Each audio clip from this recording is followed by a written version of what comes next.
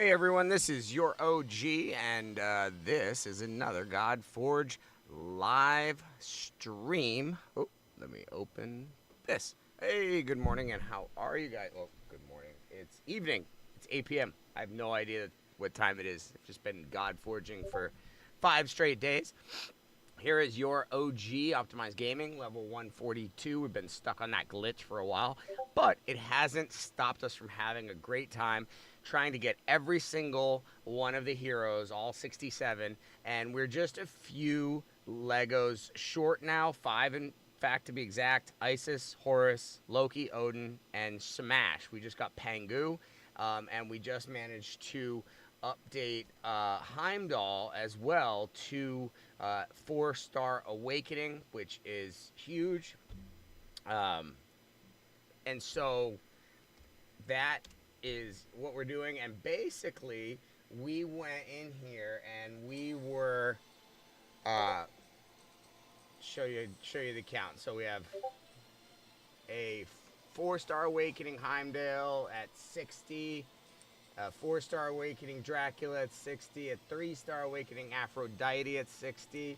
Don't have any Awakenings yet on Hercules. Gilgamesh is 5-starred. Mordred is 4-starred. Green Knight is 5-starred.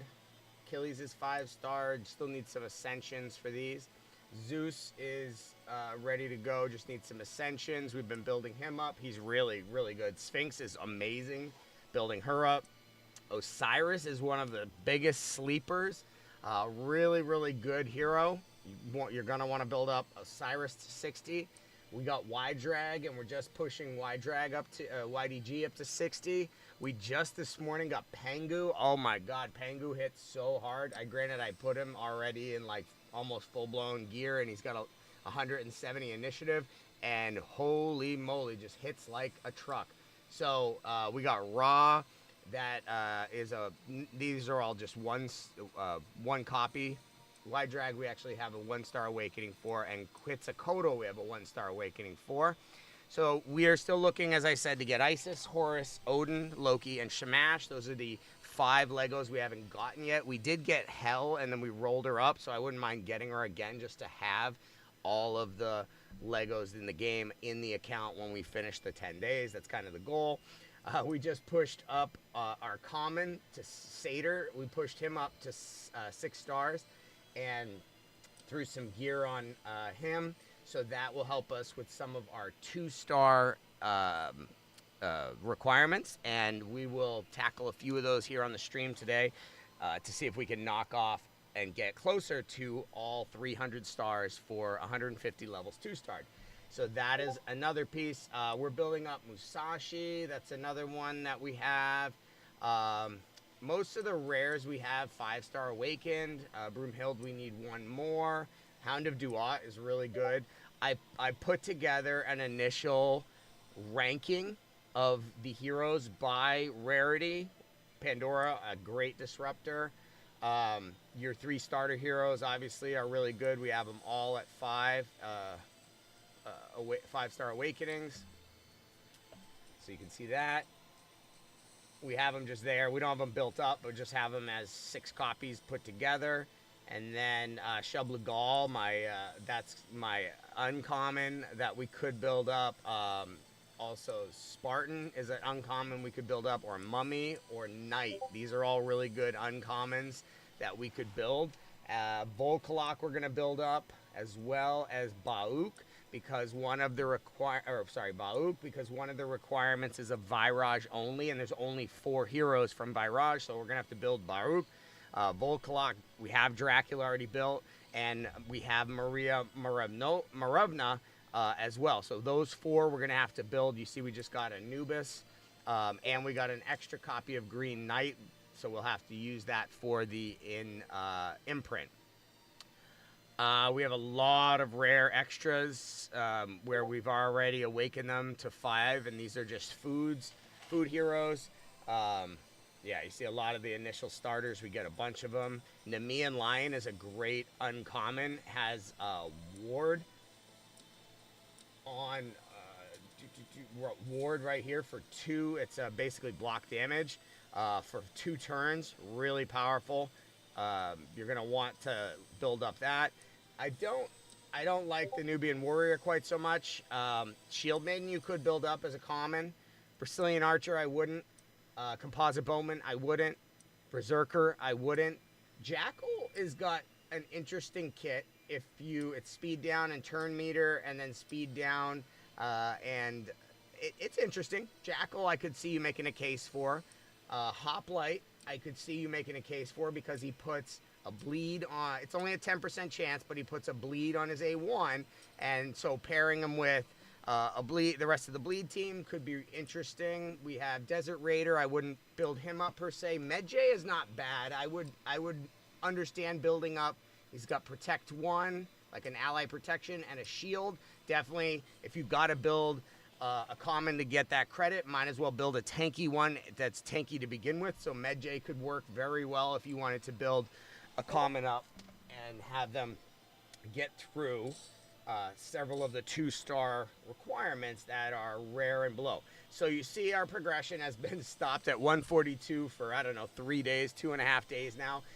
Literally, we got here about, it's been 5 days now. We got here about 2.5 days ago and haven't been able to get past stage 142, despite clearly having an account that's strong enough, but the mechanics of 142 keep crashing the level with the heroes we use, and it's really difficult to get through it. So we've been just focusing on doing 2-stars, challenges, going on hero hunts and finding and getting as many heroes as possible, and building up all of the other parts of heroes, the awakenings through duplicates and imprints, the ascensions through alchemy stones and farming those.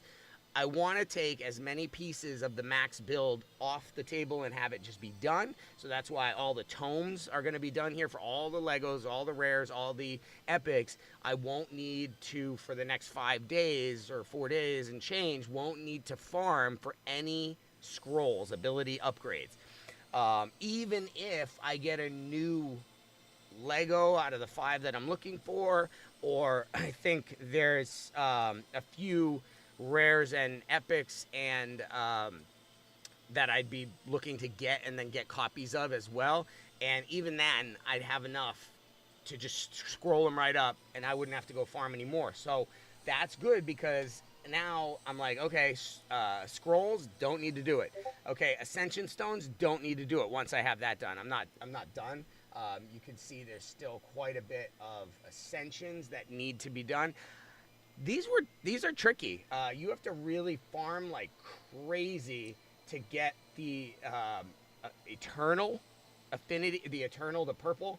And so you can see I have gotten 5 fully ascended, and so what you do here is you go to ascend, and there's bonuses at each one of these ascension levels that add into the kit, whether damage or heal, like plus 5%, plus 10%. It's kind of the same as when you scroll up your abilities and you get these. It's similar type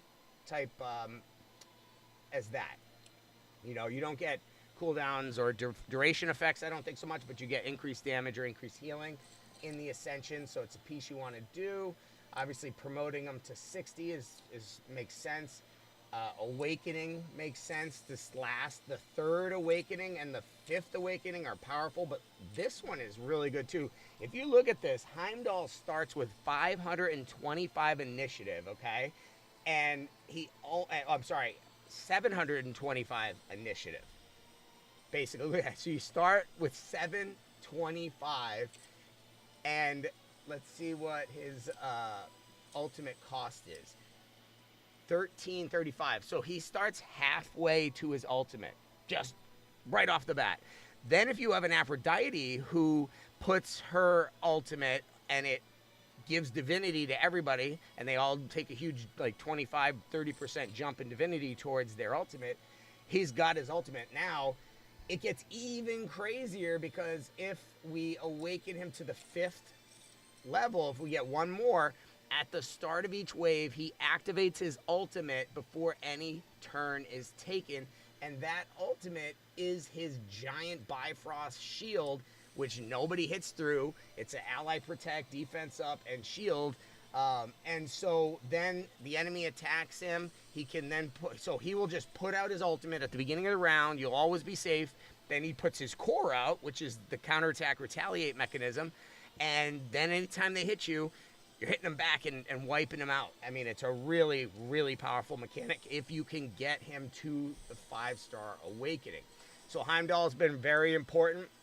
This was our carry DPS for most of the game was Gilgamesh. Really hits hard, good brawler. He's eternal, so he's never weak hitting. That was a big one. The biggest hero other than Heimdall that I'd say we got in this last 5 days that made the biggest difference was Mordred. I think he's the #1 disruptor, I feel. I know there's Loki, I know there's Odin out there, like there's big names in this space. Mordred seems like absolutely OP. Not broken, because his kit is great, but it's like guaranteed AoE 5 confuses on the enemy team every time. It just, I know it says like 75% or 80% chance. Every time, just all 5 lays down, and the other team spends the next turn attacking each other. And if you have a Musashi on the other team, and you have that Musashi madness going on, where he just keeps counterattacking until he kills himself from reflex damage, or he kills his own teammate from hitting him over and over and over and over again, it'll just stop, and he'll just keep going, boom, boom, until he falls over, or they fall over. Or a lot of times, what's funny, both will die at the exact same time. And that's awesome. Now, that's a glitch that I love. It's not going to stick around, but that is how this can be really powerful. But Mordred's Confuse is, I think, the best control in the game. Now, Scotty is a great early game with her freeze, but it's not 100% on everyone. You might be able to build certain gear sets and certain imprints on weapons that might give you this boost to get closer to 100% on some of the earlier disruptors. But Mordred, he's in my top 5 heroes in the game because of how impactful he's been. I would choose him. I would say the very best start that I could imagine in the game is if we got our first legendary at level 30, which is when you get your first legendary. I got Aphrodite, which that's top 3 in my opinion. However, if I had gotten Heimdall at 30 and then Mordred as my first epic instead of Gilgamesh, I think with those 2 built up, I could have gone to level 140 and just got both of them 60, and that's it. And everyone else, I could have had a Sold with that, or a Dagonet with that to put defense down, or whatever. That pairing, those 2, I think, could probably almost carry you to 140. They're that powerful. Between Heimdall, and if you can get Awakenings and have both of them at 5-star, I mean, that is what I would choose as my perfect beginning. And Pangu, I got Pangu now, and he hits like nothing I've seen, like harder than Zeus, harder than YDG and Ra. Pangu is the hitter. And if you build him with high initiative, it's incredible. So that is some of the takeaways. Osiris is my sneaky good pick. As an epic, and Percival as well.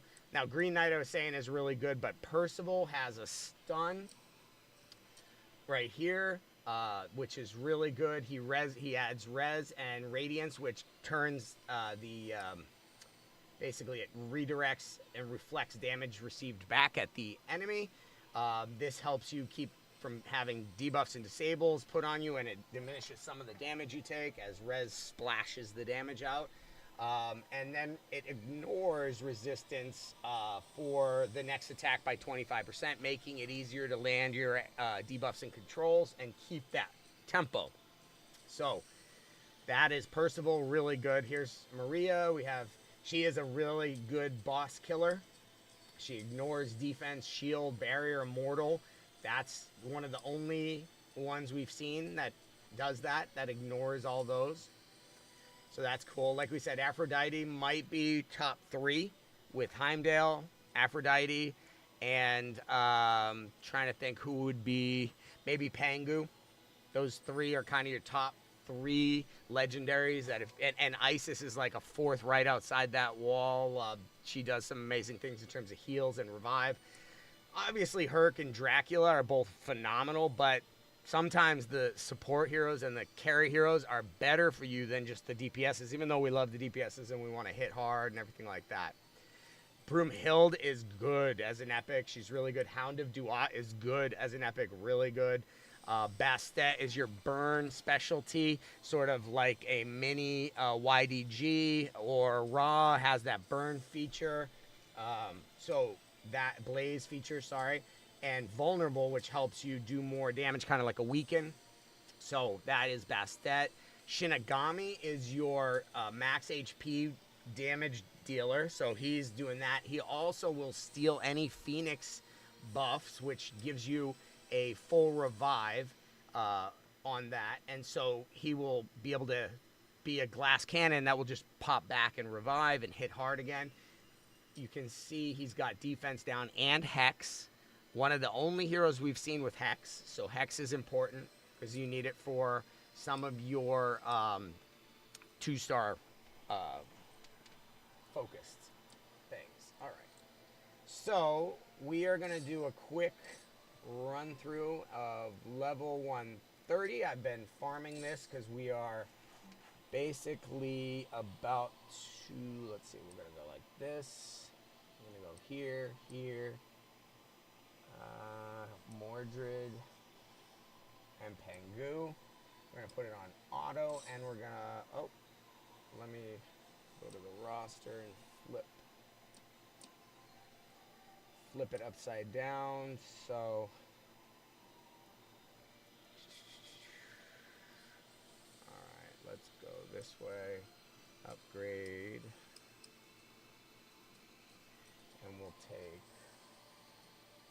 here. You can use a common as a 1, and then you can go here and you can use uncommons as a 2 rather than the spirits.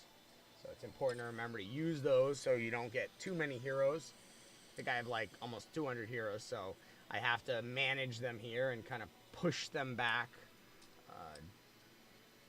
So we'll go like this, and we'll push down on quantity of heroes we've got. Let's go this way, and we've got this one. Promote. Okay. So this helps clear us out a little bit. We'll do one more because that will give us enough for 330s to promote. Oh, we don't want to put that. We'd rather go Brazilian Archer. Okay, and then 2-star is Shub and this. Promote. Okay, so now we're looking to promote a 3-star, so we could take like a Ramses, and we'll put him up to, oh, he's going to be a little shy of it, but this will help us clear out some of these extra heroes that build up from beating the levels. Select, promote. So there we are. We need to go farm some more. So that's what we're going to do, is go back and farm here. And we are going to go this way, this way, this way, this way, and this way. And let it farm. And I'm going to go to the bathroom real quick, so I will be right back. All right. Enjoy watching that.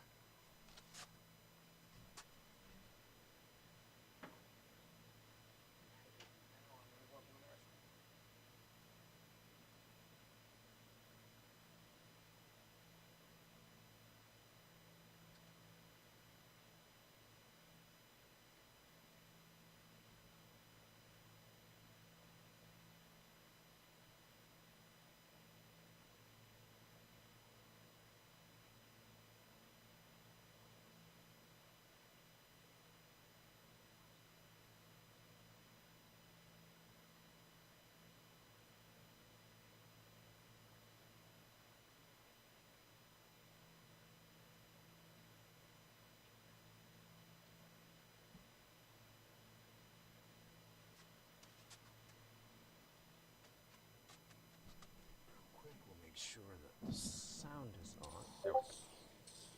That's better. Okay, we'll let that run for a few minutes.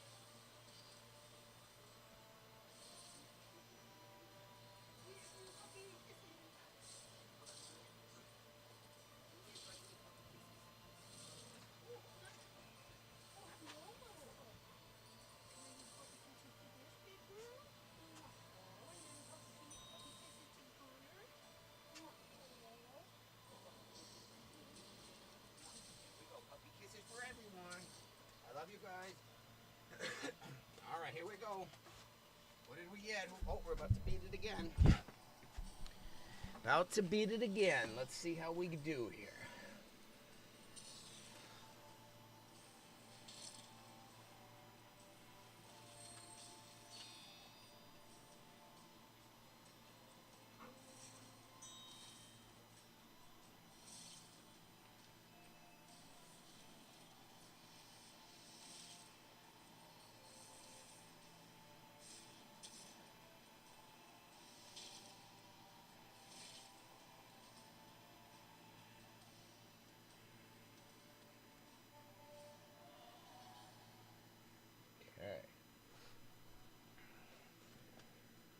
We've got Scrolls and Scotty. We don't need her, but it's okay.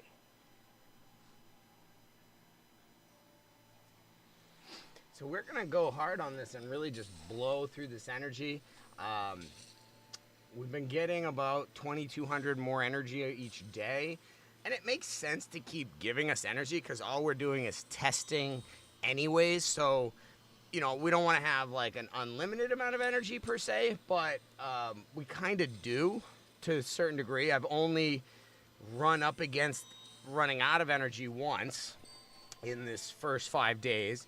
So for the most part, we've been able to play as much as we wanted to, which is a big question that I know Fateless was wrestling with before this, was how much energy to give. Do we let you play all the time, or do we create more of a balance for the gamer so they don't have to play quite so intensively? But I think for the alpha, being only 10 days long, playing very intensely is the only thing that really makes sense. You're trying to get into and understand and test and try out all kinds of different systems, new systems in the game, and see how it works with all the different hero combinations. So there's a lot to do. There's just a lot to get the teams and the heroes built in the first place. Then there's a lot in terms of optimizing them. So I think it's smart to just keep giving as much. I would have created like a button for the energy where you just top yourself up if you run out. You know, I know that seems, maybe it doesn't make sense, but it's alpha testing. Nobody is going to go home with cash prize for their position, you know, if they have, like, I'm trying to basically get every single hero, all 67, fully 5-star awakened. Not fully ascended, fully leveled up to 60, because that doesn't seem possible. But at least 6 copies of every hero in the game, and just seeing what their full awakenings are, seeing what their stats are, if you were to put them all the way up to 60, that is something we want to capture for you and be able to provide you the absolute best analysis from that data for Wave 2. And more importantly, for Wave 3, which will be going on in September. Okay. So we're back, and we're about to beat it again. And in fact, we're beating it very quickly now. This is level 130, and we are farming it at 228. Not bad. Gives us quite a bit. In fact, I'm going to pause for a second because we were under 1,000 energy. And what I'm going to do is I'm going to switch focus real quick, and we're going to try to see if we can knock out any of the 2-star bonuses that we hadn't been able to do before. So, level 74 was rare and below. We haven't built up all of our rares per se, so I'm going to skip that one. Level 83 is a bug. We've done this 2-star. 2 disruptors. Defeat the stage with at least 2 disruptors. So we're going to do it again and check and see if it's still a bug. There is an imprint as a reward for this, would be great. But here we just need 1 disruptor. And we'll go with... who's a second disruptor? So we have Dagonet as a disruptor. Mordred is a disruptor. So let's see what this looks like and if it gives us credit for 2-star or not. We're going to go with just farming it on auto. It's only level 84 or 83, sorry. But like I said, this one has been bugged. Though I've done it with 2 disruptors and no losses, even though it doesn't say anything about no losses, I've done it where no one dies and there are 2 disruptors on the team, so that seems to qualify, but it doesn't give me the 2-star or the reward, so definitely seems to be a bit of a bug on this one.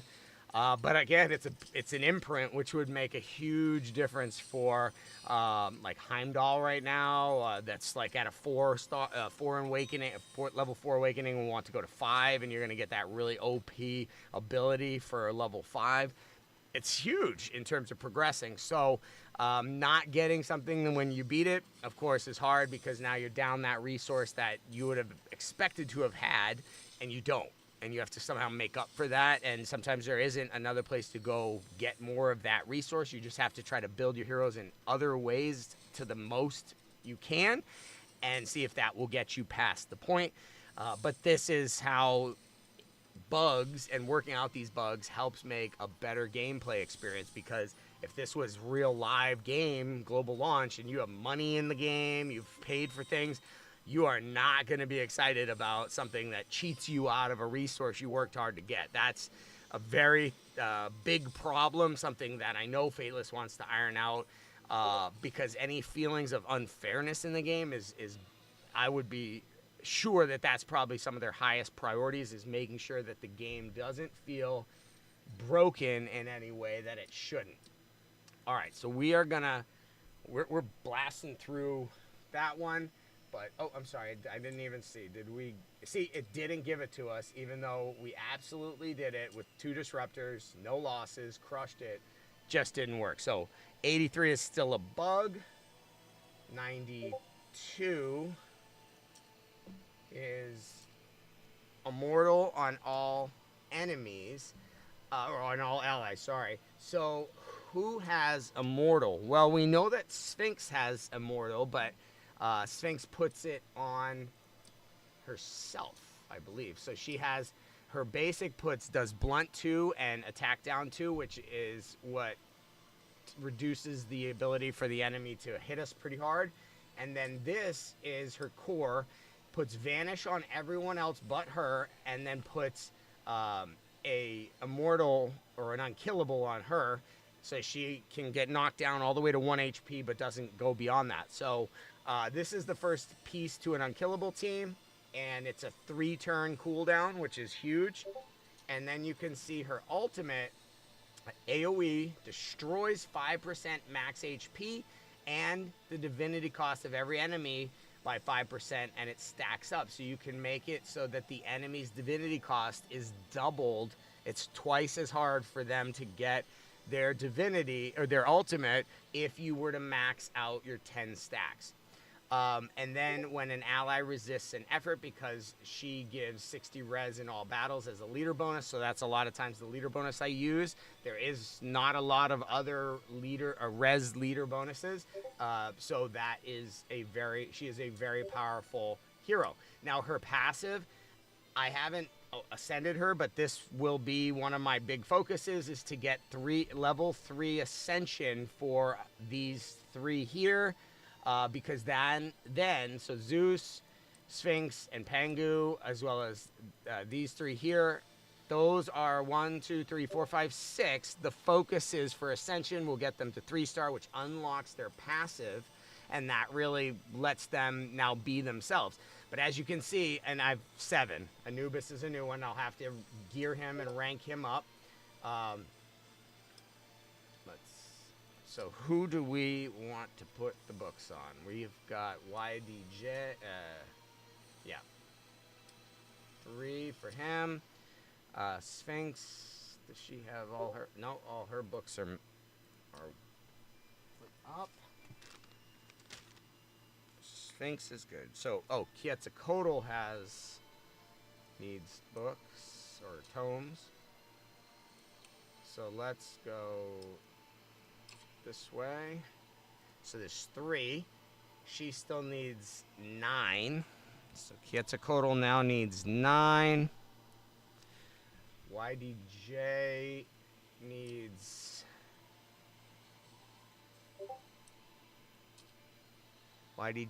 5, 4, 9, and 6 is 15 still. And then Anubis needs 18. So those are, we have, let's see, 42 left. 42 scrolls left to get. And then if we were to go with the 5 legendaries we don't have, times roughly 15 scrolls per, then that's another 45 to 50 scrolls. So we could basically get away with farming another 80 scrolls and we'll be done. Possibly there won't be any more heroes that we could scroll up, and we'll just be done with farming those. So that is that, but we're going to stick to, before we go back to farming 130 for those, we're going to keep trying a number of the 2 stars and see if we can beat those. So Immortal on all allies is tricky because Sphinx puts Immortal on like herself, Vanish, and she kind of, I don't know if it shows that she puts Immortal, but she does, which is interesting. So that's a little messy too, is that it doesn't show, see, no ability upgrade found for this rank. So there are some like this where we're just not getting it, even though we get it, we don't know what it is. So that's how Sphinx is a little bit messed up there. Most of them, they're in there. They're flowing in there, but Sphinx is not.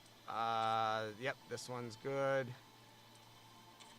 So we've got some awakenings to do, which if we can get some of the imprints for these levels, that won't be too bad. So I don't have a clear way to put Immortal on all heroes. I don't see a hero that does that. I don't see a buff spreader. So that is an interesting one. Number 92, I have nobody right at the top of my head. Now, the reward is only 150 energy, so it's not the end of the world. It's a pretty low priority number 2 star. But we're going to skip it. But that is a tricky one. I don't know who can put, and I have all but 5 or 6 of the heroes in the game. I'm not sure who can put Immortal. We've seen that Nemean Lion puts a buff out, but it doesn't. Where's Nemean Lion? Come on, Nemean. So we've seen attack down, ward, which is a block damage for 2 turns, but we don't see Immortal. I haven't. I haven't seen Immortal on any kit that we've been able to see. Now, Isis perhaps has it. There's that. So maybe it's an Isis only. But usually they have done the thing where there's 2 possible ways to do something. So this wouldn't really be in alignment with that if there's only one way to do this. But as you can see, we're not finding anyone with Immortal on their kit that would be able to place it AoE on all Stalwart. That's great. Shablugal, max HP damage, drain, curse is a great debuff. But I am not seeing an Immortal. Here's Spartan. Res up. Barrier, but not Immortal. Bleed. Lock core, that's huge. Despair. Despair is they can't take any positive buffs or effects, which is really helpful for keeping them from getting buffed up. So Despair, this Volkalok, we're going to be building him up. Very powerful hero from the Virage faction. So you want to see that once we have him built up and we're working to bring him together. So Asog, Petrify. So far, Mend. This is powerful because it offsets bleeds and it heals at the start of the turn.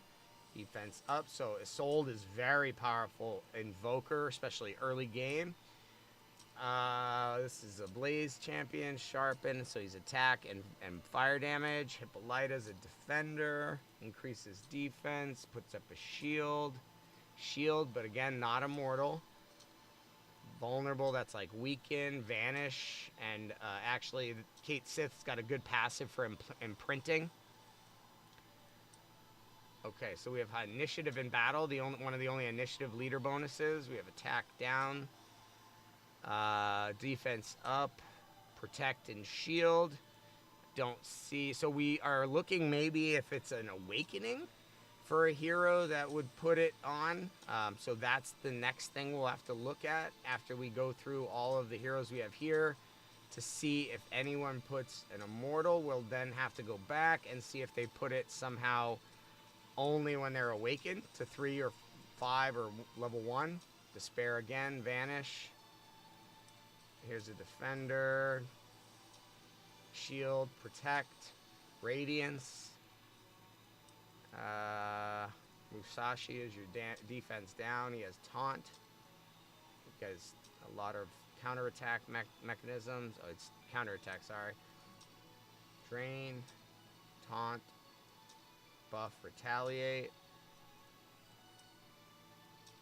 He is your boss killer. Does a bunch of stacked up damage against bosses. Despair. Corrupt. Initiative down. That's going to be really helpful. Barrier. Okay. I don't think Maria does it. No, extra hit. She goes through all of them and ignores them, but she doesn't. Gains divinity whenever gain an additional if it's an immortal buff. Okay, so if she hits through it, she gains more, but she doesn't put it on. Steals a buff. Disable. Okay, that's not it. Bastet. Lays. Vulnerable. Lays. Hound of Duet, actually a very good one here, especially with Jackal and Anubis. So we'll work with Hound of Duet and Anubis together for sure. I don't know if we'll bring Jackal in. There's a shield, retaliate, intercept, and protect. Very powerful here, almost like a mini Heimdall, and mixed with Broomhild, who you see here has a very good kit. Intercept, defense up. Shield radiance again, no. Oh, let's put awakening. Musashi.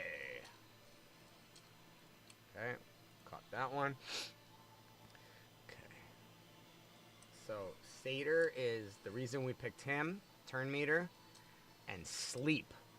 One of the few heroes outside of. There's only I think 2 heroes. Broomhild has sleep, and Satyr, I think, is the 2, so that's why we built Satyr, is to mess around with the sleep and see how that works.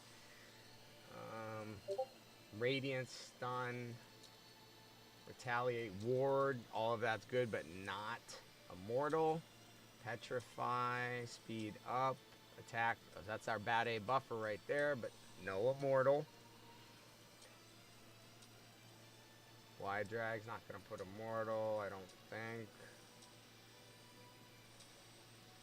Okay, so I'm still not seeing which hero would put immortal on the whole team to be able to do the, let's see, so there, attack down, lock skill. So we're going to have to go through after and just check, after we check the abilities, we'll check the awakenings and see if it maybe is in there. Barrier, no. Blunt attack down, res up, vanish, accuracy down, no. Banish, debuff, disables. So we are looking for an immortal for all team, and we haven't seen that out of anyone that we've had, so we haven't been able to do it. We're doing a little quick look through to make sure that we didn't miss anyone. Confuse, corrupt. Okay. Barrier. I know he puts immortal on himself.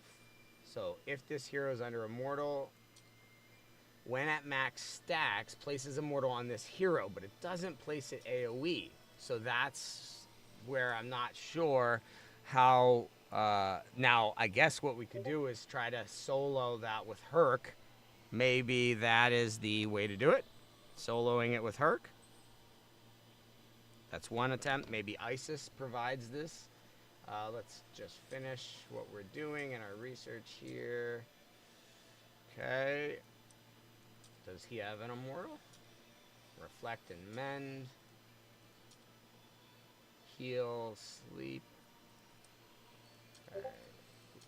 Intercept, retaliate, ward. Okay, so let's look at all of the awakenings and make sure bleed. Let's see if any of them mention immortal. Okay. This could be Hercules could be the only or the one answer we have for right now. We're not sure, maybe, and we can't see his awakenings, so we don't know if they have anything to do with immortal. They could. So Hercules and Isis are our two guesses for this one to start, but we haven't seen anything telling us how we would put Immortal on our whole team. Initiative up. Divinity, yep. See, this also doesn't... So Sphinx could be the other one. We're going to go like that. We're going to see... So Sphinx, Isis, and Herc are our guesses for this one, but we haven't seen anything. Phoenix, that's a revive.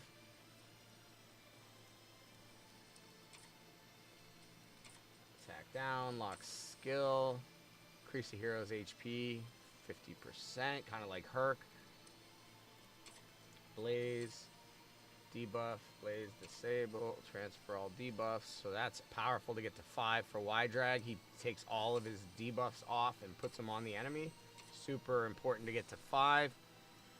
That's rough for maxing out Blaze. Petrify, cannot be resisted. Alright. Enemy stun. Increases damage. Retaliate ward. No, that. Counterattack. Okay, no immortal there. Accuracy up, res down. Freeze. Okay. Radiance, shield, intercept. So that's one we would have thought of. Hound of Duat, Phoenix, so a full revive. So we'll need to get one more copy of the Hound of Duat, and then it will have a full revive Phoenix on it. Okay. Pandora. No. A debuff extender. We're still looking for... Also ignores Immortal, but we're looking for Immortal that we can place on all of our heroes. Vanish, res down. Vanish, decrease divinity. Vanish, all making use of the Vanish feature. Hex, always steals Phoenix. So Shinigami is your block revive sort of hero. He has that feature. Isolde, mend, charm, attack up. Anubis, defeated, decrease the cooldown. Banish, so that keeps you also from reviving. It has stacks to keep you from reviving. Where is our Immortal? He doesn't have it. Okay. Heroes max HP. Mend. Taunt.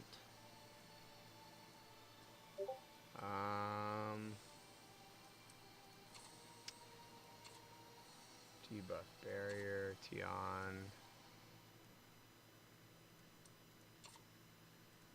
Vanish. We saw that one. Kate Sith. Defense up. Ward.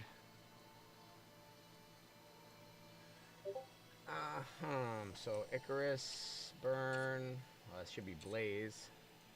Caught that one. Icarus is Blaze. Okay. Debuffs, Radiance, Protect. So we have not seen anyone that puts out.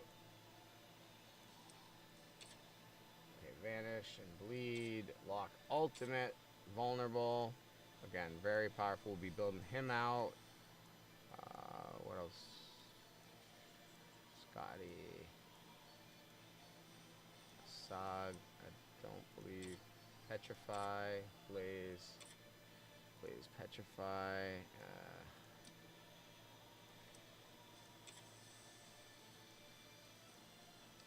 Backlit. Where is full clock?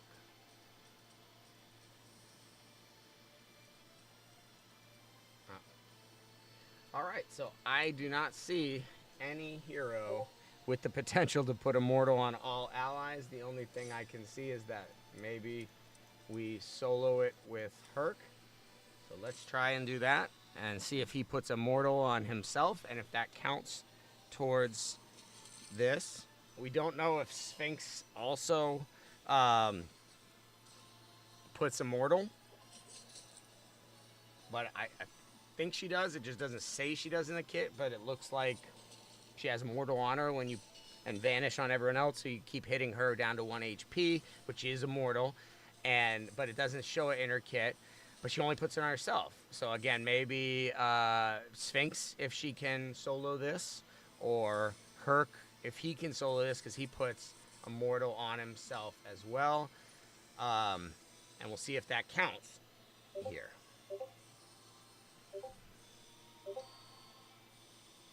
Discord is blowing up.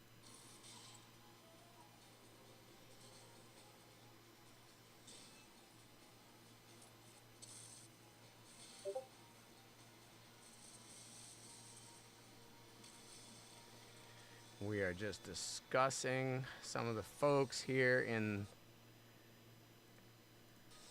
the Discord, and I put out a ranking, sort of an initial ranking for, and I'll bring it over here.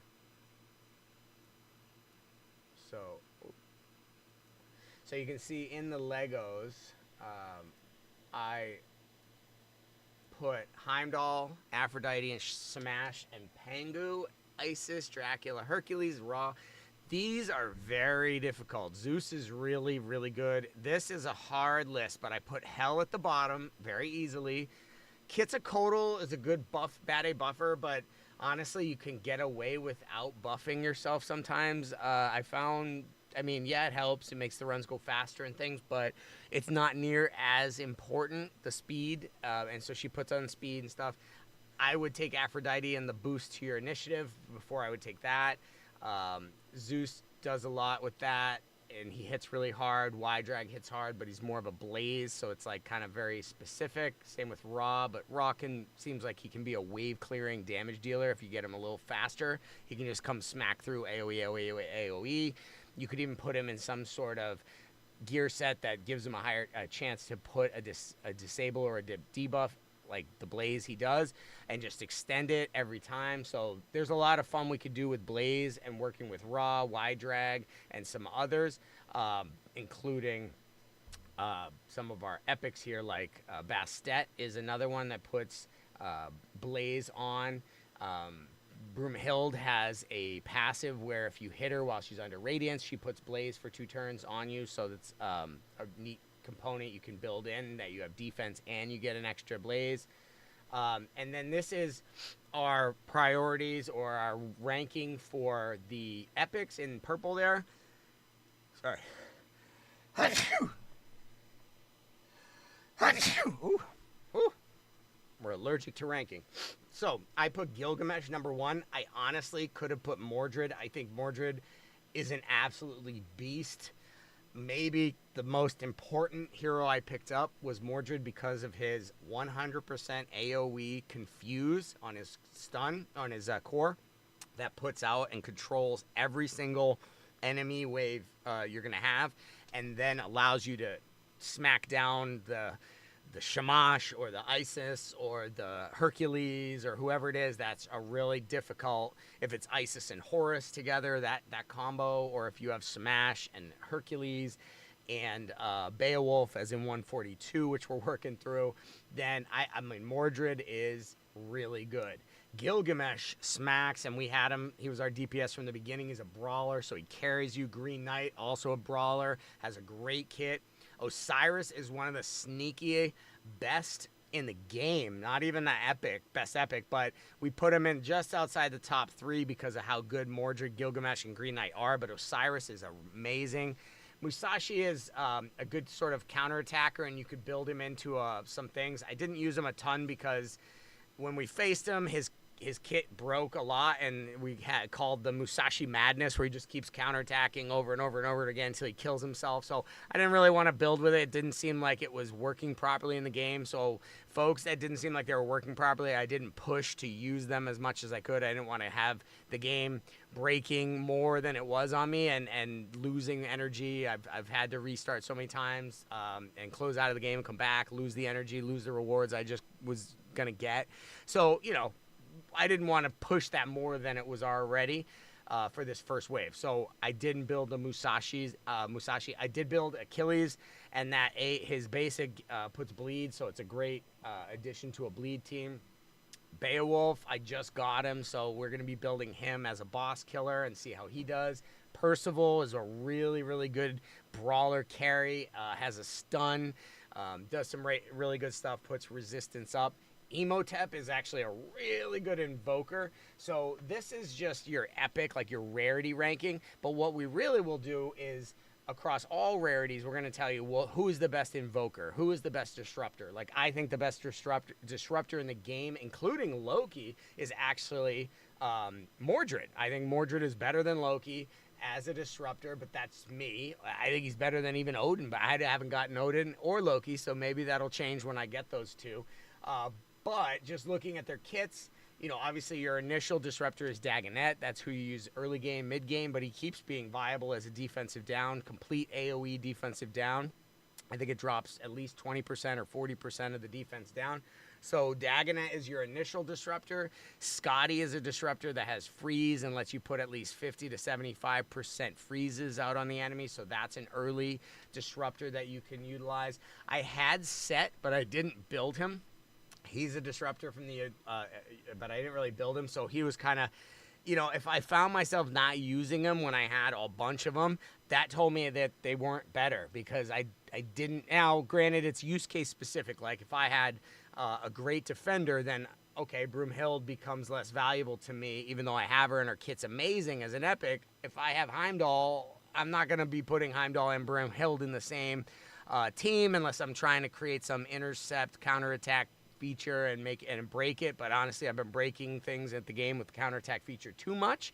So, and ally attack, you know, joint attack and stuff like that. So I've been like kind of tired of the slog of waiting for 5 minutes for every move because I've broken it with too many counterattacks, too many buffs or debuffs, and the program is sitting there trying to think about how he's going to make this work with its logic. So I didn't push that any harder because it was frustrating as it is to do that.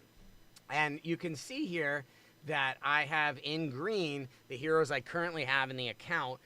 So I'm missing Samash, Isis, Odin, Loki, and Horus. Those are my 5. And I'm missing Hel because I rolled her up. So I would take those 6, and that would give me all the Legos in the game.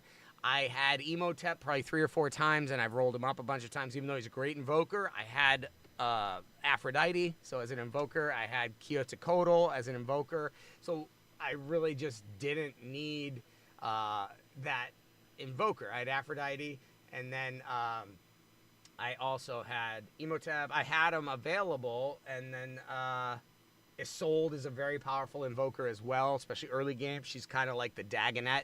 If Dagonet is the disruptor early game, Isolde is your invoker early game. And so that's going to be, we're going to be building a Bauk and Volkalok team.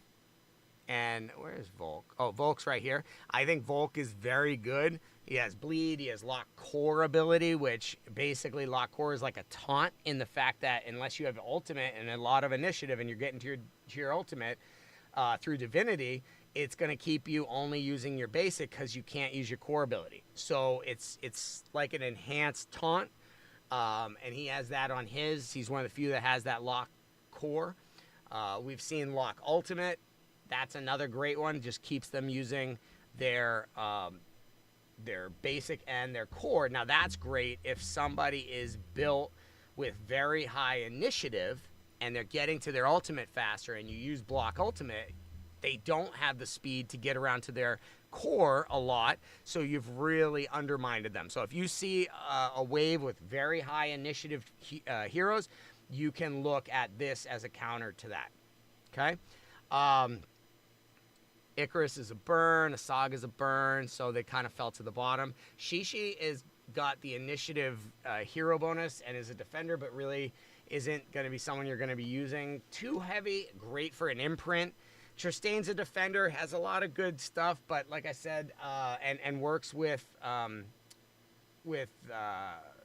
Isolde, but I just never used him. You know, I just didn't use him. He was a little glitchy. He has a pink box that comes up, so I just didn't use him much. Maybe he's higher, but I don't know. I just didn't find it. Looking at your uncommons, I put Shublagal first, but I definitely think Nemean Lion with Ward could be first. Or, and honestly, the top 5 there, Spartan, Mummy, Knight, all 5 of those are possibly interchangeable depending on what you're using them for. Spartan has a little feature with Hoplite and with Leonidas. Mummy hits pretty good. Knight looks to be pretty tanky. Kunoichi is the only disruptor in the uncommon that we have, so that's your like first disruptor, like in the first 20 levels if you wanted to go that route. What does Kunoichi put on? Let's see. Okay, so we're getting some gear. Let's see what Kunoichi puts on, because I'm not actually sure. Okay, so let's flip it. Where is Kunoichi? Oh, of course, we don't have a copy of her, right?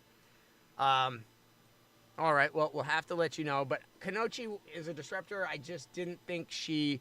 And Nubian Warrior as well. Nubian Warrior, we don't have him. We rolled everybody up just a minute ago. But yeah, Nubian Warrior is another one I didn't think was that great if I had to rank them. Jackal's not bad as a common, but only because he's got some interesting speed down, turn meter, and then he does attack up and speed down. So he's kind of like your traditional speed control, turn meter control hero, but with initiative you can kind of bypass that whole system. So that is what we've got there. Let's go to our common that we're raising up to level to 60 was... Where are we? Satyr. So Satyr is a 35% chance to decrease turn meter by 10%. So obviously if that basic is being run a lot of times, that's a nice feature. And then his ultimate does 320% attack with a 25% chance to place sleep for 1 turn. Now here's something. We haven't built up this before. So let's put up all of the skills here for him. And now we have a 25, so 40, 60% chance to put a turn meter, 10% turn meter drop, and then a 30, 40, 50% chance to place sleep for 1 turn. So that is pretty awesome. Let us go to the rest. We're going to go by awakening level. And we are going to go all of our rares and our epics, and I think are all... Oh, no. There we go. Upgrade. We're going to upgrade all the skills here real quick. Scotty. Let's see. What do we got? Maxed out. Scotty's maxed. Maria. Maxed. Shinigami. Maxed. We just got to get his awakenings so that... Oh, no. His ascension, so that we unlock his passive. Boom. We are going to get every hero in here that we can. 5-star awakened. Fully scrolled up. Fully ascended if we can. So there's Kate Sith. Maxed out. Hippolyta, maxed out. Okay. Icarus, maxed out.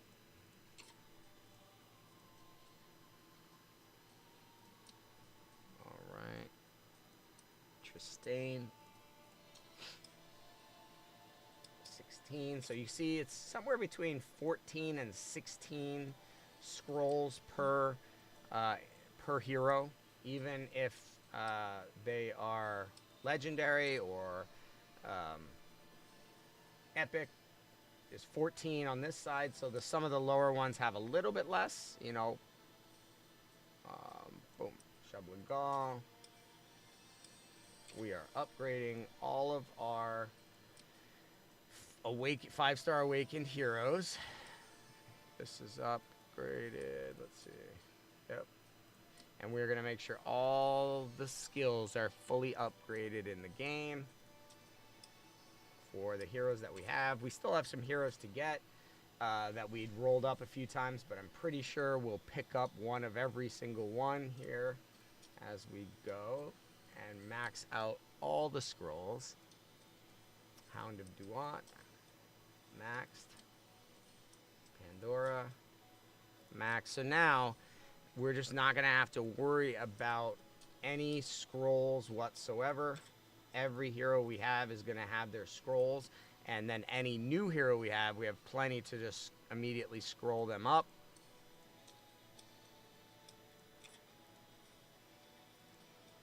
Okay. Let's see, Volkalok. Yeah, we got to put him up. He has 17, a little bit more, but that tells me he's probably fairly useful. Let's see. Oh, this one is not awakening. Not an awakened one, so we'll have to... Let me see if we have... Nope. Alright, so those are some of the ones that we will have... We're using them as food champs right now, so I don't want to add them... Let's see. Alright. Bauk. Why do I feel like I have a Bauk already? Let's go by name. Okay, we don't. Okay, so we're gonna go confirm, Bauk, confirm, Bauk, and then we'll go to abilities, upgrade all of them. Okay, so there's Bauk. We have him. Beowulf's maxed out. Upgrade. So we're gonna, boom, we're gonna do all of these guys. Awakening. Confirm. Awakening. Confirm. This clears out some space, and then when we do go back to farm some more, we won't have to worry about running over the limit of heroes for the account. Let's not do that. We already have, it's a 3-star. We have Kate Sith. Let's go Awakening. Yeah, we have 5-star Kate Sith, so...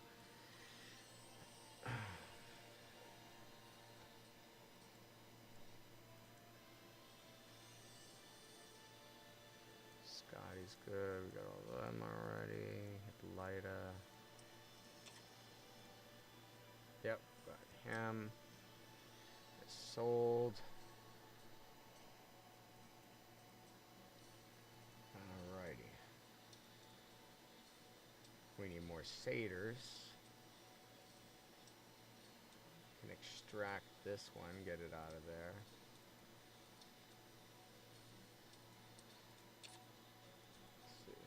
There's a 5, okay. So we can extract, after this, we'll extract some of the imprints from the remainders so that we have a nice, clean, open account to drop in a whole bunch more heroes and get everybody fully 5-star awakened. This is a Sog. Okay. So a Sog we want to do for sure.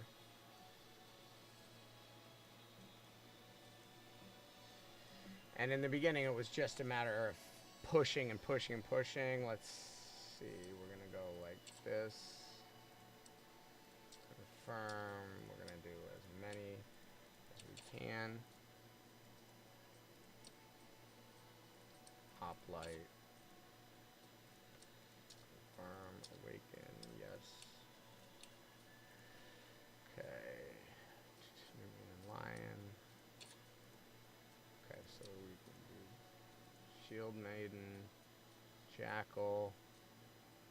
Alright, so let's go out. And let's go out to the Anvil of Creation. We're going to extract. And we'll go Awakening like this. 1, 2.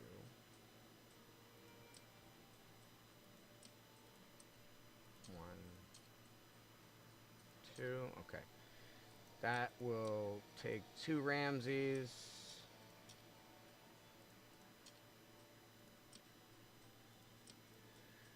Wait, 2 Lady Zocs. Actually, we might take a 3rd Lady Zoc or a 4th just in case there's a whole team of bleeds and we need to put this on all their weapons. So we'll do one more in case we have that. Okay, so that's good. Guan Yu. We'll take 2 of those.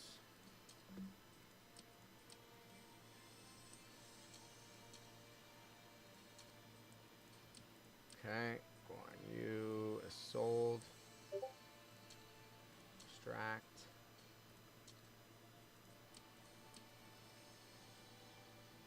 Take 2 of those, that's a good one.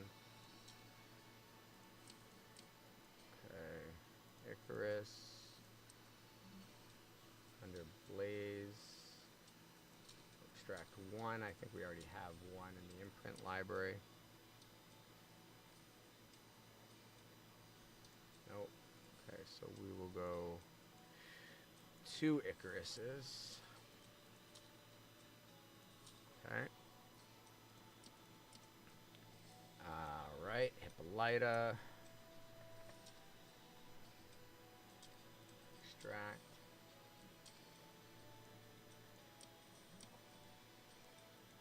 Okay. We have, I'm pretty sure, a bunch of Kate's. Just 1. Okay, we're going to take a Kate Sith. Extract. And we're going to do it again.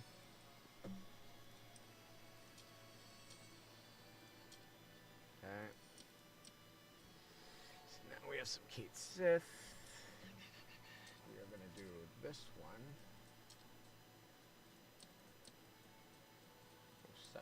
Or Shishi, sorry.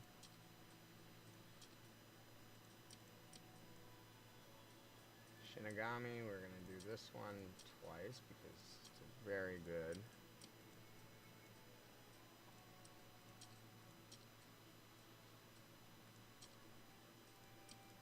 Okay.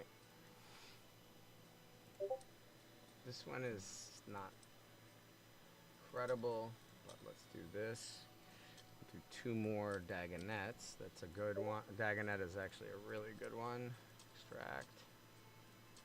And then our big one will be Green Knight here. Alright, because we already have that one fully awakened.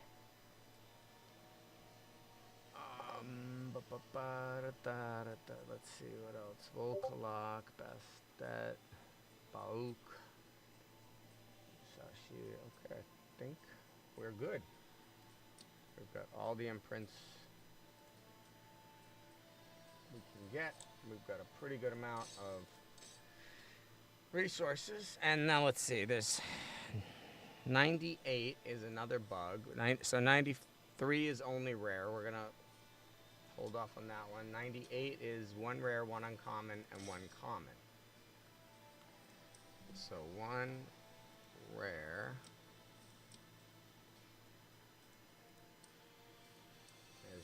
There's our common. Who do we want?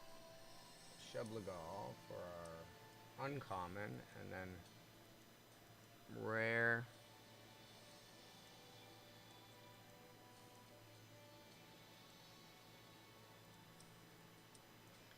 Rare, and then we need somebody to carry us. Let's go. It is 98, so it's not terribly hard, but let's see. We'll go Pangu and see if they can smack straight through it. So this one is a bug. We've done this before. The reward is an imprint, but for whatever reason, we just do not get credit for it at the end. So Lady Zoc is your hitter. There's Satyr, and Shublagal is your defender, and he's uncommon. So you need a common, uncommon, rare, and then anyone else, I believe, to get credit for this one. And maybe it's only a rare, uncommon, and common. Shublagal fell there. Doesn't have any gear on him, so we could certainly put some gear on him and help. There's Sleep. He put it on Heimdall, and then he took it off of it, looks like. So that's interesting. But we are hitting hard enough, it looks like, to go through this. And we have our ults, so Pangu hits pretty darn hard. And that's going to work. Now, we do need to build out our uncommon hero. We haven't built out that, so we'll do it right after this and make sure that for the rest of these 2-star challenges that we have our uncommon built out as well. But you see there, we won. Our uncommon fell. Oh, we got our 2-star finally. Nice. So 98 is done, and we just got an imprint for a Sog and a battle axe. That's huge. One less 2-star level. We only have 5 2-star levels under 100. So that is important to note. Let's push our rarity.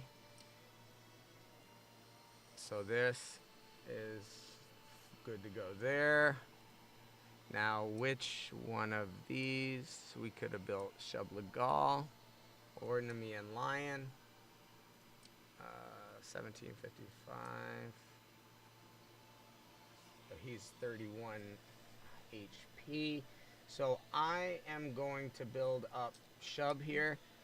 We'll take him to at least 4 stars. And there we go.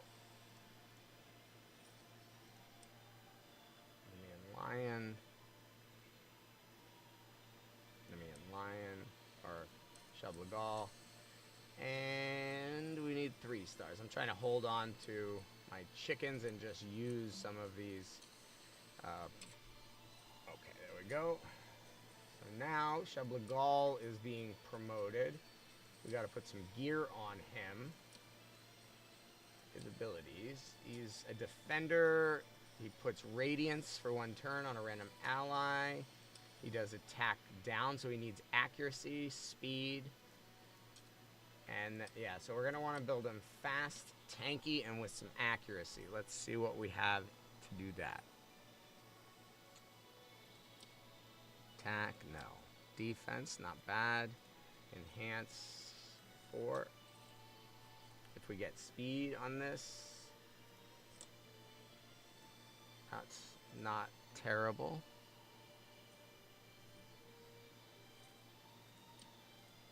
Defense.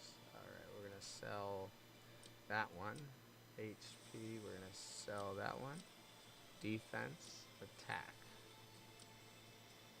So we're going to equip that one, giving him defense. Attack. Defense. Initiative. HP.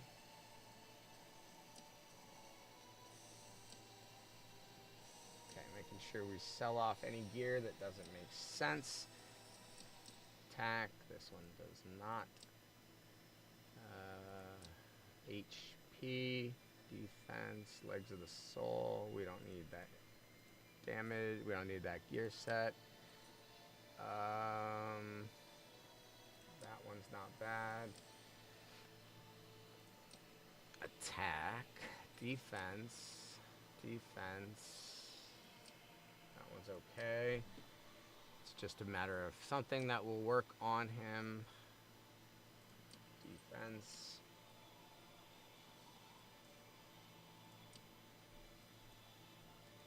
Speed. And this gives us a chance to clear out any of the gear we got dropped from the farming that isn't any good. We're staying on top of it. I don't see a piece of gear for this, so we'll need to get that one. Res. Equip. There we go. We have that.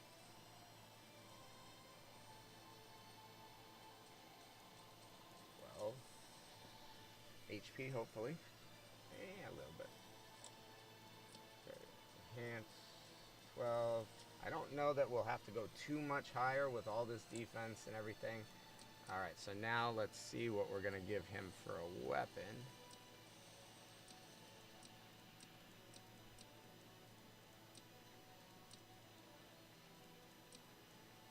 HP is attack.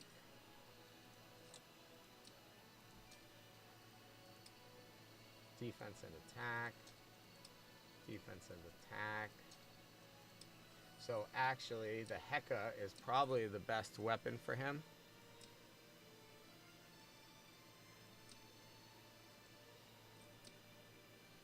Yeah, accuracy, crit damage, HP. Oh, there we go. We'll go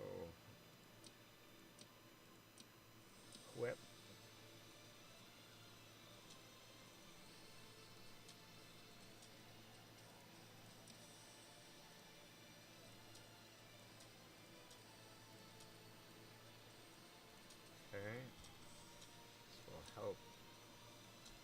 Free up some space as well in the weapons, because the next 4 days will be big on rolling up weapons and getting our heroes really blown out in that way. But here, this will help us. He's got 8,500 HP. That's not great, but it's enough. 1,300 defense. I think it'll be enough for him to survive. Okay, so let's see. 115. 115, it says, defeat the stage with at least 2 uncommon heroes and 4 enemies alive. Okay, so 4 uncommons, or 2 uncommons, sorry.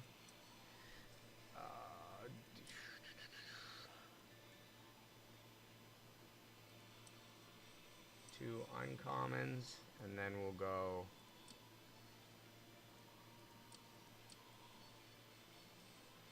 Heimdall, and we'll go Herc. It's going to be a full strength team. All right, so here is 115. We have uncommon, and we have to have 4 allies alive. So we have our uncommon, we have defense, so we should be able to beat this and get 2 stars for this one. I didn't see what the reward was for this one, but we'll be gathering it all up and applying it to those heroes that need the Ascension or Awakening. Those are the imprints, is pretty important.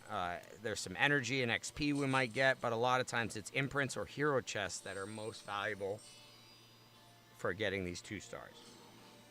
What I'd like to do is basically get all the 2 stars done up to 130 and then focus on just the last part in the last few days.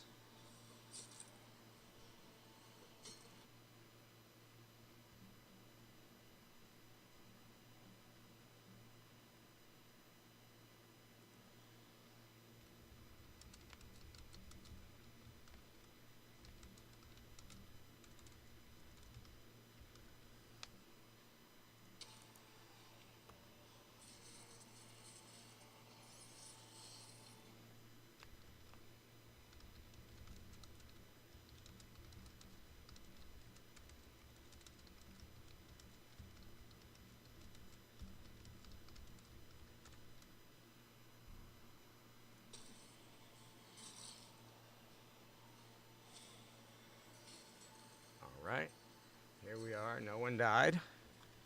115. Did we get the 2-star bonus for having the uncommons. Looks like we did. Scotty must be a hero.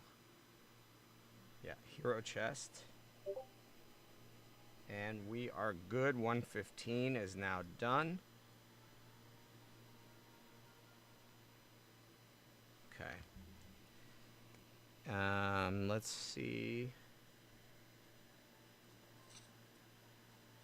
Which other ones?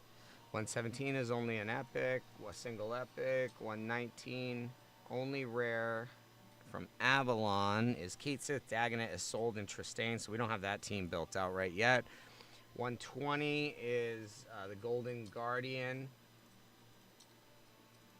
And you have to do it in 25 turns or less with everyone alive. I've done a lot of damage to him, but I haven't done that fast of a turn. 123. Only disruptors and invokers.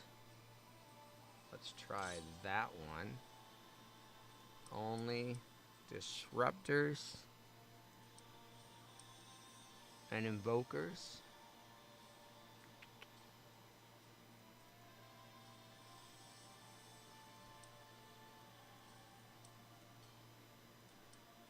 Only, there's your invoker, disruptor. Where are the invoker, disruptor that's going to do me damage?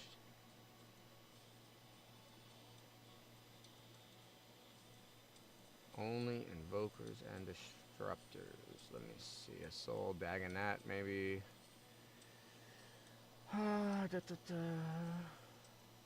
Zeus.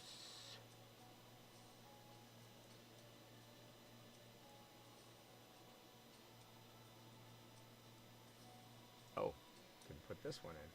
All right, let's try this. Only invokers or disruptors, 123. Will we get an imprint for this? So we should have good control and some sleep. The question is going to be, do we have enough attack to get through? It seems like we'll be protected and buffed up, and our initiative will be good, but do we have enough attack out of Mordred and others to make it through? But if we do, this will be another 2-star that we'll hopefully cross off our list. This is nice that they're hitting each other and doing some of that damage work for us. Oh, Satyr doing a great job of turn meter and putting out sleep. That helps us to apply more damage. Sleep is an interesting debuff for, it's almost like a weaken. So that is very neat, and that's why we wanted to bring up Satyr, because him and Broomhild are the only two with any sleep function in their kit. And we wanted to try it out and get a feel. So, okay, there we go. It looks like the first wave were okay. Can we keep this up and make it through all the waves? We have Dracula, Maria, Isis. So now we put the Confused. That's important. They're going to hit each other. We are going to boost our initiative. Stealing turn meter, and he's healing from it. Mordred is really the only one, I'd say, at risk of dying in terms of not being tanky enough. There we go. Okay, we have bleeds on us, so Amend wouldn't be bad, but we don't have anyone that does that. I think that's Broomhild and some others, so we'll have to look at Pandora as an option, Emotep as an option, Scotty as sold, and Set are all options we'd have to look at for this level to see if we could do better. Maybe Set could be our damage dealer for this one. I had Set, but I didn't build him up. I rolled him out. Okay, so it doesn't say anything about needing to be alive, but it doesn't look like we're going to make it through that one. Okay.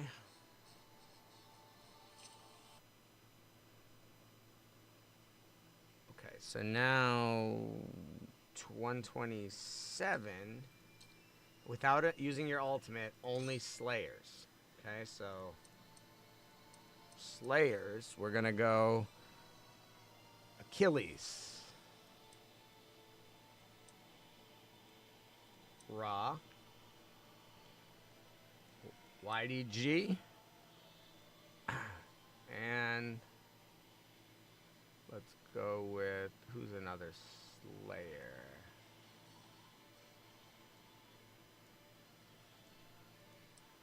Okay, so we are gonna do that. Yeah, okay. So here we can't use our ultimate, so we have to manual it, but I think we can get by with the damage output that these 4 do. Hopefully, oh, it's only Slayers.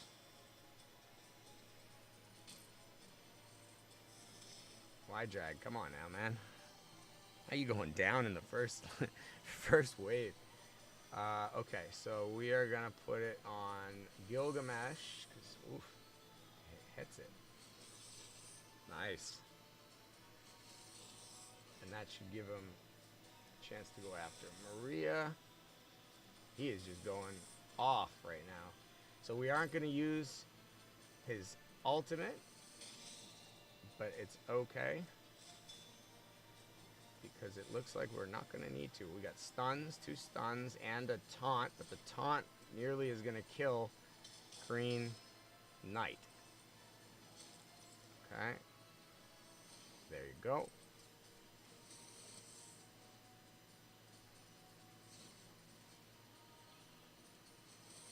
Okay, there we go. So we could build wide drag. I think his gear is not that great, or he doesn't have too much on him, so that would explain why we're going to go after Odin, the Disruptor, first. Okay, we have just Zeus and just Ra left. Okay, so we have to take out wide drag. That was baloney that he died so early. Okay.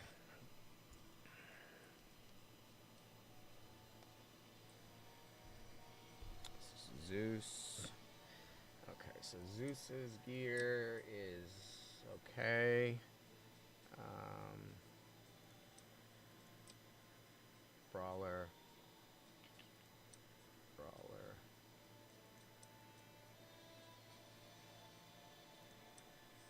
well, yeah, his gear is not good. So we want to look for a blaze. Attacks have a 40% chance to attack with blaze. That looks like the right one for him. Takalanoli. Let's see. Thunderbolt. Blood Sword. Divinity has a gain 35 when placing. So there's the 10 is one to activate blaze. Solar Flare.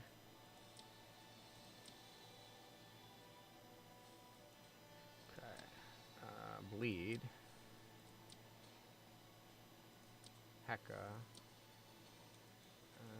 Galantine under debuffs. So this could be used with the blaze, but it doesn't seem like the best use of it. Gain 20 divinity when placing blaze. So this seems like a lower version of this. So I think this is the best right here. We're going to put his up. We don't have extra copies. But let's... Oh, we only have 40,000. So who is a Slayer other than him? Raw. Enhance. No copies. So we have Raw as a Slayer. That's a Brawler. Musashi, I think, is a Slayer. Yeah. He doesn't have... let's go one level. No.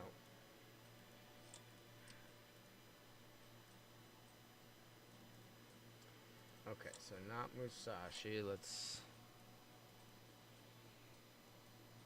Raw Achilles. Oh, that's no wonder why. Achilles is not even built up. we have a need for a gauntlet. Accuracy. Okay, that'll work. Crit damage. Attack. Let's do that. That's good. Okay, Achilles.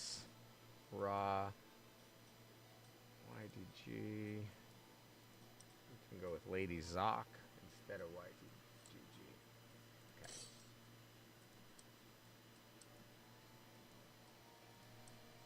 Those are all Slayers, and we just can't use our ultimate. I think we're gonna be good to do this. Let's take out Musashi.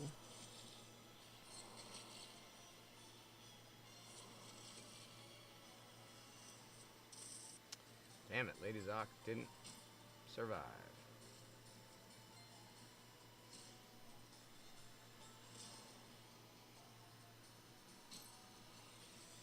Boom.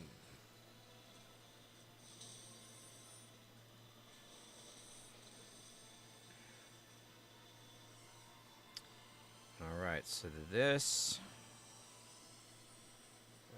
we'll take out this guy.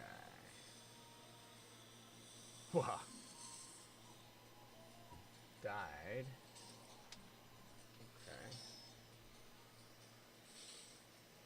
Very interesting. My Slayer team is not built out enough, I guess. Even though it is a massive team, it doesn't seem built out enough. So 127, we'll have to work on building out that team. Zeus, take Lady Zoc out of there and put Y-Drag, but doesn't look like that team is ready. 128 is only Invokers. Only Invokers. Only Invoker.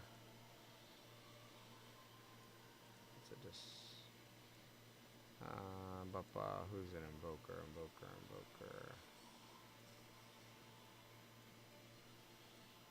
Brawler.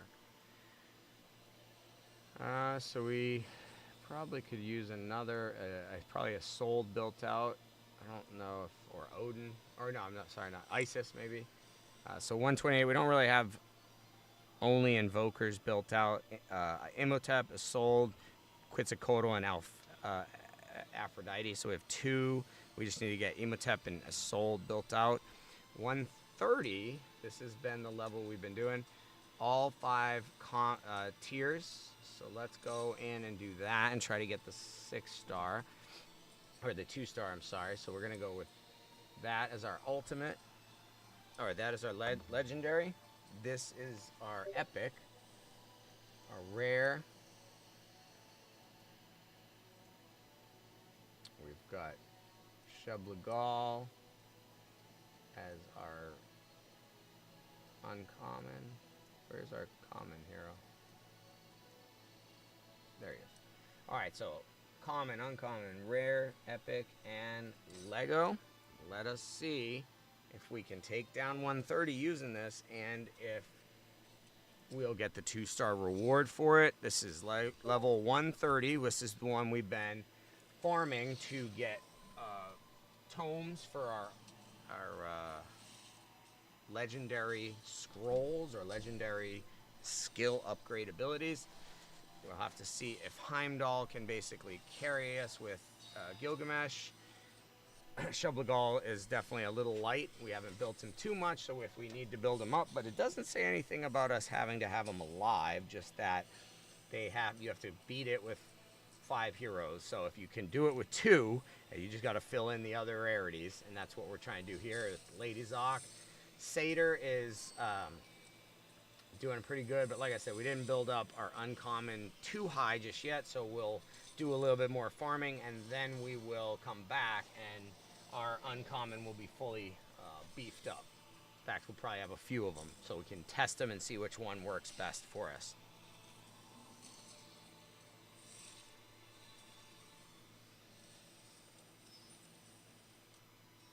Satyr is very tanky here, so that's good to see.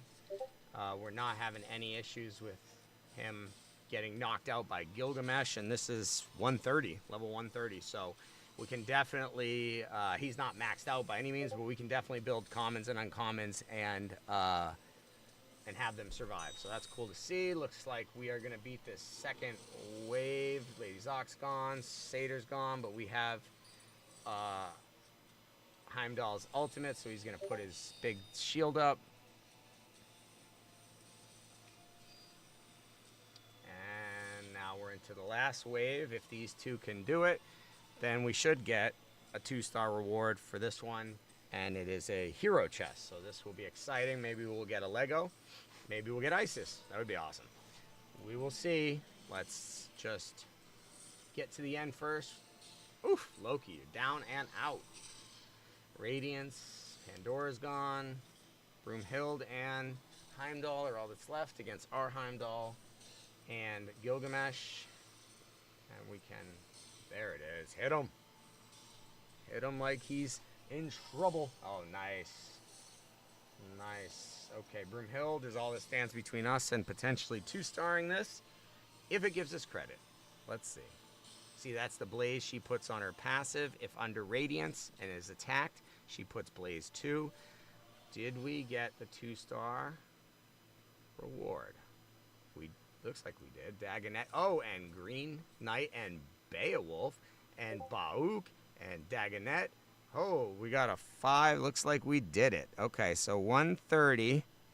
We got a whole slew. Now, we already have Green Knight as a imprint, so we'll do that again. We got a 5-star chicken. Huge victory there. All kinds of things stopping. So now 131. We're going to capture these. We've got to do Virage only. And that means that there is, let's see what the reward is. Coin. 100K coin. And possible heroes. There's only 4. So we have Drak, Volk, Bauk, and Maria. So we'll have to build all 4 of them up to get 131 done. So we're not going to worry about that one right now because we're not prepared for it.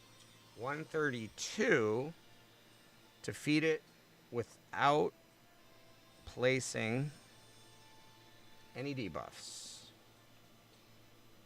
That's easy enough. Reward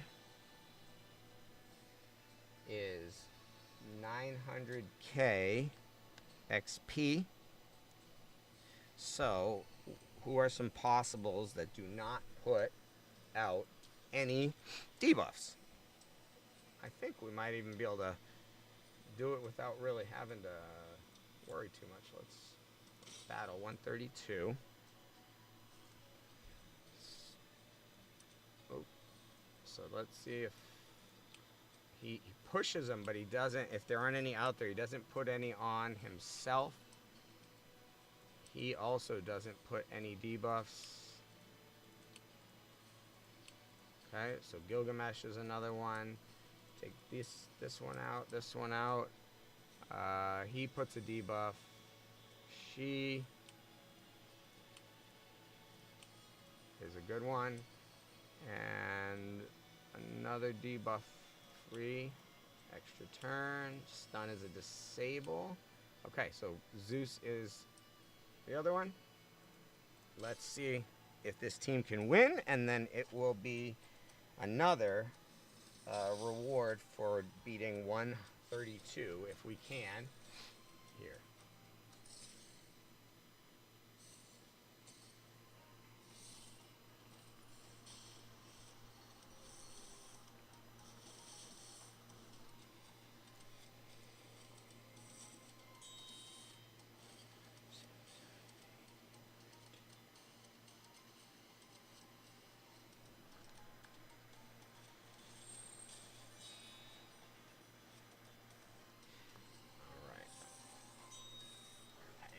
Let's take it out.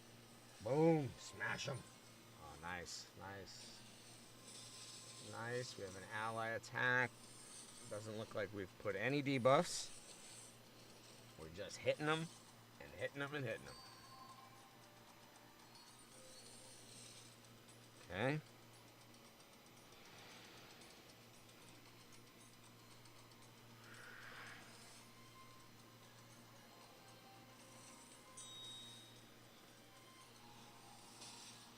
Nice.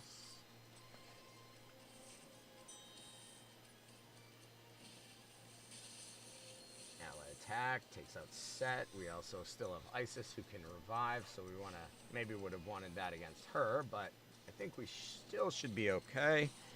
And this one looks like we aren't doing too bad.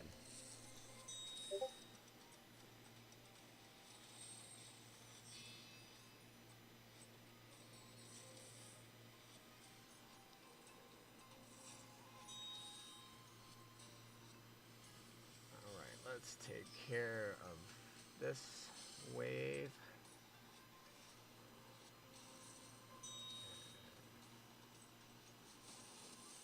Whew, hitting. Ooh, that's a good crack.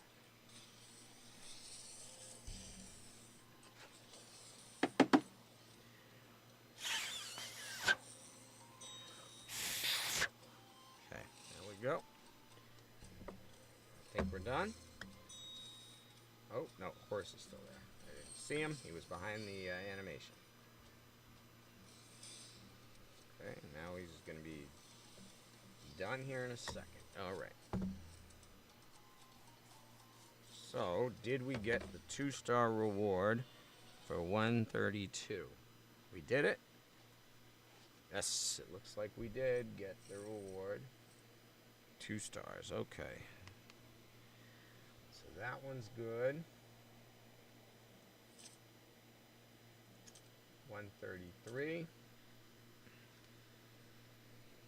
Without placing buffs.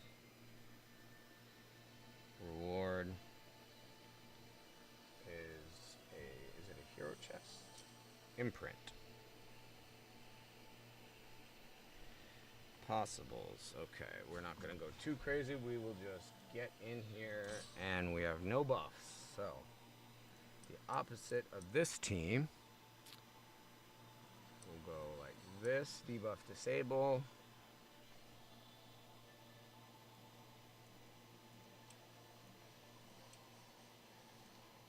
Him in, he's got accuracy up.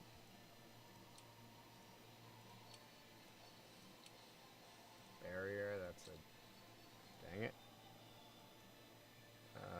Raw. Blaze. Okay, so Raw's in.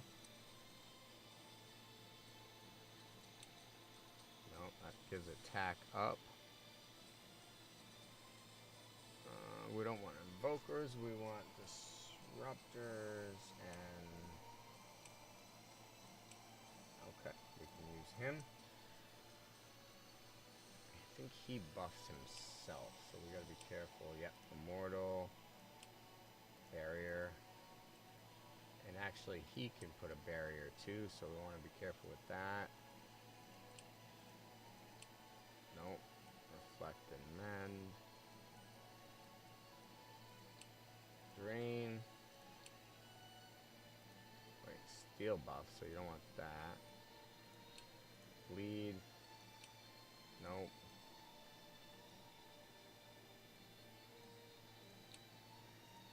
Okay.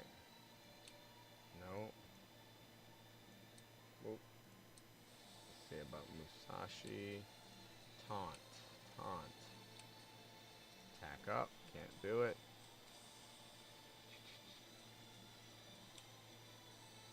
Steals a random buff, so that's not going to work.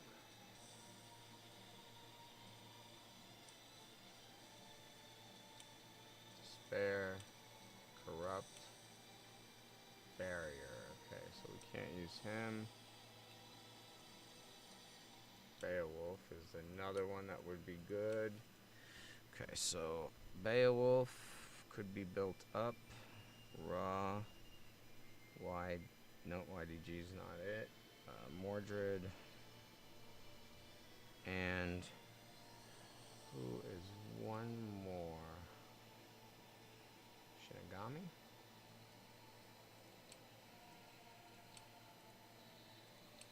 Yeah.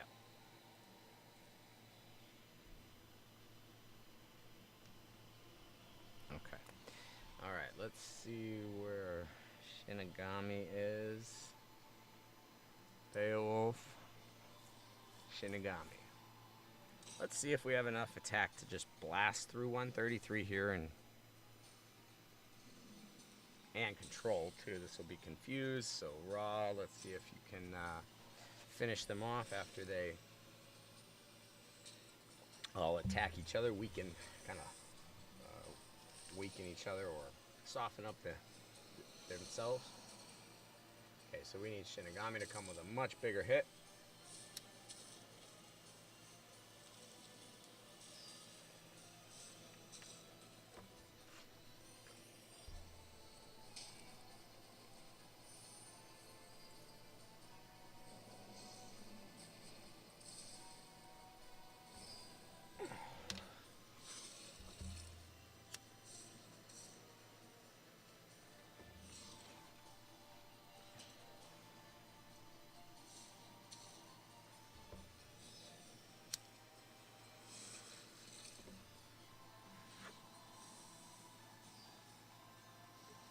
You see the Isis and Horus combo.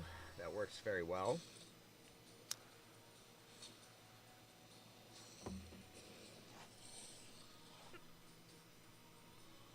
Of course, Beowulf is not built out at all, so we can build him and Shinigami after this if they don't make it, but I think they'll get carried, and we won't place any buffs, and we should get... Oh, no, we are not going to get carried at all.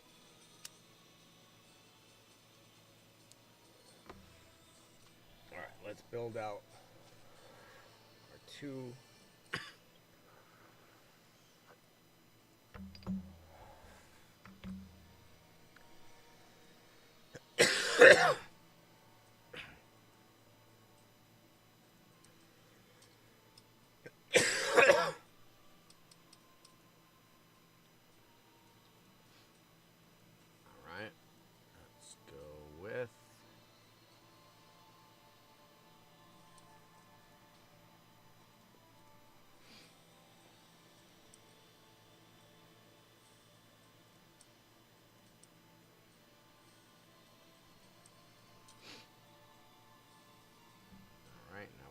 rares, which we actually have a ton of.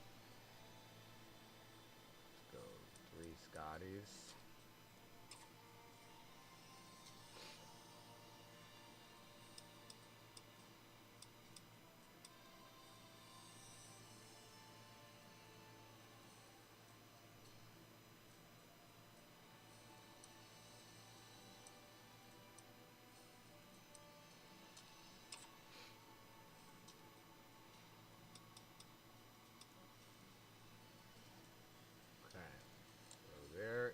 Shinigami getting pushed up a ways. Let's see if we can get his gear. Yeah, that's some attack. Let's see if we have crit hit chance. I don't know that we even have it. Accuracy, speed, crit damage, HP, attack, crit damage, HP.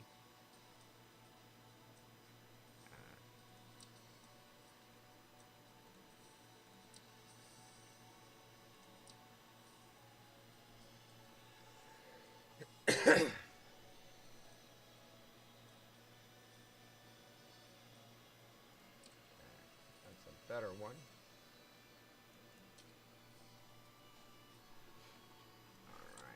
Let's see what weapon we're putting on this guy to hit like a tank. Increases damage allies inflict when joining attacks.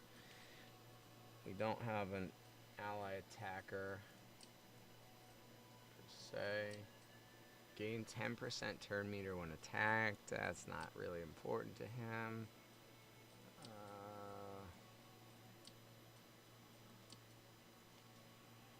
debuffs. So the fan axe is important. Have a 10% chance to spread to a random enemy.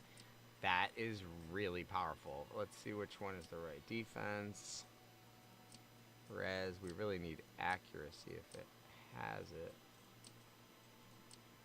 Attack and defense.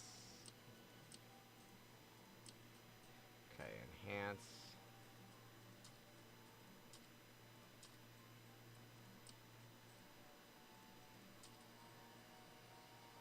Okay, so we need more of that, but we'll roll up the fan axe.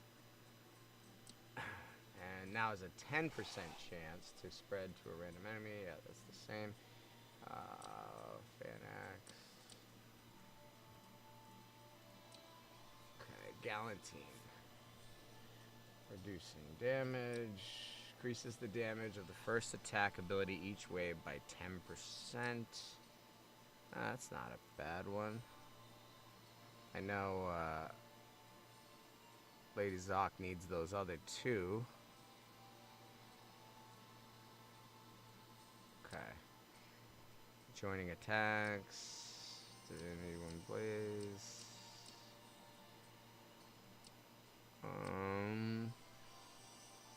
Activating. No, we don't need that.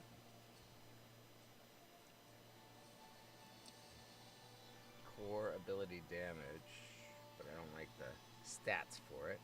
Increase the damage of ultimate abilities. We don't need accuracy. Oh, that one might not be bad. Yeah, let's go this way. Okay. So he's got all this. Let's go Shinigami. And then let's find, where's Beowulf? Where is Beowulf? Right here. Awaken. 2-star. Beowulf. Confirm. Done. Gear. What do we have for gear? Attack, defense, attack with accuracy, attack, crit rate, attack, crit damage, accuracy. That's going on.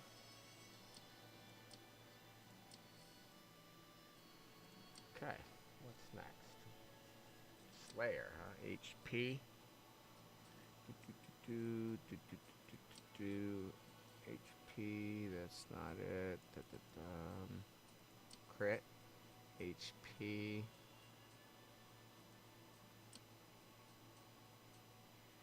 Speed.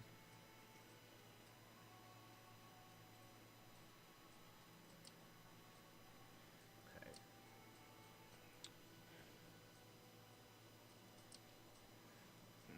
Accuracy. HP attack. I think if we have to.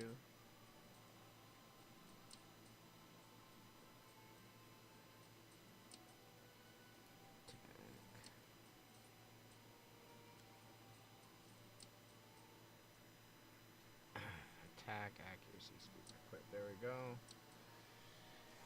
Alright.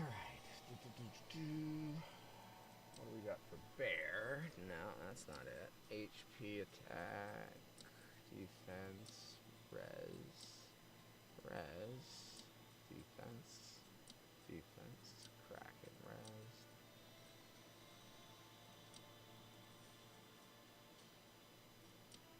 HP.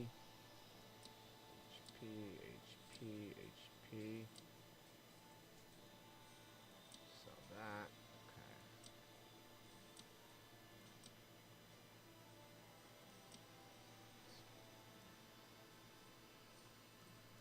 Let's see how it rolls up here. Speed, not terrible.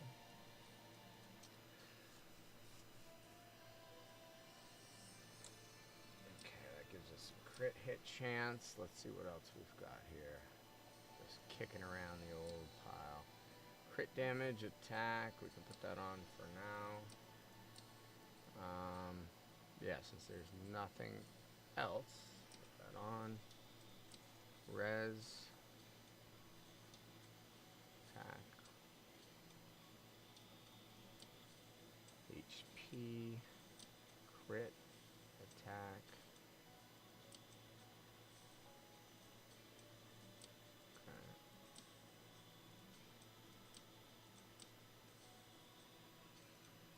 Okay, we're not going to want Falcon. Crit, crit, initiative, attack, Avenger, Cell.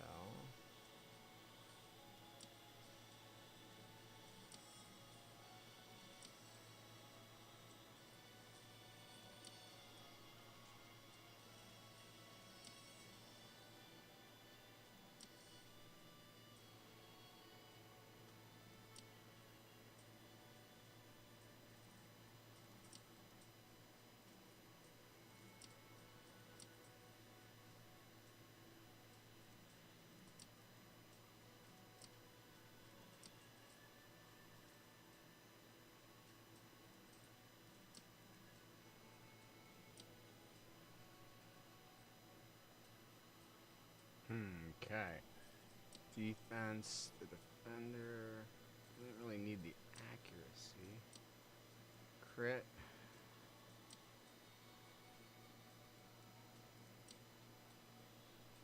Okay, defense.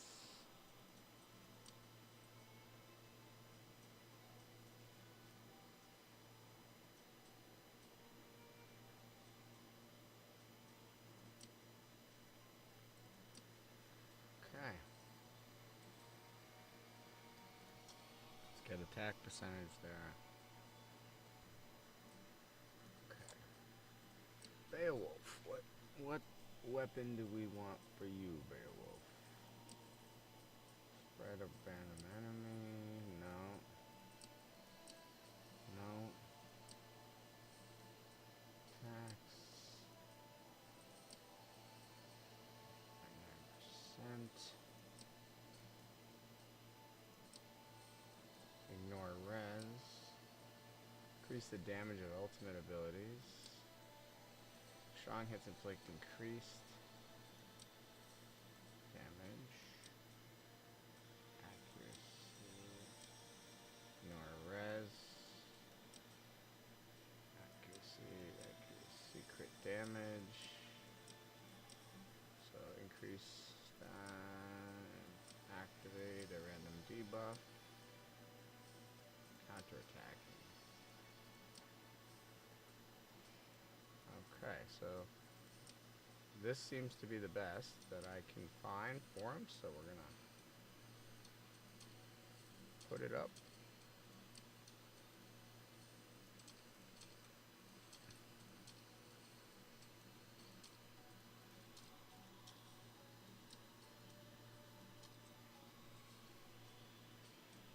So we've just gotta go get a quick little bit of God's Steel. But let me, before I do that, let me see if we can't beat this level now. 133. There we go. Attack, crit damage in all battles. Let's try that. Let's try this, okay?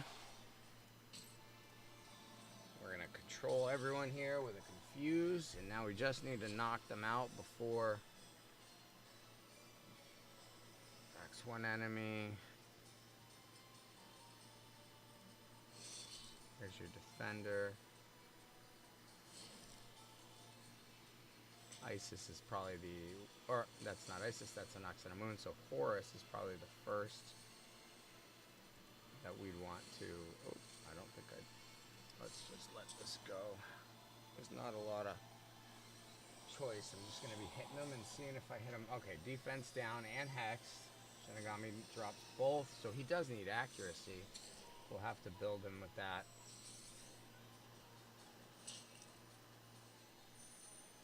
Yeah, this one's not ready yet. So we got to build Shinigami with some accuracy and see if he can hit his way through that, but we're not, looks like we're not ready for that one just yet. 138. only unique factions, so you can't have two from the same faction. No epic or Lego. So rare or below. Reward is a imprint. Possibles. For rare, we have obviously your starters. Or an easy one there. We could do Dagonet for defense down. We could do Scotty for control. And we could do, let's see, who else do we have?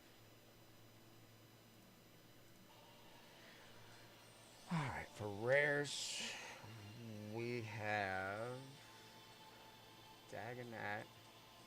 So we could go with Shinigami as well.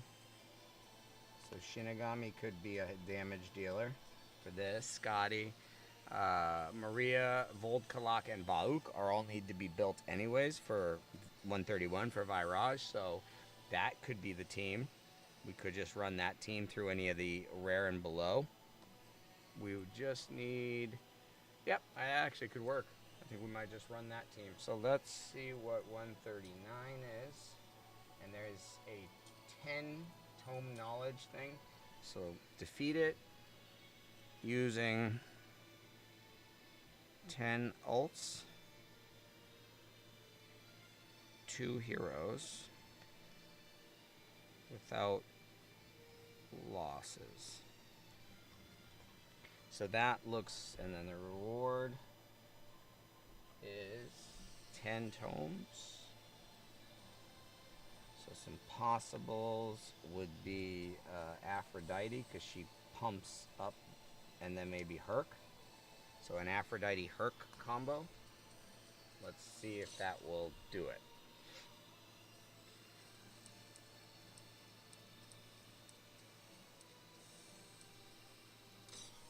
Okay, so 10 ults, 2 heroes, no losses. Let's see if this team can do it. This is 139.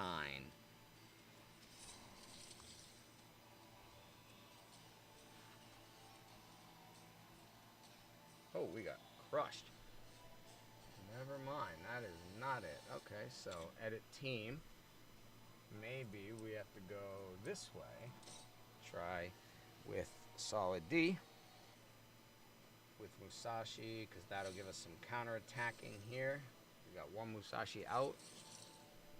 Although we could do a Confuse too, because these Musashis might knock each other out. If Mordred, so Mordred could be one we could work on here, but we'll see as we get through here. Heimdall might just be able to basically solo it with Herc. We need to use 10 ultimates, but that's okay. It's like we kind of got to go slow and make sure we have plenty of time to get the ultimates. Let's see if this will work. Now remember, if we get one more copy of Heimdall, he's putting out his ultimate before every round. So we come into each one of these rounds with his ultimate already out there. Now he puts it here, so it's not the end of the world. But that is going to make a big difference if we get one more copy of Heimdall. It looks like we're going to win. I think it's just a matter of will we put out 10 ultimates.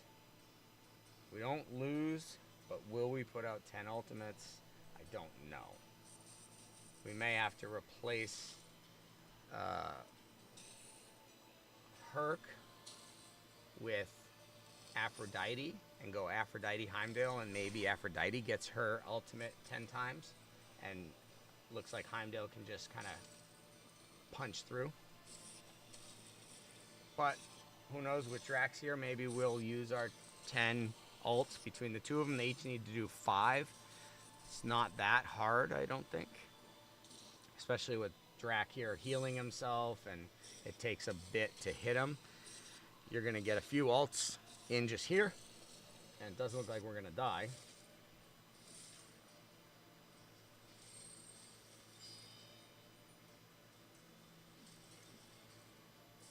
There we go. So now I'm pretty happy. It looks like we've given the Drax enough healing time to get a few more ults and definitely be over 10 when Herc finally works through this last Dracula. There we go. There's another one. I've seen him use 3 just in this round. I'm pretty sure that they've, you know, with Heimdall using his, we'll see, but we should be close to 10. So did we get it on 139? We definitely beat it with 2. Did we get the 10 ults is going to be the question. No, it looks like we did not. So let us edit this team and try this way. And I think this will work and should give us 10 ults.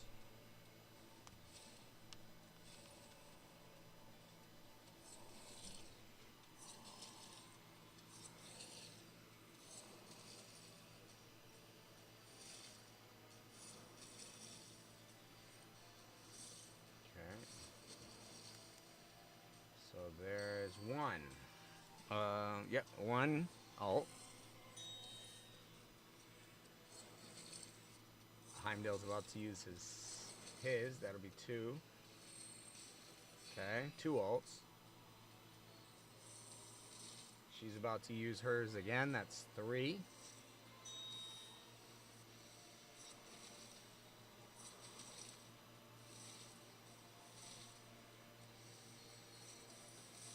Okay, we've got 3 in the first round. First wave. We know the Drax will be good for at least 4 or 5. Heimdall's about to come up on his ultimate again. So as soon as...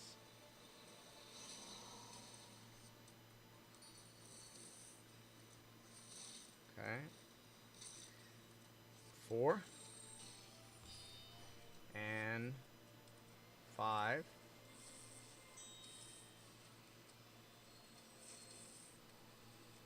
Halfway there.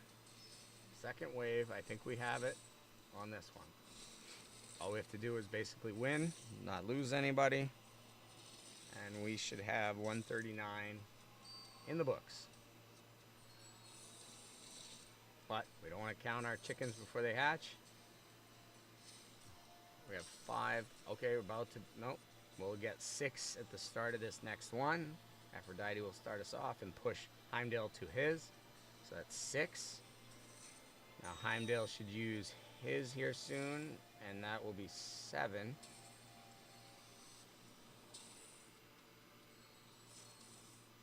Good. Okay, buffs up a bunch. 7. We have 3 more we need. Aphrodite uses hers. That's 8. 2 more. 2 more, and it looks like we've got the space to do it. Like, we're not going to nuke through them too fast.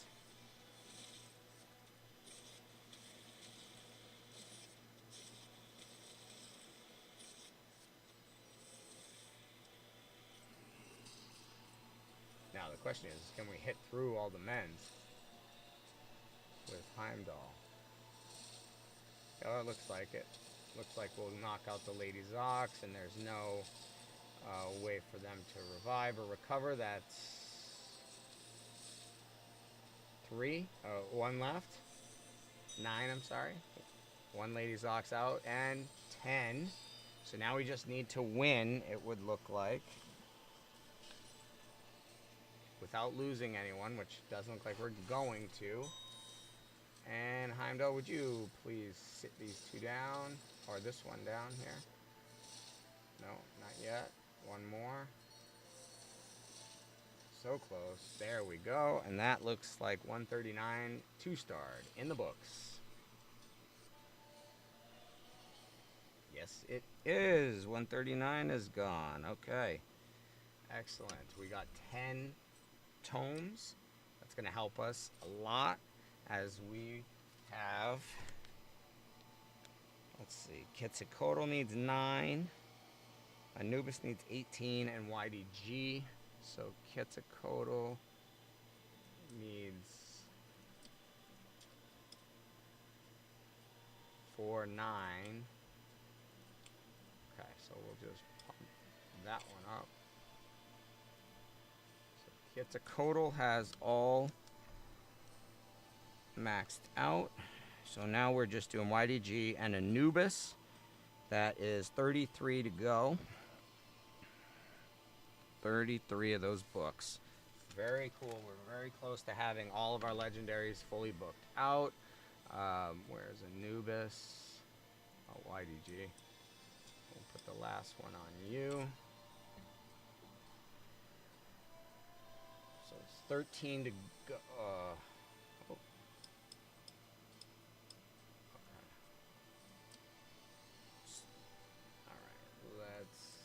Go to, so that's 139. Now 140, this is a bug. It says defeat the stage with all 5 archetypes of heroes without losing an ally. So we're going to show you, there's your defender, here's your invoker, your disruptor, your brawler, and we just need a slayer, so we could bring in Raw. So here is your Slayer, Brawler, Disruptor, Invoker, and Defender. If we defeat it, it should give us the 2 stars, but the bug has not been giving it to us, so we're going to try it again right here and see if it is fixed.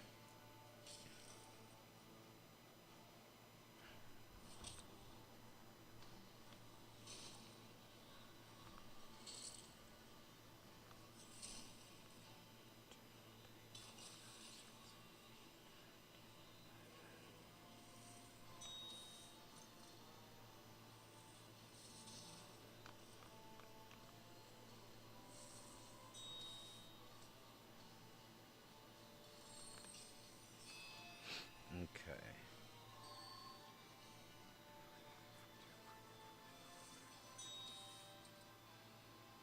10 more.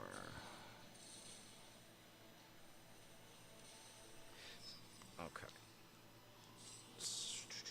So we have gotten 140 and 141 done. So basically, we have 19 stars between 141 and 151.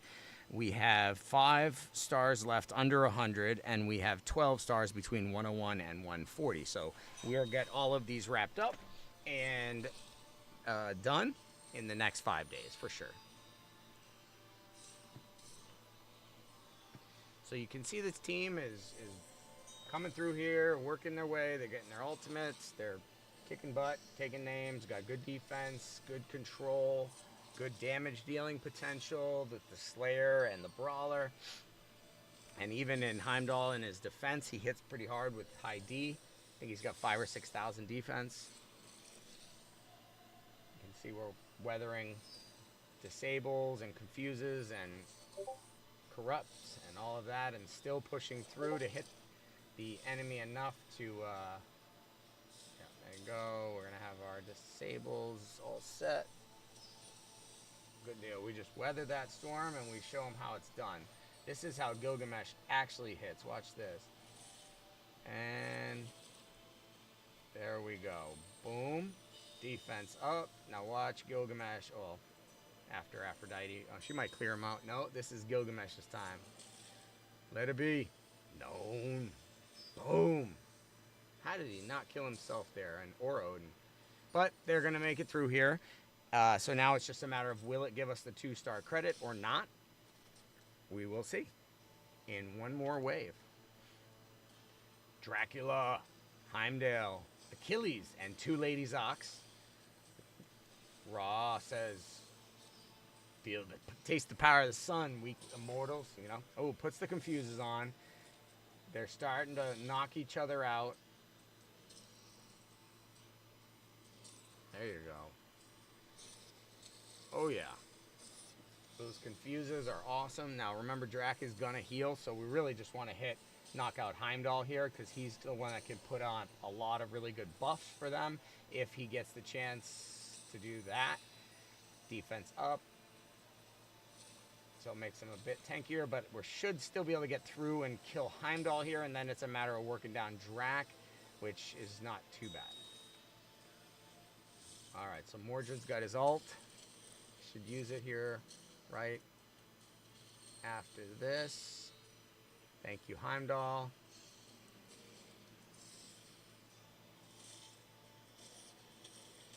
Gilgamesh should be getting his ultimate as soon as Aphrodite does hers here. Gilgamesh will follow. So boom, she does hers, pushes him and Ra over theirs. Now Gilgamesh and Ra should go back to back in ultimates right now. And then Ra will actually take his turn too. But they're all retaliating because that's what Heimdall put out. Nice. We took out a Lady Zoc. We just got to get that last Heimdall there. And then we'll work on Drac. Whew, big hit. Let Ra at him. Give me the power of the sun. Power of the sun, baby. All right, let's knock him out. Oh, so close, yet so far. So close, yet so far. Here we go, here we go. Take out that Heimdall. Nope, didn't make it. Close, but no cigar. Right on the edge, Heimdall's sitting. And Ra says, I got it. I got this. Heimdall's down. Dracula is facing an overwhelming flurry of attacks from some of the biggest stars and heroes in the game. Wham, wham. Bleeds cannot save you now, Dracula. You are going down. I don't care if you're 3 times the size of us. We are going to hurt you. We're putting on corruption is the debuff you just saw go on there. Corrupt little poisoned apple.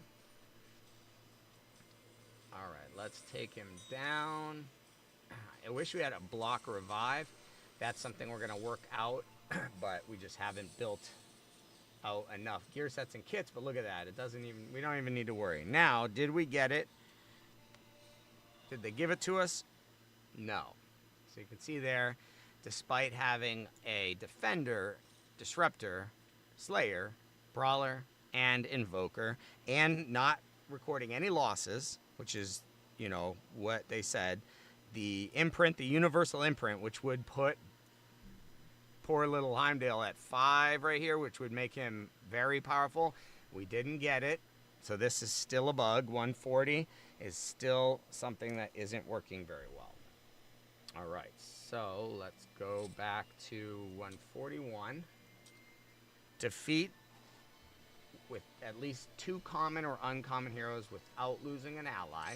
So here we are going to put in him, common or uncommon. Let's go with,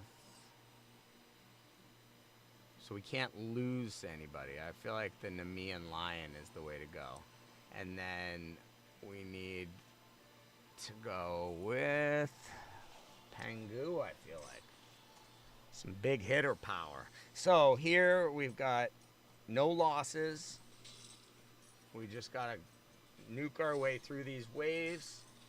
Take out Anubis here before he hits us and or hurts us, and then wear down Horus, which isn't looking super hard.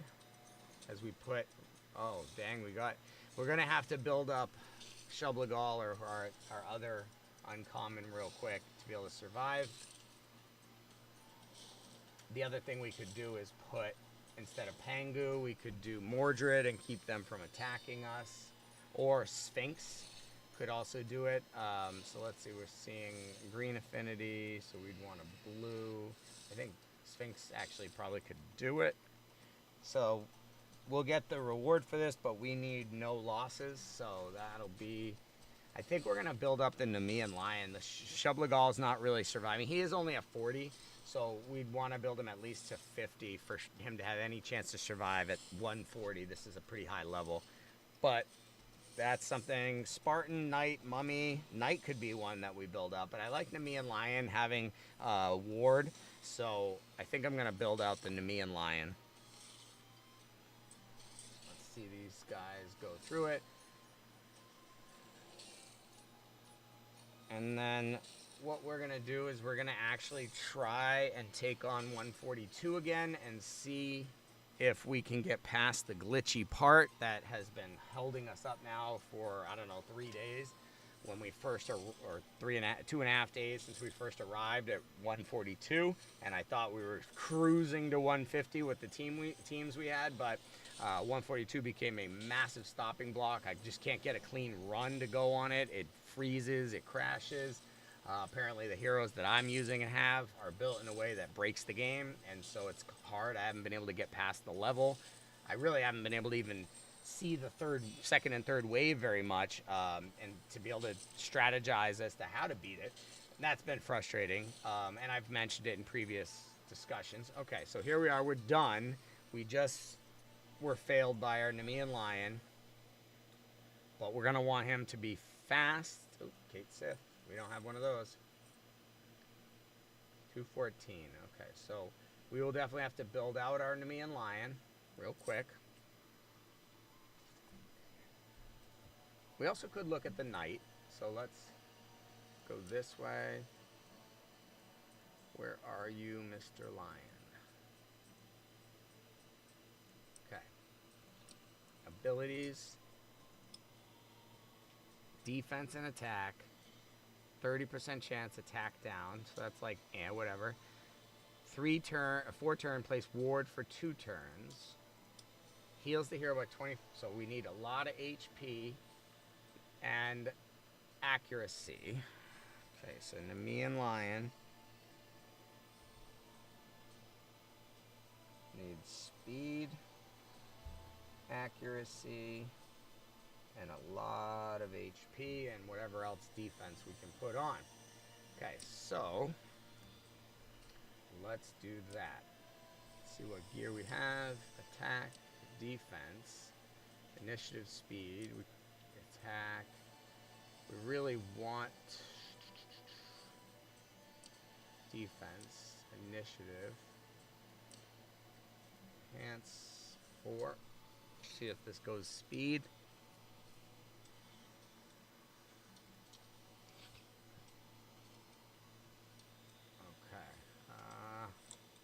Not ideal, I would say. Attack.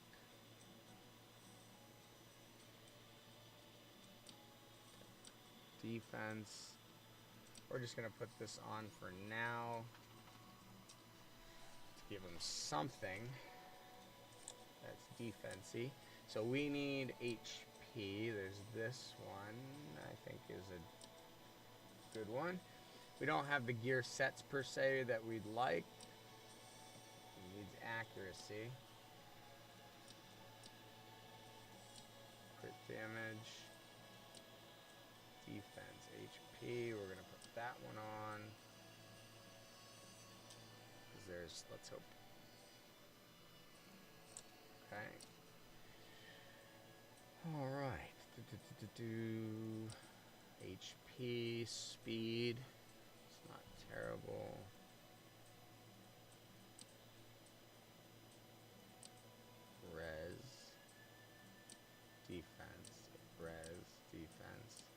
Defense, HP,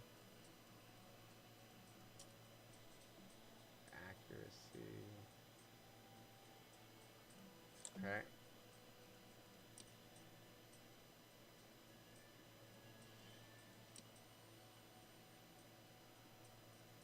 So that's a bear set. That's actually good for defense. And we have defense, res with HP, defense, accuracy, res, defense. Kraken is probably the best we could do because it will give HP if we can actually, HP 30%, that looks to be the way to go. Accuracy and attack. Okay, let's put that on.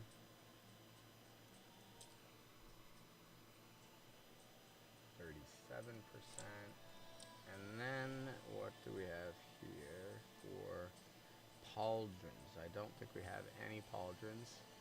Okay, no pauldrons. Attack, parasite, sell. Accuracy, speed, crit, initiative.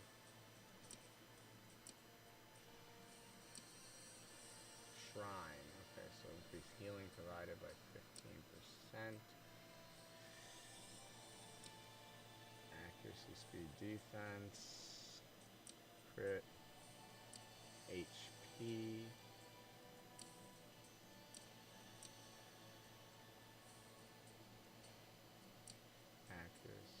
Accuracy, speed, soul.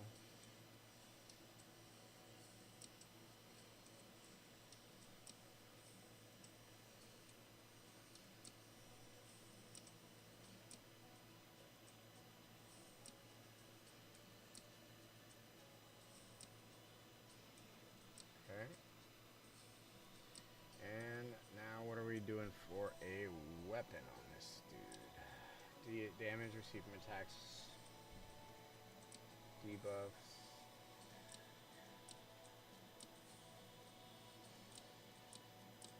Oh, let's check that one. Abilities, attack down, taunt. Ability to spread it to fan one. Attack and res, attack and defense is what we need. Okay, equip.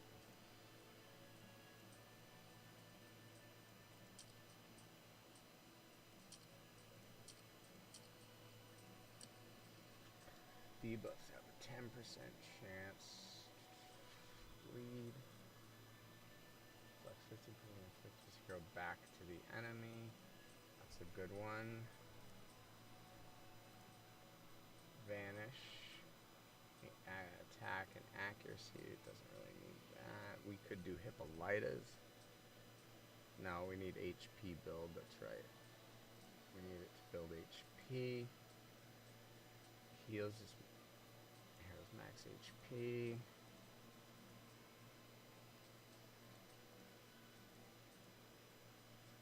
Heals. So that wouldn't be the worst.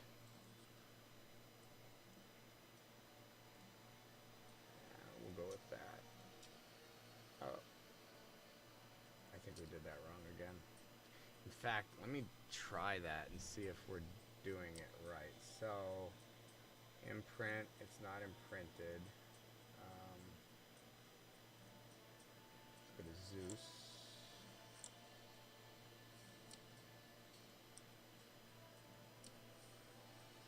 So, remove.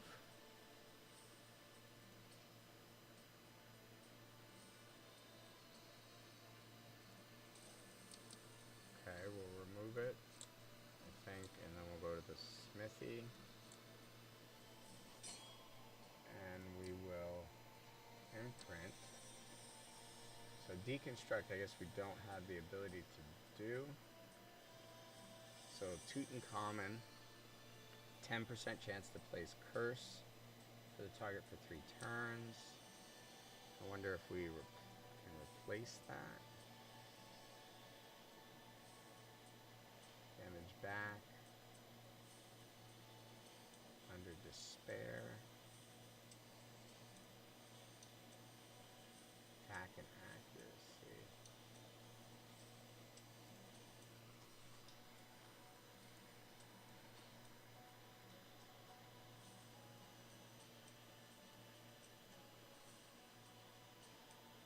Oh, full divinity, so that could be a good one.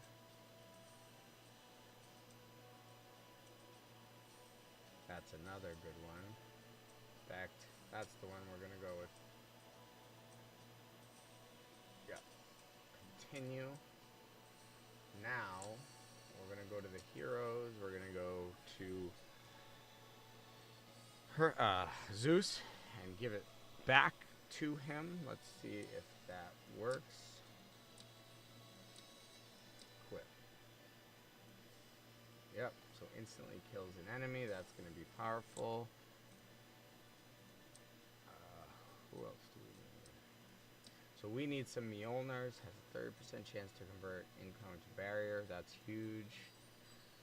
Alright, so let us, after we've done all that, let us go and try 142 just once and see if we're able. What's the challenge? Izumu and Tian heroes only. We are gonna need this one. This this one.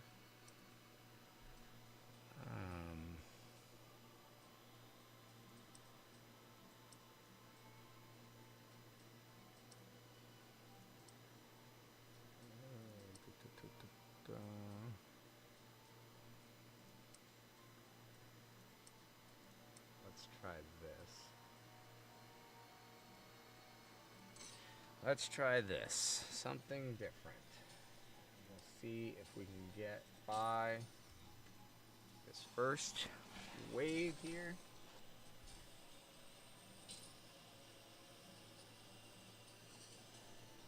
Decreases accuracy, puts everyone under this, puts an unkillable for 3 turns, Sphinx on herself. So all very powerful stuff. Let's go to Herc. Let's go smashing. Boom. Oh. Let's get that ultimate Herc. We need you cracking and slacking. Attack an enemy, places stun. Doesn't get the stun. So maybe we got to work on his accuracy and make sure he gets that stun. Oh, Aphrodite, how in the hell did you just die to Beowulf? Okay, so maybe we'll go Sphinx in the lead role for the res. Let's, I guess, try that. Thinking, I really feel like Sphinx has to be involved in this. Maybe Pangu.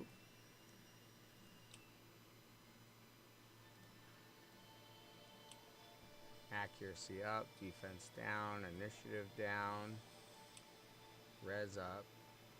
Alright, so we could try Pangu, but he's not the most filled out or completed.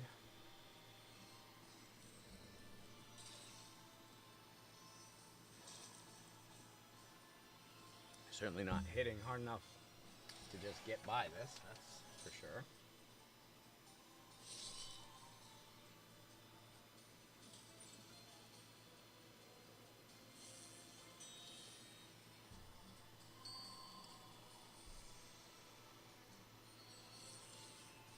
AoE.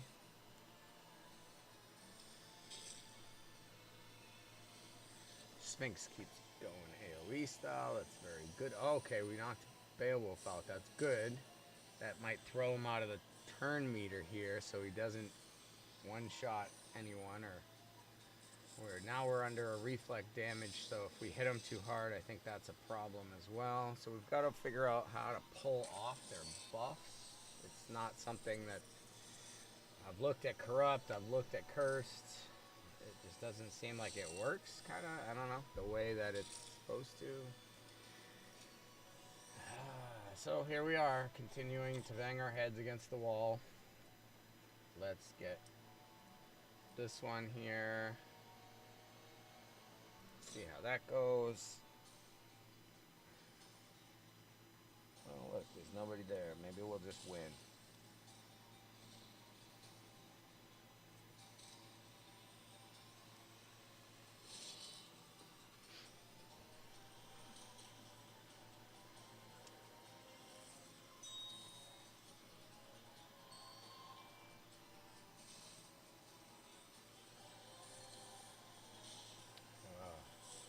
It's a cold.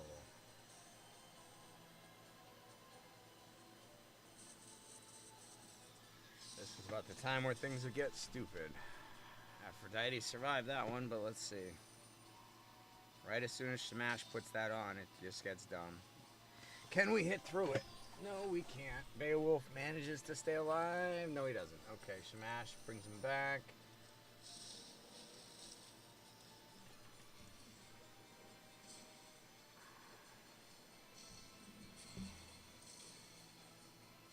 Hi, baby, but stop bugging me. Go lay down. Go lay down. Don't even start with that. We were out not that long ago. Don't even start. Okay, we're done there. Let's try another option, because I got every team in the world here, and I still can't do it. Let's go with Heimdall and something that can wear down over time. We'll go bleeds. There we go. So we need speed. Let's see. Let's see if this works.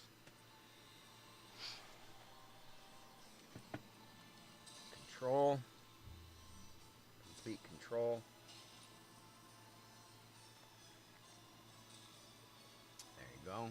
Put petrify on Shamash. Of course, it falls off like before even one turn, so that doesn't look right. We put some bleeds on. Hopefully, with the corrupts, we're going to be able to,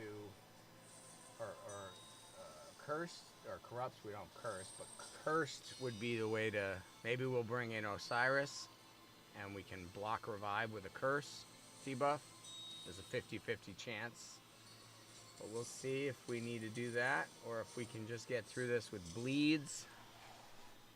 I'd like to see Beowulf fall, but okay, let's get our ultimates going here. There's Drac. Come on, take somebody out or something. There we go, Beowulf's down. Okay, that takes Shamash's turn out, and we are doing enough damage that it looks like Quetzalcoatl might be in danger. And I don't think Shamash is going to have another revive, but we'll see. We're hanging in here longer than we had, and it's not glitching or breaking, so that's nice. And if Drac doesn't work, Hercules might in this situation. So as long as we can do the run with Heimdall and it doesn't break, which has not been what we've been able to do, then we could beat this.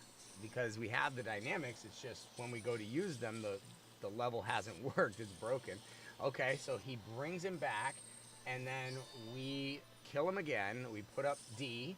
We're a big hit away from wiping out Shamash, and he just keeps bringing him back. It's crazy. Crazy.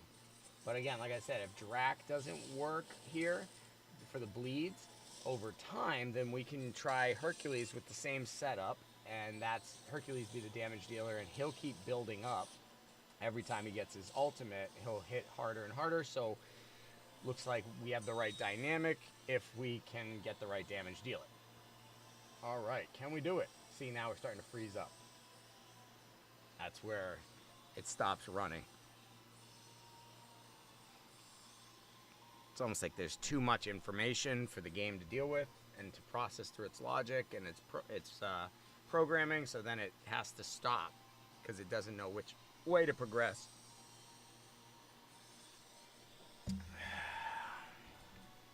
So I'm going to give it a second.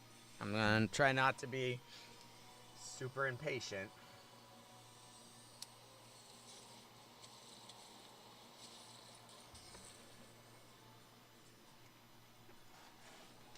Now Drac is either not putting on all the bleeds, or it's not showing more than one stack. So that's a problem. We obviously need the bleeds. So I'm not sure if his accuracy is too low to land them.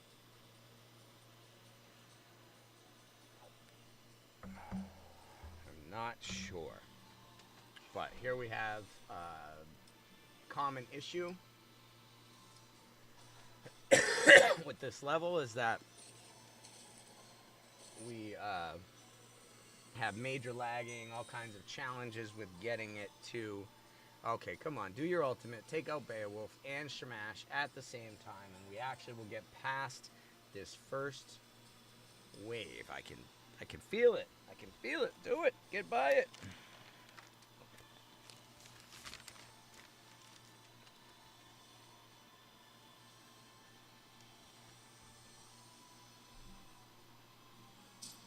No, it's not letting me do it.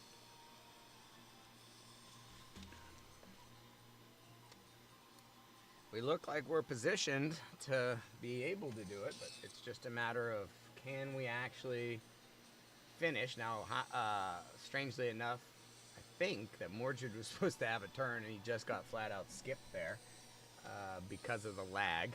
And that's kind of how the code seems to be glitching, is it can't figure out what to do with the information it's being given, so it just skips after a certain amount of lag time. It's programmed to just skip ahead in order to keep things going. The only downside to that is your hero doesn't get to do what they're supposed to do when they're supposed to do it. Really breaks your team from being able to achieve what it should be able to achieve. So that's why it can be a little frustrating, and I think that's exactly what's happening here. We will see if we are able to get past this point. If it's Aphrodite that's causing that to break, if it's Heimdall that's causing that to break, we're not 100% sure. Both of them seem to be an issue. But we really do need a defender who can put up, so until we get a Horus or maybe a Smash of our own, which we have not gotten, then it's hard to know, how to beat that. All right, Anubis, we got that 1, 2.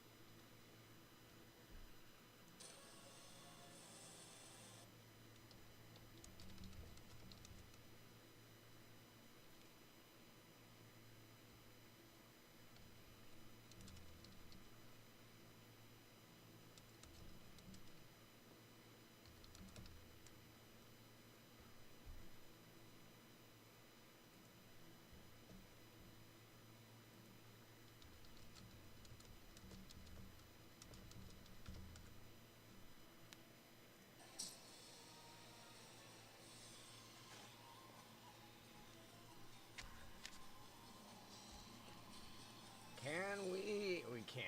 No, we didn't hit it. Now we need Drax's turn, so Heimdall should put his big defensive shield up, but he's pausing, and he's probably not going to put it up. Now, we have a lot of buffs on our side already, but that I think is part of the problem.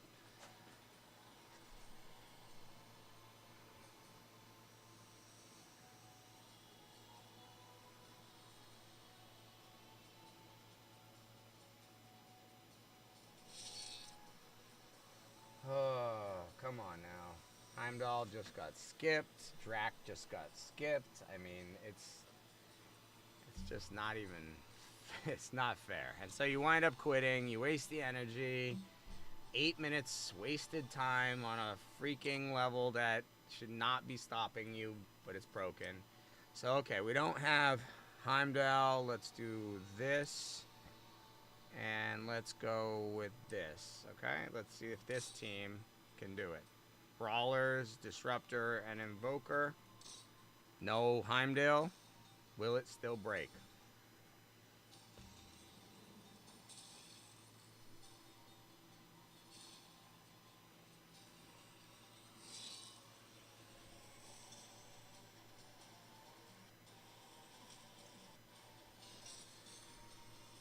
Alright, so we want to put it on Mordred because his basic puts a corrupt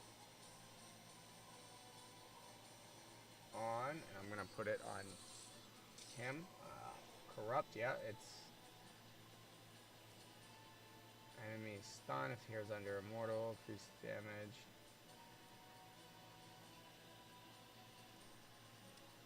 So she's going to get him his ultimate, which is going to keep pushing him up. Okay, hit smash. Hits a Kotal, stuns him, that's good. Keep getting our ultimate. And it will just get easier and easier. I don't know why Mordred's not landing the debuffs on Shamash. We might have to look at Mordred's accuracy, but it's pretty high. I didn't think that Shamash was going to have 180 resistance, but... Huh. So, of course, their Herc does what it's supposed to do. Our Herc apparently doesn't. Take out this one. Let's see. Who else could we use? Let's go there. And let's go... Yeah.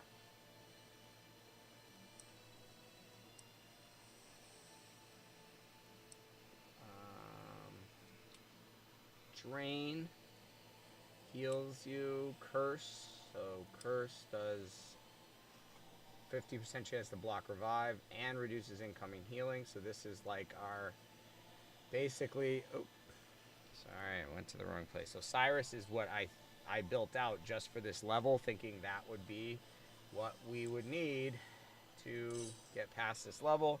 But even Osiris is not doing enough. Osiris, we need Mordred, we need Aphrodite. Now we probably could go with this.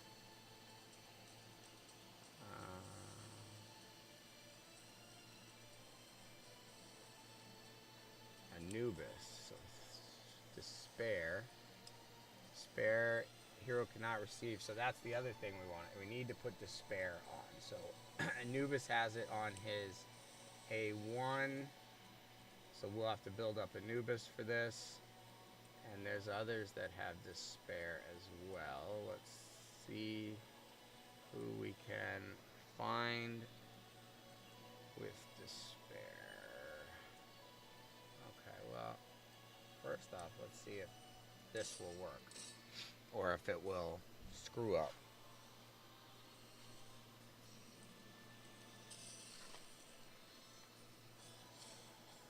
So if we can put despair on the whole team. Now we just put ward, so we're not taking any damage. We're going to attack. We're going to retaliate if they do hit us now. Cursed. Curse is on, so if we kill Quetzalcoatl, we might be able to... We have a 50-50 chance to block revive. Here's corrupt, curse. I mean, all the right debuffs are being put out in the right ways. So let's see if we can get Quetzalcoatl to die and stay died. Yes. Bring him back. We didn't put the curse. Why does he do it 2 in a row? That is broken. Alright, Sphinx, Blunt, Bleed, Curse, Corruption. I am just raining debuffs on them in an attempt, there we go, to keep them down. Sphinx is doing sphinxy things. Heimdall is thankfully not breaking this at all yet. Okay. We killed through Hercules and... Oh! There we go. Beowulf's down. This is looking better than it has before. Osiris, can we get a little... There's Corrupt. Now we need a curse on Hercules so that he does not revive. That would be ideal. And we are just hitting. There's Ghost Smash. Come on. Smash is down. Okay, we really need Corrupt. Curse. There we go. Okay. Whew. Alright, so we've got the starts for beating this. Now, let's see. Wave 2 is Lady Zoc. I want to capture this in case I die and I don't get back. Dracula. Lady Zoc. And Achilles, so a total bleed team. Okay.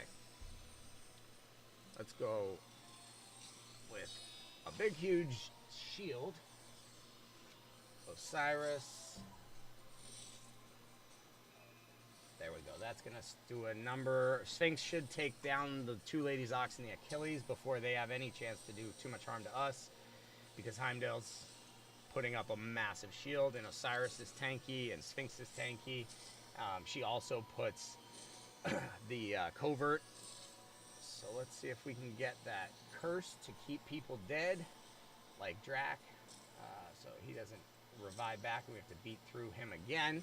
But I think we're going to have no trouble, it looks like, on this wave.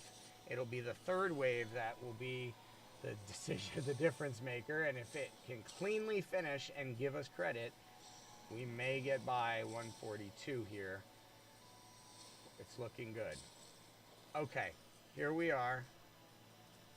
On to wave 3. We've got an Aphrodite, like us. We have a Pengu.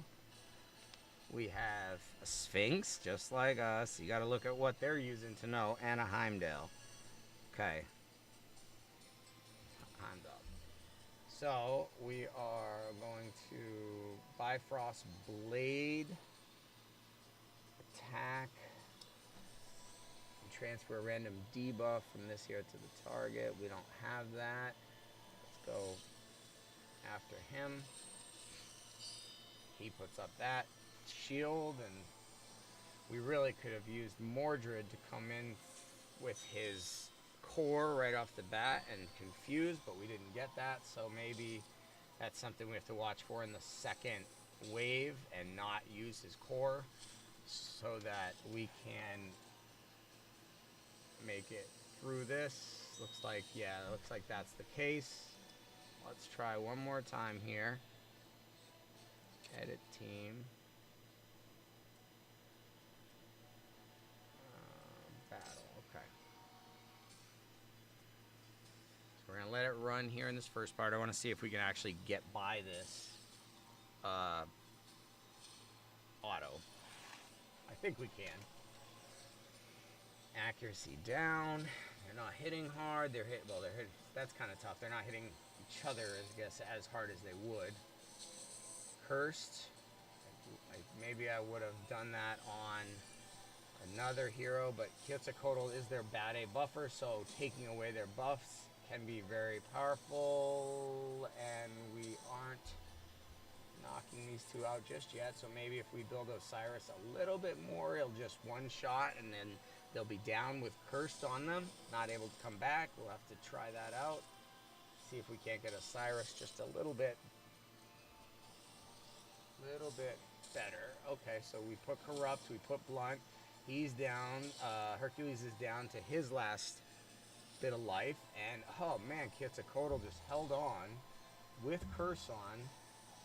So let's hope that, oh, no, 50-50 screwed us.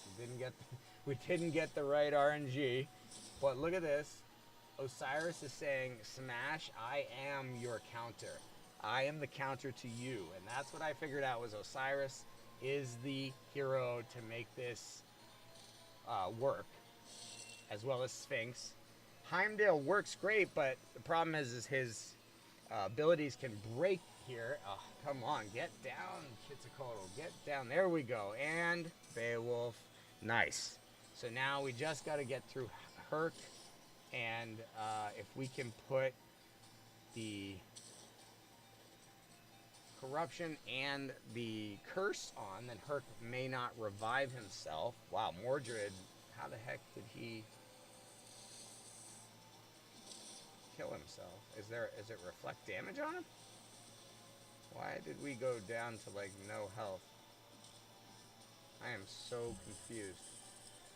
Okay, I'm gonna exit this because that very weird. Let's go to Osiris. We have some coin and everything. We're gonna boost him even more and see if he can just one shot.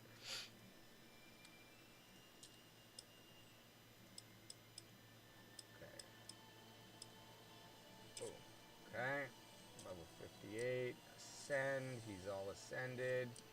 His abilities are maxed. Gear. Okay. What is his multipliers off of? So, HP and attack. HP and attack. HP and attack. Okay, so we've got accuracy. He needs that. HP. Attack. Accuracy. Speed. Initiative. Okay, we're gonna go. Oop, what happened there? Equip. Why are we attuning?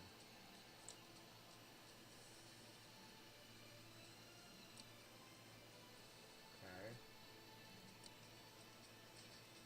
Enhance. There we go. That was strange. I must have hit something wrong. Accuracy and defense. Let's see if this gives us maybe enough attack to get over.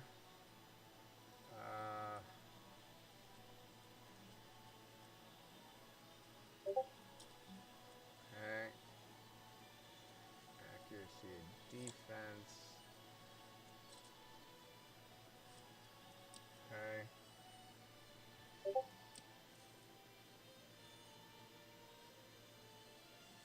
The other thing we can remember is we can put Kraken.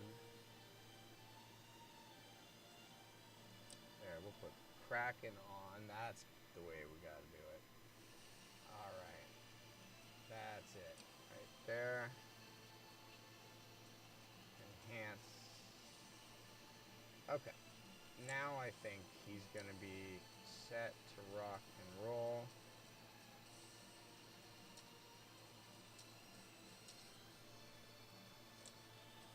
But just in case, I want to make sure that we fully, so we're going to do a few runs of this just to get him up a little higher, as well as Sphinx. We'll put in this one right here, Pengu.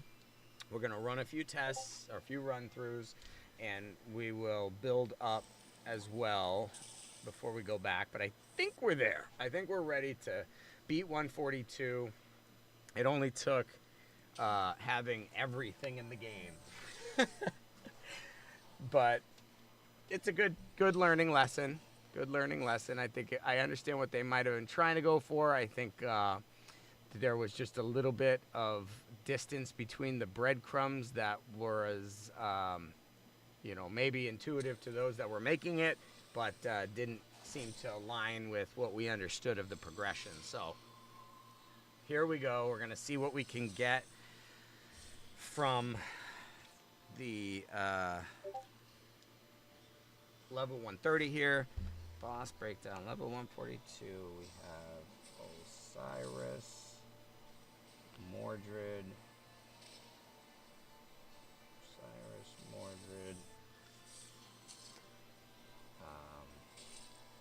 Heimdall, Morris, Heimdall, and Aphrodite, I think. Oh no, or Sphinx.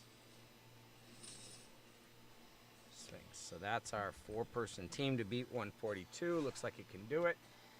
We just need to build up Osiris probably to 16 with all his gear, and then he'll be able to one-shot a few of those folks instead of leaving them with the last 10% HP. We could look at an imprint, Shinigami's imprint, so that if it's under 5% of their HP left, they're automatically killed. That would help us just clear it. If we have to put a weapon on them just to do that, that could be an option.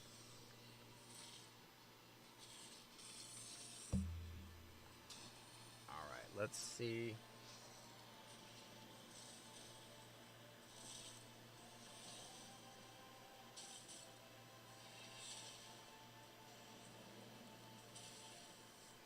Confuse. Ooh, Pengu hits hard. Look at that big old weapon. The world splitter or whatever they call it. You know, that thing separates the heaven and the earth. Looks cool too. There we go. One down. Pandora, Scotty, Broomhild. You better watch out. Oh, they're shooting each other.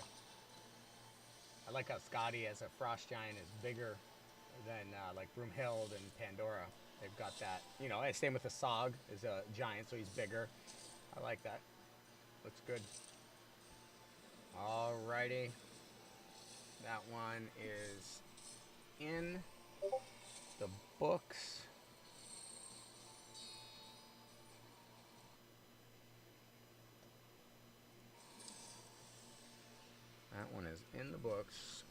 have...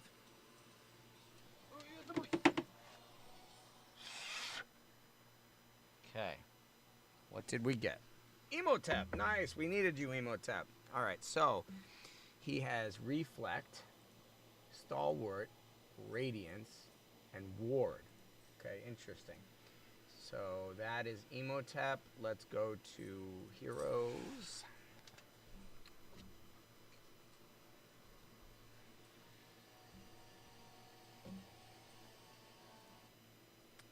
So we are player dashboard, Emotep.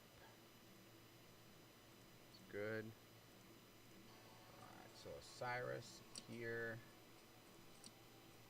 Initiative, speed, accuracy, attack. We're gonna go up. Okay, that one won't work. Accuracy, HP. Okay. Kraken. What is this? Speed, HP. So this one could be something better. For instance, defense. That's not necessarily better. Who are our high HP type brawler types? Let's see. Attack. HP, so we could give him that. That might do it. Speed, okay. Can't give him Mordred. Percival, HP. Defense, defense, speed. So that could be a good one. It's initiative. HP. Attack for...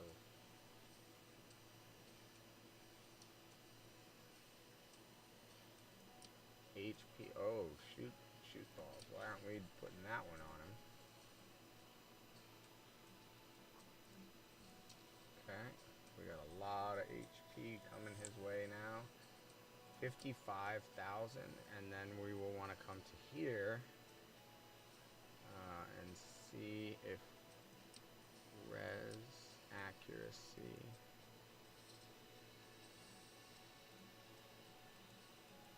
Okay. Could put that on just to get the crit rate, but I don't think we need the crit rate. So we could use Brawler, that's defense, that's not what we want. Okay. Let's go do this another time. I'm gonna smoke it a polka there, Sammy. A little smoker and some polka. Who doesn't love a good polka, you know? There's just something wholesome about a good polka. You know what I'm talking about? I don't know what I'm talking about. I'm very tired. I've been polkaing all night long for like 5 days straight right now. Here we go, Emotep. Get out of the way. One down.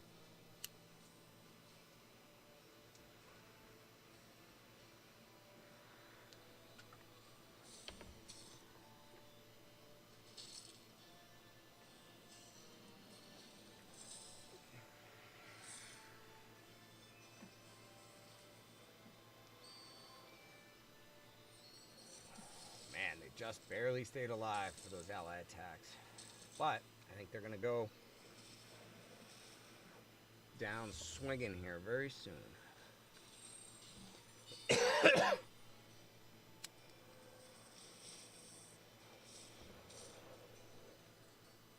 Two down. Gilgamesh. Oh, you lucky. But they didn't survive that.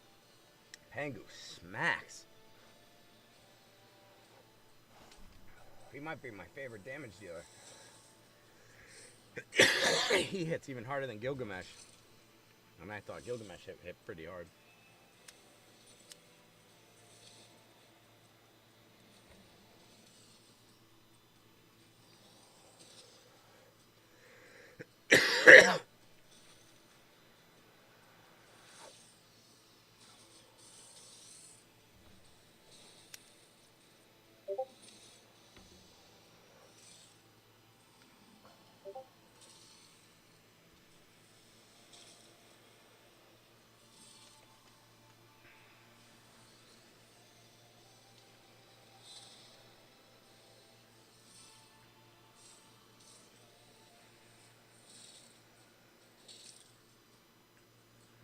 almost done.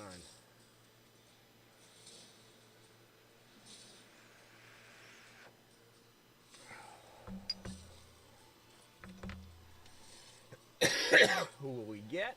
How much resources will we have to put towards getting past 142? We seem to be on the threshold of getting past it. 95,000 and 33,000 XP. Let's push it towards Osiris and Sphinx. Get them to 60. Promote. Do it. So we are short on more of that, but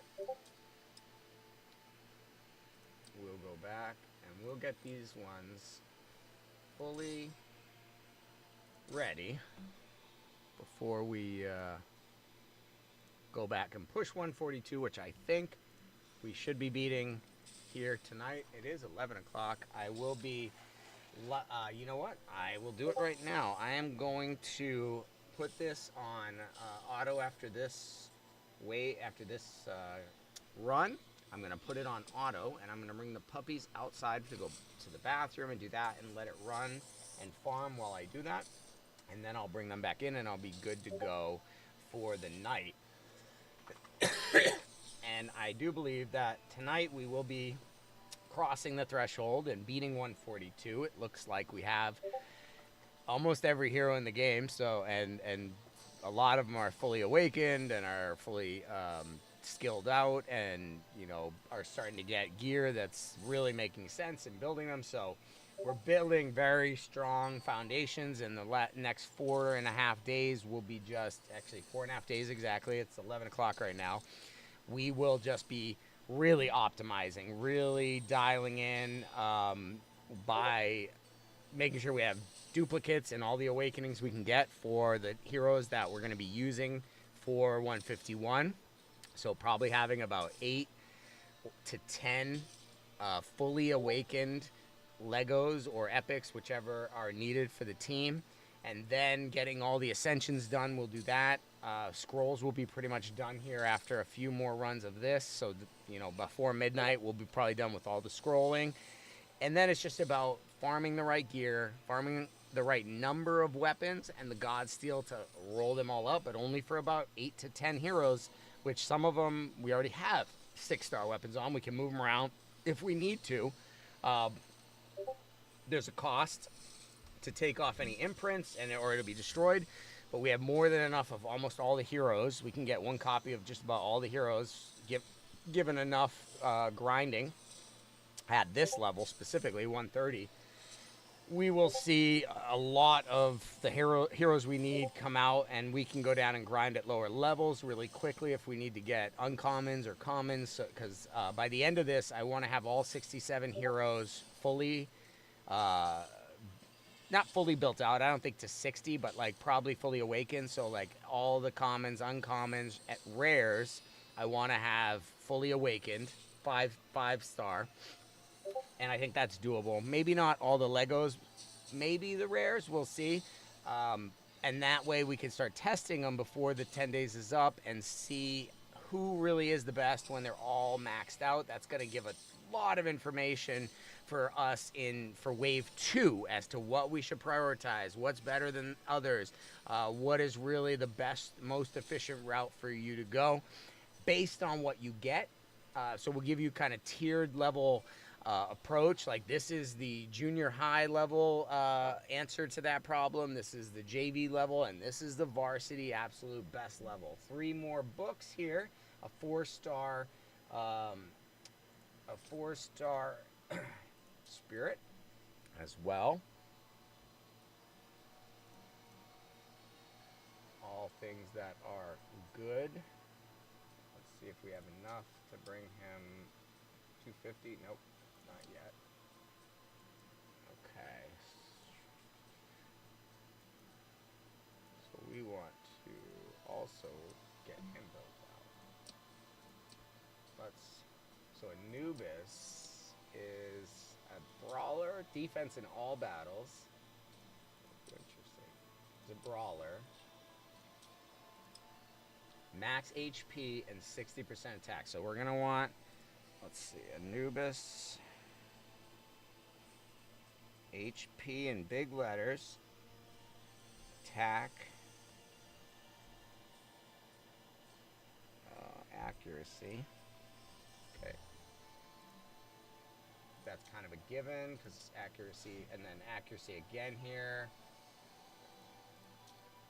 And then attacks AoE. If below 50% health, heals. If above, places barrier. So there's nothing we need for that except to drive up crit hit chance, crit damage. So yeah, HP is the big one. Attack, accuracy, crit hit chance, and crit damage. And then what is his passive? Hero is defeated. When a hero is defeated, increase this hero's turn meter by 20%. So 20, 40, 60, 80. Wow, he's going to be moving. If he's able to be built with a lot of HP. And let's see what we can do. Oh, and what his awakening is. Oh, you know what? I'm going to put in this information into my spreadsheet real quick because I might as well take that moment to do it. So Anubis is leveling 1, awakening 1. If an enemy is defeated, decrease the cooldown of this ability by 1 turn. Okay. So then we want to go merge, okay, left, okay, save. So that's his first one. Then the second is initiative 15, initiative plus 15. Third one is if an enemy is... Hey, can you stop it? Thank you. Also, steal 20% divinity from all enemies. That's cool. Very huge. Okay. Alright, the fourth one is initial divinity plus 200.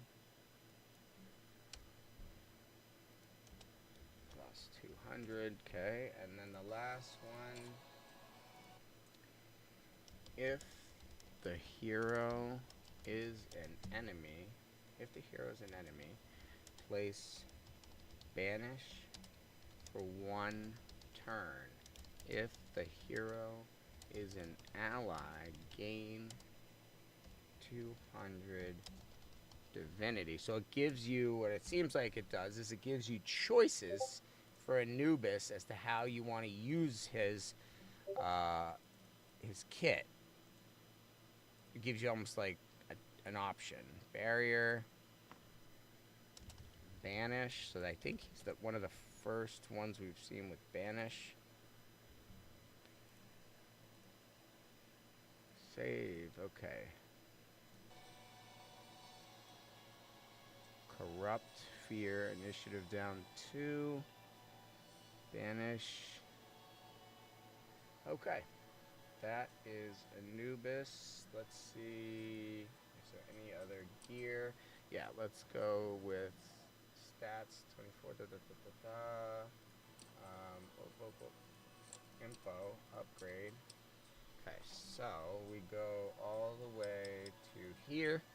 And we can see that he goes up to 27,419, 1531, and 1277 for his level 60 upgrades. A little over a 10x multiplier.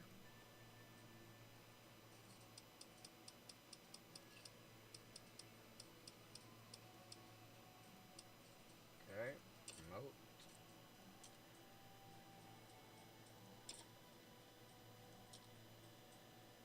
Okay. 25, there we go. Ascend, I don't think, what do we do? 40, we need 29 more of those, so not too bad. We have 2 blues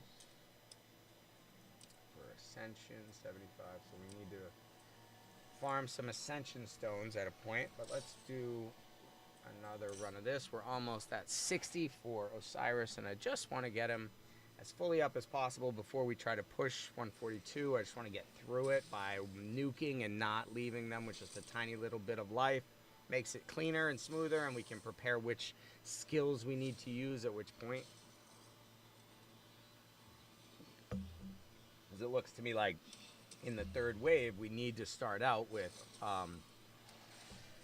Mordred's core and make sure that we have that confuse AoE 100% confuse out there to start that 3rd wave, or else they buff up and there's really no catching them and bringing it back down. I'm sure there is, but we aren't built for it, so with what we have built, we need to make sure we get ahead of them, and Mordred's faster and should have enough accuracy. I've got to make sure I check all of their gear before we go in, because I have been moving gear around, and that's great that you can move gear around, because I may just, look real quick and take the gear off of another good champion and put it on him just for the fight, because I can throw it back and it's not a big deal. So that is really cool. So we have Mordred is in the fight. Osiris, or Sphinx, is our resistance lead, or resistance aura. Mordred, Osiris, Sphinx, Mordred, Osiris, and Heimdall. Heimdall. Okay. That's our 4. Heimdall, Osiris, Mordred. So I haven't been putting Heimdall in the lead, because it seems like when he's in the lead and his defensive aura, he gets more broken. But we can put Sphinx in the lead, and then we get resistance, which is kind of like a different form of defense as it splashes the attack. And it also keeps you from getting debuffs and disables. But we really don't seem like we need a ton of debuffs and disables. What we really need is to hit hard enough to knock through them when we have the chance, and then get past those points, not get like hung up or just be inches shy of where we need to be. So I don't know. We'll try it both ways, with Heimdall in the lead for the defensive aura, or Sphinx in the lead for the res aura. Mordred doesn't have an aura, and I don't think Osiris does either.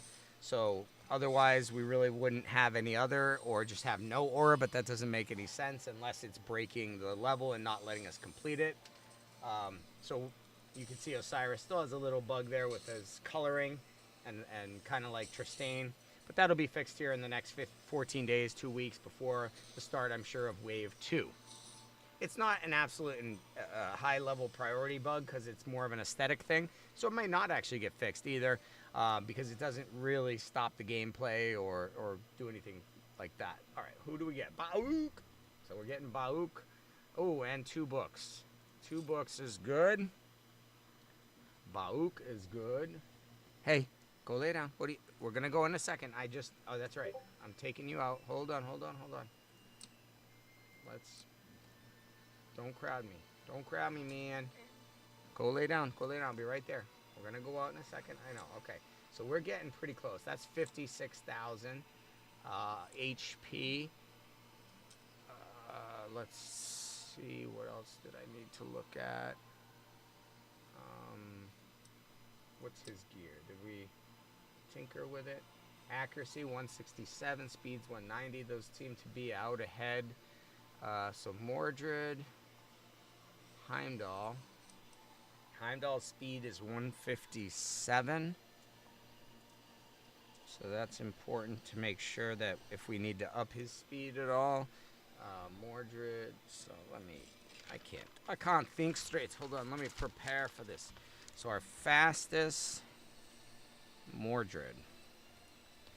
Speed is, just want to make sure I capture this and get it, 190.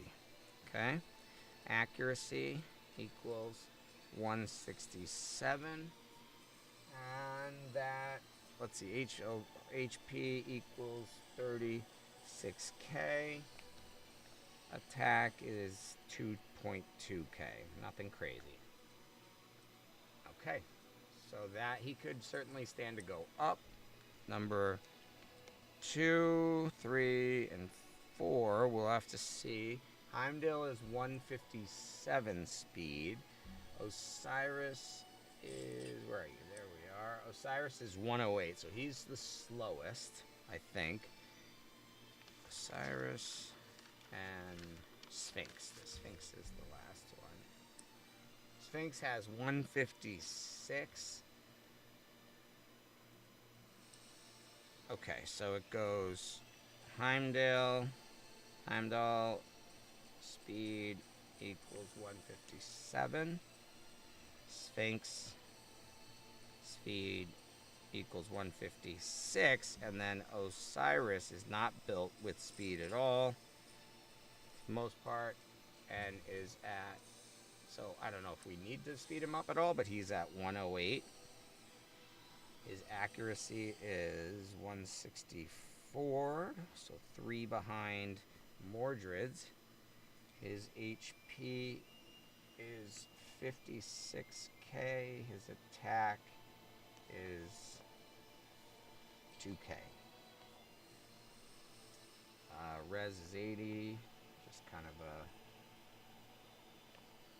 important note. Crit hit's not that important. Initiative is INIT equals 152. That's important to note how fast he gets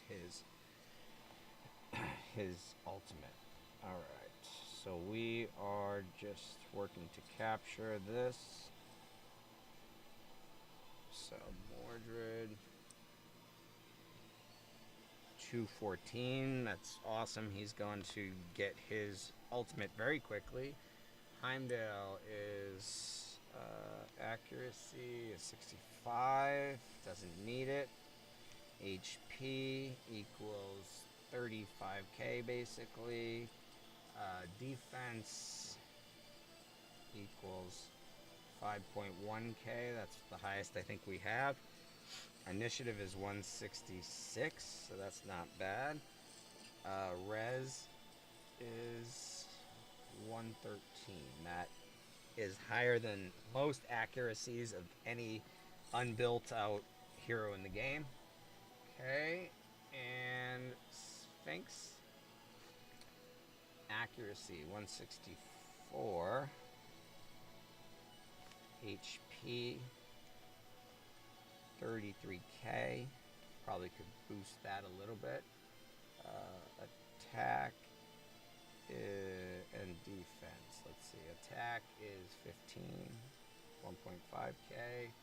1.7k defense. Res is 102. Initiative is 114. Okay. We don't have crit hit and crit damage on a lot of these because it's just not how they're not pure damage dealers. So we don't really have to worry too much about crit hit, crit damage. So we could certainly go and find more of these weapons and build that up for Sphinx. But I think that this is all that we're going to need to do. We have... So what would Sphinx benefit from? 156 going before Heimdall? Probably not. The biggest thing I think that would help us is Heimdall getting his fifth awakening. That seems like... Oh. And I guess we could... I think we had scroll or... Let's see. Upgrade... Boom. Wrong way. Abilities. Upgrade. Maxed. Okay. So I think it was Quetzalcoatl. Might have been... Nope. He's got his. Wide drag still looking for... Yeah. He's looking for some. 5. Okay. So wide drag needs 1. 5. 9. Needs 9 more. my drag needs 9 more. Quetzalcoatl is maxed. Ra's maxed. Anubis probably needs some. So 9 and 18. That's all we have left, so we're not too far off now. We're not too far off now. It's 27 tomes. And then we'll have okay,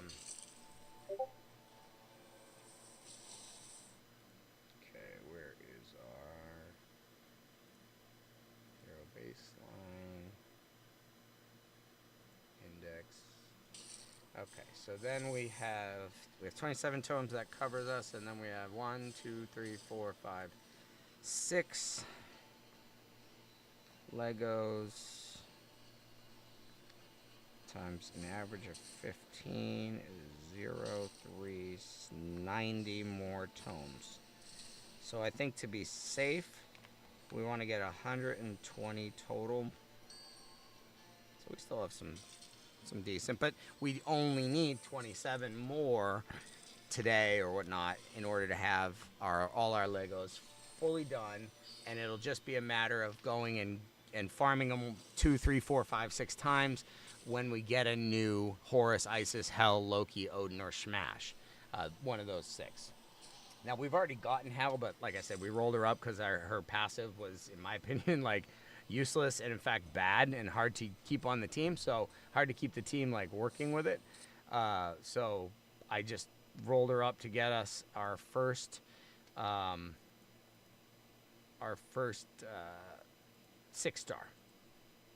Okay, so let's hide a bunch of these. Aphrodite, hide. Hercules, hide. Pandora. And that's one of the things we're going to be doing after we get finished with all the levels and everything, is we're going to be breaking down all the stats and everything you need to be able to sort through and make the most efficient decisions for commodities and how to go about it and when to sequence things.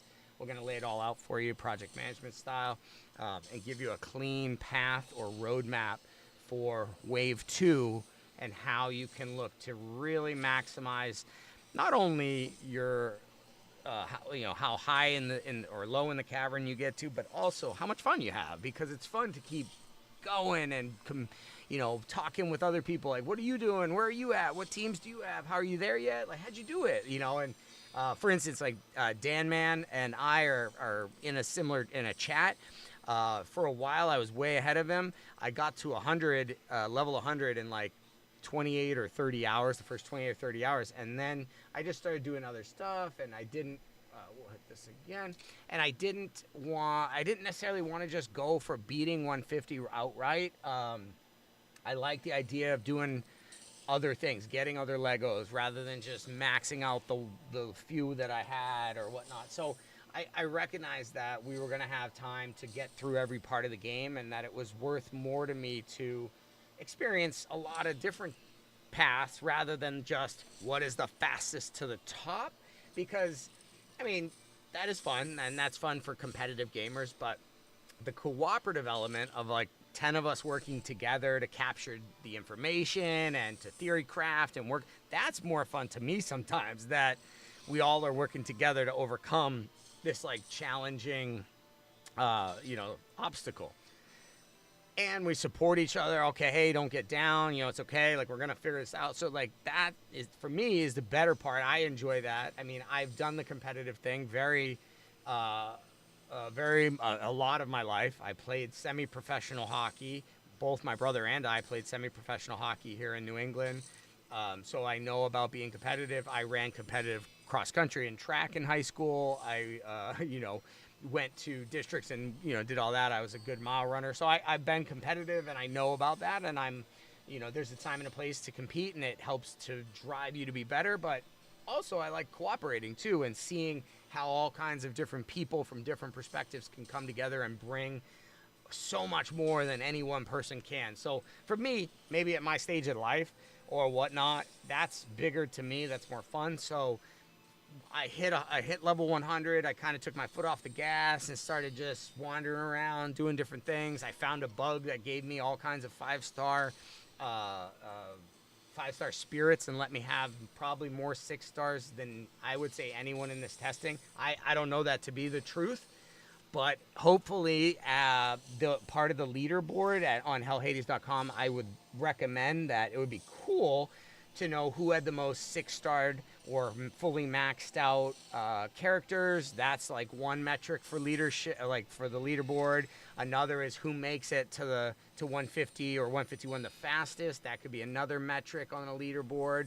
Another is who gets the 2 stars fastest. And because I think there'll be people who will do all the 2 stars. I think that will be doable. But who does it quickest? Therefore, you have an option. I could prioritize building a common and uncommon versus just being as hyper efficient as possible to get my Legos and get my final team built out as soon as possible and have the least amount of rework or lost resources. That's where these efficiencies are going to be gained. So I think that gives your competitive and your cooperative gamers both spaces to operate in without butting heads, because their philosophies and their ways of doing things are dynamically opposed. The competitive folks do not like the casual gamer to be in that competitive space because it takes away that what you're looking for from that competition. Somebody else going, oh yeah, well, and that back and forth. All right, so let's see how we did from this one. Oh, Asog. How are you, Mr. Giant Asog? That we will do another one. Another one. Because we did not get any of our 27 tomes on that one. But we are leveling up, and we'll check after this one to see if Osiris is now at level 60. That will help. Sphinx is at level 57, so getting her up to 60 before we go for 142 again will be huge, and I think it will add to her attack, add to her defense and HP in a way that will give us that little boost over the edge, where what I'm seeing as we went through the last time, we were coming up just shy here, just shy there. That is going to be difficult. So after we go through this one, I'm going to put it on auto and take the pups out. I know, guys. I know. I hear you. I see you. Dad's talking and not paying attention to what needs to also happen, which is take care of you guys. I know. All right. Give me 2 seconds. This one will be done in 2.5 minutes, and I will set it to forget it, and then we'll go outside for the babies, okay? Because I know you guys need to go potty. Tengu, clear it faster. There it is. Aphrodite, you can't give anybody initiative. They're all gone. It is a hard wave right there with wide drag and it's a very strong wave. This one is too with Loki and Heimdall. I am Pandora stealing your turn meter in Divinity. Broomhild is very powerful. Kit, Scotty is control. Now they'd need to be a bit faster to get out in front of you, and like maybe Scotty would need to be like a 180 speed to make this challenging. I noticed that some of those stats weren't as pushed as hard. I pretty easily got over the thresholds for accuracy, for resistance and things like that. It wasn't too hard to hit those, and I think that could be massaged. That could be made a little bit more difficult in the next wave, and I think that would be a little bit more helpful at differentiating and creating this feeling like this was difficult. It is difficult, but I think given 10 days and the energy we have, everyone can, if they have the time, really get pretty deep into the cavern, especially with how much community support and how much is there with everyone helping everyone get through it.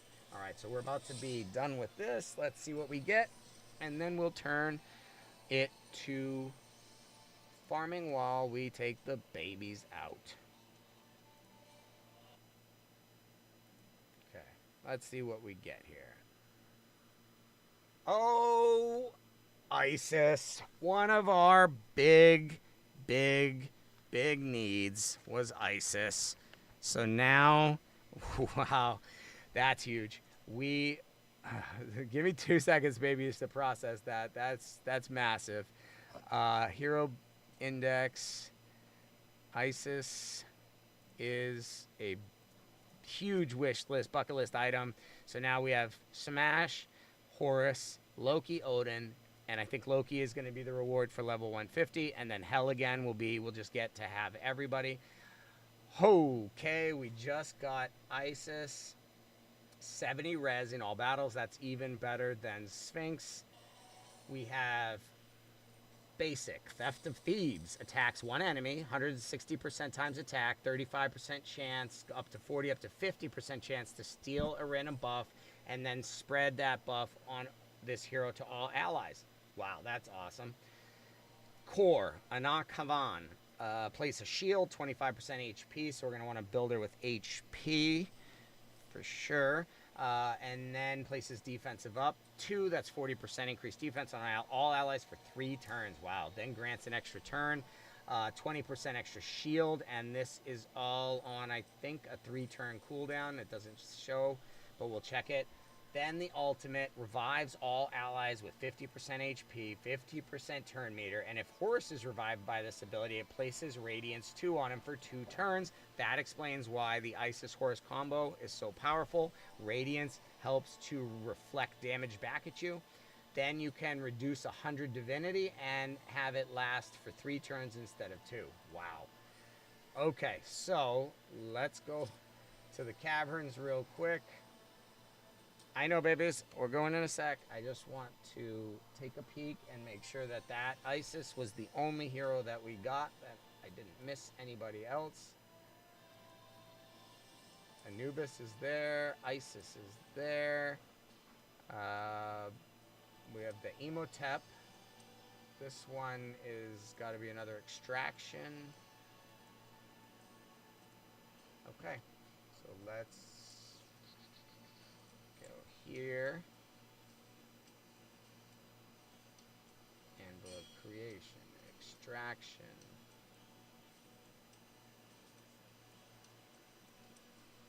okay, extract, continue, okay, alright, let us push back to here, run it on auto,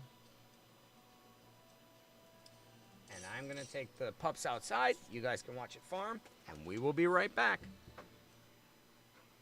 Oh, let's take the babies out. Yeah, let's take the babies out to go potty. It's late, huh? Late in the evening.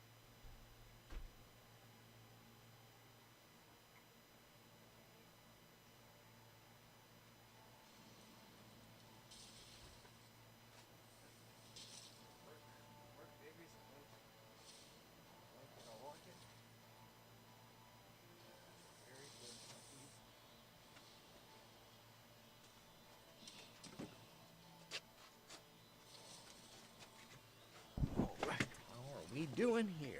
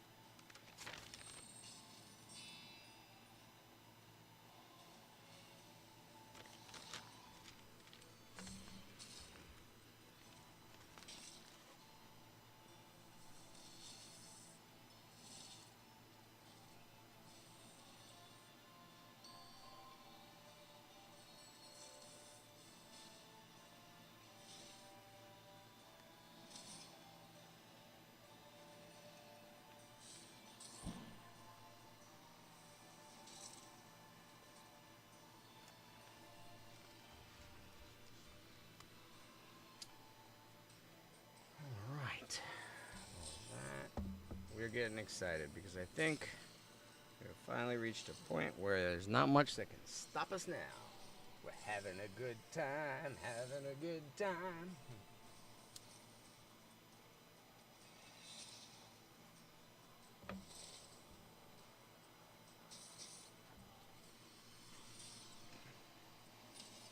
Now, should it have required us to get every single hero in the alpha to do this, to get past it? Hopefully not, but, you know, hopefully there's a little bit of, well, at least we fixed, I think if we fix the Heimdall glitch, then that could just easily make it a lot better. Obviously, Heimdall is the answer, but I think if we fix that glitch and it could just play and you had to figure out how to stop them from putting the buffs on themselves, Shamash from doing that, or from reviving and then going, oh, okay, we need corrupt, or we need cursed, or we need sets, or we need imprints that help keep someone from being revived. You know, that's what we'd have to start looking into and creating around that very, very specific counter. I am all about that. I think that's great. I just think the way in which the challenge was presented was sort of like it punched you square in the face and then said, hey, how are you? Nice to meet you. And you're like, whoa, like, did you have to punch me in the face? Like, you couldn't have just shook my hand? Like, that's what I think it felt like. It felt very abrupt. It felt like it's almost betrayal of, like, the expectation of the rules of how the game worked because you hadn't seen... and I think what we're getting used to is the buffs and debuffs not falling off at the end of a turn and not being so much turn meter based as it is almost like a buff is like you putting your hand up and the enemy has to debuff, has to like high five it, and then that tags it out and they equal each other out and go away. But until they high five it, it stays in effect. So buffs, and debuffs have, in my opinion, a much more added value and is more dynamic. So I like that. I'm liking it, but certainly how it was presented with no tutorial and in such an abrupt fashion wasn't fun at all. It was very frustrating. It felt, and I think what you'll see is as we go forward here, if we do beat 142, if it happens, I think you're going to see us absolutely crush 143 all the way to 149, and then 149, I guess, is buggy as well, and there'll be nothing really that would have stopped us. We would have been there 2.5 days ago, if not for the fact that, you know, the team we built is not working properly in the game, you know, so, which is nothing that we could have planned for, and we didn't plan. It was who we got and who we were working with and what teams we could build at the time. Like, we didn't have a defender. We didn't have Heimdall for a while. So that was a very big challenge. I know some folks that got him right away, they weren't hindered by that. So I know Fateless had mentioned, like, not wanting that to be the case, not wanting the Trunda, the one single hero that can do it and no one else can. Sort of like Isis with level 142. I guess Isis can really, and Shamash can really take care of that level pretty easy. Which is funny because I would think that any of the ally attack or joint attack functions would be the way you would knock out Shamash very quickly. But I have Aphrodite, I have Zeus that all have that sort of function. I have Hippolyta, obviously, that has that. And I couldn't get enough attack to overcome Shamash's defense. I don't know what gear he's wearing or what awakening he has or ascension he has, because none of that information on the enemy is available. So that's where it's tricky to understand, like, why is he resisting me right now? How does he have 180 resistance? We don't know. It makes us guess. It seems weird because we wouldn't have been landing other things, and then we land stuff pretty consistently, and then I'm like, all right, well, we're landing it, so we do have enough accuracy, but then sometimes it just doesn't work. So that is where I think some of the breadcrumbs might have been spaced out a little too far.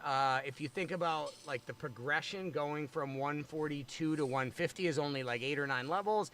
I think, like I said, if it had been pushed into like 136, it started to get real difficult, so that you could maybe I should say 138, because then you're not messing with any of the gear levels. You're just messing with the weapon and the God Steel, which is the 8 and 9. Maybe in 8 and 9 you see some preview of 42, of 2, the next, 1 and 2. But it's the more watered down version, or the stats are slower, so it's easier to overcome it. And then when you get to the next 1 and 2, it's the same features, but flipped with like high enough stats to where now you got to really put different gear on, or, you got to do something more extreme to be able to counter the stats that you're facing. That'd be what I would say would have been a better way to go about it, but, it is what it is.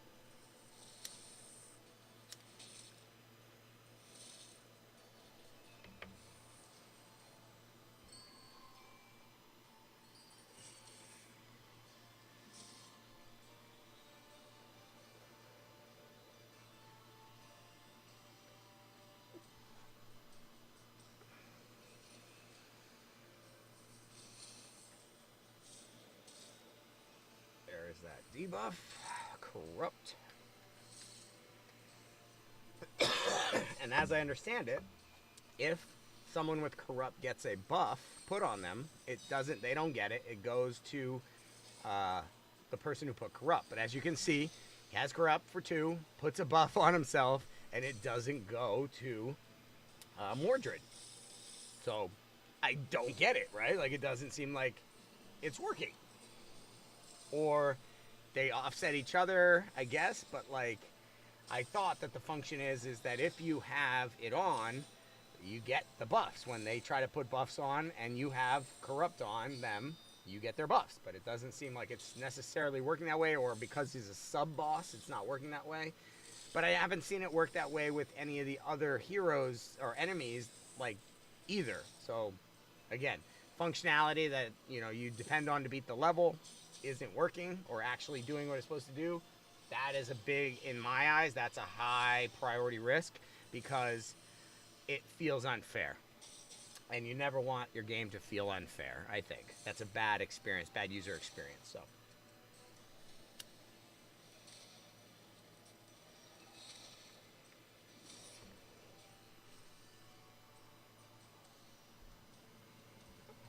and I think that some of the gates could have very much more been around having the right gear sets, like a 4-star or 6-star gear set. I didn't see that as much. And I think there was a lot of room there for that to be the case, but it wasn't as well utilized. And I think if, like, sure, the mechanics and the debuffs and disables are interesting to introduce, but I didn't feel, and I still have a few levels left, so I could be made to sound really stupid here if I come up on this in those levels, but I didn't feel like they introduced sleep, and I was excited for sleep as a new, like, weaken, a way to do more damage. It didn't feel like I would have liked to have. Now, there's only 2 heroes we know, Broomhild, and when she's under Radiance, and if you attack her, she puts, Blaze on, but I think there's it's Satyr has sleep and another one, but I think But I would have loved to have seen like a satyr with super high accuracy and an ally attack, or like with smash, and its AI is programmed for it to just use that sleep as much as it can, and then let smash and maybe another, like a Beowulf, do damage on you while you're under sleep. That I think would have been a interesting dynamic to introduce. I didn't really feel like that was or has been yet introduced, so there's some room for growth.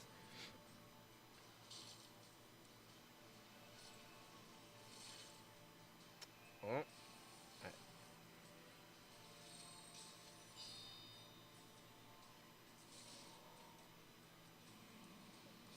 all right. We are keeping in touch with people because I have been out of it. I didn't even know what time or what day it was or any of it. I was just been god forging full time, 24/7. And I anticipate that being a lot easier to do in Wave 2 because in a lot of instances, farming is tricky. Like farming the levels I need to farm, it is not guaranteed that the level is going to finish every time and not bug out and stop the roll. That's one thing. So like, I can't just say, oh, let me farm, 140. It'll be 140, 140. It'll be fine. Like sometimes it freaks out and it freezes, and it doesn't finish and it stops. And if I'm sleeping for 6 hours, there goes all that time that I could be, advancing the account. And you only have days here, so it's important to take advantage of every hour and at least always have it progressing. But the auto features are not fully where they're going to be yet, and so that is a little trickier right now, and you need to be there for it and checking it. You need to be manualing some things more often. Hey, another Pandora. Let's check and see how many Pandoras we have there. And also every one of these epics that we're getting like this is going to make it easier for us to finish the 2-star challenges that we have not yet done, but will be doing before the end of the next 4.5 days. Because as you see, we're just rolling up everybody we need. Beowulf 2, Hound of Duat. I think we have a Hound of Duat, right? Another one? Yes. Awakening, good deal. Hound of Duat. That's very powerful right there. Phoenix on this hero for 1 turn, so he'll be just revived automatically. That's very cool. Emotep is another one. Bauk.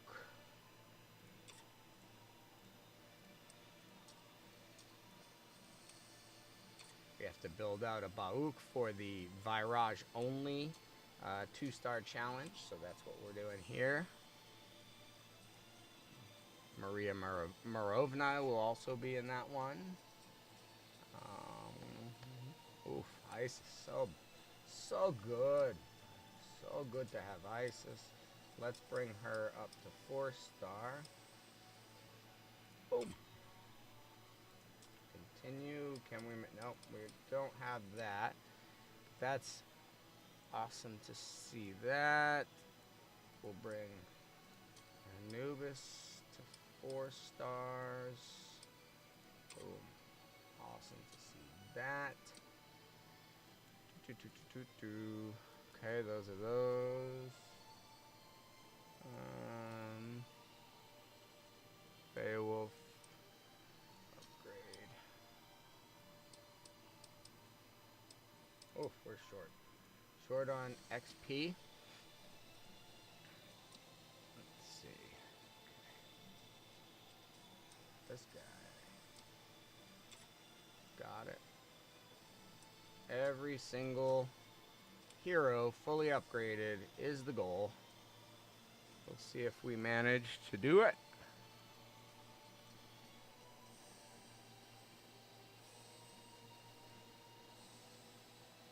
This is interesting. Hippolyta has 2 different leader bonuses. So we'll see. This one doesn't say anything. It's to nothing, speed, and then crit rate or accuracy. I'm not sure which it is. So I'm going to go with I think she doesn't have any.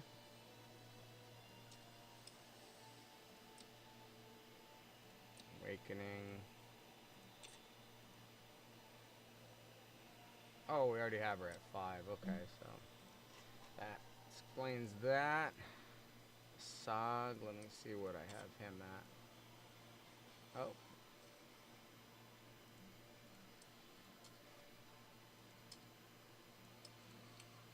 Okay. Sog.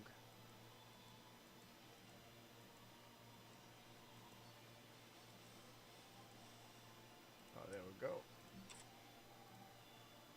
Bolt Clock. His second one, we need to build him out with Bauk. Drax already built, and then Maria will need to be enhanced. She doesn't, I haven't really built her too much. She is, let's see what she has. She has no gear on, but she's fully awakened, and she's 30 level to halfway or upper levels. Okay, so let's keep pushing here. Yeah. Because we still have 27 tomes, I believe. I didn't see any further. We did get Isis, so I'm not complaining.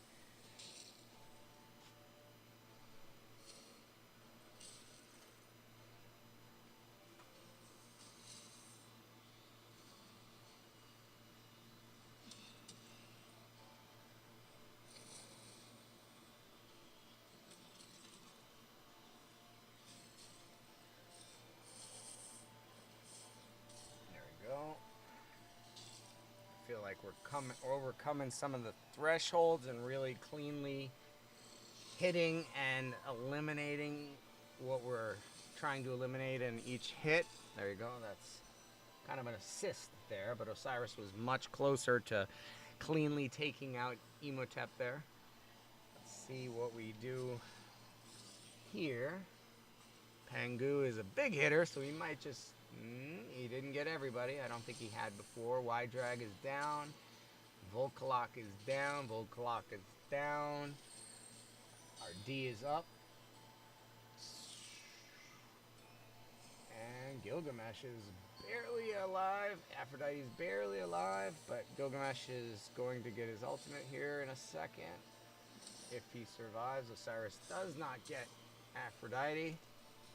And Gilgamesh gets knocked down. Okay, so that was good. We're hitting hard. Last wave. Loki. Heimdall, Brimhild, Scotty, and Pandora.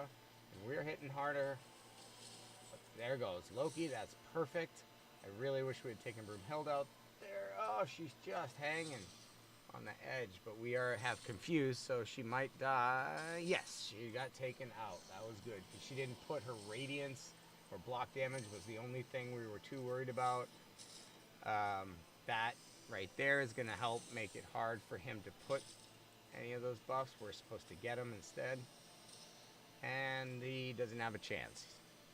The World Ender brings it. Pangu! What a fun guy to play with. He is smacking. Alright. Let's go again. Another one. Another one.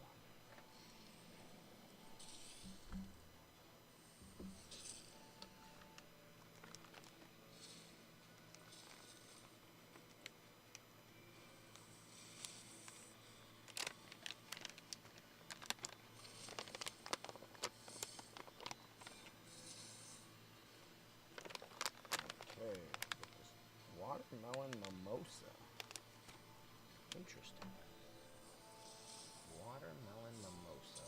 What will they think of next, you know?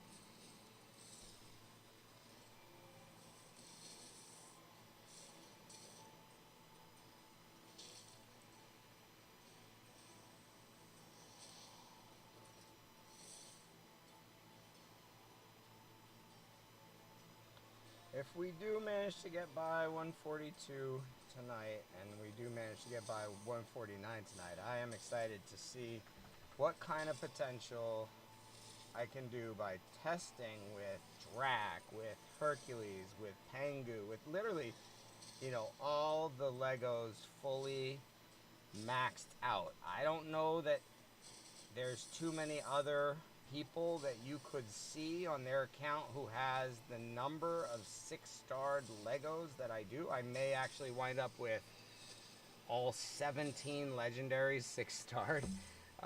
Maybe not all fully maxed out in terms of ascensions, but I can try. Definitely in terms of scrolls and tomes, I will have them all fully scrolled out. They'll be at level 60. And they may not all have 16 gear on, level 16 gear and level 60 weapons. That's certainly may not be the case. But who knows? I'll try. I'll try to push their gear and their weapons to see what their max builds come out like. I think that's important to know so we can prioritize. It's sort of like, you know, there's no bad choices, but do you want who has a slight edge in which place?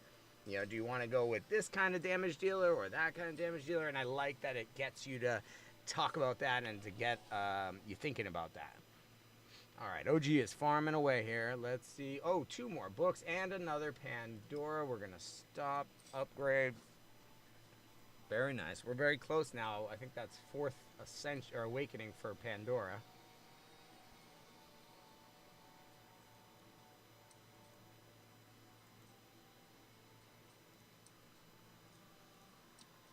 Yep. 4th one. Okay. 4th one for Pandora. Did we get anybody else?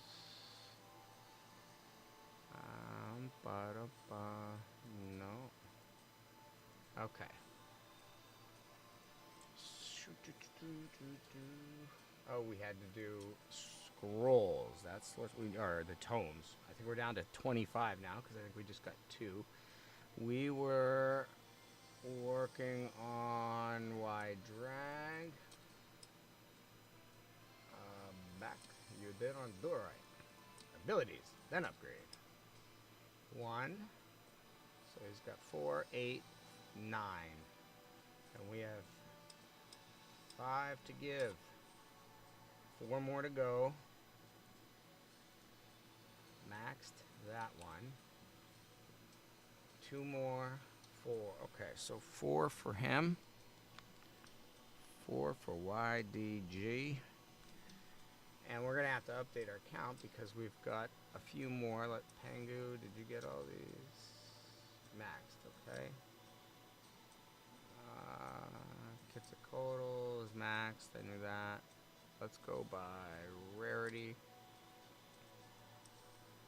So Anubis has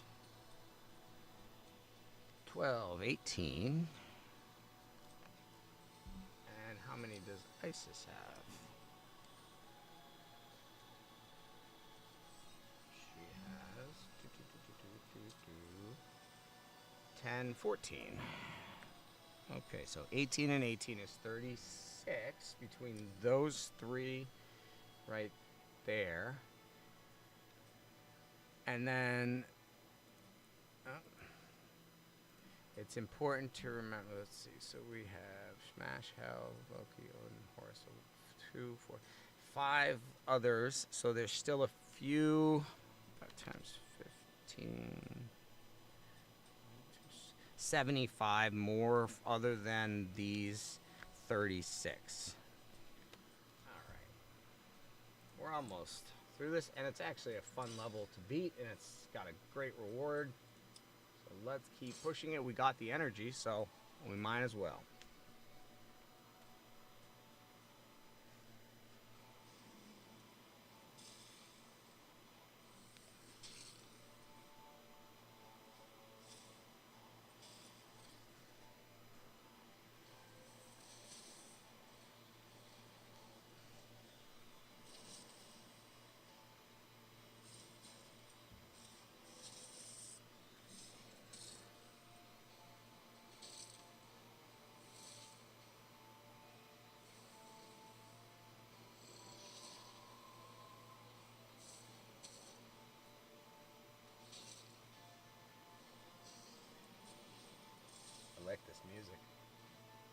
goes hand in hand with my destruction of the level. No, I like it though. It's really. I've said it before. The music is on point. But it shows just how many different facets and areas, you know, that go into a game, and that experience is the lore and the story. There's the UI and how it looks and feels in the game, and there's just so many pieces that come together to create the experience. And it's hard. There's a lot of moving pieces, a lot that can tip that experience or push it or put pressure on it. So, you know, it's all about working and dialing that in, iterating and improving. We are going to see what we get here. We're looking for our last 36 legendary tomes to fully have our skills for our Legos all set up to be maxed. Then it will be a matter of farming ascension stones. I've held off a little bit on it because I believe that once I get past 142 there, 145 will be another ascension stone level. So that is where I hope to be farming the ascension stones. So that's why I haven't gone back to the lower levels and really tried to just grind to get them, because the rare are so much harder to get in the kind of quantities you need than for instance the epic or legendaries. I have all that I need of those. It's just the lower level ones that I don't have. Look at, there's Emotep. We definitely have, I think, now a 2 or 3 awakened Emotep. So we're building up our epics as well, and that will help us when we go to do our invokers only level. Emotep will be helpful there. Now that all we'll have to do is farm some gear, throw gear on them, because we're running out of gear to fit out all of the heroes we've got. But we're maxing them in certain areas so quickly. And like I said, that includes their skills, that includes their leveling, just so easily with all the resources we're putting aside for them. We're anticipating exactly how much we're needing to push to max them out. So we are being very efficient with that, and we also had a glitch work for us as well. But we could raise all the Legos to 6-star would be impressive, I think, in a 10-day period. But that's what we want to see, is how are they when they're fully maxed out. We don't want to see them like, how are they out of the box? Although that is an important thing to look at, because, like, man, some of the heroes, you know, you really need certain things on them for them to be able to do the right effects, and then others just are like a safety blanket. You know, they just make it a lot easier to push through very difficult content, and then that's fun because you can make very difficult content and it isn't demotivating. It isn't like, this is hard and I'm not going to be able to do it. It's like, this is hard, but there'll be a way or two for me to do it. I've just got to figure it out. I've got to, you know, be very careful, have, you know, good information or intelligence that tells me, you know, why is this happening? What is the challenge? You know, it lets me frame the battle, if you were.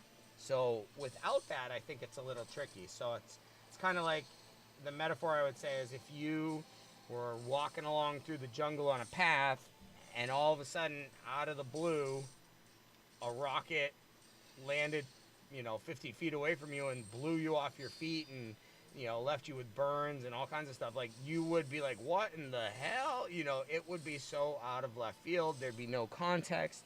You wouldn't really know how to respond because you wouldn't have enough information to say, this is what just happened to me. And that's what I kind of feel like happened in 142. In level 142 it was just this like sudden strike on you.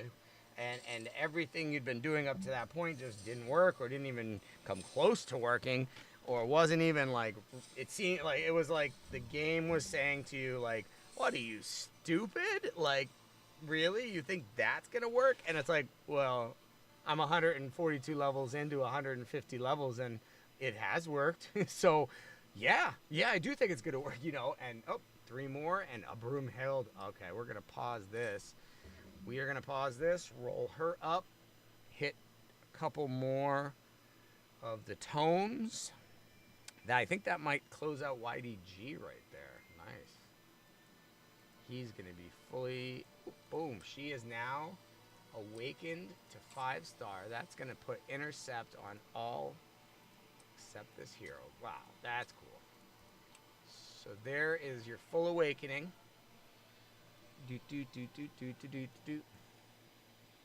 Where's Emotep? We need to run him up. There we go. Confirm. Okay. Emotep. I don't think we got any more. Nope.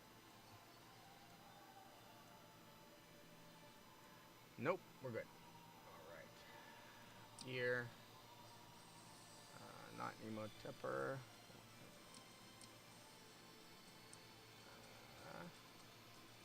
Shrine. 942. Will be crit rate, defense. Do we need that? Do we need that one per se? What is this one? The Harpy. We haven't seen that one again. So, who else do we need? Mordred. Let's look at Mordred. He's got speed and accuracy. I don't think he needs either more. Attack. He could definitely get some more attack. So let's enhance. Enhance. Increases substats. Okay, so we only get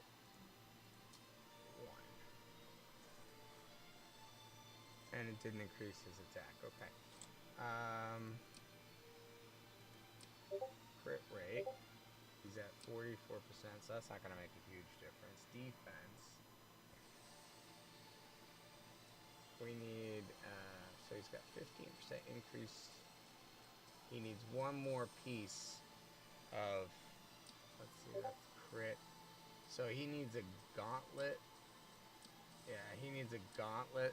Pair of gauntlets that are the soul type, it would seem.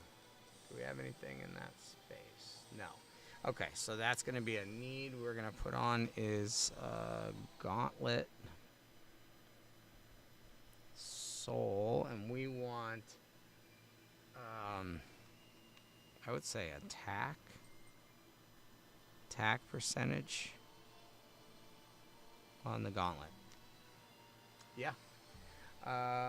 Let's go to our player dashboard real quick. And what are the ranges for the gear? Gauntlets. You have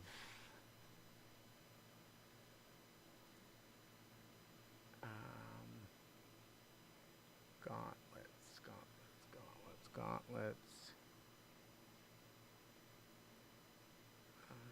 Where is it?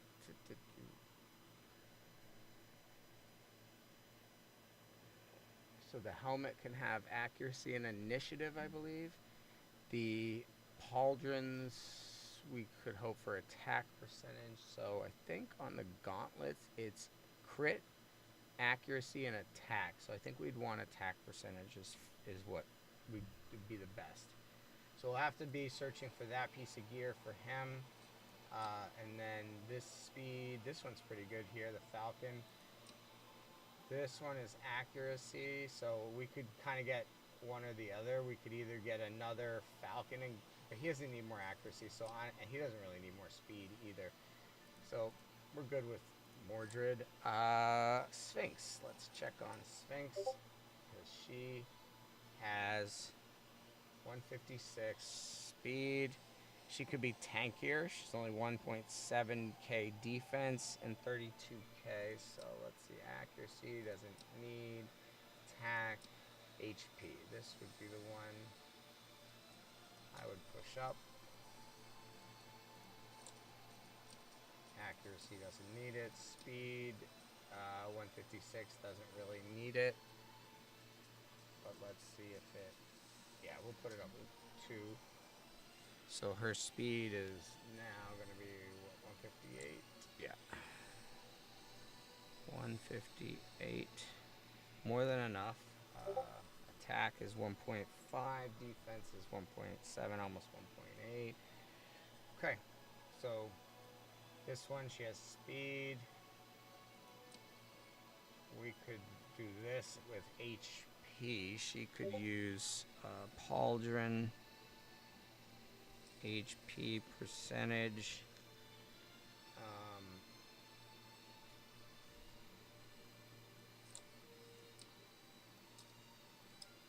Defense and attack. Okay.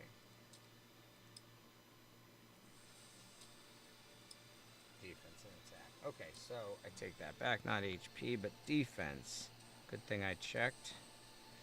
Defense percentage on the pauldrons. And it would be either that or boots. Speed. Defense set. Could you get some more defense? Do we have a defense one here? Oh yeah, we're gonna do that, and then we're gonna push this up to there. So now she's looking at a much higher. We got crit or decrease. Nice. This is the set I think we're gonna need. Speed, accuracy, HP. I guess this could be defense. HP, defense. This would be a better one, but it's on Heimdall, who's res. Defense on. Oh, actually, equip. That's a better one. Boom. Now she's got 2.8 defense. Much bigger difference how she's gonna hit. 177 accuracy. 177, 150 speed, which is still, I think, enough.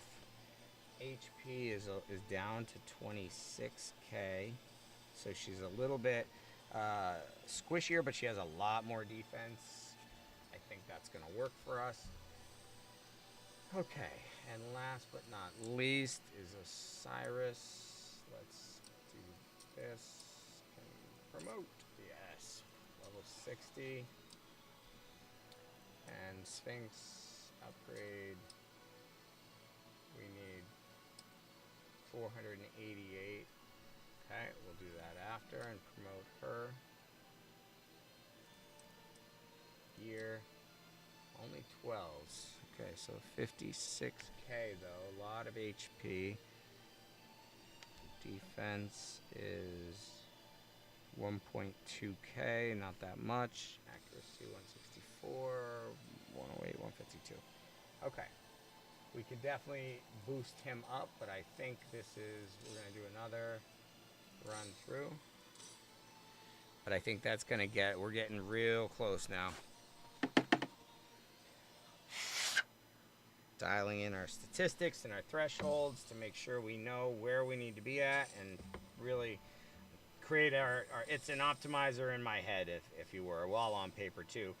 But it operates on the same idea as the Hell Hades optimizer in that we're looking to get the stat thresholds necessary to overcome obstacles of that nature. Now, mechanics of the kit is a different dynamic to focus on, but it starts at being able to overcome the enemy's statistical advantages. Same as Sun Tzu would say, if you are attacking your enemy, you need to be at minimum 2 to 1. You have to have 200,000 for every 100,000 you attack. That is the bare minimum. If they're entrenched, he says it can be 3 to 1, or 5 to 1, or 10 to 1, because a defense can make it so efficient to repel a good, well, designed, smartly designed defense can really repel waves and waves and waves of offense without exhausting. So that is your Sun Tzu Art of War lesson for today out of the blue. We're definitely hitting harder here. You can tell that Sphinx having more defense is upped her game even more, and she was good. So, yeah, we're doing all right. We're doing all right. I like the trajectory, and we have a lot of time to min max and really dial in the gear sets and test them out.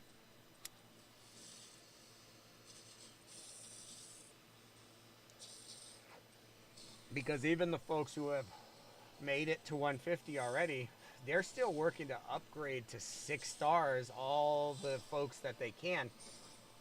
And that's a slow process. You know, getting the spirits or the food is a slow process to 5-starring.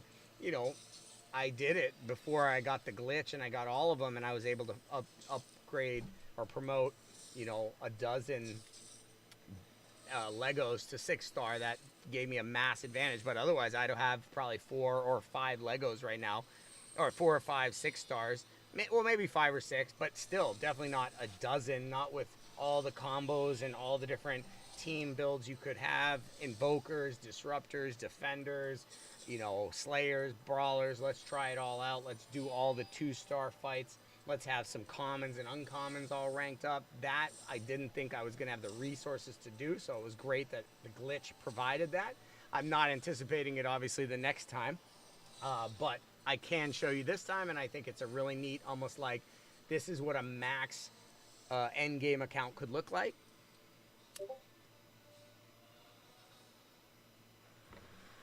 You know, if I was like a spender or something, that's the way I thought of it. I was like, oh man, if I was just like willing to spend whatever it took to get all the heroes, I had the energy to do it here, so I did. So that's kind of an interesting way to look at it. And I think it's a great approach for the alpha, maybe not so much for the end game, like for the global launch, because you want it to last years, not just 10 days.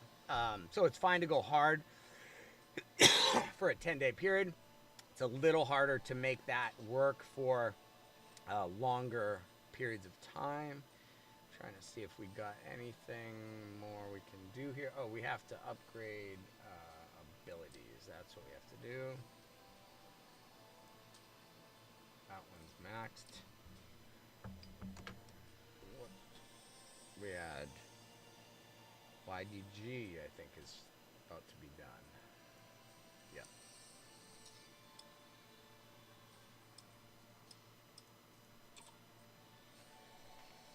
Okay. We had him all done. And now we should just have 2 for Anubis. So he has 12, 16.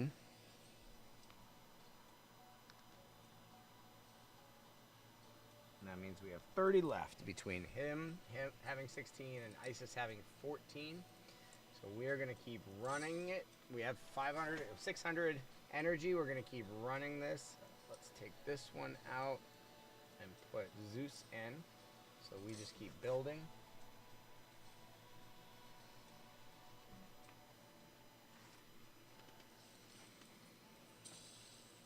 Confuse. Don't lose your mind. There's only so much time in a run.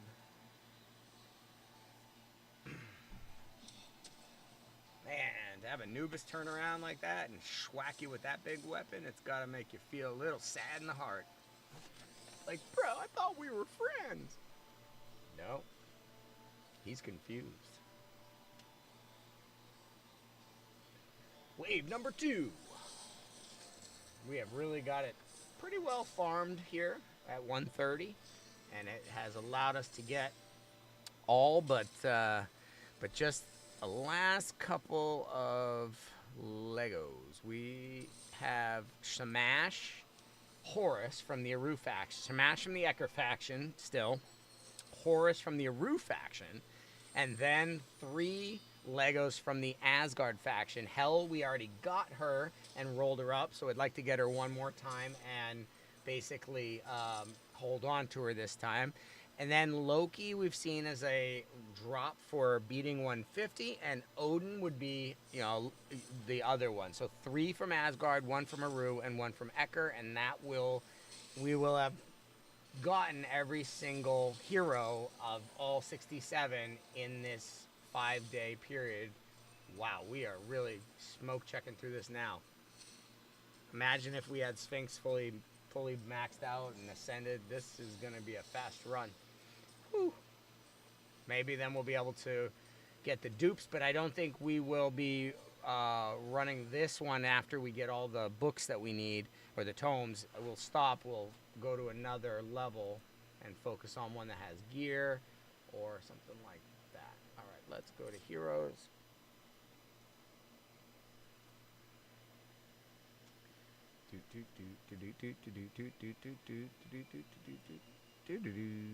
Oh, I'm back too.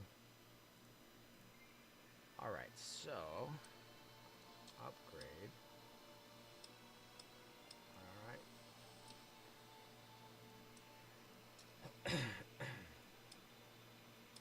Okay, 1 but not 2.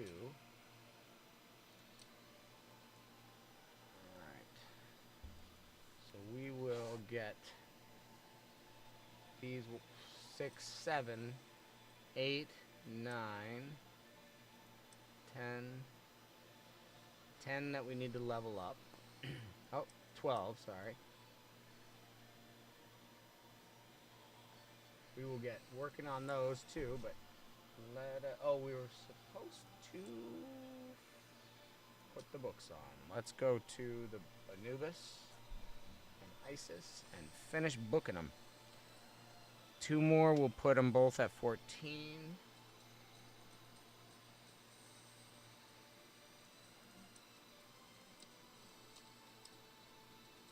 Oh. Am I losing my mind? What's going on here?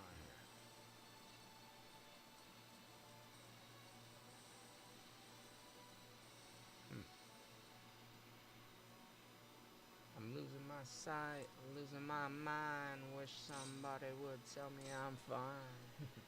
Alright, let's hit it again. Rock and roll.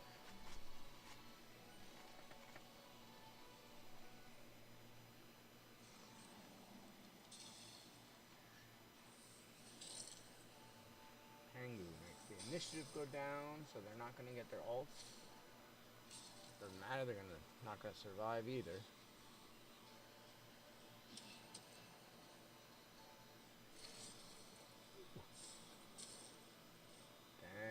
Deconstructing this one.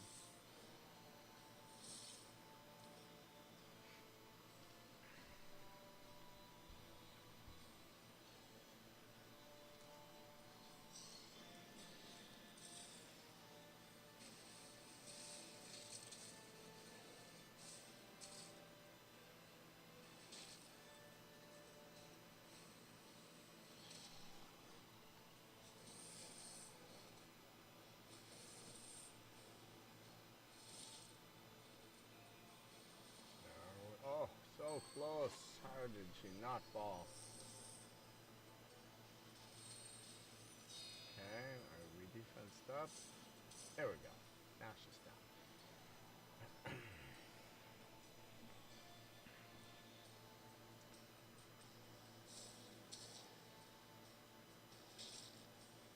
Oof, that looked like it hurt, Broomhill.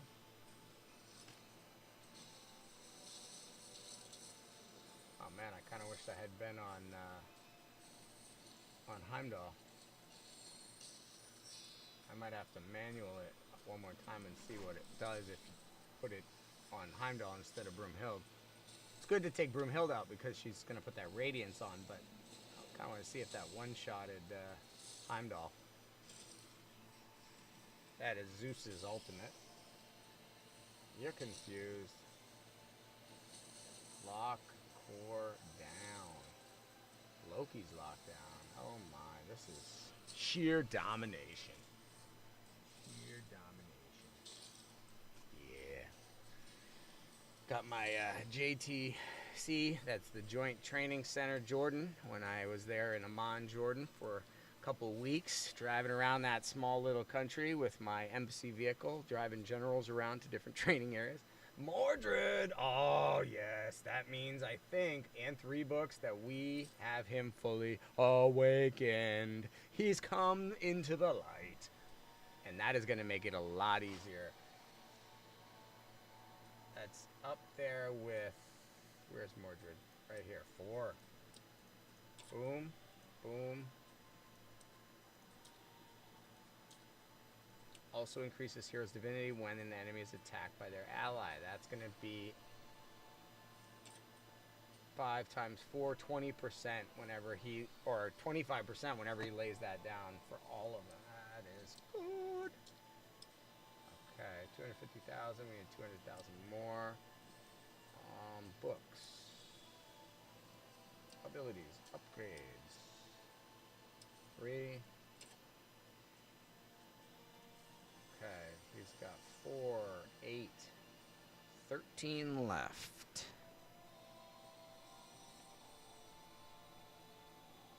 Okay.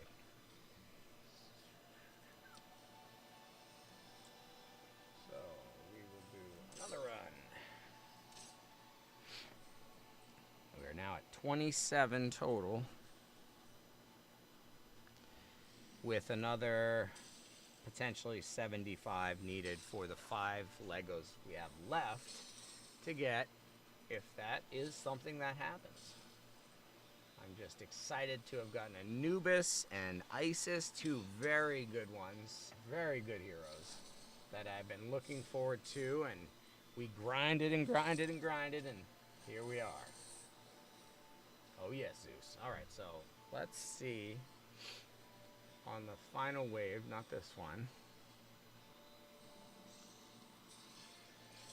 Okay, alright. So he just used it there. I wonder if it's not going to be ready right away next time, or where is his divinity going to be at? He's pushing it up, I think, as he defeats the enemies. So if he knocks out Aphrodite here, maybe he... Although I think Pangu's going to do the trick before anybody gets a chance to. He's at 50%. Zeus is at 50% divinity. Oh, he didn't quite.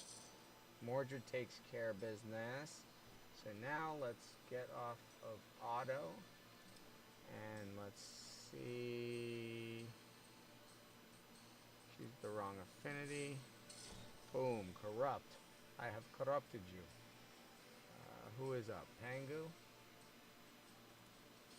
Ooh. Okay. Attack an enemy.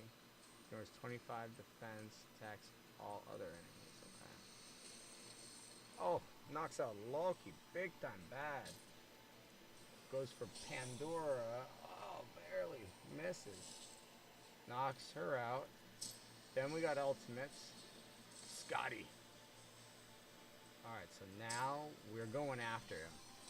Boom, boom, boom. We one-shotted. We one-shotted and we feel good.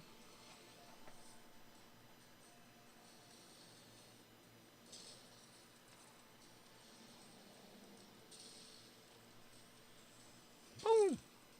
Oh, locked your core. Socked you for more damage than you could imagine. Alright, what did we pull from this one? Some tomes. We have 27 to go.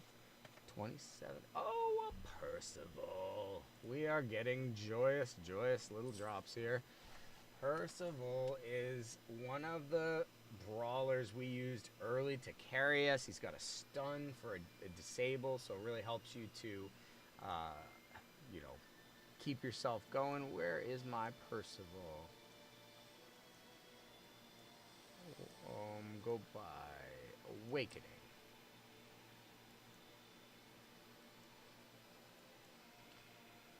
Percival. Awakening.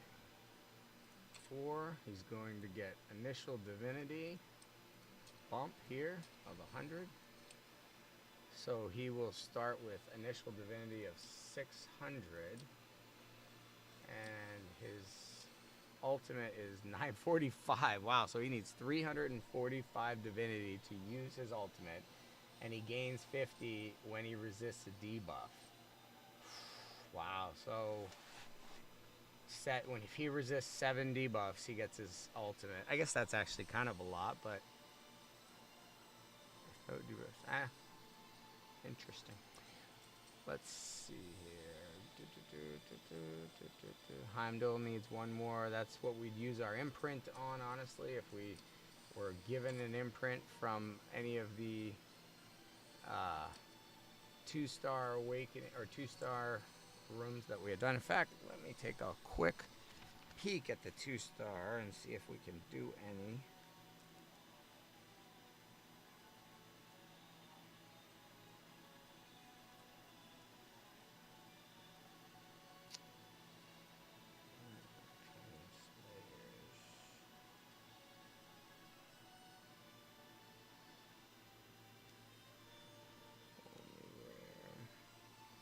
Golden Guardian, 25 turns.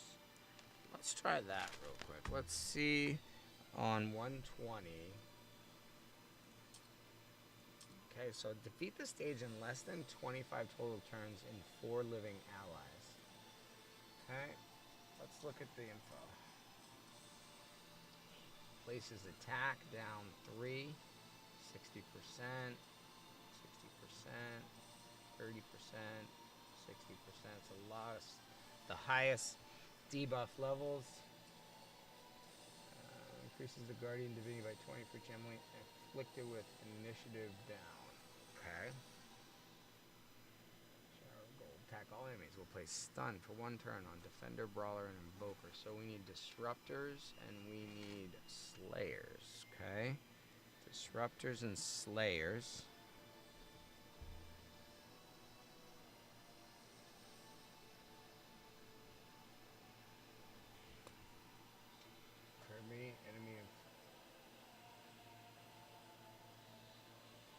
We'll place speed down 3 for 2 turns on Slayers and Disruptors, which to me is not nearly as bad. If you are building your initiative and not running off speed, then you want to run with Slayers and Disruptors. With that being the case, 120, we're going to say Mordred is Disruptor of the Year. Raw, maybe.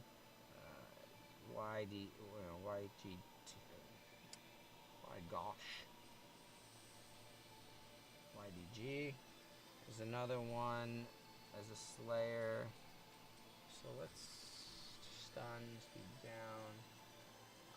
Ultimate Wrath of King Midas attacks all enemies 3 times. If the Guardian's HP is above 1%, instantly defeat all enemies, ignoring Ward, Immortal, Barrier, and Shield. And intercept. If there's at least one enemy remaining, the Guardian's form will be destroyed. Block for 5. I don't know if this is exactly working correctly. I don't know. Ancient Guardian. Each time the Guardian receives damage, increases the divinity meter by 10. Occurs once per ability. At 30% divinity, attacks will ignore 30% of our defense. At 60%, increases the damage inflicted by half. Passive. At the start of the round, activates Bounty. Each damaging hit increases Bounty by 1. So we want to hit him as many times as possible, I would say. So maybe Drac is a Slayer for this one. Let's look at this one real quick. Okay, 120. We'll go with Slayer plus Disruptor. Drac is a multi-hitter. So let's look at each damage here when damaged by enemies. Okay, and we have to be under Vanish. That's right. Okay, under Vanish. The increase is doubled. Enemies under speed will not increase. Okay. So that's Sphinx.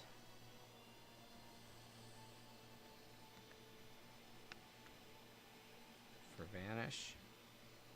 We also could put the imprint on weapons for all of them that gives vanish. I think it is Kate Sith, but I'll check that. Reduces bind by 2 for each 1% turn meter reduced by the boss. Okay, he has immortal. So he's immortal, so you kill him all the way down to 1%. I see, okay. Reduces incoming damage with range falls to 100%. The boss receives a disabled. Will remove disable and increase the guardian divinity. Okay, so you don't want to. Putting a disabled on just gives him divinity. Okay, acid, blaze, and bleed are the way to go. Most likely bleed being the way on Drac. So bleed, Sphinx, vanish. And where are these passes? Here. Immunity to increase and decrease divinity cost or lock debuffs, and taunt immune. Okay, so taunt immune, we're not going to want to try that. And then no increase, decrease divinity mechanics. Okay, that sets our parameters. Damage increases by 5% for every damage, plus 5% per alt use. Okay, so if we don't use our alt, so for instance Drac, no alt, we'll just place his bleeds, but we will not strip them off. Okay. And then, who else do we want to put with this? So we don't want to put disables. We want to go defense, Drac.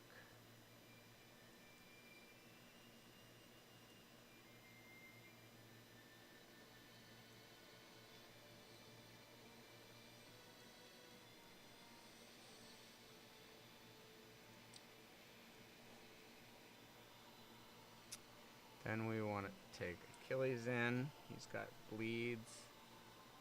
Let's see if Lady Zoc will go for bleeds, and then put her, or take out Lady Zoc.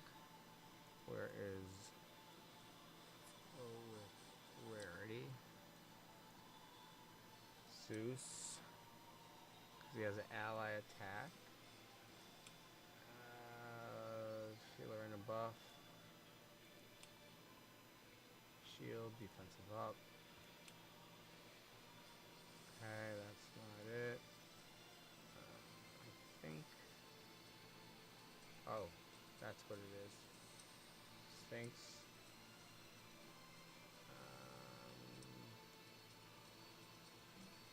That's the vanish. Drac is the bleed. We're gonna go with Zeus. 30% attack bonus or leader bonus. Plus ally attack. Aphrodite. So core, ally attack, and then Achilles is basic lead. So perfect.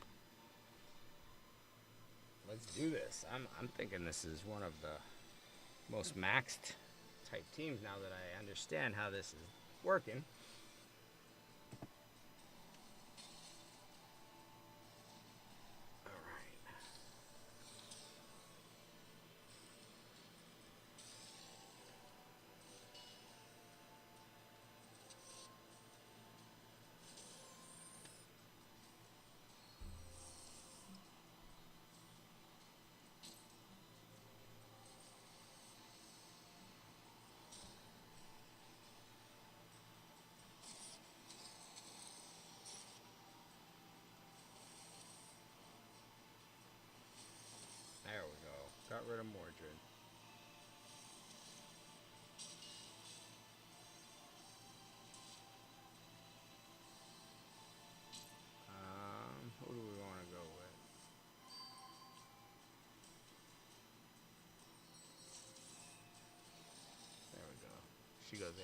so that's what we're gonna do. And Zeus will use his ult here. Defense. There we.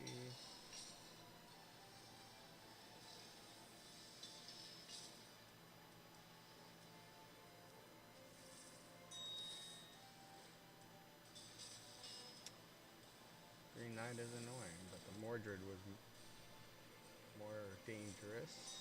We are gonna beat this guy up here in a second. There we go. Okay.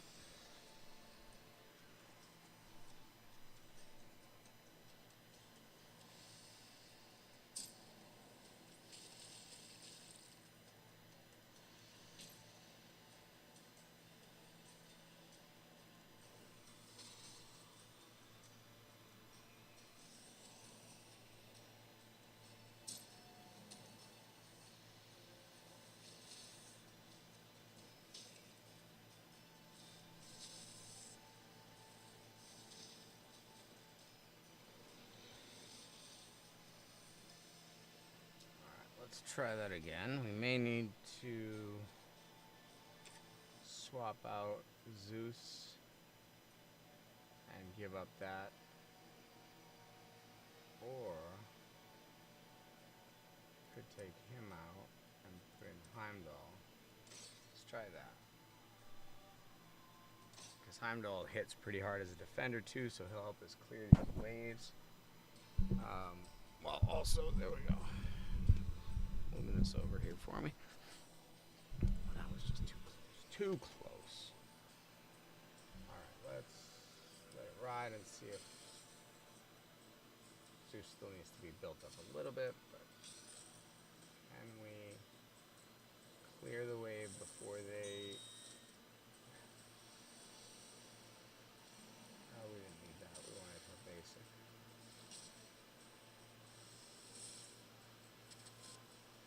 Missed. That's gonna almost take them out. Ooh, but it didn't. Oh, but it did. Okay. Mordred. Track.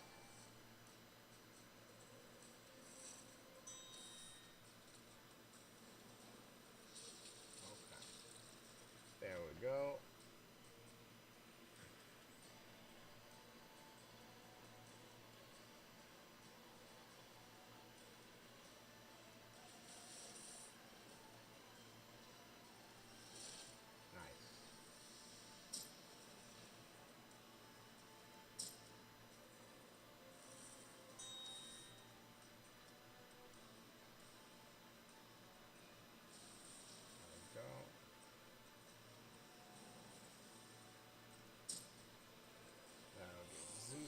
Ultimate, so we can take out Anubis.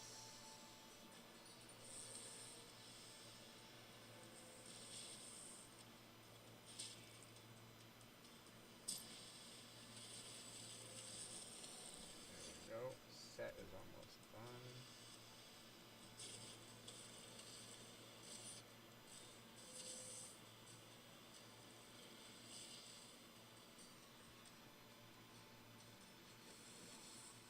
Oof.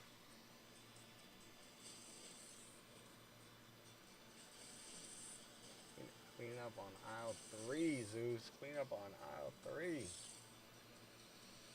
There we go. Alright.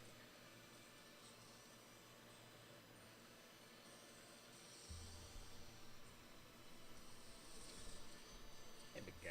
What's going on? I think I got the team. Now, I don't want to use the ultimate.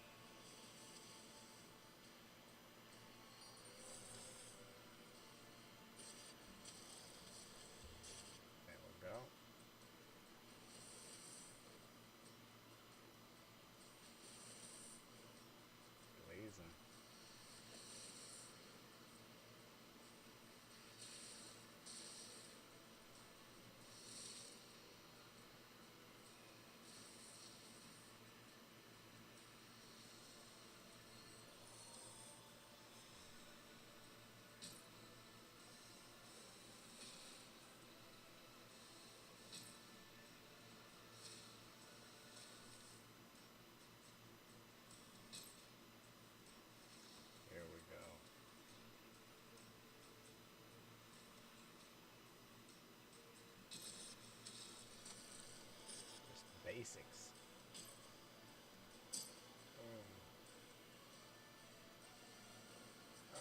Oh, he did his. Oh shoot! I didn't mean to put. I didn't mean to do his ultimate. There we go.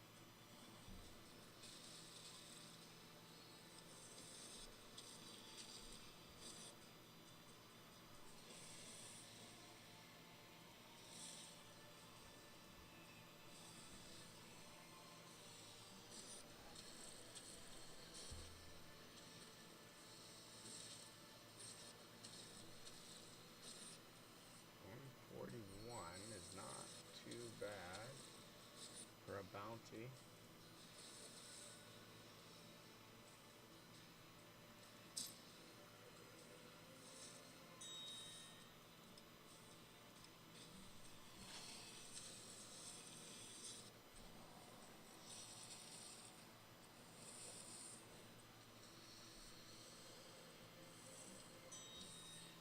$165, not bad.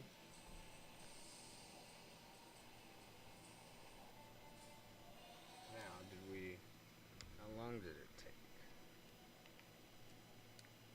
Oh, set. We got him back. Nice. Desert Mirage attacks an enemy. Okay.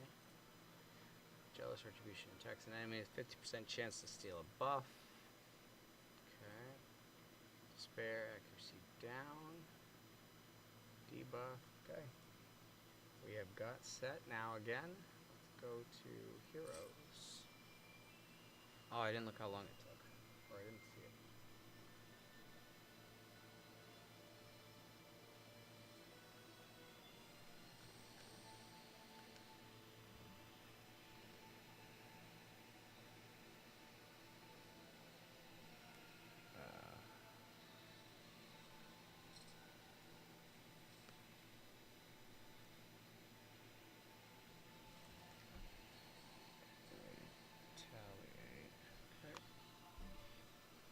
Cyrus. Let's look at Mr. Set himself. So, abilities. He's a disruptor. So another disruptor we could use towards a disruptor only. Team Despair cannot get positive buffs.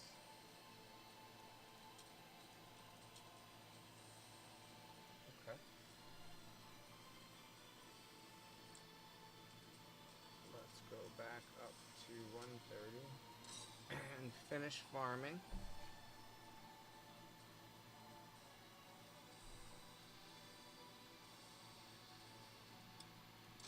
There we go.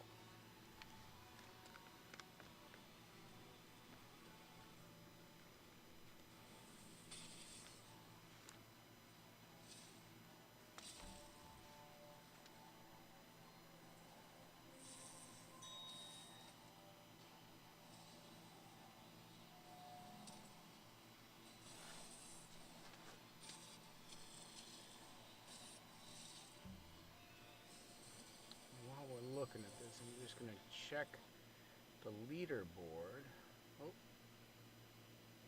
on hellhades.com and see if it's been updated.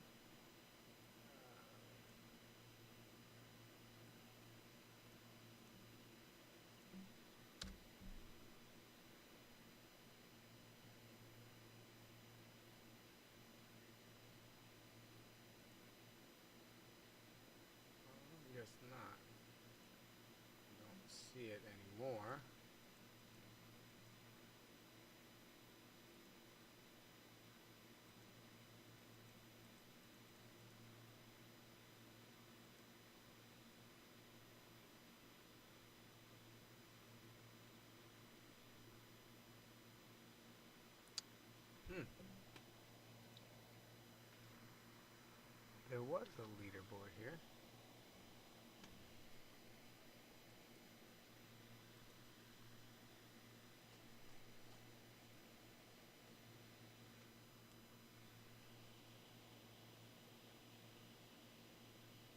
Oh, there was. Not showing.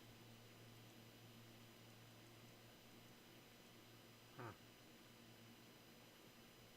There was a leaderboard, but now I do not see it. I can go in and reset it again.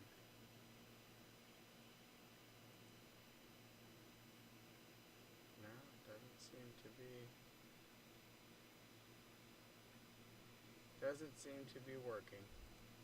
The leaderboard, that is. So.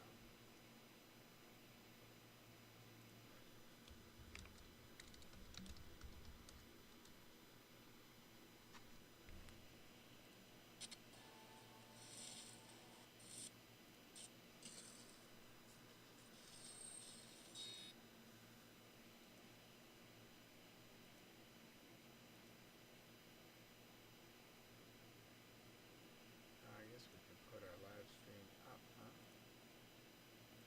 Share the link. Paste. Feature and publish.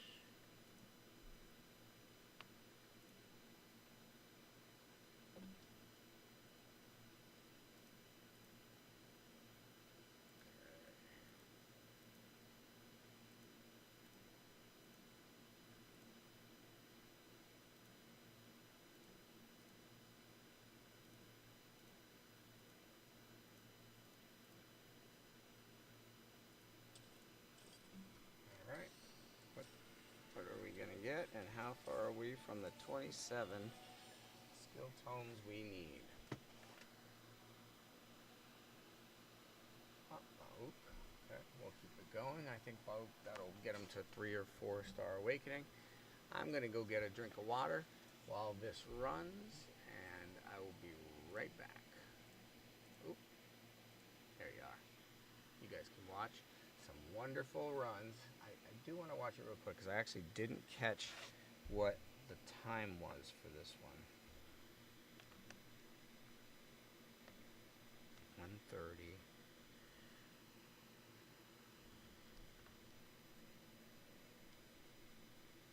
It's not gnome farming, it's tome farming. At level 130. Come get your Legos and your tomes. Poor Emotep. He just got railroaded. He did not know what he was up against.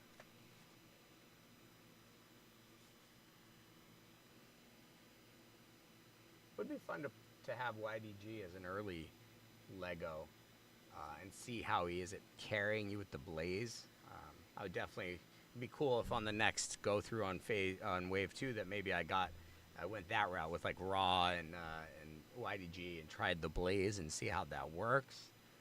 With the Broomhild, you know, and like the passive blaze, I would be open to that. I did a lot of bleeds on this one, and then control with Confuse. Like I said, when I got that Mordred, whoo, that was probably the biggest impact. And he's an epic, so just goes to show you can't. I mean, Legos are all impactful, but Mordred might have been the biggest difference maker, in my opinion, in this last 5-day period. His AoE Confuse is just bonkers. Bonkers good. Now, I'll be honest too, like, you face it, so he's in the waves against you, and he doesn't always 100% land it against you. Sometimes it's 4 or 5, sometimes it's 3 or 2. So I don't know if that's my accuracy that's causing me to land on everyone. It doesn't seem like the crit hit chance is factored in. So it's just like, do I have enough accuracy to be above that person, that hero or character's res? Great, it lands. No, then it doesn't. So that's cool. As long as you build your accuracy on the disruptors, then you should be good. And enough speed to get out in front and put them out there, and then you make them as tanky as you can to survive. So let's see how we did on this one. His Still have 5 Legos remaining to pull. Chastain is not a Lego. Alright, we will be right back. Just going to go get some water, and I'm going to let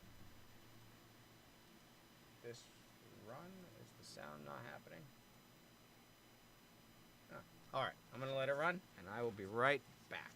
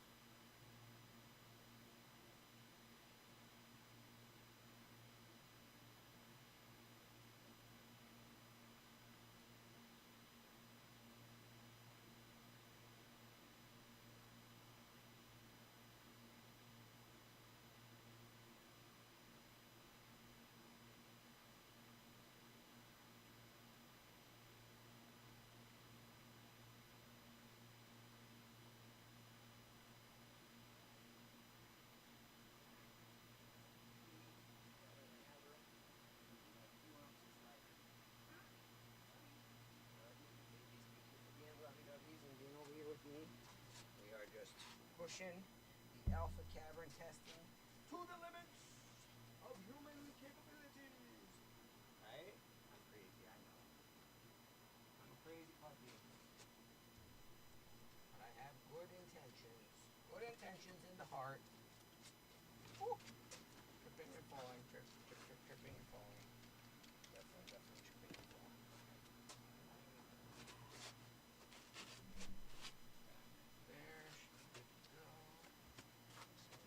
Chair around.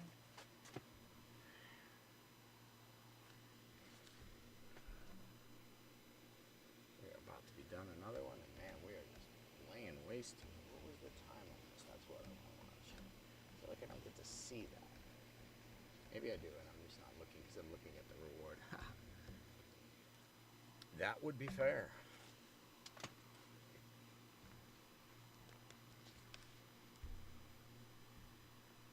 $341. Okay.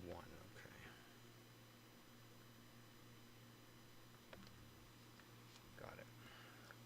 340-ish.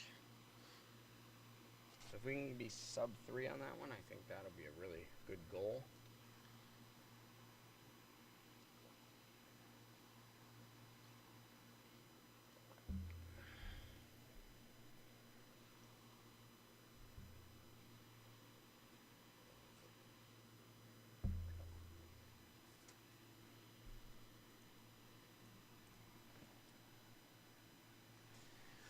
As this one finishes, we will check and see if we missed one of the wins and if what we got probably wasn't a hero drop, because usually a hero drop freezes in the ongoing auto run. That's something that actually makes it difficult to farm. If you're farming a level where heroes can drop, it can sometimes break your auto run. And if you think, oh, this is just going to run until my energy is gone, but it doesn't, it drops a great epic hero for you 3 runs in, and then it doesn't do more than 3 runs, then it feels bad. You're like, okay, I got an epic, that's cool, I need it or whatever, but this was supposed to be running for the last 3 hours and giving me 3 Legos, or something like that. So it is a little tricky, I would say, to auto it, and that makes it very time consuming. I have basically been up for all but maybe 8 hours. Small naps, 2 to 4 hours long, is the most I've done. But yeah, we've been pushing pretty hard, pushing for the limit. And then in wave 2, I don't think I'm gonna need to do it like that. I think I'm gonna be able to set it and forget it a little bit more. I think I'm gonna have a very clear idea of what type of gear I want on which heroes and where to get it, and I'm gonna have a clear understanding of the commodities I need for each one, and how much exactly I need to farm here and here and here to be, to have the most efficient progress. So let us see how this one wraps up. Oh wow, Zeus knocked himself out with the Radiance. So that Radiance buff is powerful. Broomhild puts it on.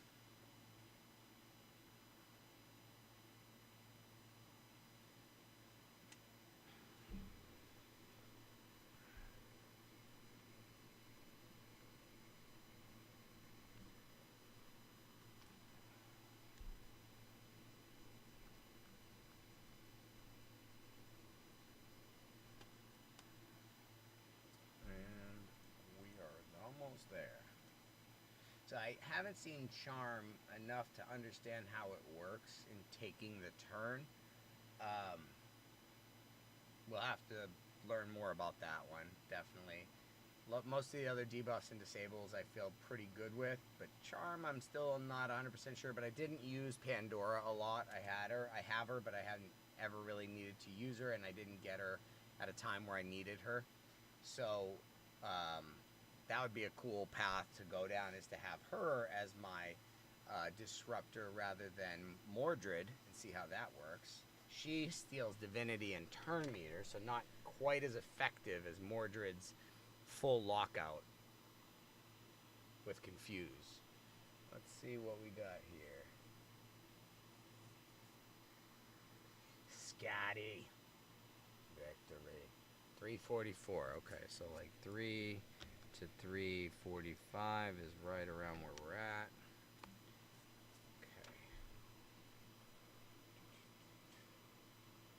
So, what we're going to do now is come close back out and reopen it just to make sure it's working properly. Exit.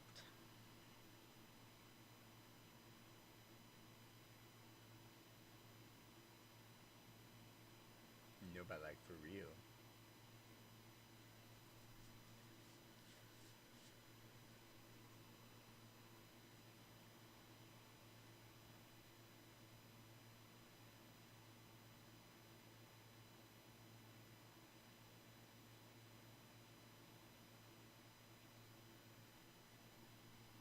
Alright, there we go.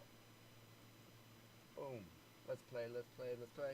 I will say the launcher works great, and I have no problem relaunching even if I have to restart it, and it's not like I lose anything. I haven't seen anything like that, so I don't mind restarting the game. It's not ideal, but it's not the end of the world, so not a huge issue. I love this, the 2DR here. Looks really cool. It looks like it will be the godforge there, where we would grab our Aether Stones and it looks like we got a couple of Aether Stones as rewards for this tower, and maybe that will be what will follow over to our accounts when we get started. I don't know. All right, so here we are, back at 142. Let us go with Sphinx, Mordred, Cyrus, and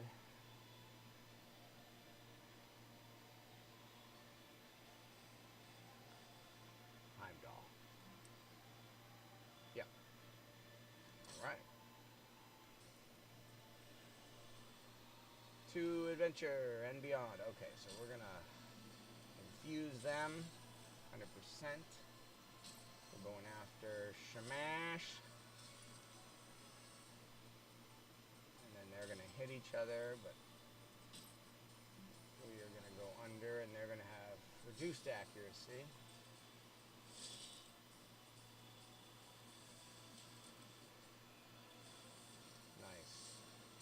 Nice attack down. Oh, and Smash brings him back. And cycle up life. This is Osiris, Cord of the Cursed. So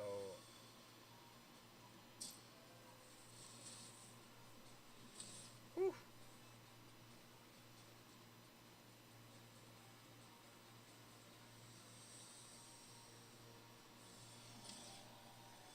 I don't think. Oh, wow.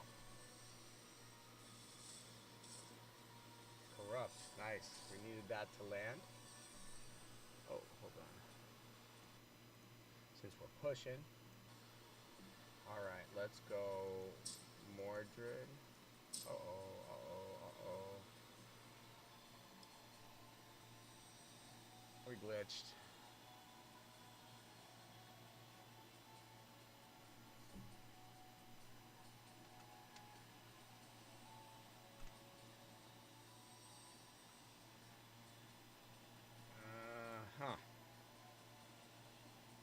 It's on Heimdall's turn. Okay, so I guess what we'll have to do is build up Isis to replace Heimdall, because it seems like Heimdall is the problem. Oh, it skipped him. Let's see if we can get by it. Maybe we can. There we go. Smash is down. Kirk is down. Is about to be down. Corrupt. Doesn't put his buff on him because of that, I think. If I understand it correctly. Oh, wow. Good hit, Osiris. I think Osiris was made to be the counter to this level. But, oh, good hit. Now we're getting there. Osiris is going to put it down. Can we get the Lady Zox out? That's good. Achilles. Don't hurt me. Drac. You're not going to do too much. Let's take out that other Lady Zoc. Oh, there we go. Drac is going to say good night. And Spartan, okay, here we go. We are into the third wave. And we are totally where we need to be. Look at that. Putting the confuse. How did he break through that? I do not understand, but let's take out this one.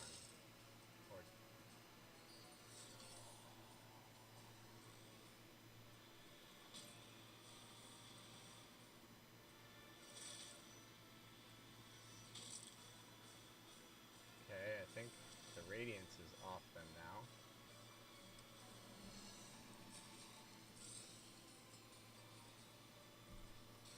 There we go. Big protect.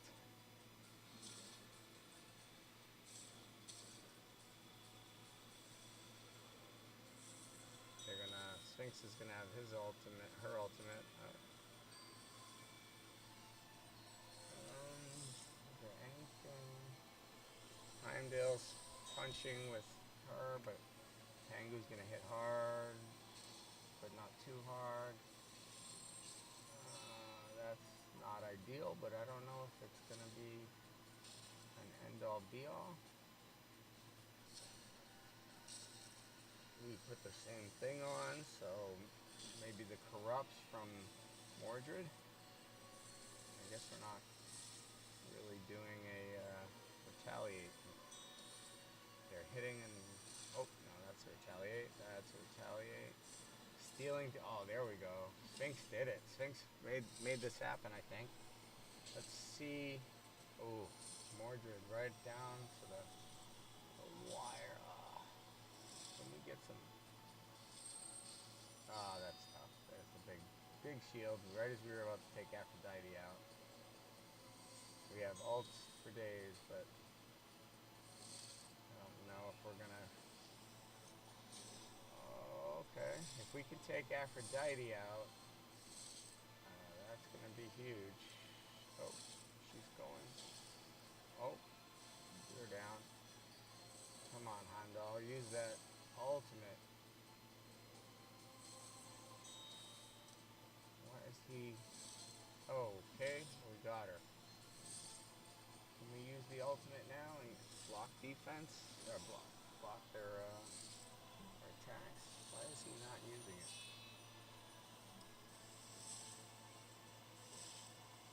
Why are neither of them using it? They're just stuck in a counterattack loop.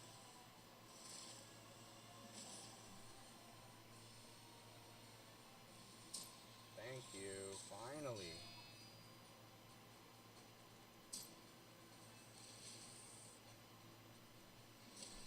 Oh. There we go. Oh my word, you gotta be kidding me. Oh, she's got her unkillable, that's why, okay. I was like, how? She's got her unkillable. Tengu, we could really use to take him out.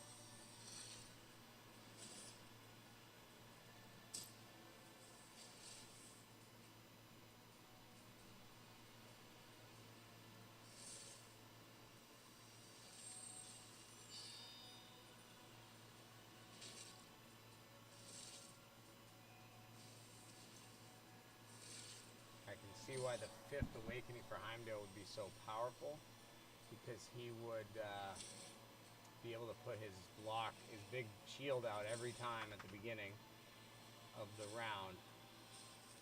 Man. Close but no cigars here. Close but no cigars. Mordred got wiped off the face of the earth. Okay, well, at least we made it to the 3rd final wave.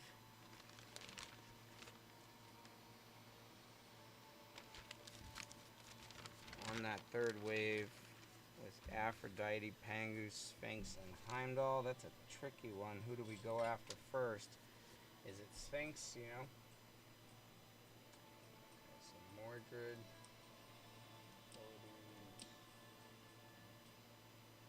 We might need to have his attack up over. So let's go see if we can get this one piece of gear. Gauntlets.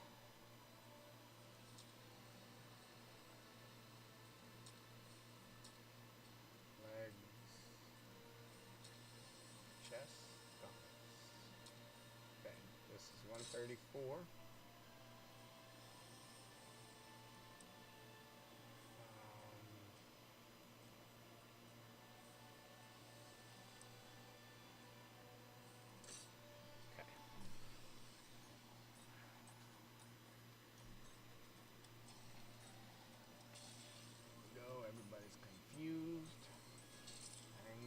Hit ya. And so can Heimdall.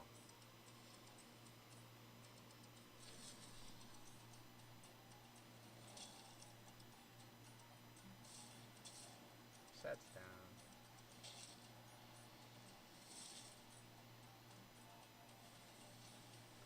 Alright, Imhotep, you can heal yourself, but it is not going to be enough, buddy.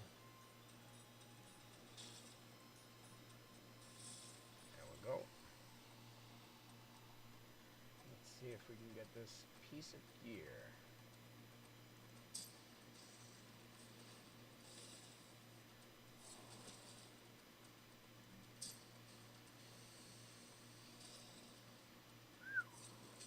Sashi, how did you not die?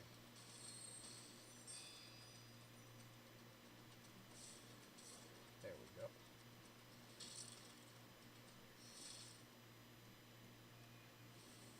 Okay. Easy peasy, 2 straight waves, no big deal. Let's see what this last one holds. Put it on with the corrupt. Boom.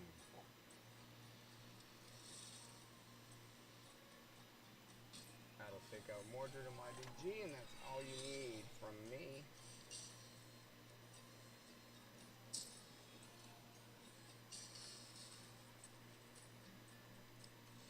There it is.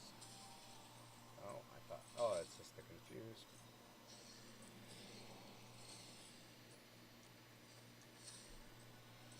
Let's see if we can get gauntlets for the soul.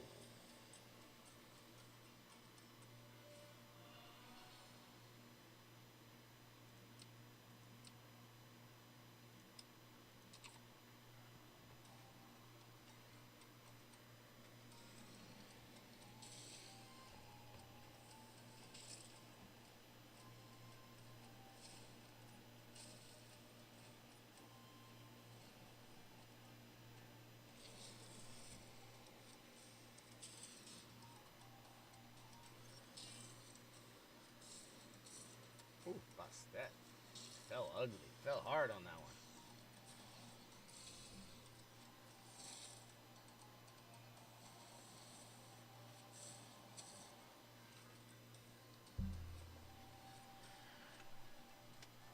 Alright. Let's take out Musashi. Let it ride. Boom. Big hit. Oh, I see why. Musashi is the correct affinity, strong affinity against Pangu, that's why. We don't. Oh. Sphinx says, strong affinity, schmong affinity. I don't care. I'll give you the eyes of the Sphinx.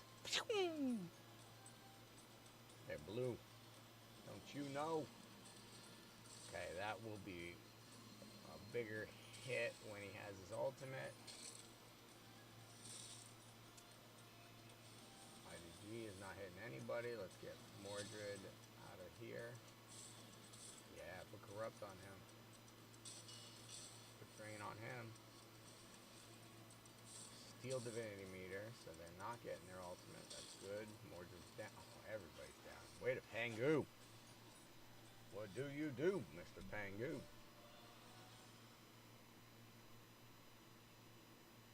Can I get those gauntlets? Oh, hold on, hold on. Ah, 5-star. Hold on. They are level 5, but they're crap for substats. Let's look at this gear. So we have crit rate.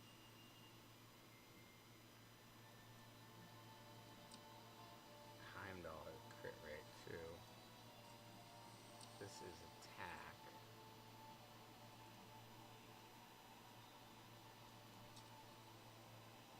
Initiative, maybe at least.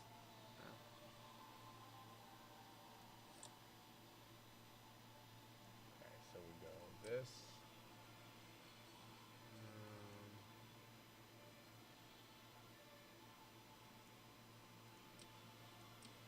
Attack. Cool.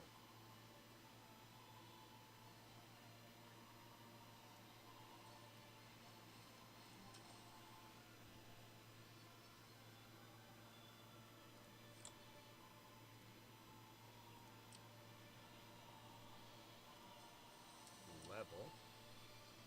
Okay, so we have this one where we're going to lose 10 speed.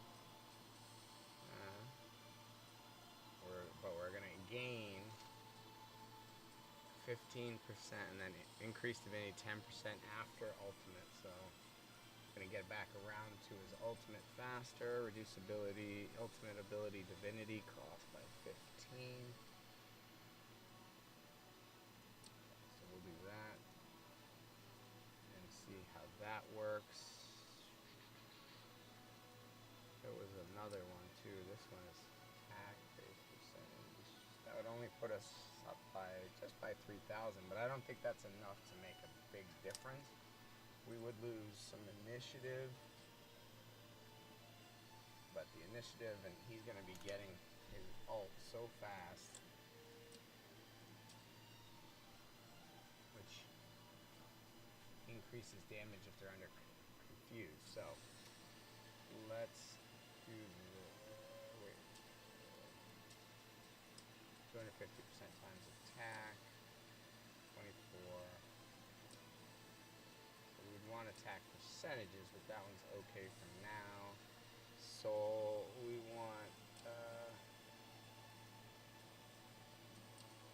HP. There isn't any other soul pieces per se.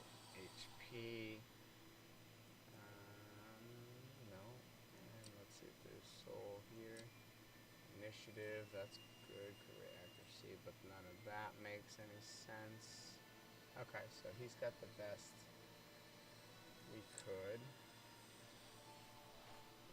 Let's ramble. Speed, attack. There we go. Quick damage, attack 19%. So over 3,000. Good deal. So now Mordred is 3k attack. Okay, so that I think can make a difference with our run. Let's go promote, send.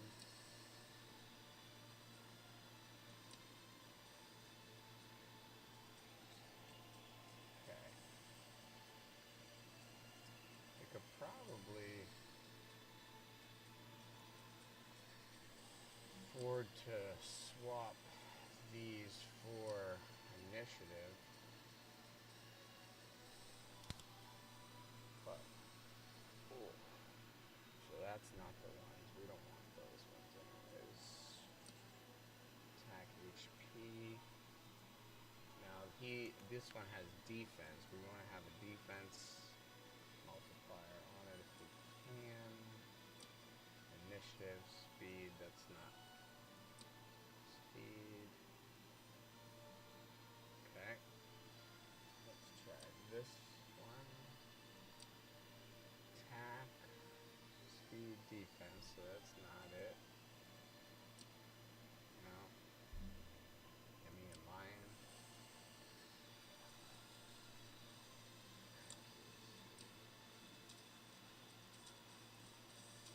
Oh.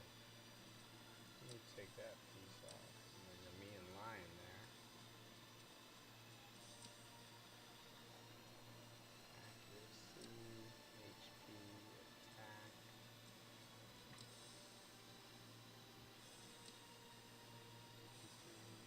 Now, speed, HP.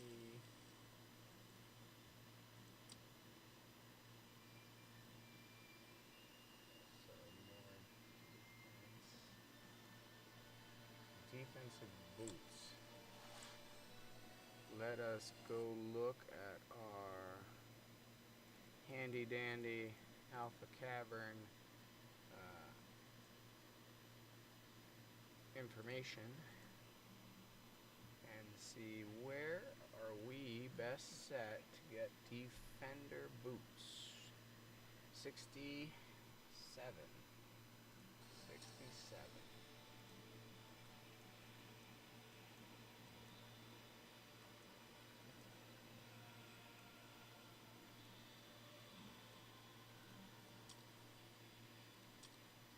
Boots, defender. Okay. Let's take out these ones and put in this.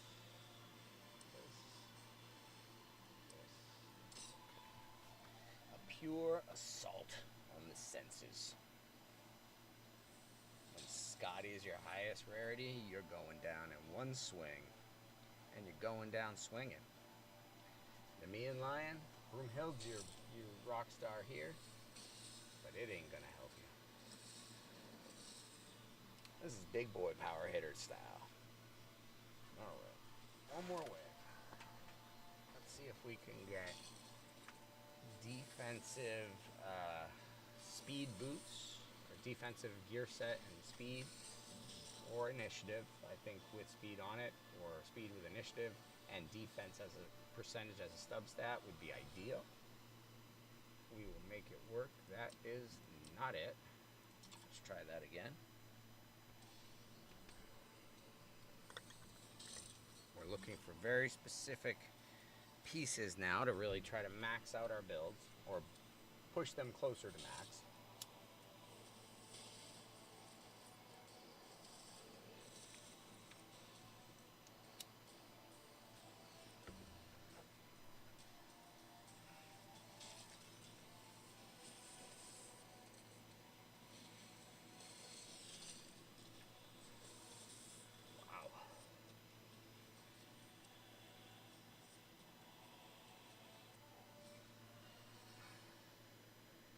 Defense, okay. What is it? HP, that isn't it.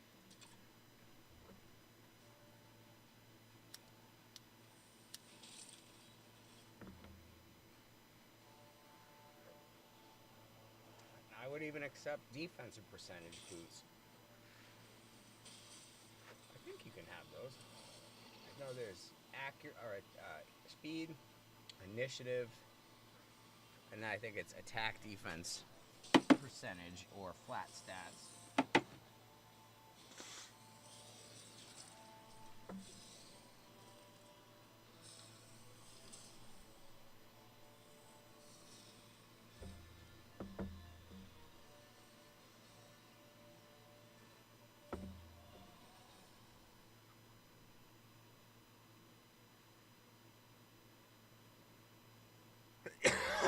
Sold.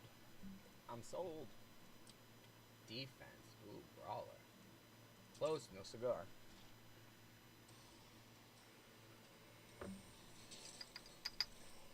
This is the highest level for defender boots you can go, so there's nowhere else really to farm that we're going to have a better chance to get usable defender gear type boots.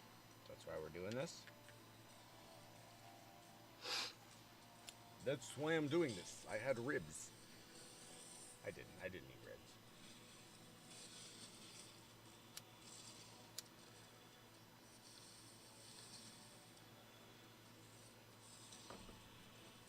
Okay. Can we get some defender boots with speed or initiative or defense percentage? Let's see it.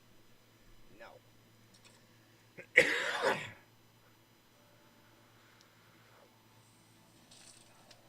least it's a quick farm.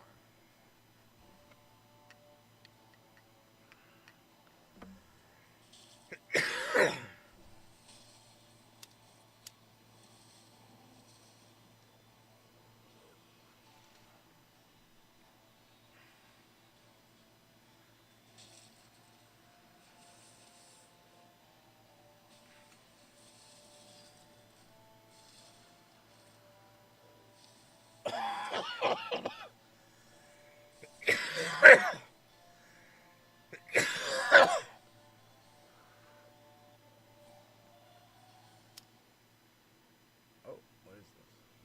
Slayer? Defense Slayer. Okay. You're mocking me, aren't you?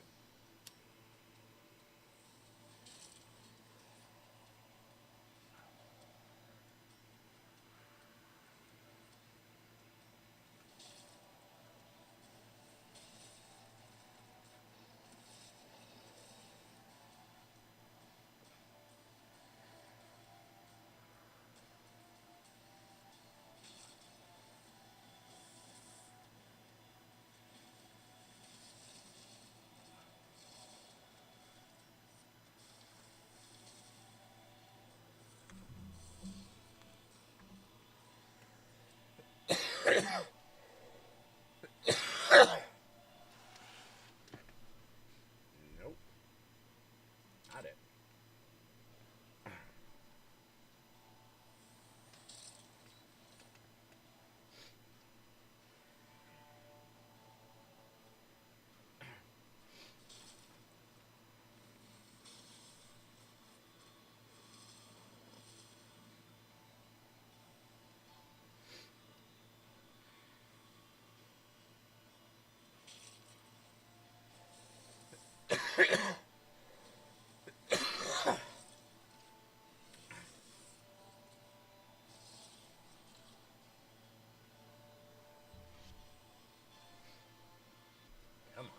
defender boots. Speed, initiative, or defensive percentage. I won't even be picky. Just defender boots would be nice right now. Ah, can't get it. Can't buy a bucket. I need him for my Sphinx. Not my Sphinxster, but my Sphinx needs some defensive boots. You know what I'm saying? I mean, we could go bear, but I think defense is better for right now. Maybe in the next 5 days we'll switch it to bear, but what is the other benefits of bear?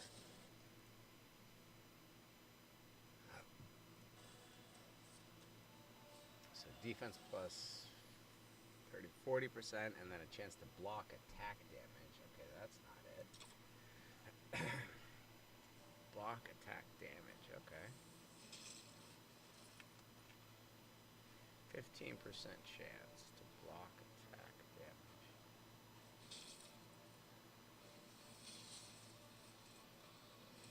So if you do a 4-piece bear set, you're going to get a maximum of 40% defense from the bear set, but more likely a guaranteed of 25% with 1% each turn. So in longer turns that are longer fights, that's going to matter. You're going to get closer to 40% defense, and then if you did a defender, you're going to get 55% because you're going to get another 15% from your defense.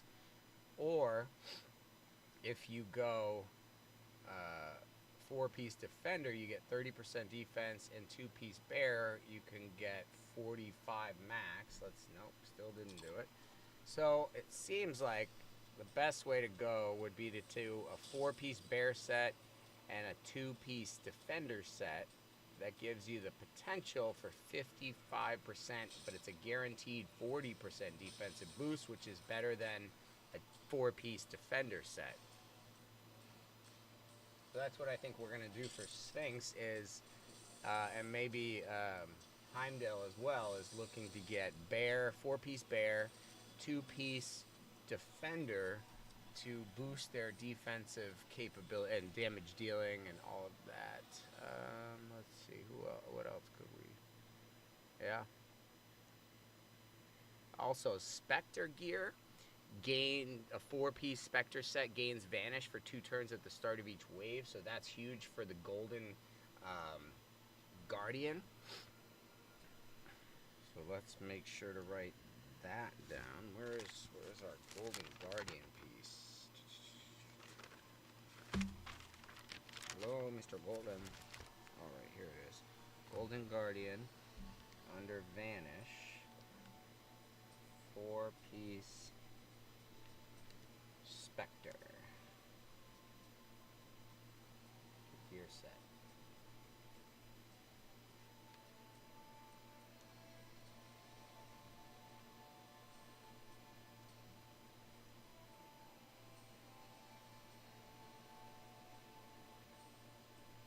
Wave for 2 turns. Okay, so a 4-piece Spectre set is what you're gonna want everyone to be in who goes against your Golden Guardian, unless you have Sphinx, who puts Vanish on everyone except for herself. So if you don't, Sphinx is the go-to for the Golden Guardian. She is a defender though, so you have to be careful that she doesn't get stunned. That is increased damage inflicted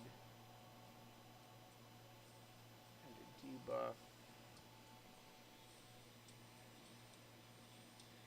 You could definitely put her in Parasite gear. I think would be really powerful. So Parasite, she would heal from every debuff she places. And when she's attacked, she would have a 25% chance to place Corrupt. So that's interesting. And then increases stability after placing a debuff. So she probably only needs a 2-piece Parasite, and she'll heal by 5% every time she places a debuff on the enemy. That's impressive. And then we always can do defense either a 4-piece, which is 30% defense, or maxing at 40%. So bear or defense is either 40 or a guaranteed 30.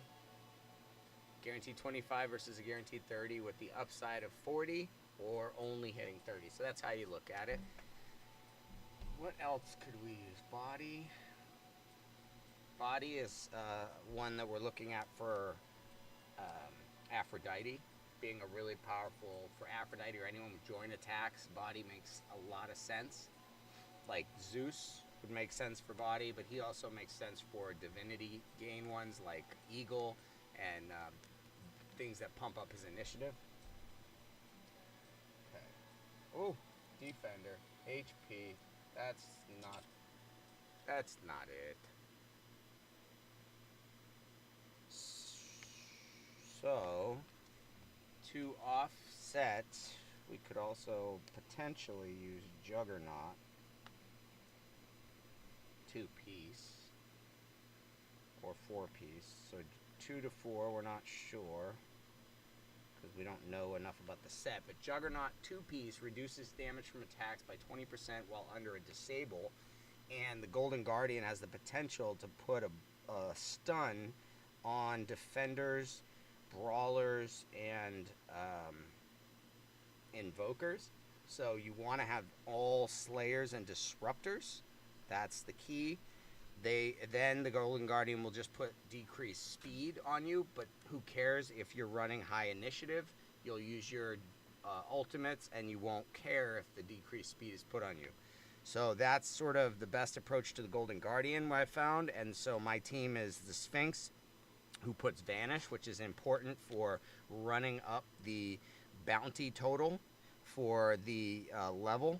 So my bounty record, I think, is like 171 right now. I just ran a 165, but if you're under Vanish, it doubles your number of bounty points, and basically a bounty is each time you hit, it counts as a bounty. So I have Aphrodite and Zeus there doing their ally attacks. I might take Zeus out and put in like a Shamash if I were to get him and use that ally attack. And then that is grabbing Drac, same as Aphrodite, grabbing Dracula and using only his basic to put bleeds, never using his ultimate, because the key to this fight, Golden Guardian, is not to use your ultimate. Every time you use your ultimate, it boosts the Golden Guardian's divinity. So if you can do this without, just bleeding him without using your ultimate, and Drac actually stripping the bleeds off, just leaving them on and stacking them to 10, that is a powerful way every turn to take 10%, maybe more. We haven't been able to see exactly how much it's taken, but I think it does more than just 10% for 10 stacks. I think it has some additional multiplier where you can pretty effectively wear down this boss very fast.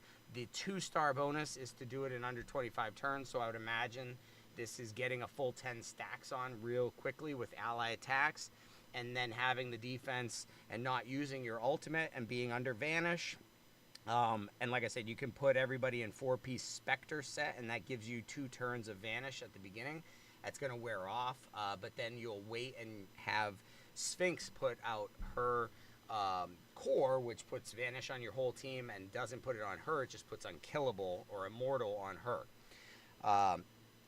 Zeus, and like I said, Shamash, I guess a Hippolyta could possibly use. There's some other joint attacks that you could maybe get creative. We just haven't had the chance to build those out perfectly.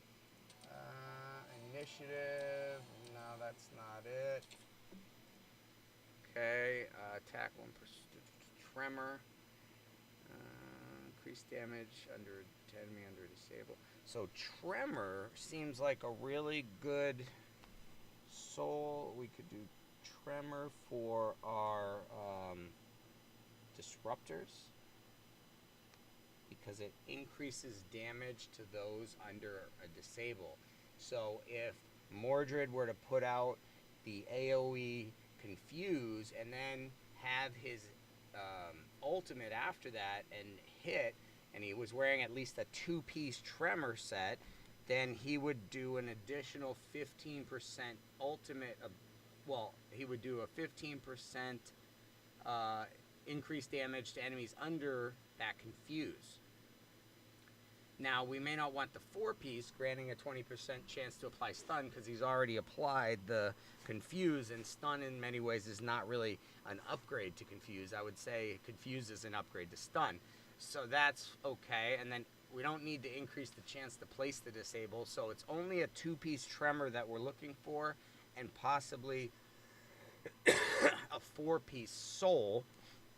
And the 4-piece soul would give you increased ultimate ability damage by 15%, plus the 2-piece specter would give you reduced damage from AoE. The tremor, 2-piece from tremor, would give you 15% increased damage if they're under that. So you'd get basically 30% increased damage from that, and then you would increase your divinity 10% after your ultimate is used. That's the 4-piece of soul, and so you're getting it faster. You're hitting 30% harder. That looks to be the way to go. 4-piece soul and 2-piece tremor for your disruptors who put a disable on. Like Mordred is that's probably going to be like the perfect build. I guess we're not there yet. Let's see if we can. No, we can't sell. Let's do it again. So we're really trying to max out. This is for Sphinx. We're looking for some boots, defense, speed, or initiative on the defense gear set boots. Been, easy to farm, tough to grab the defensive set boots with the right rarity and level. It's been pretty low level stuff and just not the right stats. So we are waiting and continuing to grind it and see when we're gonna get that one piece of gear that we can just stop with this chase and put it on and be good enough at least to go. Yeah, that's not it. Level 1 Slayer boots is not it. We will go in after and sell these things because we can't sell them from that screen. We have to go into the gear screen and sell them. This won't be the case for global launch. I can guarantee you that there'll be a lot of these things figured out, but they didn't have the time to modify them, I'm sure, for the alpha, because they created this alpha on a decision in the spring, and so they had to sort of make do with what would fit, and what didn't fit. So it didn't make sense to do a lot of effort to make it fit when once the alpha's done, it's a moot point anyway. So I get that, and I think that they just knew they were. Five. Can we? Well, hey, that's the best we're gonna do right there. Let's put that on Sphinx because it's a level 5 piece of gear. Where you at, Sphinx? There you at. All right. So we're gonna lose some speed, but I am okay with that. 12, we'll bring it up. That's a lot of HP. Decent defense, run up, and accuracy. I'm okay with that. Now she's at 3,300 for defense. That is about a 500 defense increase. Her res dropped from 102 to 85, so we may look to get some res on her substats to really upgrade, but that's sort of a nice to have. HP is now 30,000 instead of 26 because it would have been better if that was a defensive percentage, but this will do for now because of the high level of it. Let me see. Sell. Defense. Nice, but defense. Initiative. Attack.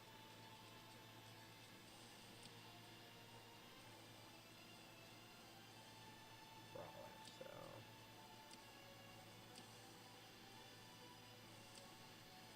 attack. HP. So attack. So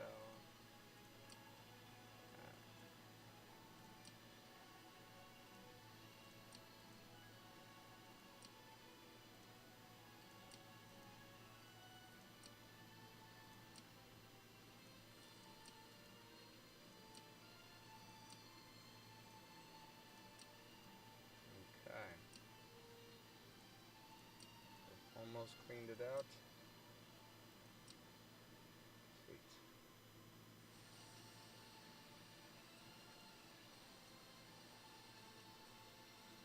Alright, that is good to go. Let us... How far off the streets? We don't know that. Okay, that's the one thing with Sphinx that stinks, is that we don't know.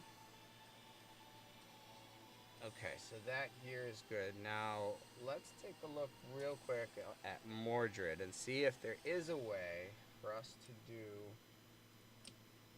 We have the 4-piece soul on.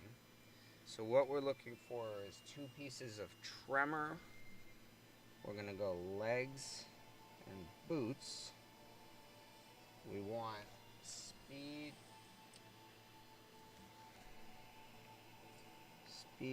initiative,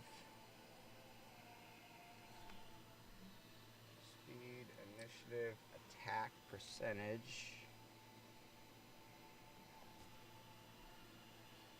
Yeah.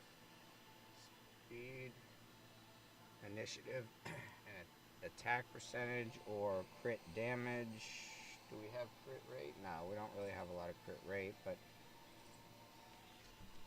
yeah, that's what we're looking for. So let's go. See how much energy. 385, not too bad. Where is tremor? 111 to 117. So 116. 116 and 117 is where we'll start. So we have this right here is the purple is tremor. We have legs. Let's be looking for... I think that team should be able to do it. Let's be looking for speed, initiative, or attack percentage with substats of the others. Those are the 3 main... Ooh, we are floating now through it. We got damage dealers for days. Pangu. Oh, he killed him. He's going to keep going. Oh, he didn't get Mordred, but no, he did. Woo. Zeus is nuts. It's OP. Mordred. There we go. Next up. Get a little fire in your life. Cooking you up. He wants his meal medium rare. He doesn't want to wait too long, you know, for it to be fully cooked. But he still wants it cooked a little. Singed. Woo. We just ran over that. That was 116. And I think we did it in 7 minutes. 1 minute. Okay, so we've got Spectre. Spectre defense. No, that ain't no good. Let's try it again.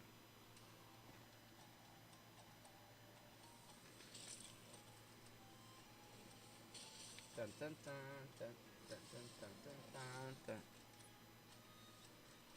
Bum, bum, bum, bum, bum. Alright, so Drac as a bleed, we would want him to be in a 4-piece Spectre, and then he needs accuracy and attack.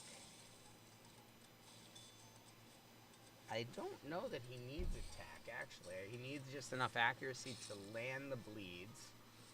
And then he needs to go fast enough, so speed and initiative to... I think that's what it is. Drac only needs no... Actually, so only speed, no initiative, because we don't want him using his ultimate. So super speedy, maybe Falcon... Something like that. 2-piece Falcon and 4-piece Spectre. With enough accuracy.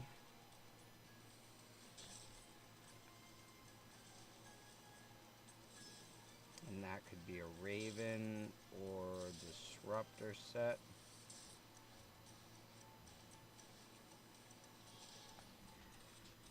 Alright. And...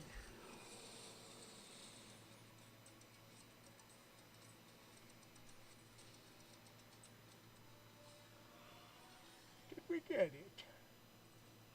Okay, legs of the razor. Ooh, interesting. 10% damage to enemies under a debuff. Takes 1 stack of bleed. So that's the other thing, is he might need to be under a razor, so he doesn't need Spectre. That's the key. Razor. And Falcon, maybe. Razor Falcon. Ooh, okay. So let's go to Drac and get him set up for the Golden Guardian. Drac attack. Drac. This was this one. We want to take off this.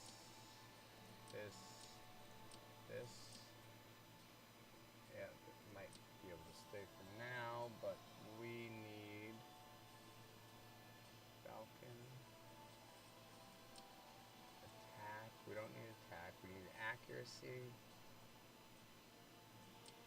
And enhance. Speed. Okay. Initiative. Let's do that. Equip. Let's see if we have anything here for either Falcon gear, attack, crit rate. Yeah, maybe, but we have nothing else in the Falcon gear space, and we have nothing. What do we want? Okay, so accuracy could be attack, accuracy. That might actually be the way to go for right now. Okay, then here, attack, defense, initiative. We'd rather that be speed than initiative, but that's not terrible. And that 2-piece set increases damage under bleed by 10%. And we just would need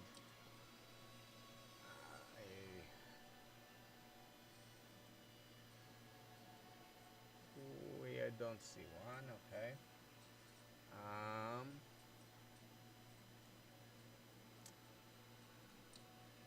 Res, nope. HP, attack, speed, accuracy. That's not terrible. Let's go that way. And then HP, attack, crit damage. That's okay. Attack.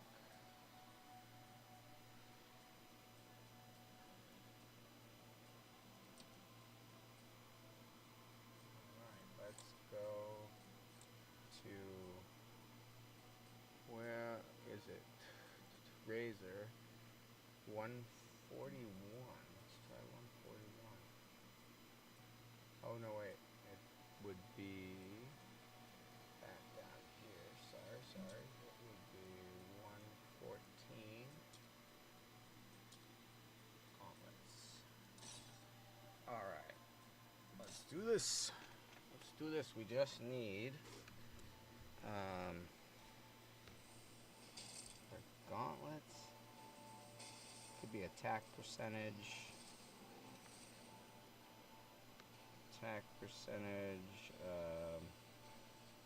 Accuracy, that can work too.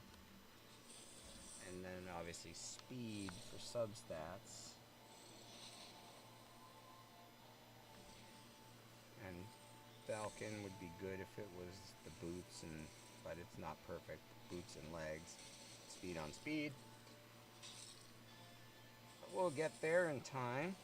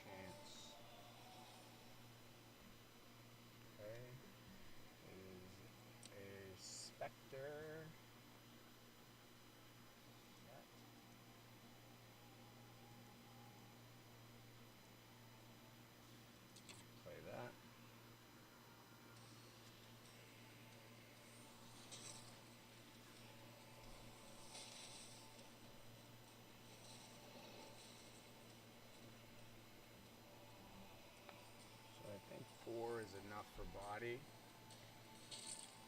And then, what else? Maybe the initiative, but then this one wouldn't be a good build for her to have. Initiative. We would want speed for her, so that would be possibly Falcon times 2. Speed, no initiative.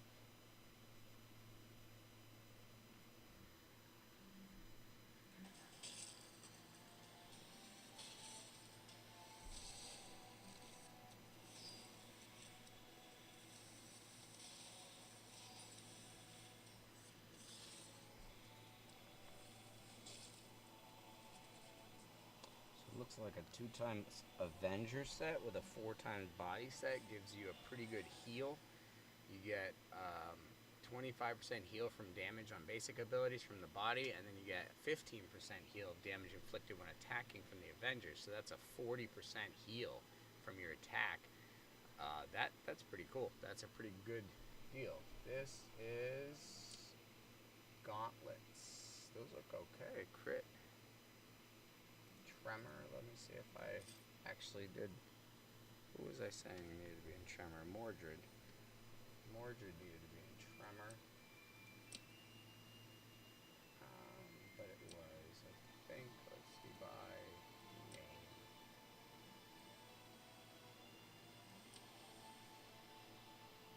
Attack, crit, attack.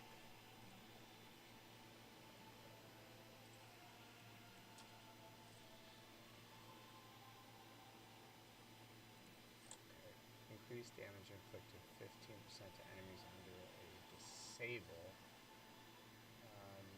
Okay, so this is, yeah, we're equipping that and moving it 12 or 11 at least. And then we are going to try to find another. None there. None there. Okay, so we are going to go to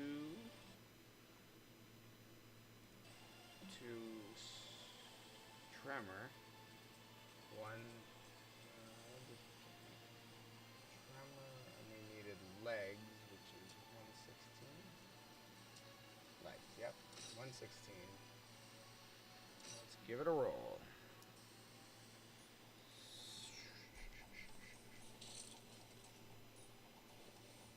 Oh yeah, I think we're good on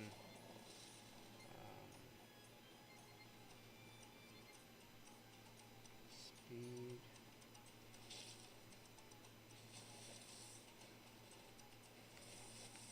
Speed, initiative, and it. We don't need initiative because we don't want to use our ultimate as much. We simply want speed and attack. Oh, I'm on the wrong individual. Sorry. Tremor. Reflex. Attack. Yeah, we do want initiative in that case because we're not talking about the Golden Guardian anymore.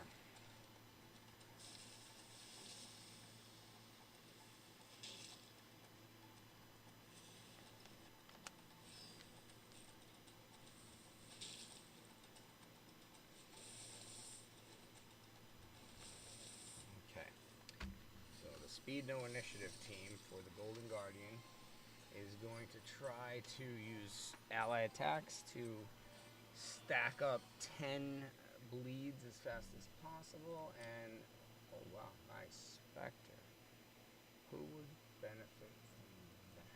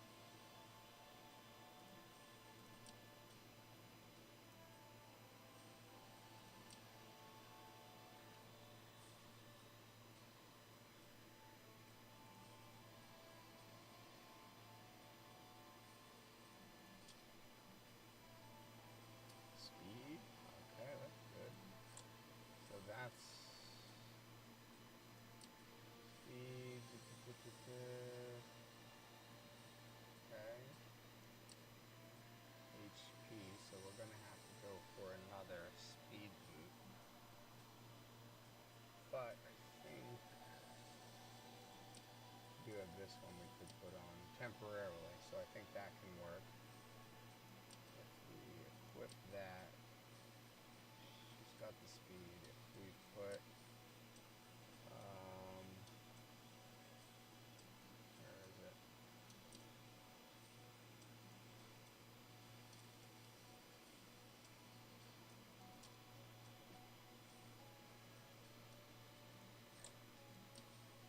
That, and then this is defense. But what we're looking for here is, we are looking for Spectre, Chest, Gauntlets, Cauldrons, Chest. Okay, Spectre, Chest, Defense. Okay. Spectre, Chest with a defense percentage.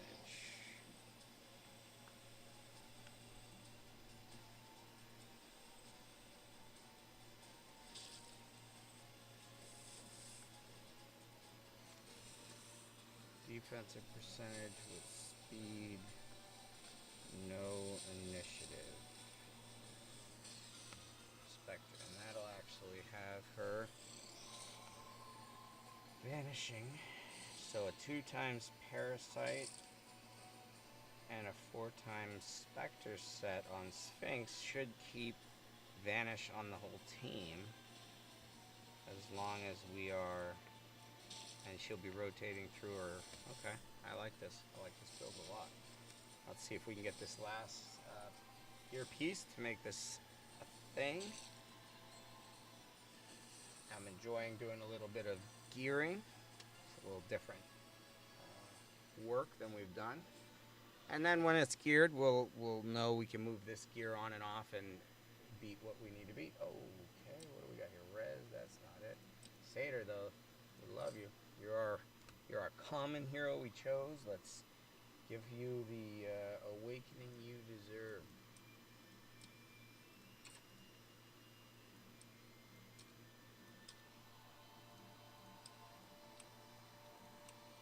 Oh, no ability found. He's too OP. Too OP. Max. Attacks one enemy twice with a 40, 50, 60% chance to decrease the turn meter 10%. You okay over there?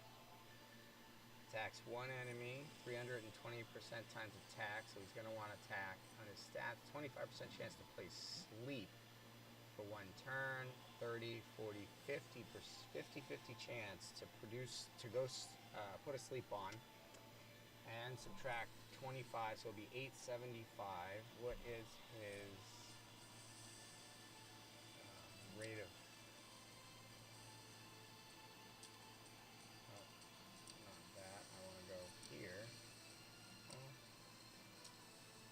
Oh, 30 divinity when an enemy takes a turn.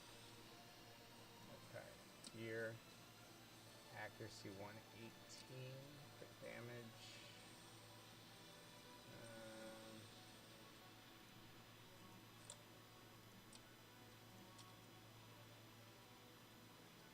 Turn meter.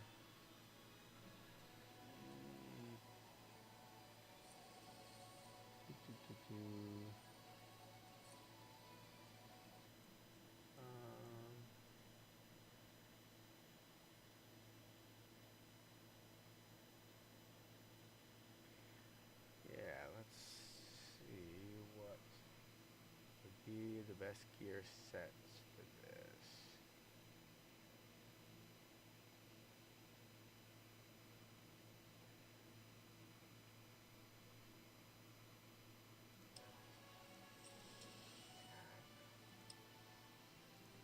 Accuracy.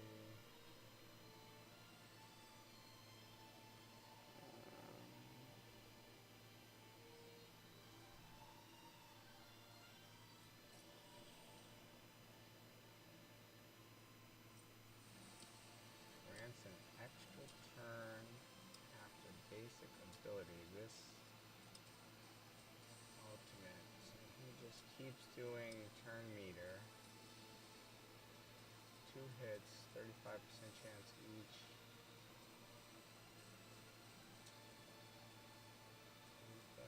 50% chance each hit to take 10% turn meter, 10%, 10%, so it's like 20% on a perfect world. But only from a single target. And then if you did a 6-piece body, it would grant a 15% chance to gain an extra turn after his basic. Doesn't seem like it's exactly right.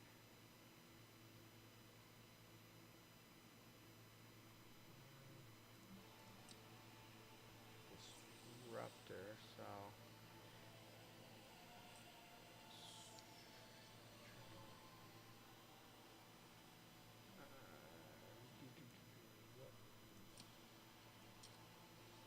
disable.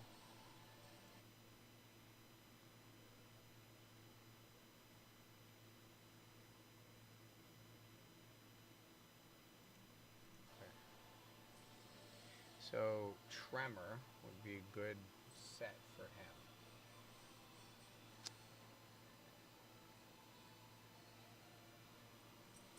In fact, a 6-piece Tremor set. All the Tremor pieces we can get. Do we have any Tremor pieces? Here, Tremor pieces. Here, Tremor pieces. At least it's at the end, I think. Tremor. It's on Mordred, which it needs to be. Tremor. Res. Satyr. HP. Yeah, I really would prefer HP. To res.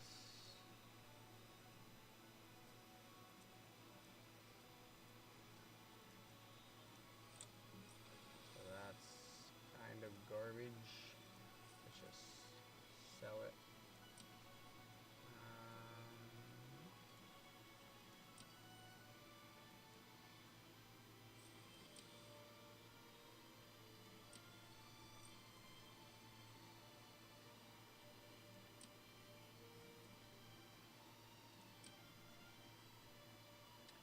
Attack, crit damage.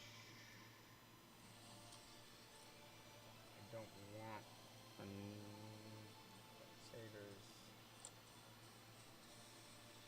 You want a lot of initiative, actually, so this is a perfect one. I'll put on for him. 1 piece.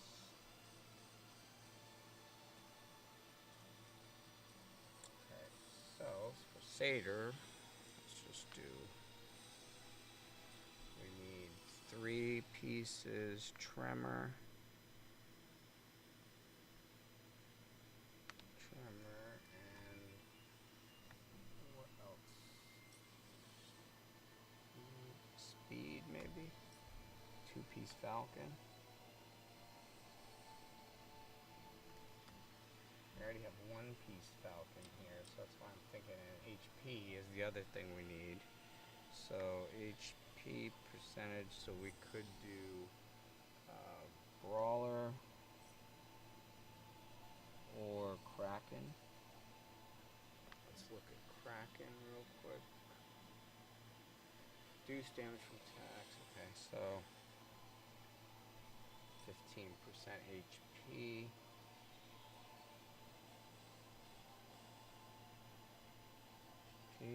Brawler will get you 15% guaranteed, so it would make sense to go Brawler over Kraken in that way for a 2-piece.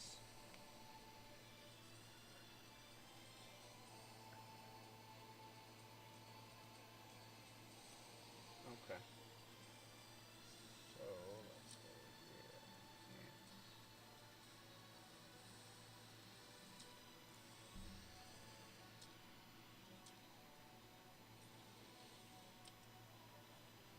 Okay, so we can do that.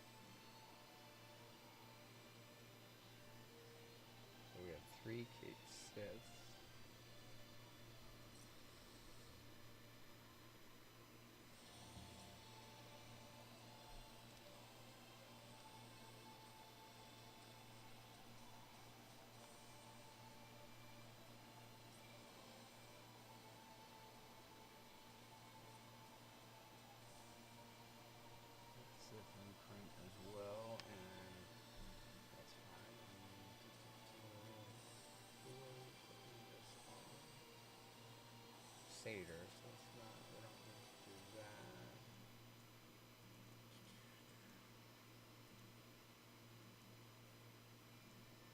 Defense.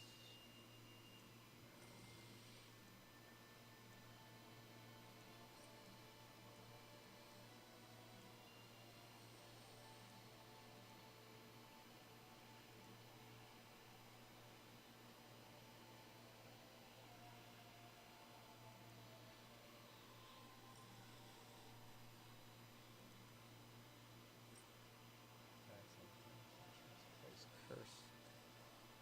One.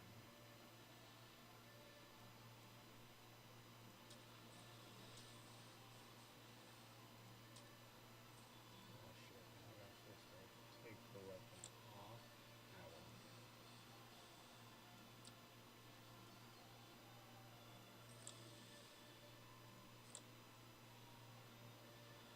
We need tremor for him. That's either, let's see, we have a 2-piece bear set, so do we need defense? Attack. Attack. Okay, so now the bear set is not ideal, so we need pauldrons that are tremor or falcon.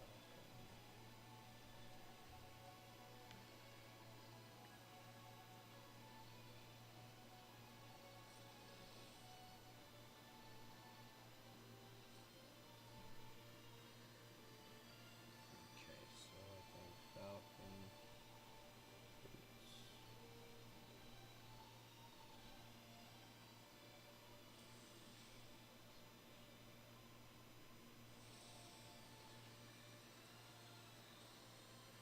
Okay, we don't need to worry about satyr right now. Let's make sure that this team is good. Alright. Mordred, Heimdall. Let's do a sweep. Heimdall. Okay, Heimdall does not have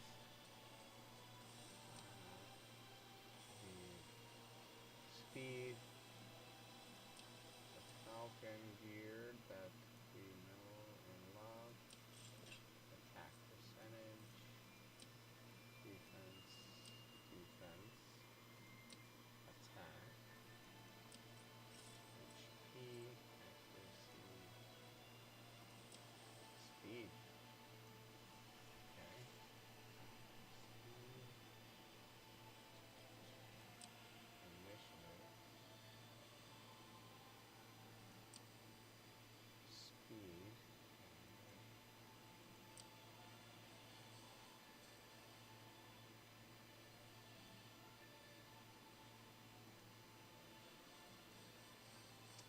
could put Guardian on Heimdall in the future. Possibly Guardian. Ally redirection. Maybe a 4-piece Guardian and a 2-piece Bear or Defender.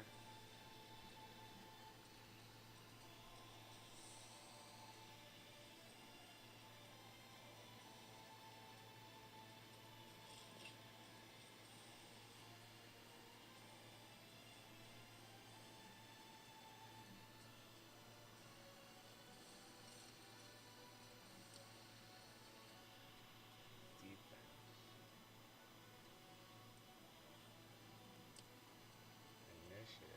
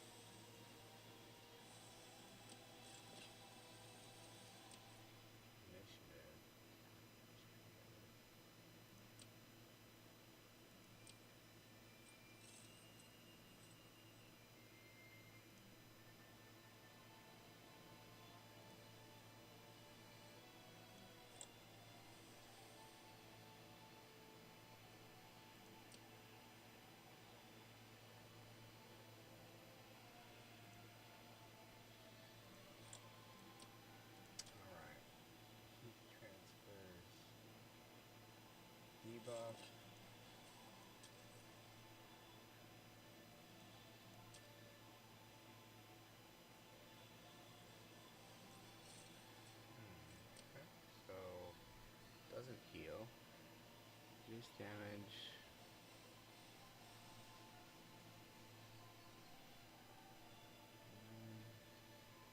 He wouldn't be terrible for Spectre.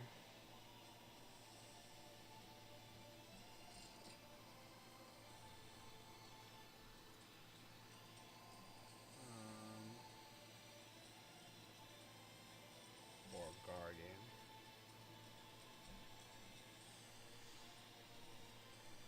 Also, Dragon could be interesting, but he'd need 6 piece to get the debuff with Disable, but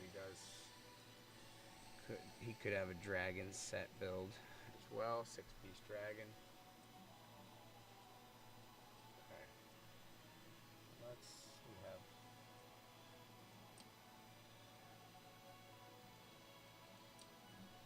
where is our speed or Falcon? HP, that's not a good one. Alright, let's go. See if we can't. Falcon gear. 87.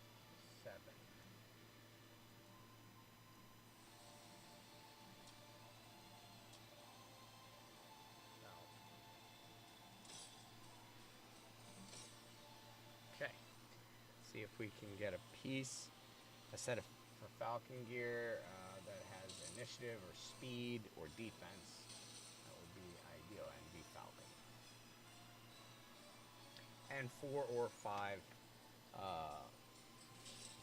level rarity, I guess you'd say, would be a valuable thing too. Kind of. There we go. Got moved. Got moved a little.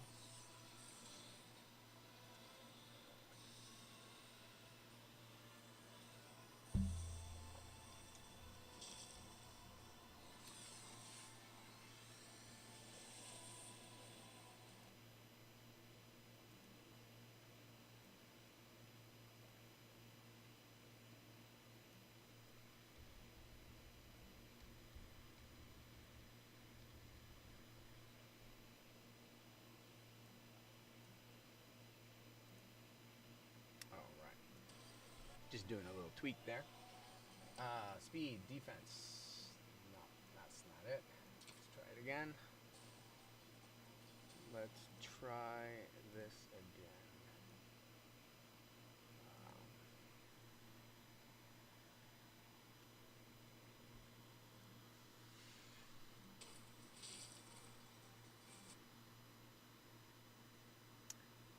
The Art of Winning has 422 views. That's good. Nice. First volume. We'll be doing the rest of them as we finish this alpha up and have all the information and all the understanding of how it works. Then we will provide you a very detailed starter package. 20 views to this one. Nice. We're actually starting to creep up a little bit. Appreciate you guys stopping in, seeing how I'm doing, what I'm up to. That is not the right piece of gear we wanted there.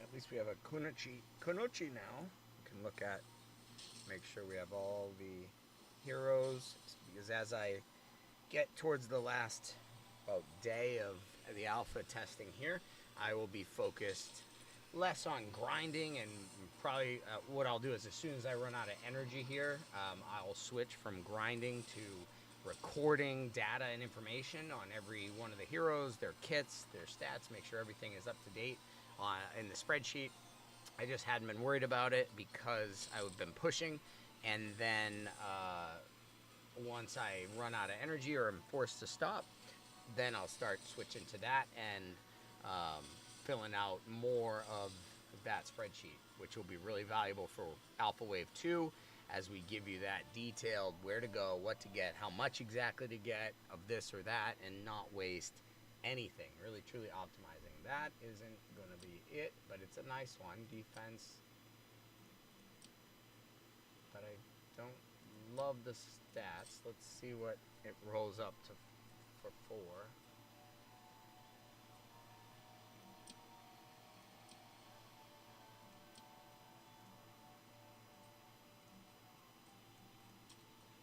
Speed? I would be okay with speed.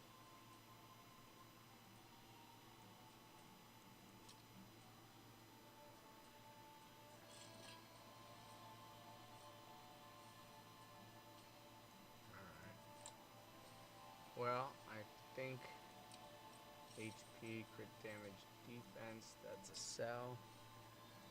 Defense. That's HP. Initiative.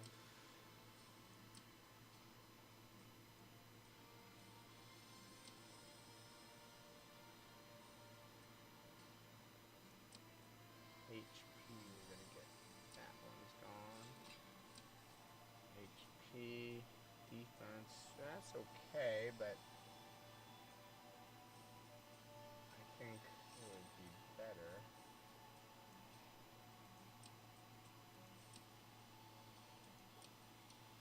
Attack, crit damage, accuracy, HP. So that's what I think we should go for. Is next is defense of gauntlets. Either bear. What would bear be?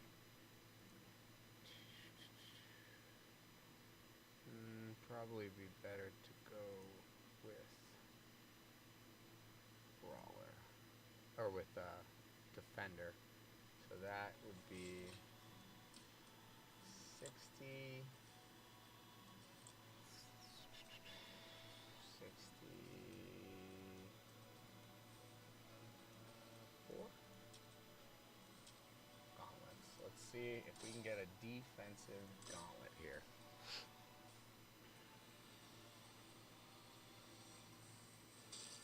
Defensive gear set with a defensive percentage on the gauntlet. That would be what we're looking for.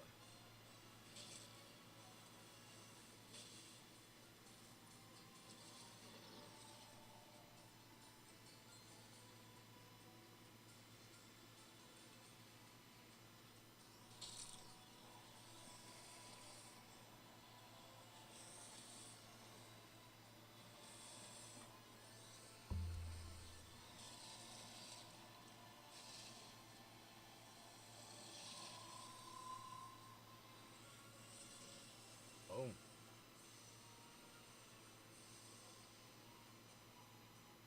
Defender with defense. Defender with defense. Come on, come on, come on. Defender. Attack. Okay, let's try it again. It was the right gear set. I'll give it that. Give it that. The right gear set, but the wrong percentage. Attack percentage instead of defensive percentage. So we were 50-50. Not 50-50, because it could be crit rate or initiative, I believe. So crit rate, initiative, attack, defensive percentage, and then flat stat, attack and defense, is the options for gauntlet that you can get. So don't try to get HP percentage on gauntlets. It doesn't seem like it's an option. Don't try to get initiative on a chest piece, like as a lead, because it doesn't come as an initial or as a primary stat on a chest piece. It only comes on a helmet and on the boots. So speed and initiative are boots. Legs are speed and HP and attack and defense. Gauntlets are crit rate, accuracy, attack and defense, and then flat stats. And then chest are HP, attack and defense, and might be accuracy as well. Alright, that's not it. Let's do another one.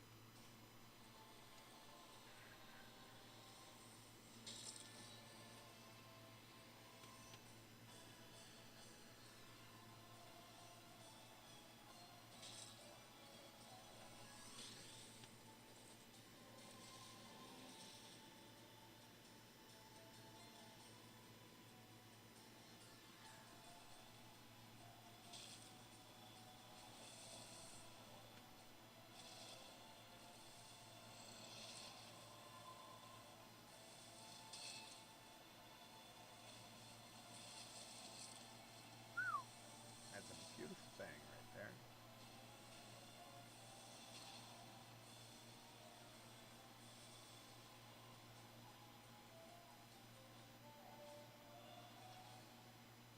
Also, if we run out of energy, I may actually sleep. So we'll see. Oh, defense, and that's not it. Alright, so we're just now under our energy allotments. I don't know if the energy is rejuvenating, if you're under your, the 298 that they're giving you. If you're at 280, does it start to refill? I'm not sure. I haven't really been down under there for that long. We've had a lot of energy, so this will be a test, a good test for that. We're still farming relevant gear that we need to give max out the builds and really have the kind of stats we need. So this is all relevant work for using the energy. We were getting the books, but we're still a little ways off, but we can use some of this last for that if we get this right piece of gear. Defense percentage on defense gear set gauntlets here. Let's see what it is. Nope.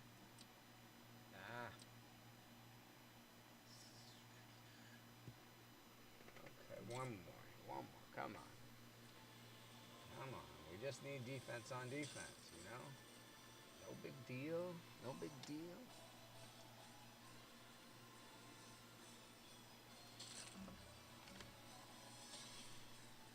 Oof, we're hitting. We're hitting hard.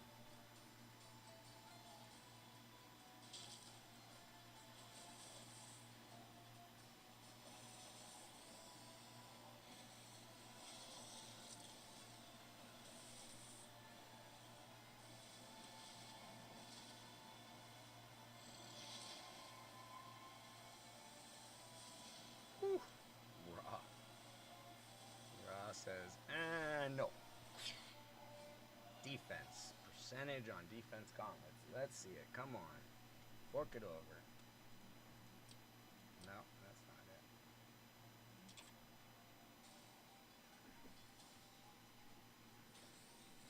This is for Heimdall, so it's like one of my big 4 that I need fully maxed out. So this is a very important piece of gear, and I figure it's worth grinding for it a little bit and seeing if we can get even a defensive flat stat. Wouldn't be the end of the world. It wouldn't be as good obviously as defensive percentage, but if it had a defensive percentage substat and defensive flat stat, I would probably take that, and if it rolled up well on that defensive substat, I would definitely take that. So let's see, we're open right now to any defensive gear set with gauntlet with defensive stats on it, and that's not it.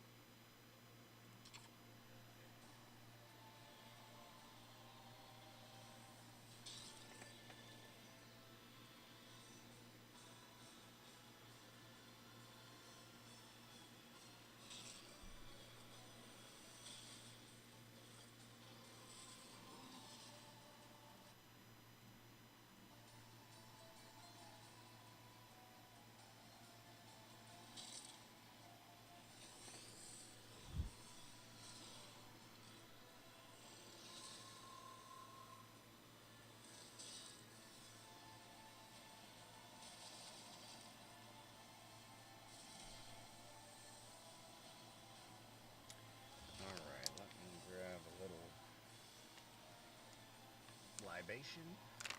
Oh, right as I was going to. I know. Are you cuddling with me because I don't come to bed anymore since the Alpha Cavern started? I know, baby, I know. It's terrible. Crit rate. Okay. Let's go to our heroes.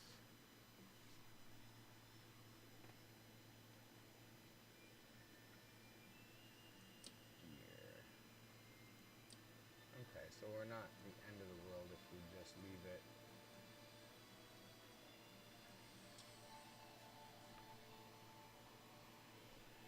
This way.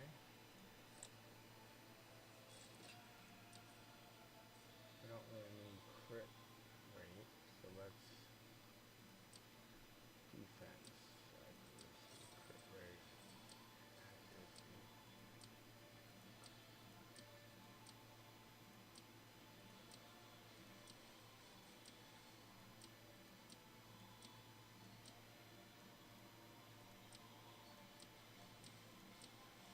So you can see not all the stats. Oh, how does this one roll up here? Are we going defensive?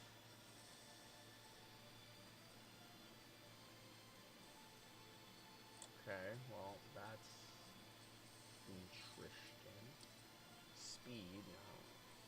Okay, defense, that one's gonna go sold. Defense,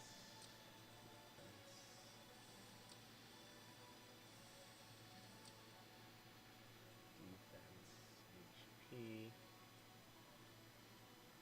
So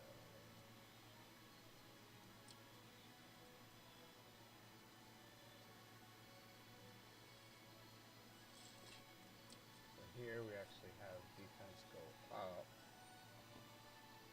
This one needs to go to 12 feet. A good comparison, so initiative.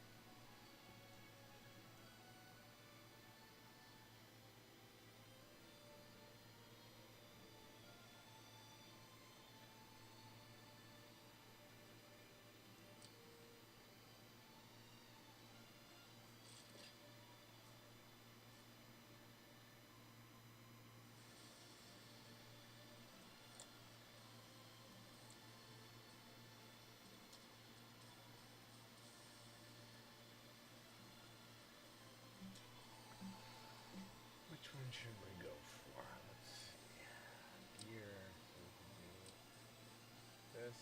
Yeah, we should do this one. Gauntlets.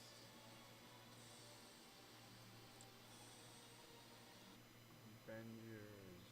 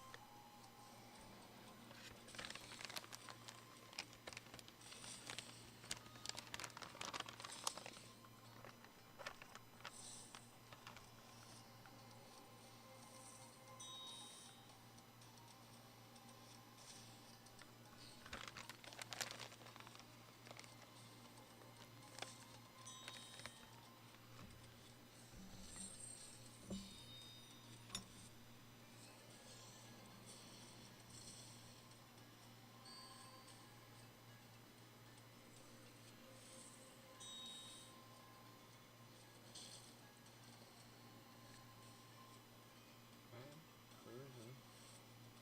Second one. Watch out for the Musashi madness.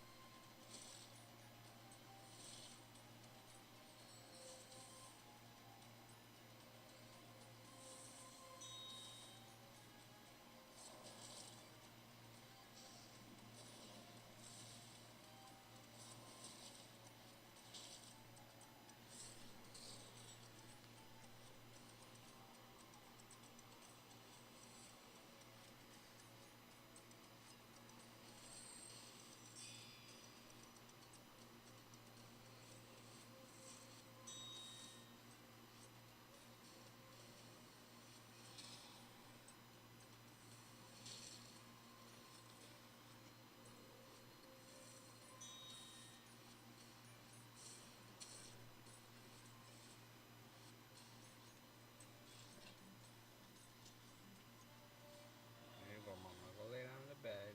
You don't have to lay with my legs, I know.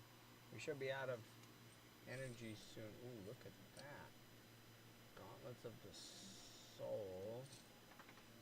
Oh man, look at that one. See, it's a flat stat HP, but that one's interesting. Who needs their divinity, right there?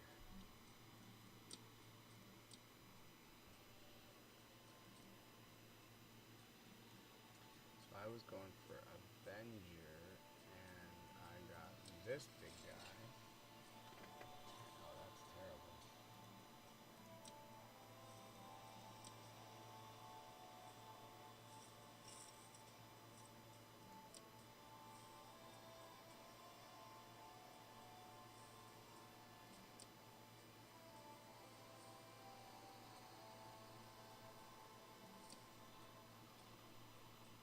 HP.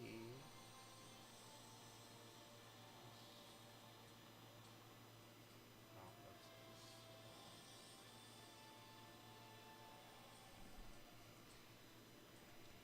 I wonder if it rolls up to 4, and if it goes to attack, accuracy is not bad. Okay. Push it up to 8.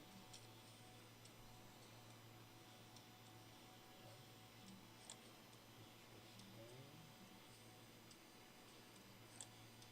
Soul. Soul is.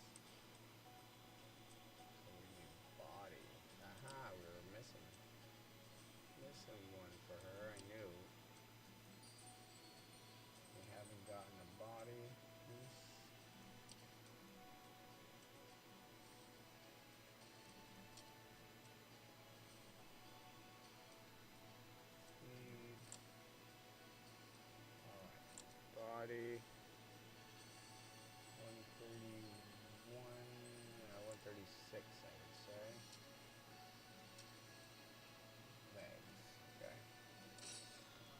definitely need to farm this one.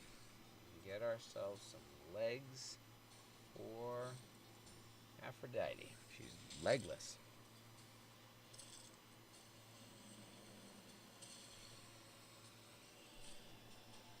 She obviously benefits from speed and initiative. The things on legs that are the best primary stats. So I will go speed or initiative as long as it is the right stat set, which is body.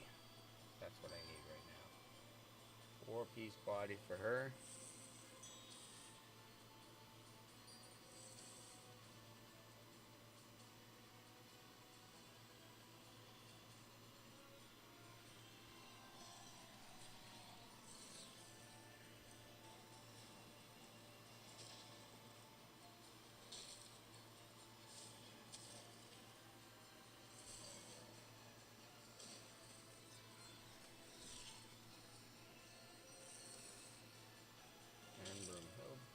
Pretty easily crush this one. So now let's see if we can get what we need on the first try. Oh, we have one more. There's Isis here.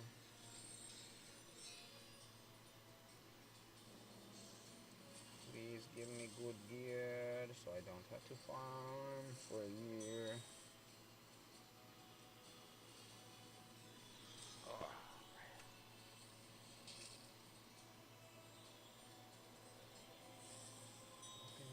Looking good.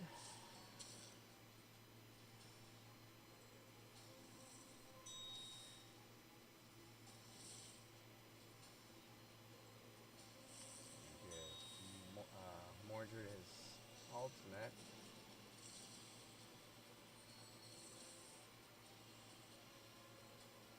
She just keeps getting it. Now Heimdall's going to use his ultimate. It's Pango's turn. Can he hit it out the park?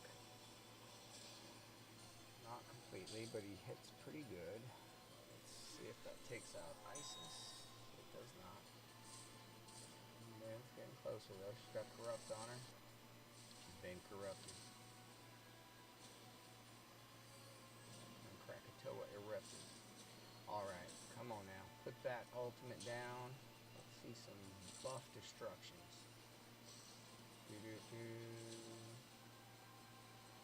That's not it. Oh.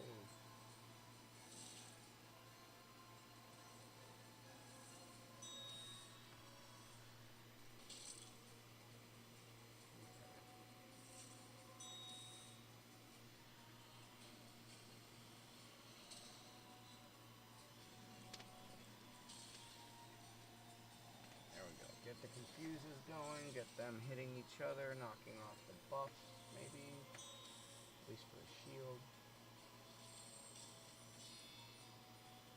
We aren't going to die, that's for sure. It's just a matter of killing off Isis and then Horus.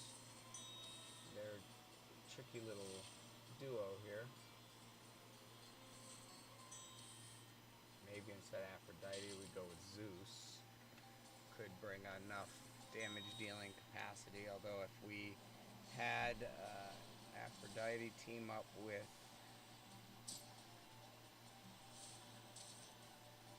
Pangu, I think we could do it.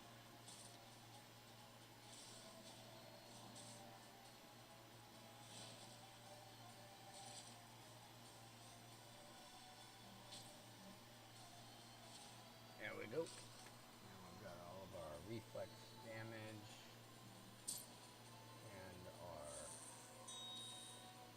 Buffing up. Yeah, Pango. Let him.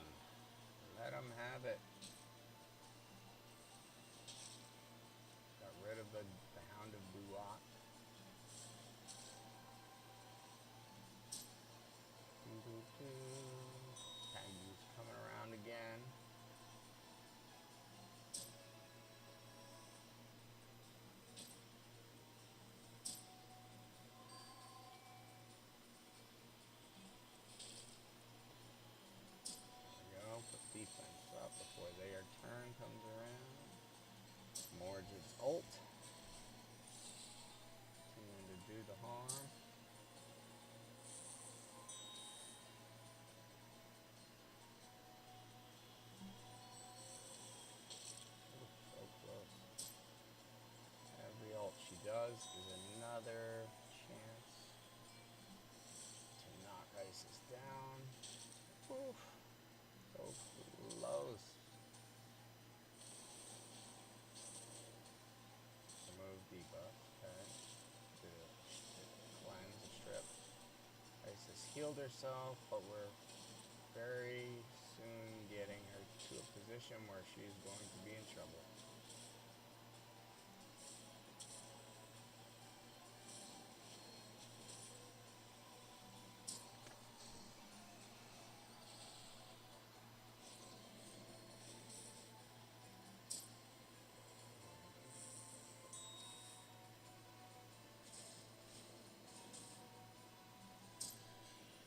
Alright, let's smack it. Let's smack it into the packet. Come on, come on. There it is. Whew, long fight. Had to manual that one and all kinds of craziness. That was good stuff. Good fight. Good fight had by all.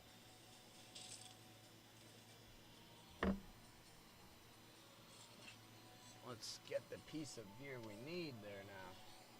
Body. 623. So let's edit our team, because this is not the ideal team for this. We'll go with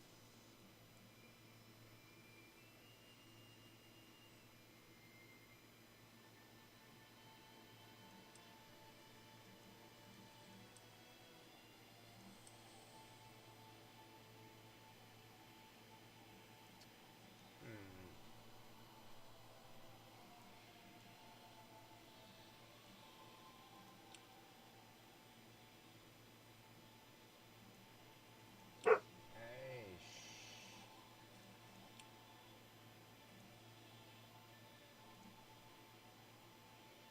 136. Let's see how this works. Maybe it'll be easier, harder, we'll see.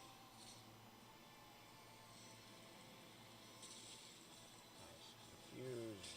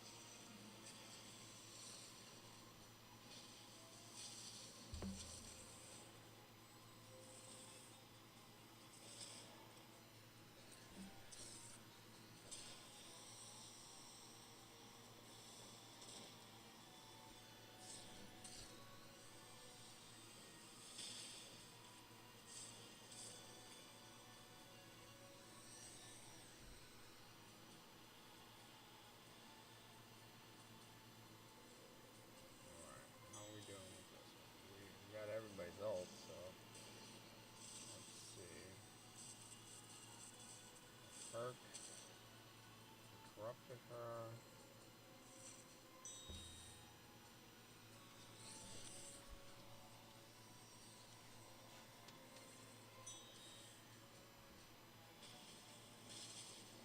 Boom. That's much faster. Oh, 6-minute run there, Isis.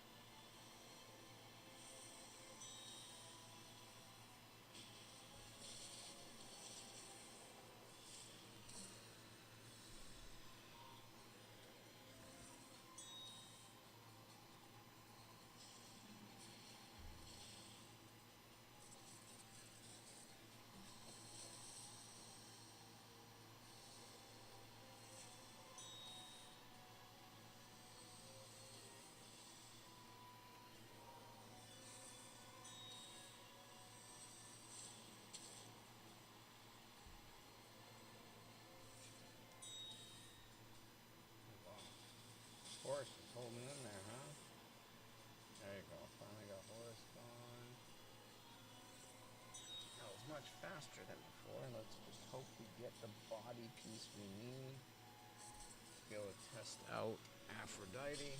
I can take almost any body piece at this point just to reduce, because I don't have a ton of energy to go. Ooh, there we go. Nice hit, hurt. So we took that from a 6-something minute run down to down to a 3:30 minute run. 266. That was a good. Zeus did a lot of damage. Guardian. That ain't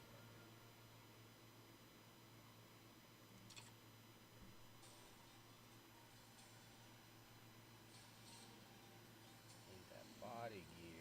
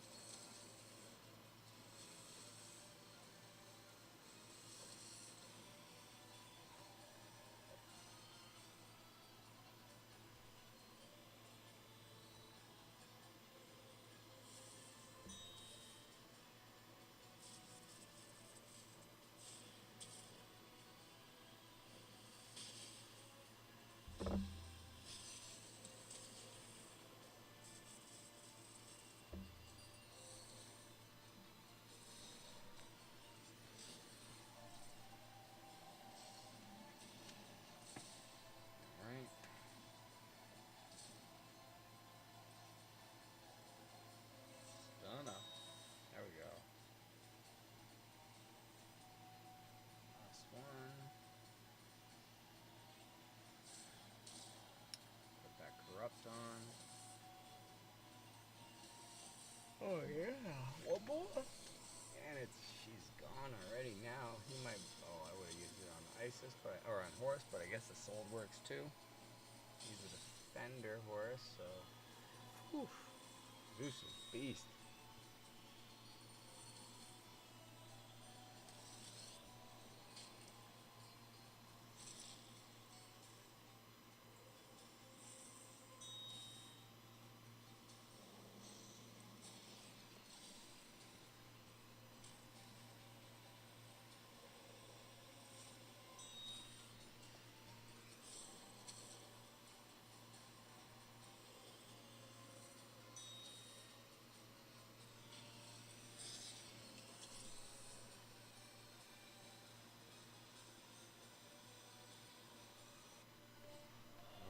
What did we get? Body. Let's get that body. I don't need another Guan Yu. It's just too much for me to manage. Well, I like that he has a little more twinkle in his eyes. It looks very good, by the way. It looks really high detail in here. Body. Oh, on speed. Oh, we did it. We got what we wanted. Aphrodite.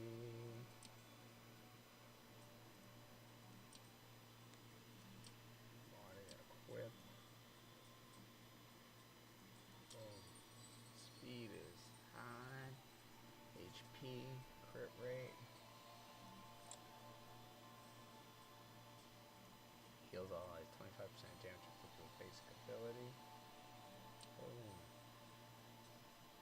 So we need a better body helmet.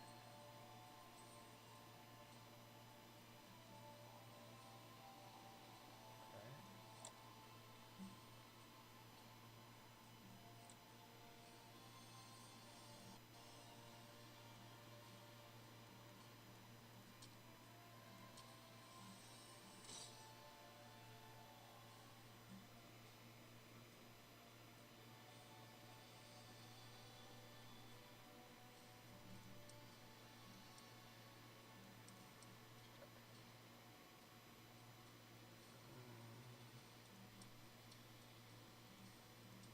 Big bada boom. Big bada boom. We just need a little bit of body gear. Just one piece, really, with decent stats, you know, doesn't have to be crazy, doesn't have to be perfect.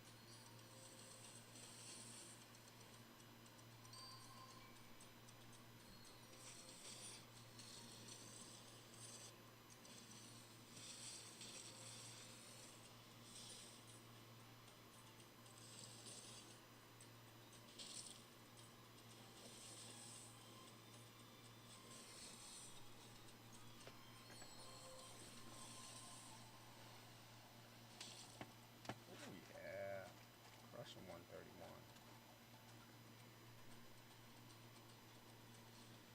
Dang.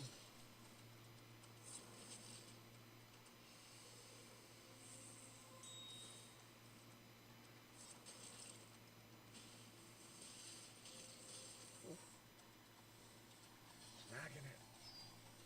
Dang. Pretty fast. Pretty fast one.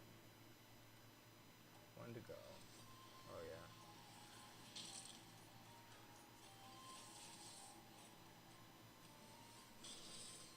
Oof. Banana pants jamming stance. We are going hard in the paint. Ooh. That never even had a chance. Let's see if we can get body gear here. Can we get some body gear? Please give us the body gear.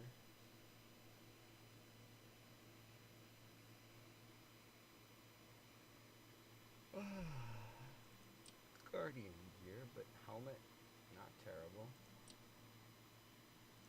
Let's try another one.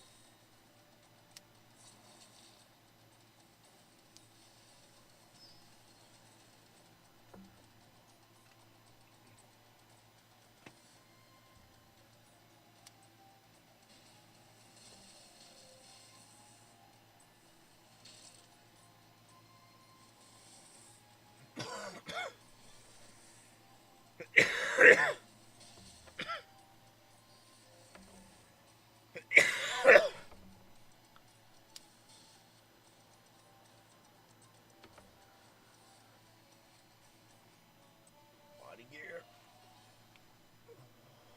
Come on, give me a level 5 beast body gear. S.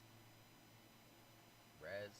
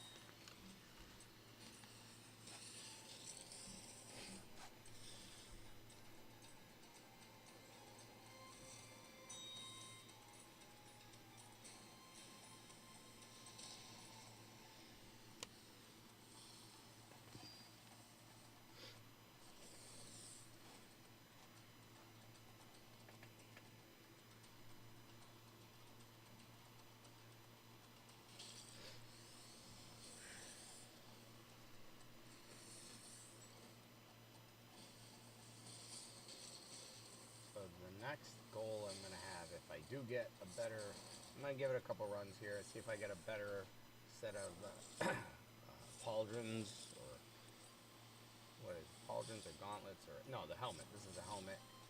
If I can get initiative, that'd be ideal. We will see though. And it needs to be body. And I think initiative would be good, or HP percentage, or defense percentage, or even attack percentage. I would take any of those if it was body and higher ranking, or that would be the way to go.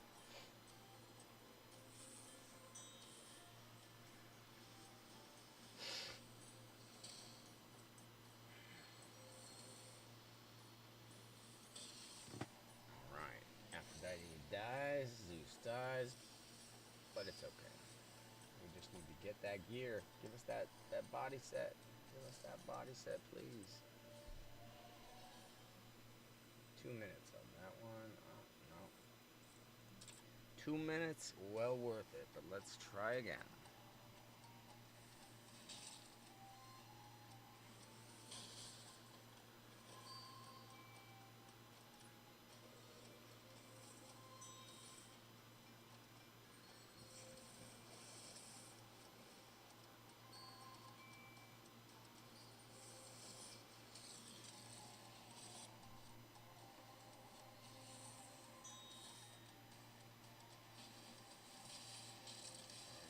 Green Knight is a tough beat, so is Brax, so that's good. Let's smack back the pack. And he's gonna hit, and then he's gonna hit, and that should do it. Oh, that's barely missed. That'll do it. One to go. One wave to go.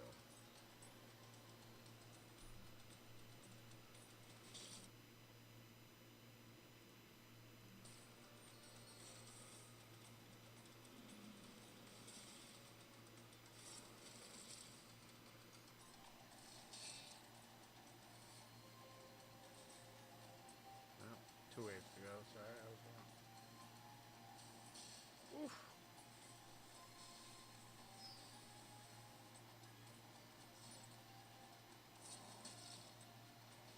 Oof.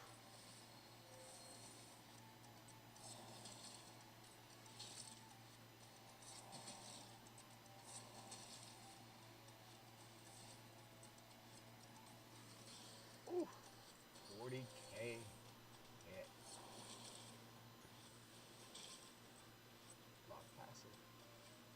Can't use your passive.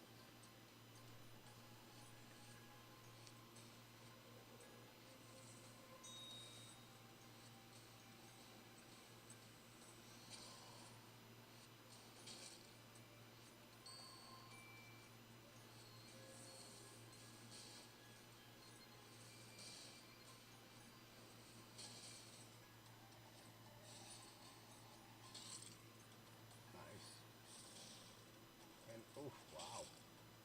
Raw hit pretty good there. Oh, he almost died to best head. He's still good. Oh my goodness. Are you effing kidding me?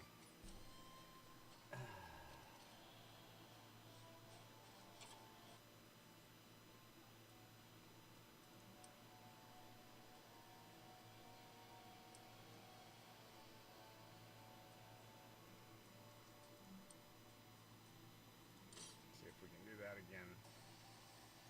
Raw should be like hit enough to make up. There we go.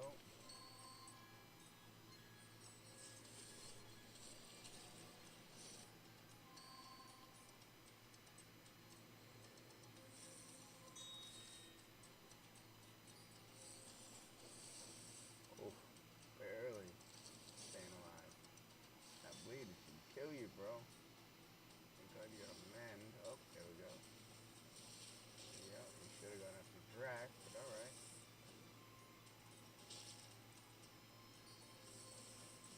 There we go. Nice. That's the way. I like it. Alright. Musashi and Loki. And I mean, Beowulf's dangerous. He can one-shot you. He can hit you pretty good. Oh, come on now. You gotta take out Loki with that hit. Oh, Musashi, I like that. He's gone. And Loki's gone. And Beowulf's gone. And Leonidas is gone. And his 300. They went into acting. Alright, let's do this. Ra's dangerous.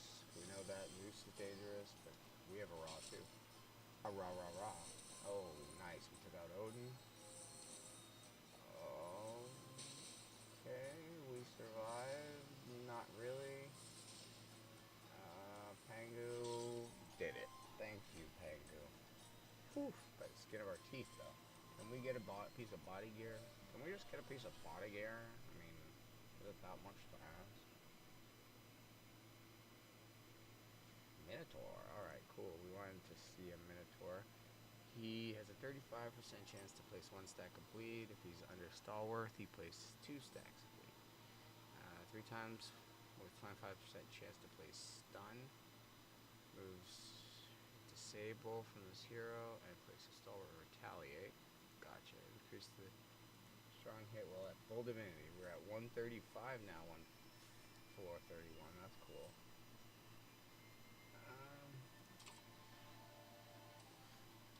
We have about 21 more runs at this to see if we can get a better body piece, a better helmet for body.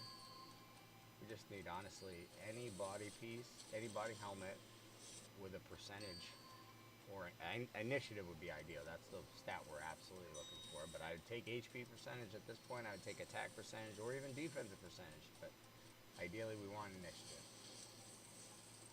Ideally, Green Knight wants that to not have been the way it ended for him. But Zeus has a mind of his own, and he is coming for you. Pretty beast. Alright, come on. Take him out. Come on, Ra. Oh, you just tripped on the finish line, Ra. Pangu had to clean up your business. There we go. Second wave. Boom. Loki out before you know what hit him. Pangu says, welcome to the yin and yang. Oh, Beowulf, so close. Okay. That will trigger him to get to go again, and he fires off, and there's the second wave done. Zeus just owned that. Third wave. Let's get that body gear now. Let's get that body gear now. Raw. Boom. Okay, killed one, gets to go again. Kills another, gets to go again. Kills another, gets to go again. That's it. Oh no. Oh no. There it is. Multiple joint attack. Kicking him in the face. Kicking him in the face. Yes. HP. Let's see if it's better. It's going to be only marginally better, but we may stop here.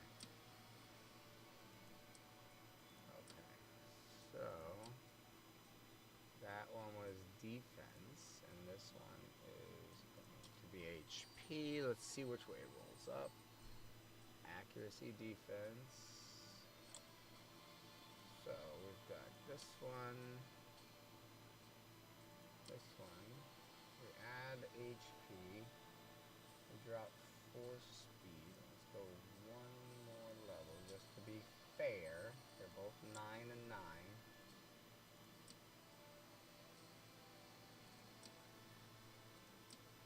Accuracy.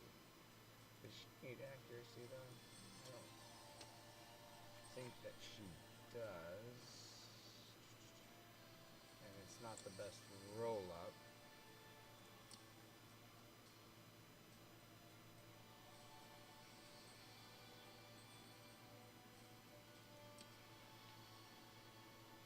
Crit rate, she loses 2.5%. Who cares? Accuracy, she loses 4 speed, but that's not the end of the world. We could get initiative in here, so I'm going to equip that and bring it to 11. Hopefully accuracy. Okay.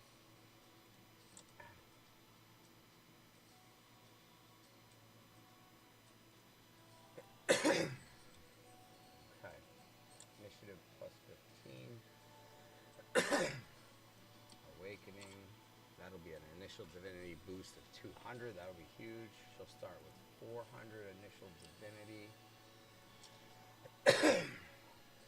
And gain 70 every time she places a buff. So that's 140 every time she does her 4. For 2 turns. So I'm wondering, 40. Okay. How does she gain it so fast?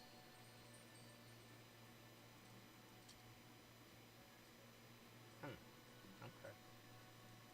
Here is not shabby, and then let's look at Sphinx.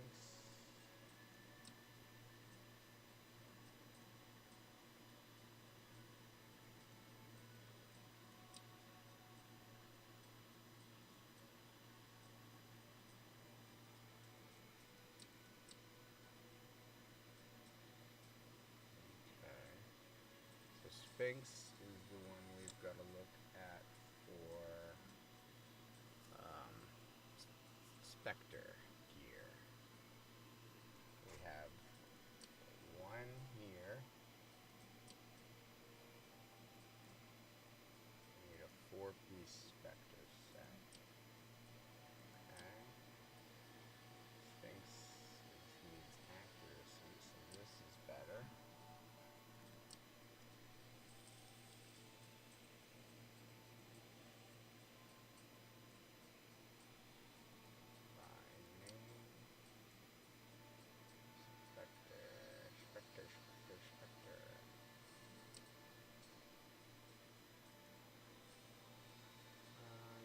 See a Spectre there. Somebody. Spectre. That's a trimmer. Spectre, I don't have much of it. Alright, so let's look at this. We have accuracy, attack. These 3 are good. Defense is good.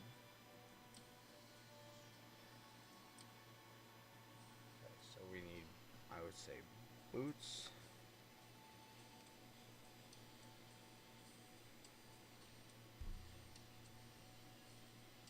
Boots and chest. And it would be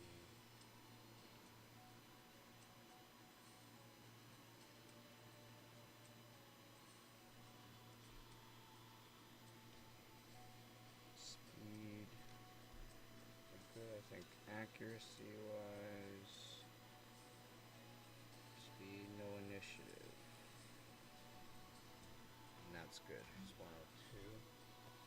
So let's do that. Let's go to Spectre. Where is that one? Spectre is 140. Oh.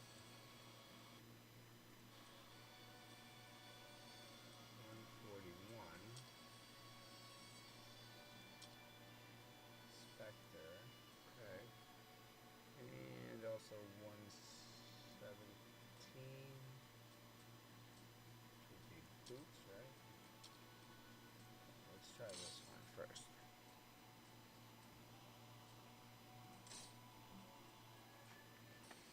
Let's try this first and see if we can punch through this. Yep, one done.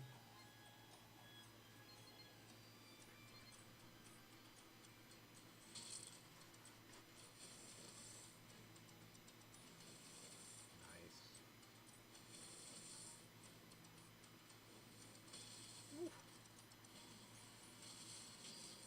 Zeus is just taking over. He says, "Get out of my way." Get out of my way. So, Spectre, boots and chest. Chest would be defense. Percentage would be ideal. HP percentage. No initiative.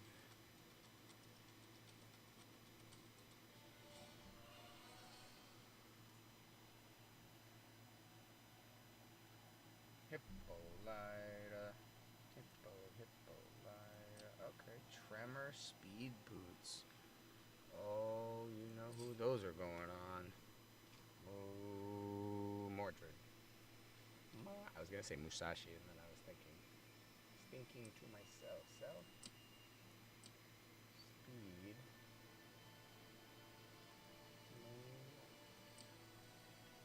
tremor. I will say that they're very low. Could be initiative though. Yeah.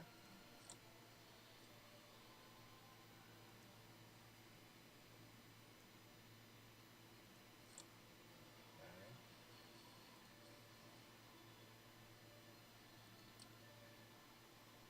Oh, the Birdman.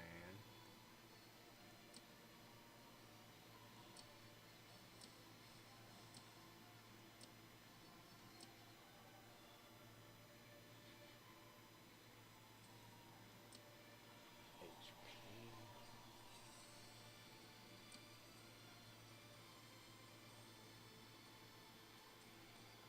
On this, we need soul from Morgan's. But I think it would be better for him to be in a two-piece tremor, so that would mean either boots or legs. Tremor set. Damage attack.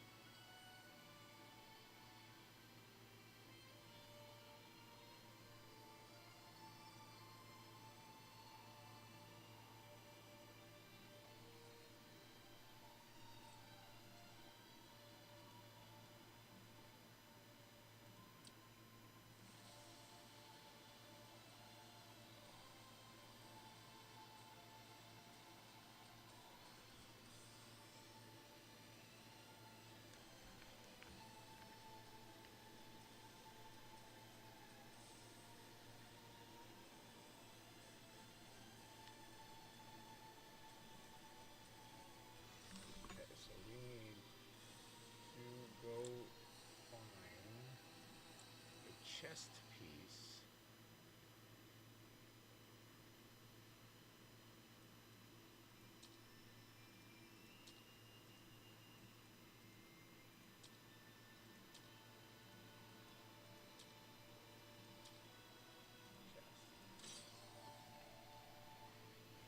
For either tremor or for soul.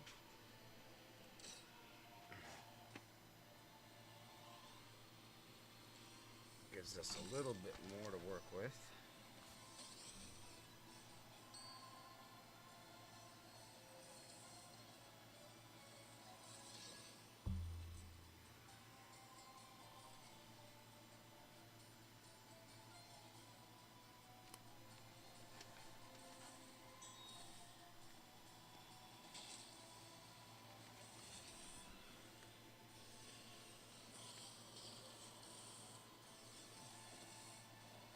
That's some good schwacking.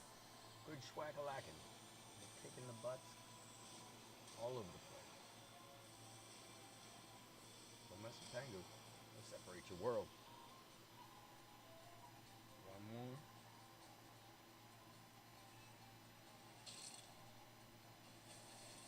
Oof.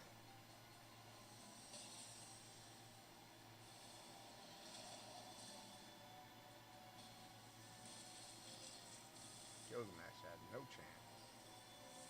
Shishi and Shinigami have no chance. Can we get a chest that's either soul or tremor? That will be the case. Right.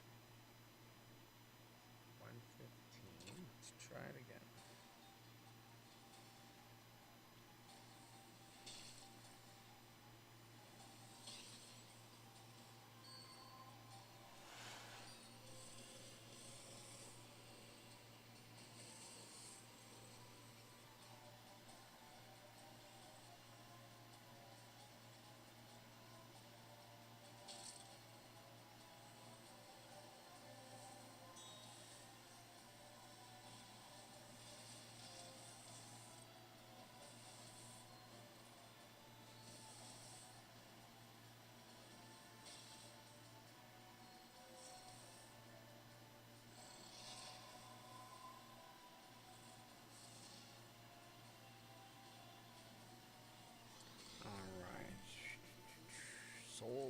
tremor. We can make it work. We still will have to farm one other piece of gear for him to fully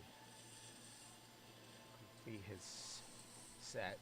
Then we'll have to upgrade as we get a better piece, but we'll have the basis of a set for him with mostly the right stats on it. Good job. DC. Slow down, come on. You don't need to be the hero. You don't need to be the hero, Shishi. Come on. Soul. Or tremor. Hippolyta. Attack percentage on razor. Very nice. I like that a lot. I like that a lot. I will definitely use that one. But right now we are worrying about trying to get Mordred fully decked out in the right gear. We are experimenting with some of the gear set combos that we think will be best. And we'll be, of course, letting you know as we are able to get them built. And obviously the better luck we have in getting the pieces or passable pieces early, then it frees us up to focus on other things. Also, having a number of the elements to max out the heroes already done completely, then it lets us focus just on a few things where the more you have to focus on, the harder it is to have the time to do it all and to juggle it all. So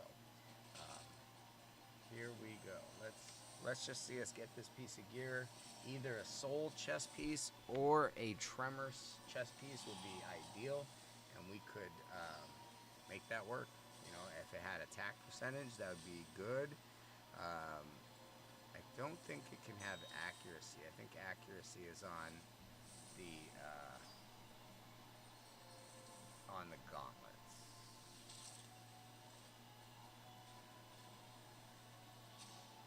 Let me see if I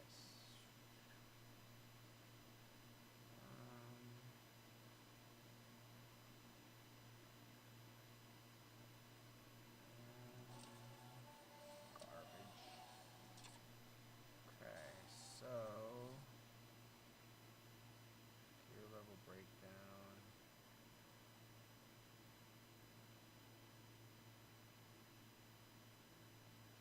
Damaged gear is level 1, crude gear is level 2, superior, flawless, masterwork. So for Mordred, for attack, we are going to want to get 55 as the highest, 55% attack on the chest piece here. That would be the ideal. Attack percentage. So 4 would be 20 to 50, so 20 to 50 or 25, so somewhere around, I'd say 30 to 40% is expectable, is like fine. So that'll really jump up your attack pretty considerably if we are able to pull that.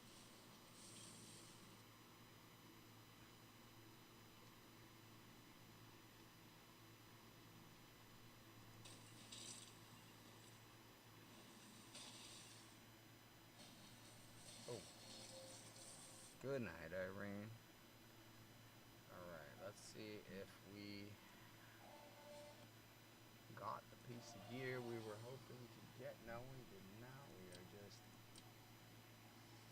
slipping out. We are losing the necessary energy that we will have to search harder for this one. But I'm shocked. There's 5 gear sets, I think, in this level.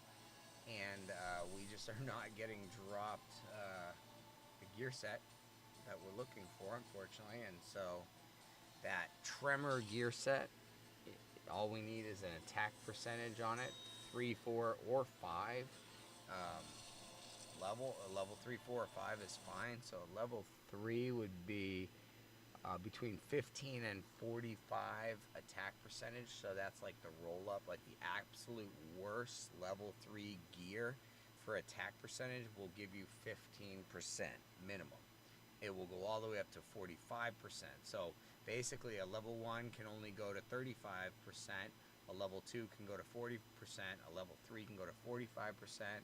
So if I can get attack percentage on the right gear set, no matter what it is, roll it up, because you're only going to be losing 5 or 10 or 15 percent at the most, and you could just replace that as you get a better piece. But anytime you get the correct stat that you want on the correct gear set, that's enough to start with, in my opinion, and to run with for a while.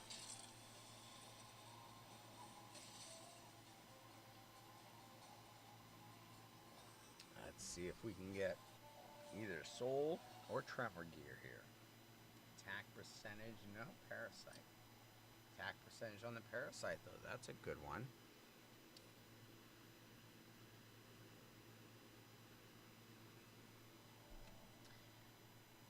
That's another way we could go with Mordred is you could go with what we just saw there. Where is it? We're on chest. So this one is let's remove, because that's not ideal. We need initiative is good. HP, this should be attack percentage.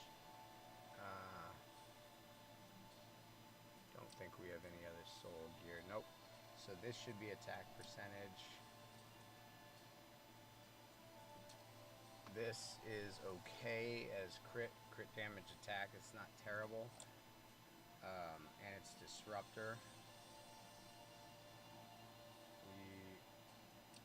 Defense, HP, neither of those are the right ones. And we don't have... Okay, this will be HP. Crit, no. So this one is not it. I can see somebody, a brawler, probably using it, but... And then let's see about this. Initiative. That's important. Crit rate, accuracy, crit damage. Let's put this on him. And now let's go back to here. Let's do this. And now speed. We do need speed, but let's take this one off and see. The speed's still 156, so what I think we really need to do is go after some legs in the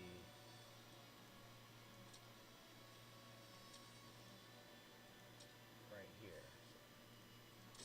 116. Let's see how this goes.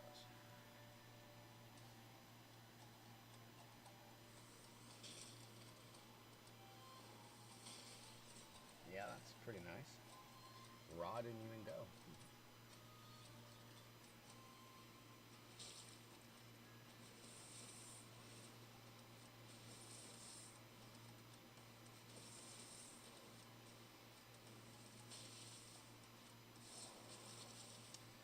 So I hope that maybe for the third alpha wave, it'd be great if it was now, but obviously it's still early in testing. I think it would be awesome though, and during the third alpha wave, if there was a leaderboard that was literally by level, and so like you might be the fastest time on level 27 or something like that. I don't know. I think that would be cool. Now you have a lot of different winners. People could win on a specific level and be just known for having done the best on that level, rather than just a single winner or first person to do something. I think it's kind of neat to have a lot of different ways for people to be recognized, acknowledged, and be a part of it. Okay, do we have it? No, we do not. Let's keep pushing and see if we can. We're down to 152 energy, so We only have about 15 runs on this to see if we can't get a piece of tremor gear with either speed. We're going to need speed, attack percentage, or initiative. All of those would be acceptable as long as it's tremor gear.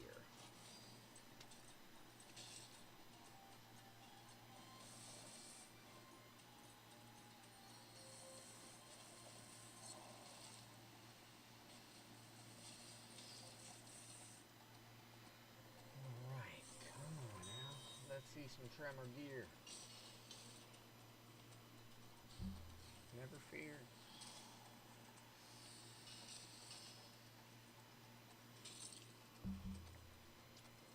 Musashi. How could you even shake his hand? He has 2 swords in him. He has no hand to shake with. Drop that Mordred. There it is. Crushed him right off the bat. Raw comes in and says, I am Raw.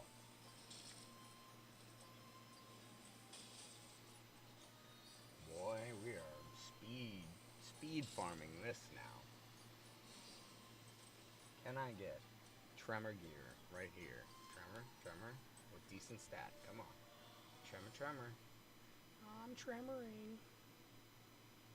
I don't want a Hippolyta. Ugh, Parasite. Not it. Well, at least these are only 8 energy a pop, so we have a little bit more energy than we thought, or a little bit more attempts than we thought. Dun, dun, dun, dun, dun, dun, dun, dun, dun, dun, dun, dun.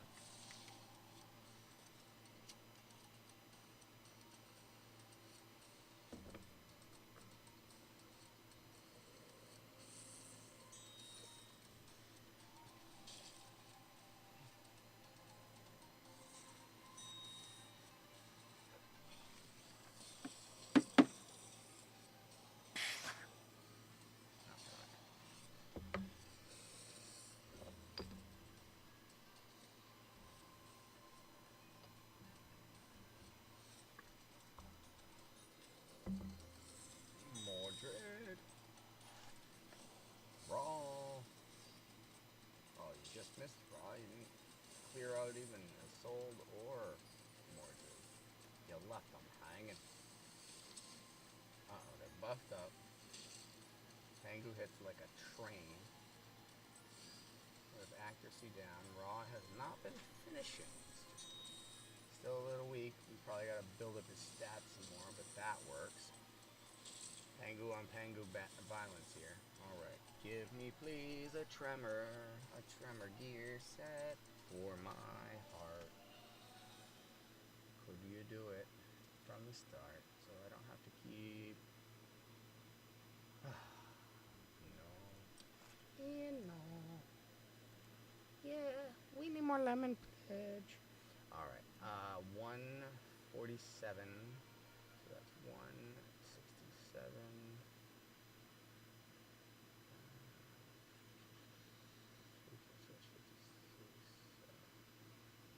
About 8 more runs.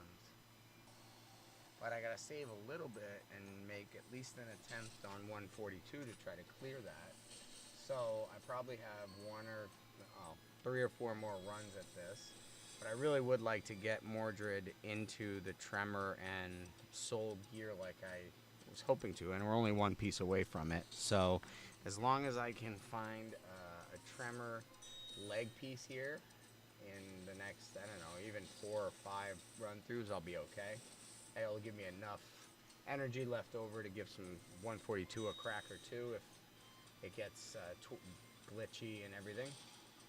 But we had to build a team to do it different and take out Aphrodite. It kept glitching and wouldn't work. Technically, this one still has Heimdall in it, but Heimdall might not work, so I might have to take Heimdall out and put in Green Knight or something and hope I can still get through it. The big thing with this is Sphinx is in 4-piece Spectre gear set, I think now, so I'm going to check that. But this means that she puts on her core Vanish on everyone but her. And she puts Unkillable or Immortal on herself. But with a 4-piece Spectre gear set, she has Vanish on her at the start of each round of each wave for 2 turns. So she's going to get that, and then she's going to do her core and put the same thing on everyone else. And so the enemy isn't going to have really anyone to target. All right, come on now. Tremor. Wow. Oh, Spectre attack. Let's check on Sphinx.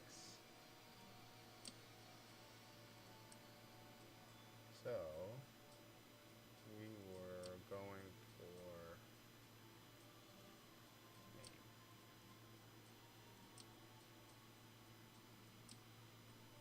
Attack.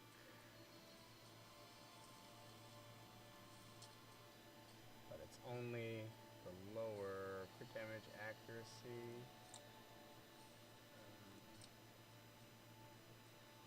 Speed attack.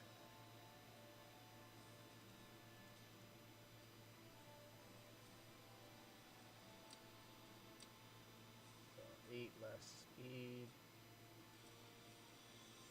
86 less attack. And let's go up 1 level so it's fair and even. So you can see a 5% difference at the same level between 1 and 2. That's what is pretty much going to hold true between each level. So let's see about defense. This is the right Spectre. We didn't get it there. Spectre Shrine. Spectre, nope.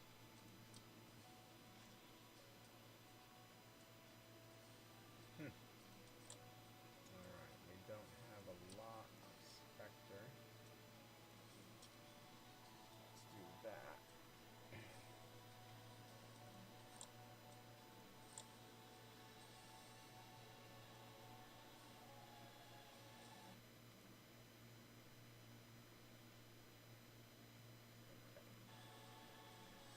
So,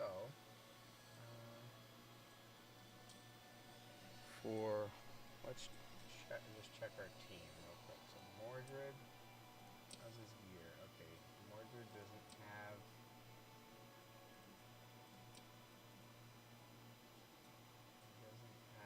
any way to get a tremor piece, so we're not ready for that, but we can bring this up.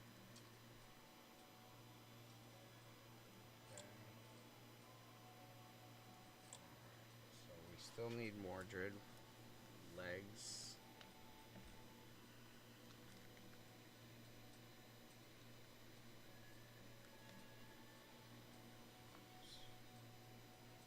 Tremor. Attack. Percentage. Speed. Initiative. Those are all, that's 1. Aphrodite. We got her in the sets we wanted for her. Okay. This is gauntlets. So Heimdall.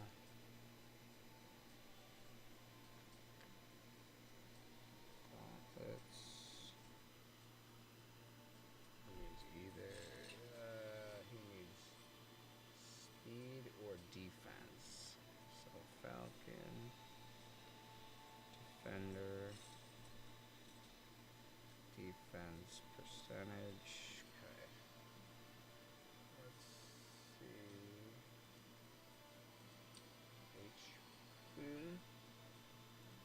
Accuracy. Attack with an 11.5 defense. 8. No, that's only 3%. Crit.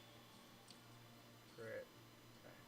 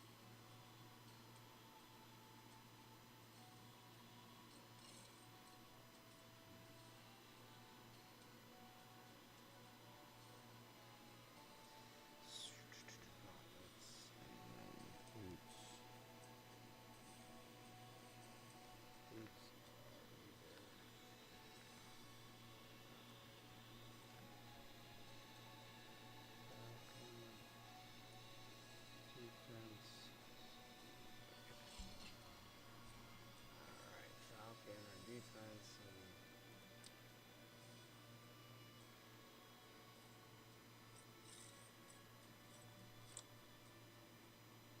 timed up now. Sphinx. We needed. We need more. Sphinx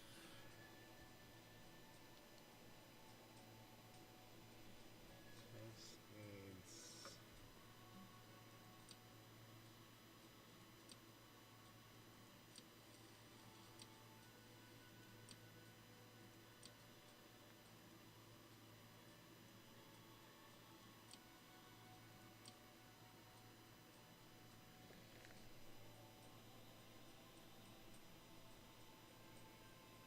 Helmet.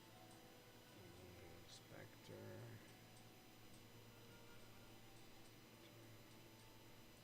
Defensive percentage.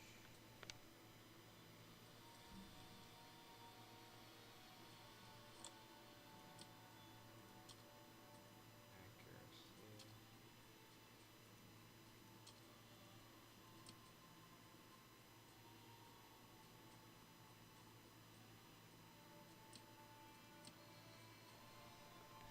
We need to keep initiative low. Speed, defense, that's what computers have multipliers. Defense attack.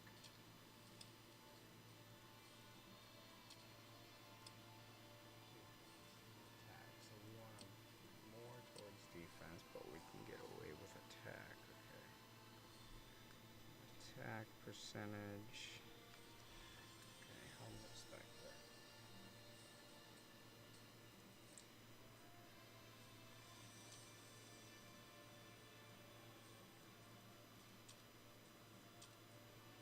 Let's see if we can get lucky and get something here.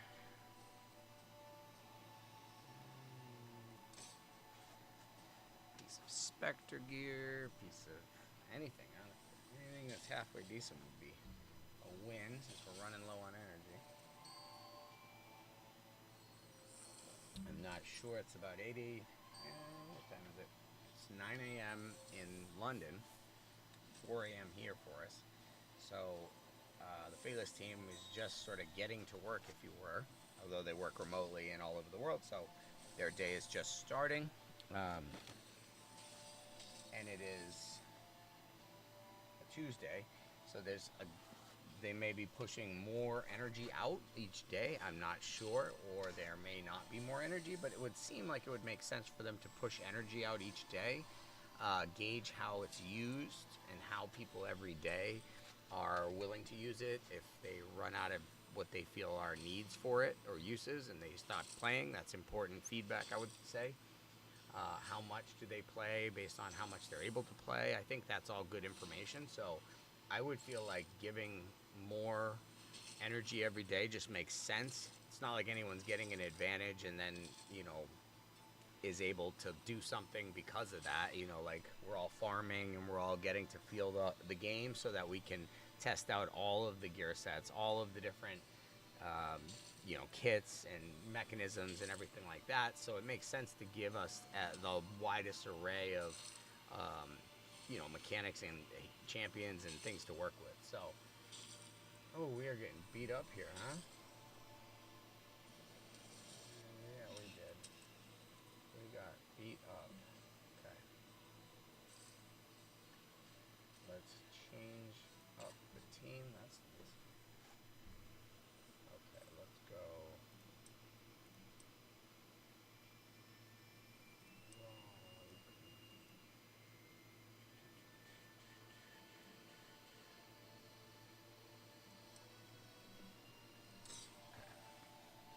We just need to be able to finish it and not have a wasted run where that could have been the gear piece we needed,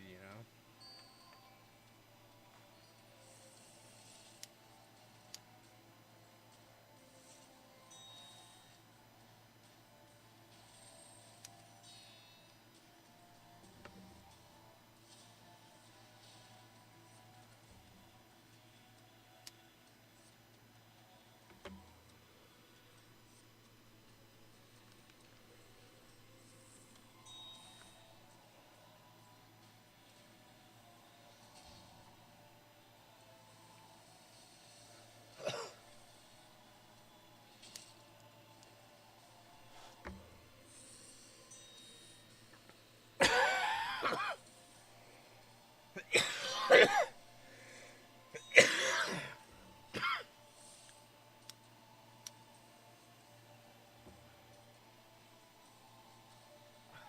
wave.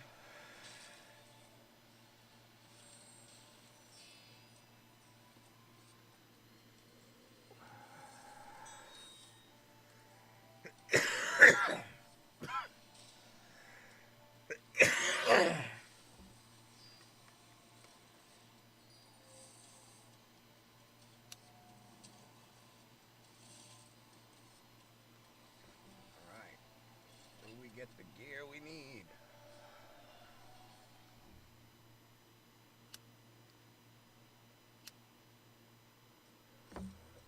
We do not.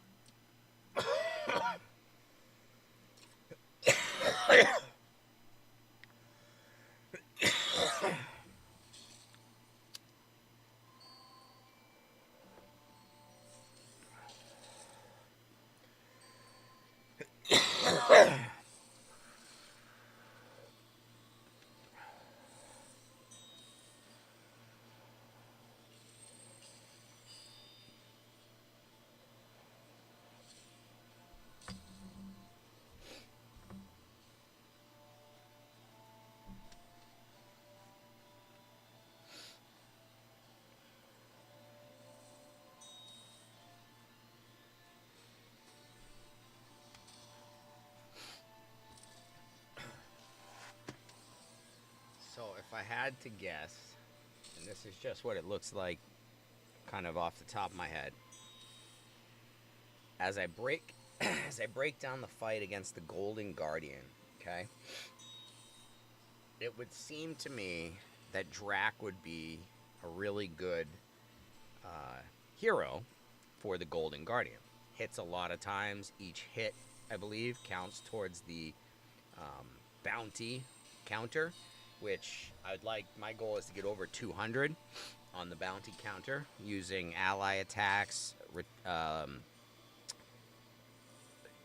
retaliate, also feature. Now the Golden Guardian isn't super fast, so he's not hitting a lot. So when he does hit, it's nice to have the retaliate up so that all 4 or 5 team members can hit back. Can we get it? No, jeez. Oh boy, just not falling for me on that one. All right, but so basically the lone and down on level 60 and level 120 here is the Golden Guardian. If you are a brawler, invoker, or defender, then the Golden Guardian will put a stun on, or has a chance to put a stun on you. So you want to build your team with disruptors and slayers only, basically. So obviously slayers are not super tanky, they're damage dealers, and disruptors are not typically super tanky. They're usually fast, have high accuracy, and are putting disables or debuffs out. So you basically are needing to build a tanky team full of just slayers and disruptors. The other piece to it is that under Vanish, you get double the number of bounty points when you hit. So instead, when you hit, you get 2 instead of 1, or 4 instead of 2. So it pays to be under Vanish as much as possible. So that's what we're going to be doing. Now, one approach is to farm enough Vanish gear to put on all 4 or all 5 of your heroes if you don't have a hero that puts Vanish on everyone. There's only one, I believe, that I know, and that's Sphinx. Sphinx puts Vanish on the whole team except for herself. So what I'm going to do is put Sphinx in a 4-piece Spectre set, so that gives her a 2-turn Vanish at the start of each wave. So she will use her core, put the Vanish on everyone else, and have a Vanish on her for 2 turns as well. 2 turns as well. I'm hoping it will overlap enough to where she'll be pretty much fully protected at all times, or not targetable. Even though she might get hit by AoE, she still is getting, and I think the 2-piece for Spectre is a reduced damage from AoEs by 15%. So she's not going to take, Sphinx isn't going to take as much damage, and So we're looking for a few pieces of Spectre gear, boots, and a chest. That if we get that, it's going to be used. But we're just basically farming in the 111 to 117 range, and that's where this gear can first fall, and then it falls from 141 to 147. So as we push past 142, oh man, that is a rough one right there. So I am going to go back out because we are running very low on energy.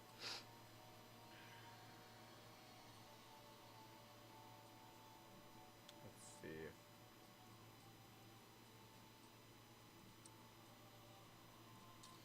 Anubis has a lot of energy.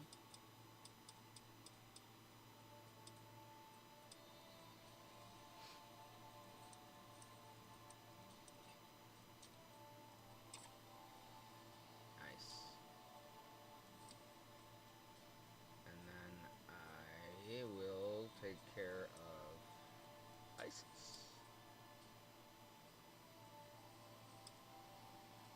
Oh, maybe I won't. We'll do Isis in time.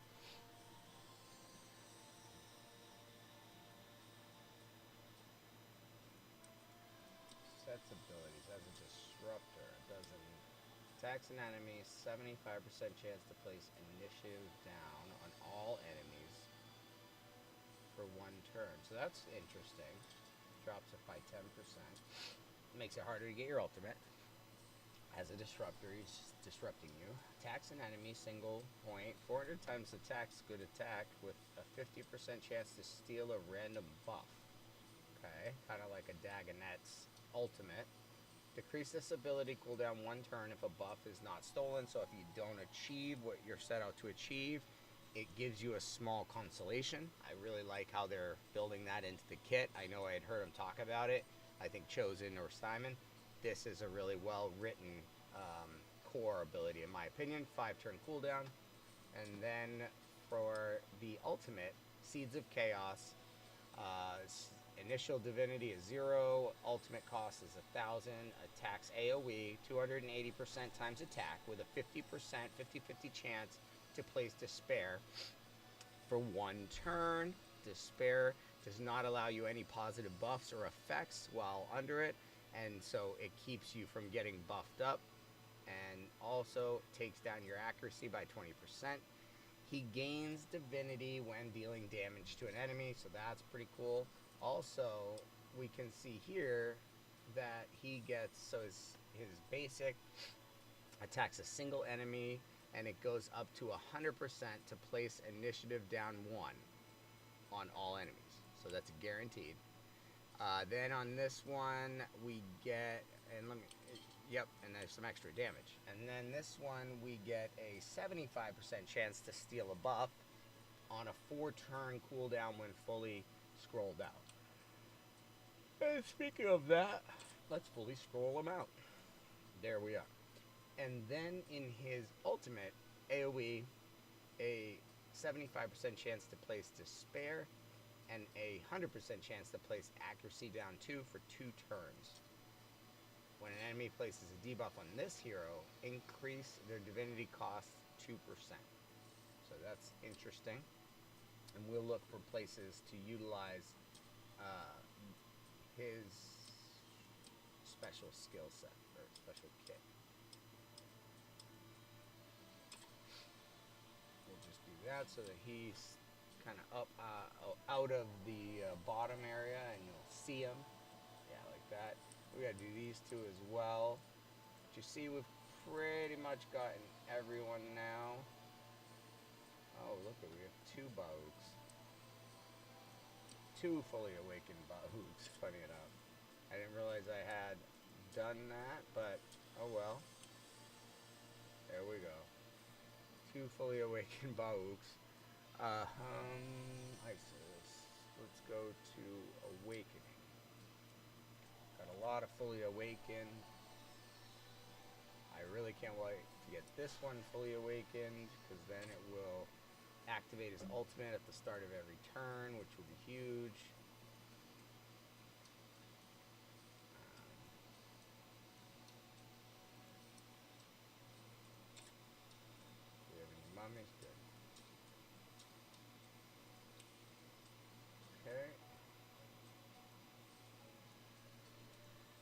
continuing to just push towards having every single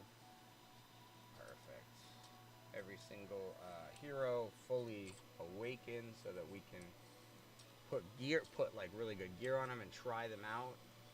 I think that's going to be important. Where's our left? Fully done. Percival, hold on. No. One more for Percival, okay. Hound of Duat. Let's see if we have any more Berserker. Nope. Wow, that's surprising. Usually I have like 8 million Berserkers. Nope. Beowulf. That's another one I want to build out and definitely test and see. Volklok, do you have a friend? Yes. Okay. Lock Ultimate right there. That's awesome.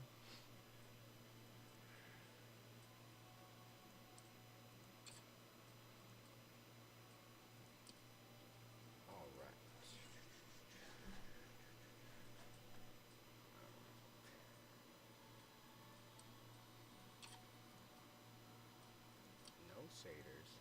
They're hard to come by. Sleeps. Telling you. Assad. I think I saw an Assad. Nope. Oh, what was... Oh, we have his imprint.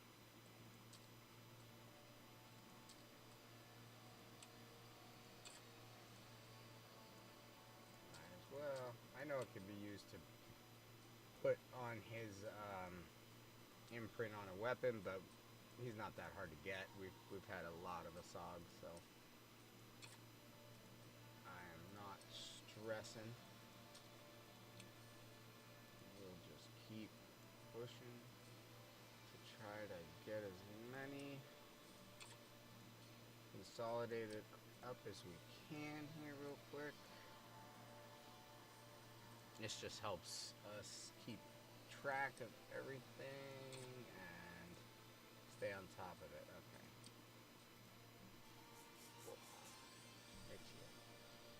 And I'm hoping that maybe we get dropped a little bit more energy and that I don't run out here, but we'll see. We'll see what happens.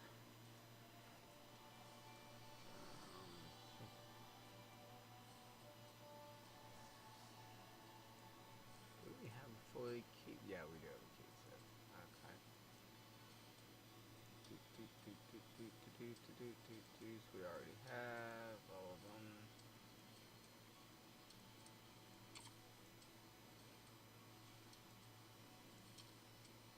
Okay.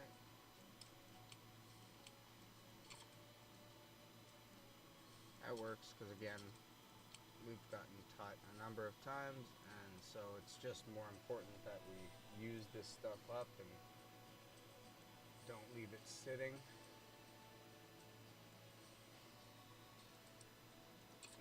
Sold.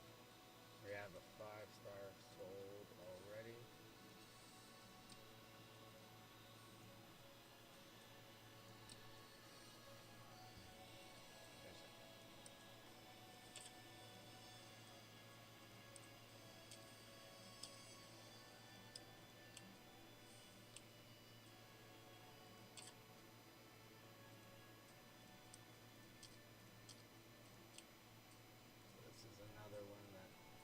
Isn't fully in. Chastain is good.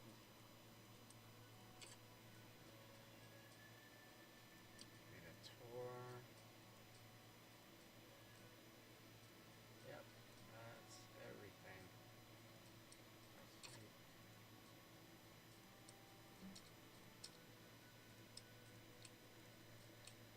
Alright, now that's everything.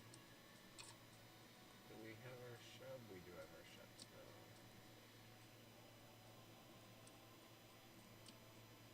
Desert rear. Jackal. Okay. Alright, so real quick, let's check our team and make sure everybody is ready to roll. We need Heimdall. Okay.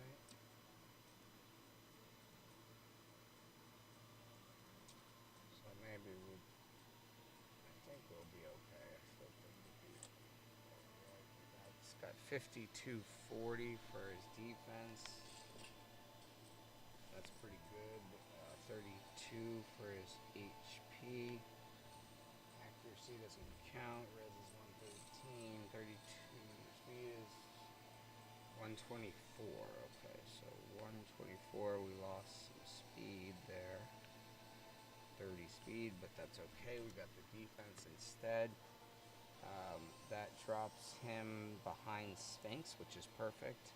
So they switched in this roll. So it goes Mordred, Sphinx, Heimdall, and then Osiris as our speed tune. Let's see, Sphinx. Sphinx has 30k. Yeah, accuracy is 164. That would be enough. That's how much Osiris has too, I believe. Speed is 135. 135. I think that's enough. So, yeah, so Sphinx does jump ahead of Heimdall. Mordred's at 190, so with the Confuse, that's going to be sure to be on there. Then you're going to have Sphinx, then Heimdall. And it looks like 94 resistance for is good. You're not going to have anybody placing on her. But she really needs two more pieces. A chest piece and then one other piece. Let's see. This one is probably our best. This one's not bad though. Speed. So yeah, this is the boots. Sphinx needs a boots.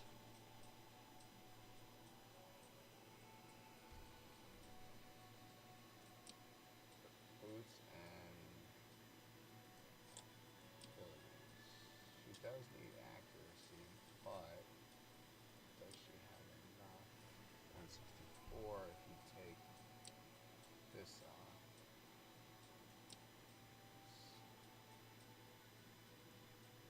Then she only has 129 accuracy. So if that's the case, she probably needs a Spectre. We don't have one.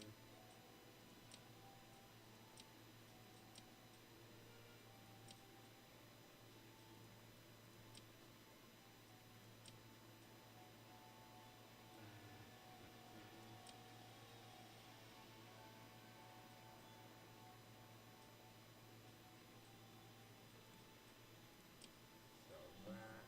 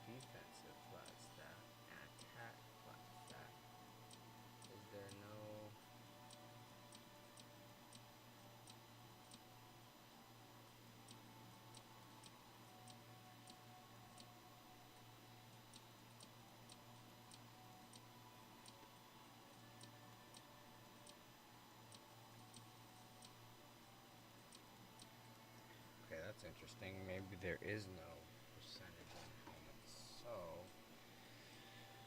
we wanted defense. So let's look at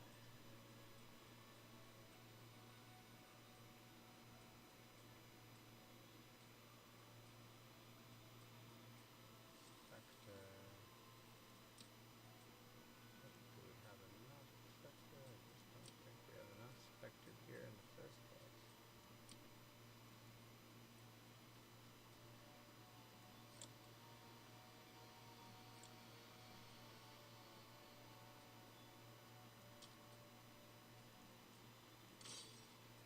Okay. Let us see that good helmet. Spectre helmet, that would be awesome. You know, a good Spectre helmet.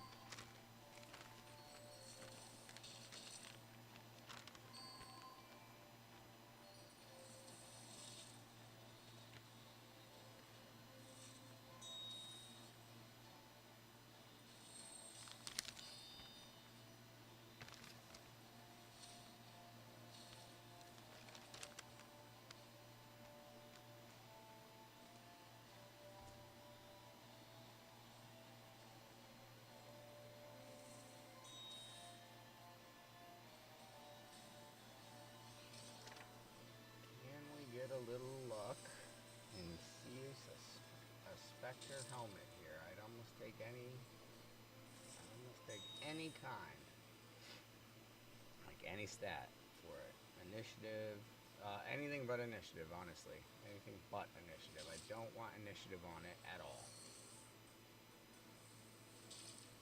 Why, you ask? Well, that's a much more detailed conversation. We need to get to know each other. No, I'll go into it as we build out this this hero, or more specifically, this team for the Golden Guardian. It's a team, but it's also more a gear build. So, what I'm guessing at, and I was saying before was, I think the Golden Guardian works in one way, and then Fafnir works in the opposite way. In that, the Golden Guardian, the object is to use your ultimates the least, where I feel like that's probably the opposite in Fafnir, and that's how they differentiate between the two bosses, is that in the Golden Guardian, you want, every ultimate use increases the boss's damage by 5%, so the more you use your ultimate, the more he can hit you, and man, we're not getting it here. It's running out, but basically, it looks like you're gonna want to go into the Golden Guardian fight with a Spectre gear set ready to put on your Sphinx. And the reason I say that is because Sphinx puts on an immortal buff on Vanish, puts immortal on herself, and so she's unkillable. She gets to 1 HP and can't die. But she puts Vanish on everyone else, and Vanish is the name of the game for the Golden Guardian, so it helps you give double bounty. So if you give one good hit or whatever, your one attack, instead of it going up 1, it goes up 2. And so you want to be under Vanish as much as possible to raise your bounty. I think my top is like 171 right now, so I'm trying to get over 200, but I'm gonna finish this build first on Sphinx and with Vanish, and so that's why I'm farming some equipment, trying to get the Vanish, the Spectre. It's called the Spectre set. I'm looking for defensive percentage or speed would be ideal. No initiative though, because the more initiative you have, the more you're going to have to use your ultimate. And so in a fight where every time you use your ultimate, the boss gets stronger, you don't want to have initiative. So it's counterintuitive, but that's the way I would face Golden Guardian.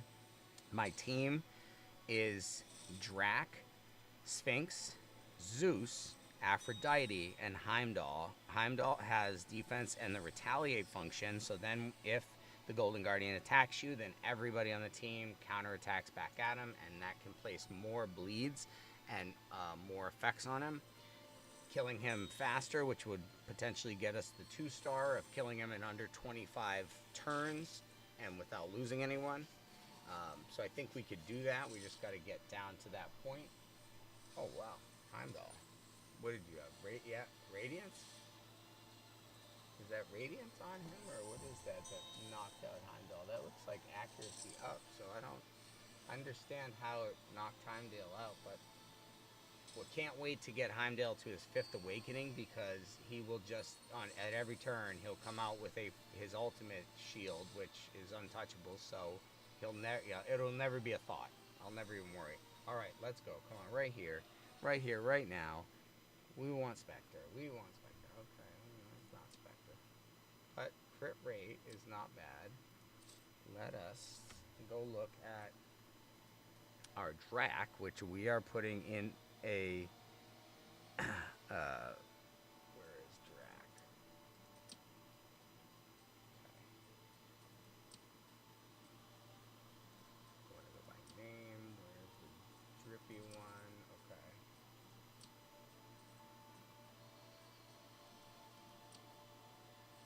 Crit rate. HP. Back 9.5. Initiative defense. So we don't want initiative. Shrine accuracy. So he's got the best. Okay, he's got the best so far. Now we just need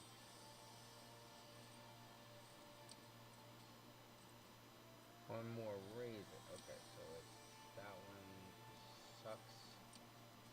So we ain't gonna do nothing with that. Defense, that's terrible. Attack. Okay, we might be able to work with this one. Let's enhance to 8 and see how it rolls up. We don't want the initiative though. We really want the HP. Okay, that's fine. That's not bad there. Where is the other one? Thought I saw. Oh.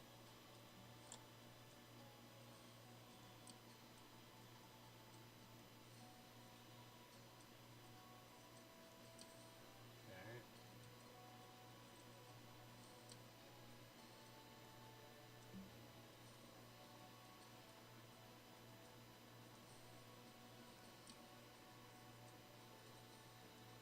So this was an HP one, so I think this is going to be an improvement.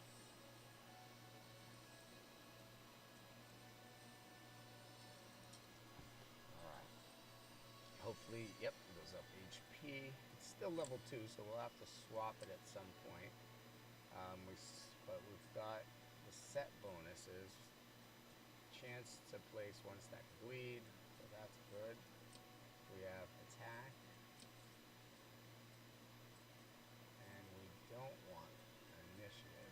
Remove that. We would ideally like the bird. Speed. Accuracy. That's initiative is lower. HP. Okay. That's probably the best we're gonna do right now. Okay, so Drac is good on that side. He's got what we're looking for. Nope. Okay. Dracula, you're good. Okay, Sphinx, we're still looking for.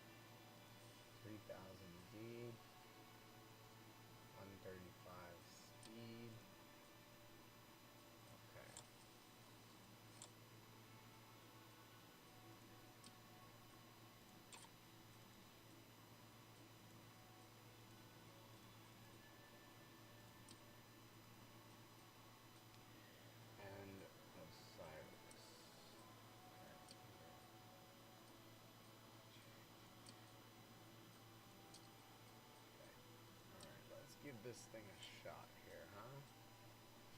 Let's go. Actually, what was that? One.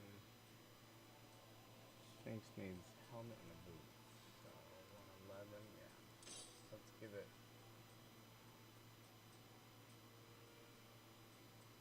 one more shot.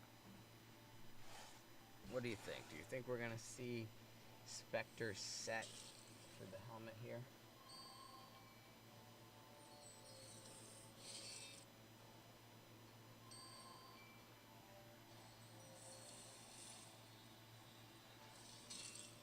Oh.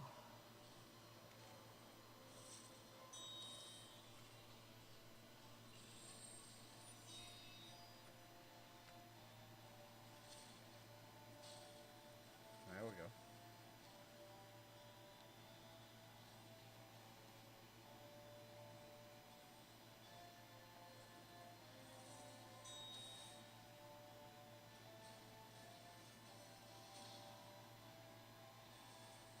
That's supposed to be it. Oh wow, they survived.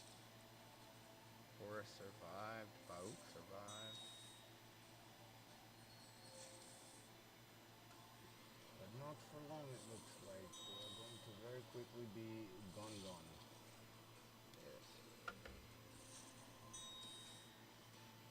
Thank you. Alright. Come on. One more. Let's take out Pangu and Anubis and Percival. And that silly bougie hound of Duat that wears all the gold.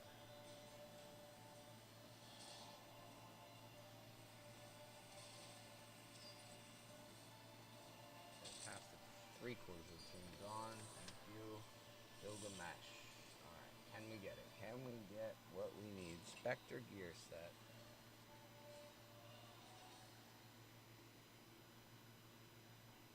That isn't it. I would definitely take Spectre Res. Spectre gear set with resistance would be huge.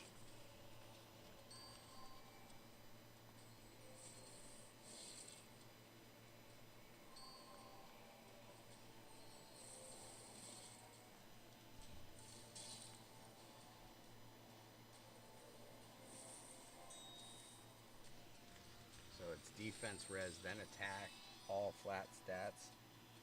That's what I would prioritize for the helmet here. So if we do get Spectre, and then we know it'll be a helmet, then I would prefer defensive flat stat, then res, then attack flat stat. That would be, and obviously initiative is a no-go, and crit hit chance is not very important, so it's also kind of a no-go. We're only looking for these 3. So 3 out of 5. Very favorable. Almost 60% chance that we'll get what we need if we get the right gear set. So really it's just about, are we going to see Spectre gear set drop to us here? I think so. But will we run out of energy? I think so. Will we get more? I hope so.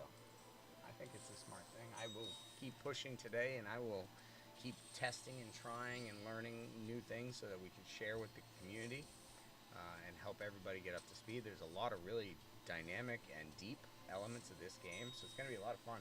A lot of fun as we get into the full game and are dealing with the factions and the clan boss and all the different pieces. All right, Bauk, sit down, boy. Time to be good. Yeah, thank you. Now, what do we get? Come on, come on. Oh, one more. I'm all anxious. I need it. I need that Spectre gear set. Anubis, what are you doing? Trying to be all abusive.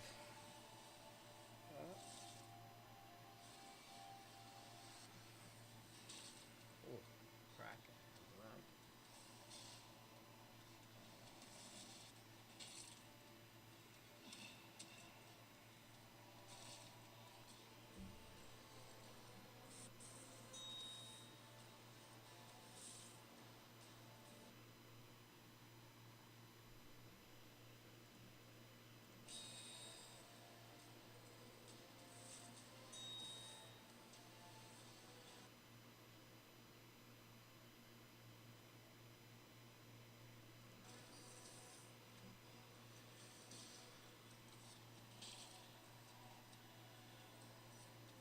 night, Pangu.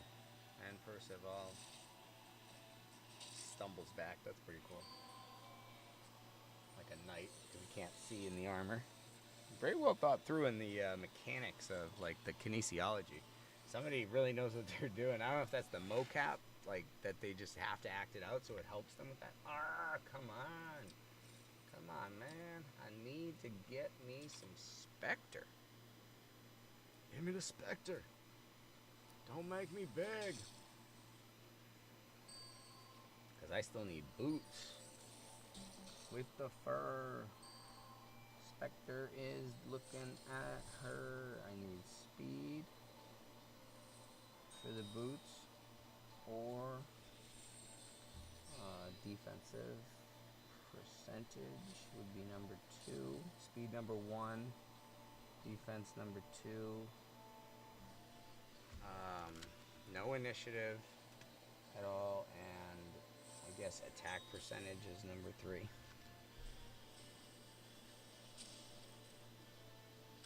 Yeah, that's your top 3. So let's see what we get, and then we'll compare it to that. And we will cry, or we will not cry. We'll see what happens.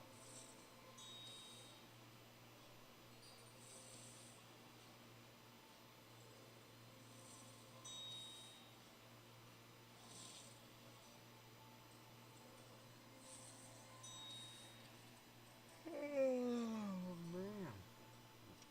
Big yawns here.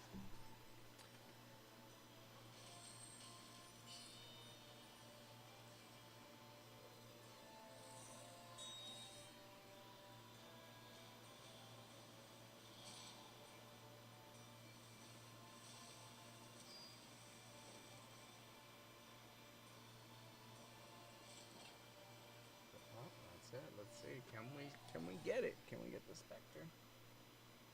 No. We got Tremor gear. Crit rate, attack. Let's make sure that Mordred, if he has the best gear possible.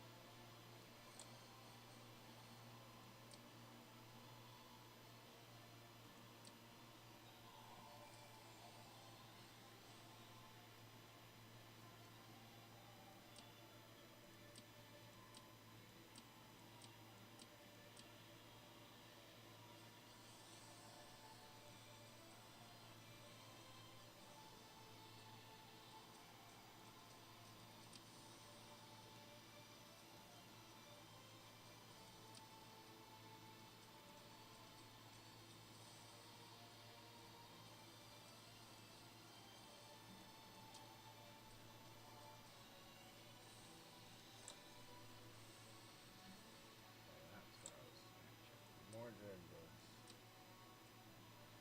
initiative.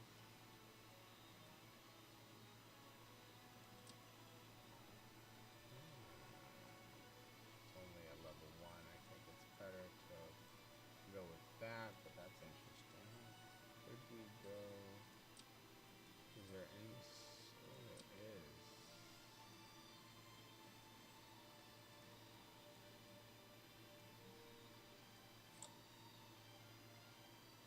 But it's not great stats for it, so.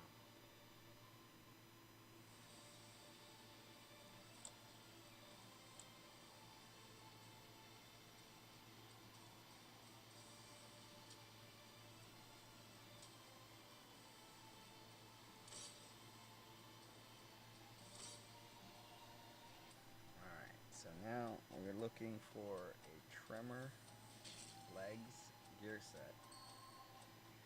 At this point, any would do, but we want attack percentage and speed. No initiative. Well, No, initiative is okay. Initiative is also okay. Initiative, attack percentage, and speed.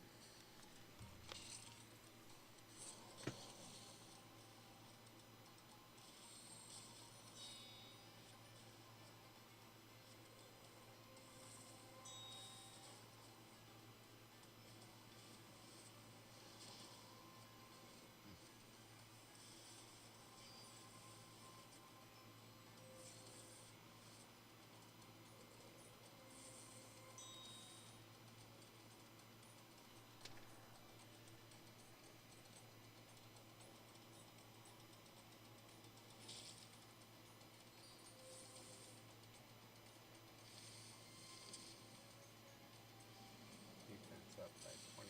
How much does that do?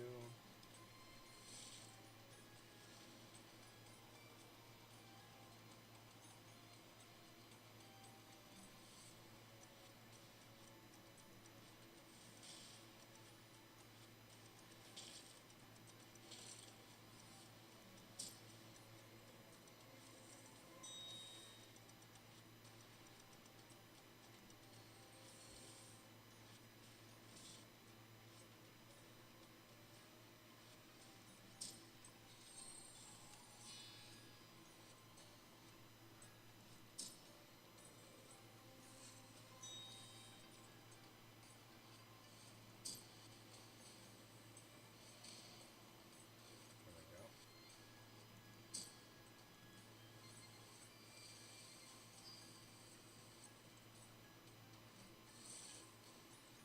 There we go.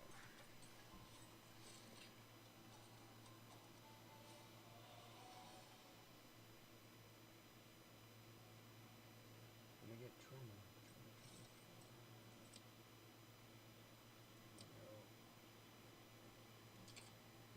Alright, let's try another one.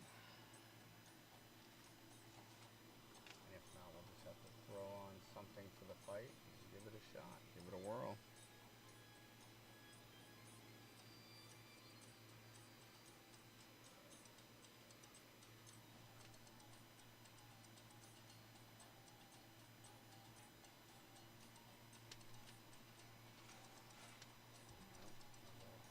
Sorry. Tired now.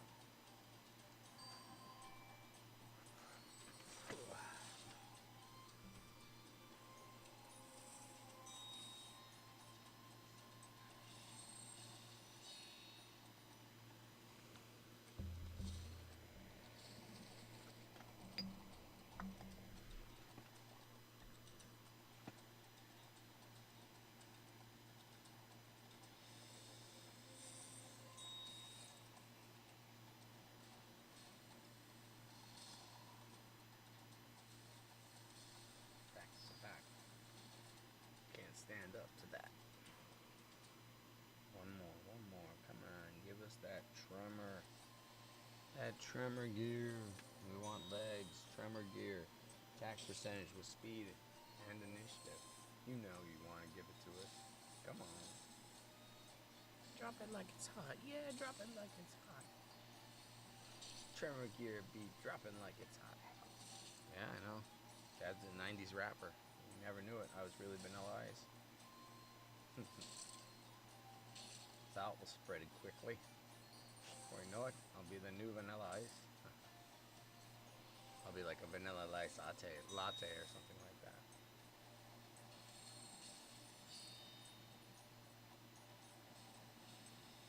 Come on, Pangu, put an end to this silliness. Thank you. Ooh, smack goes the daddy pop. Pop goes the popcorn. Alright, there we are. We're done. We're done.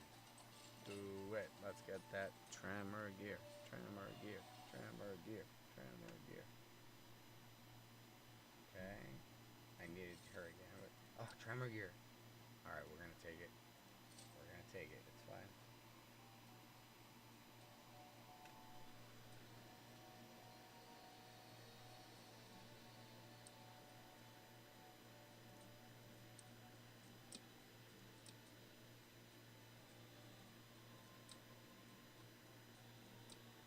Good like the worst gear ever.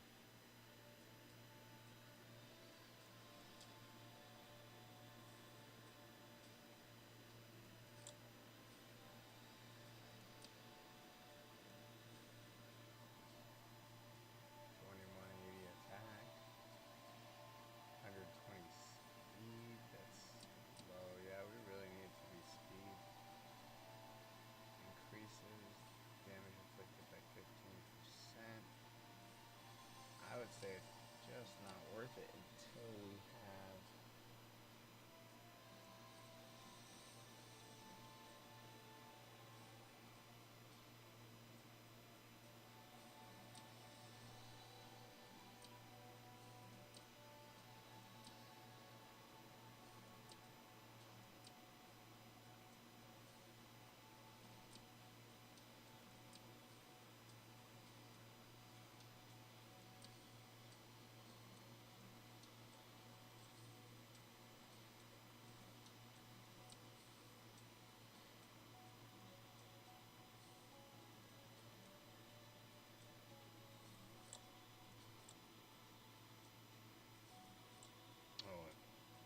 okay, so let's go into the cavern and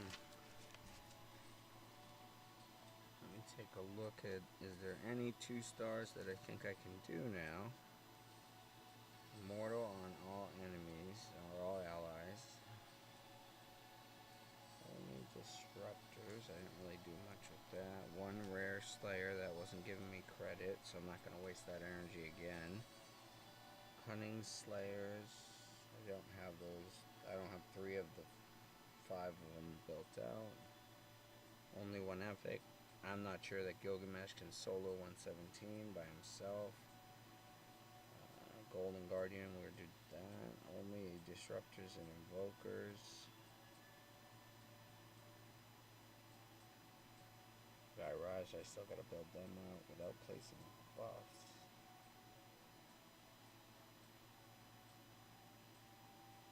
$140 doesn't work even though I beat it.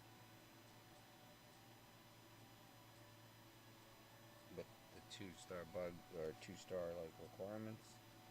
Alright, well, I guess it's time for us. Let me check Osiris though real quick. I don't think I looked at his gear. Make sure he's not missing a piece of gear. Okay. Alright, let's do this. Let's go to 142.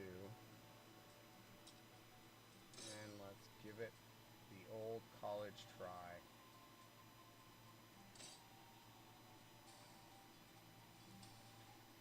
Alright. That's a big hitter. Initiative down.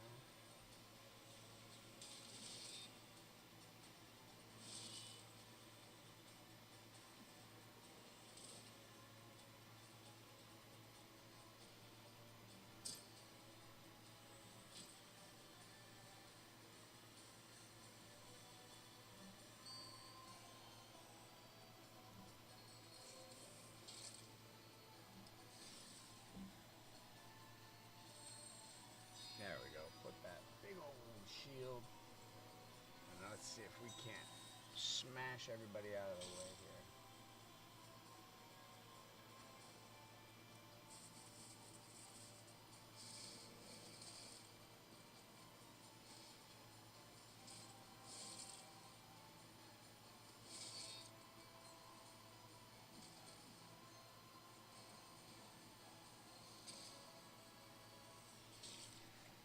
Come on, take out smash. Take out that smash. There we go. Oh, yes. 3 of the 4 out. Thank you, Heimdall, for having the D to smash through that. Okay. Let's get through. Nice. There's some big hitters here, so we're gonna whack on his doodle. Come on. Could really use to just beat 142. There we go, there we go. Let's get him down. Ooh, nice. Boom. 10,000. Lock his passive. That means he's not going to gain. Oh, did we just break it? So apparently Pangu's locked passive is going to mess with this.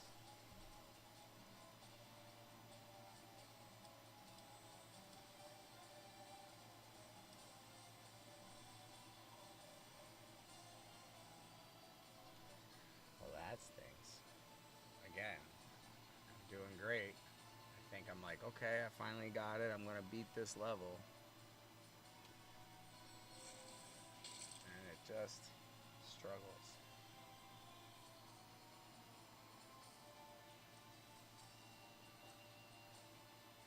It's Aphrodite's turn. She has her ultimate. And there's 2 people before Herc will have a turn again. And you know, what's the holdup? I don't know. It's definitely sending conflicting messages, probably, and arguments and code.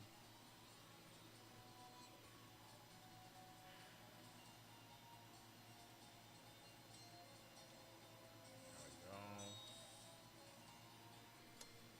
Use your ultimates, boys. Come on, let's go, let's go. I'm tired. I just need to burn this last energy by getting to 150. And then I'm going to take a couple hours rest because I think we're going to be out of energy. And the pups are interested in some cuddles. It's already 5 in the morning, so I've been up straight through the night for 2 straight days. Just pushing, grinding, getting this account as maxed out as possible. And I'm pretty happy with where it is. If we could beat this level, I would be overjoyed because it is a tough one. Alright, Pangu. Alright, Aphrodite, you guys have your ultimates. He does too, but it's your turn order, so you should be going. Pangu, who can hit, do his ultimate and do his hit. You have Heimdall gonna hit. You've got, I mean, there's so much. We got to be able to take him out here. Just can't do it, Captain.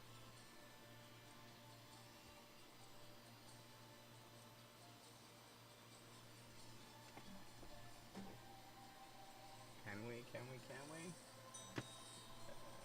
There we go. Pangu time. Knock him down with your ultimate. And then if you don't get him all the way, you've got Heimdall to follow.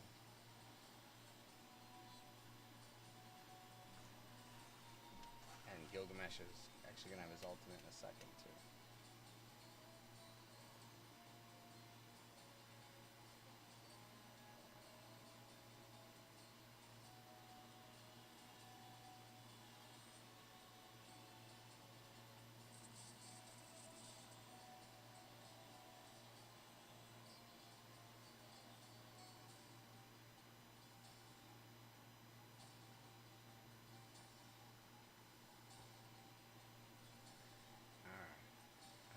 Did Pangu not go?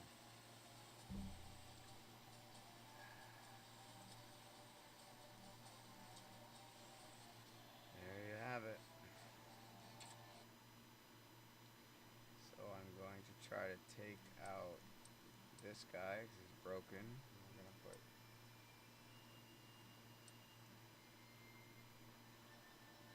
try this.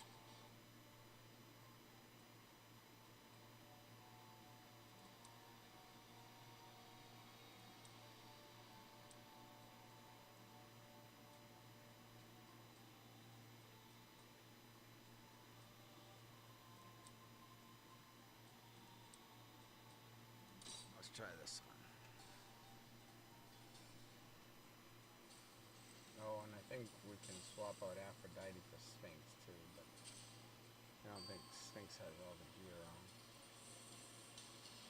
I'll check after this one, but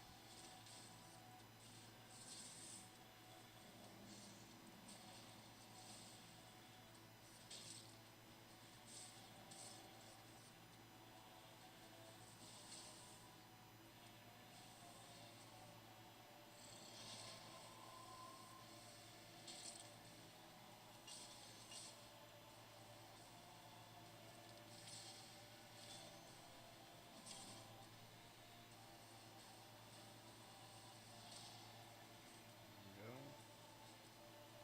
Second wave.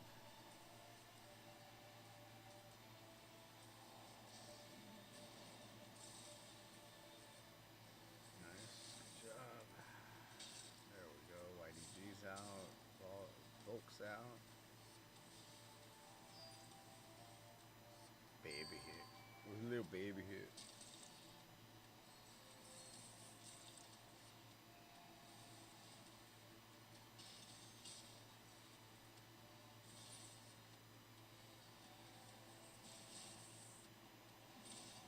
There we go.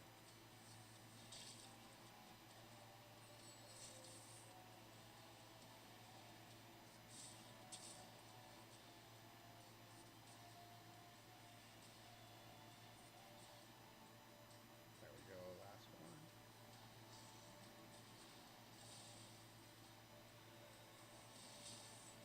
Loki's out.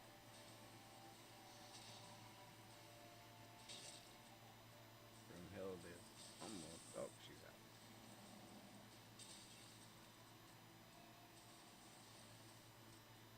Scotty, or yeah, Scotty is out.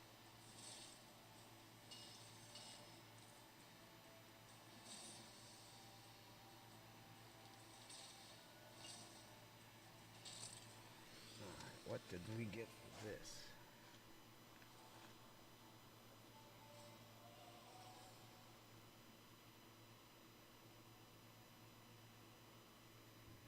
Okay, wolf block.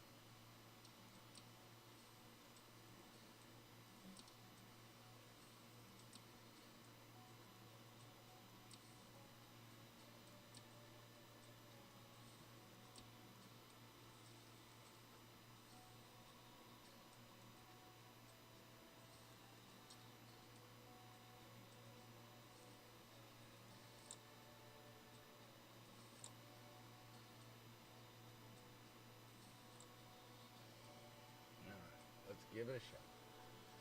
There we go. 142.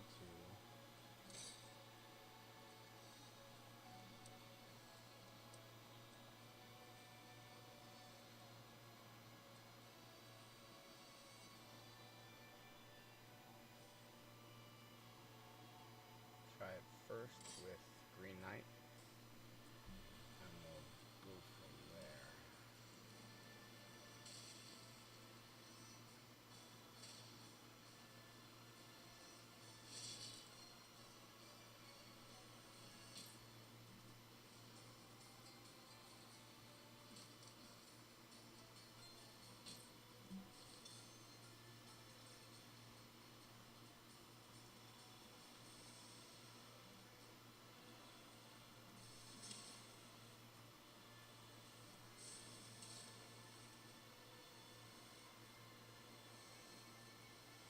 He still gets the bucks, I don't understand.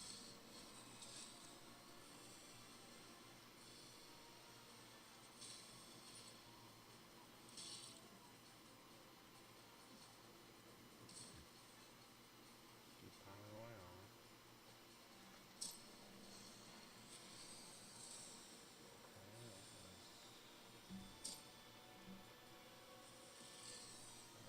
Okay, a little salt. Bring him back.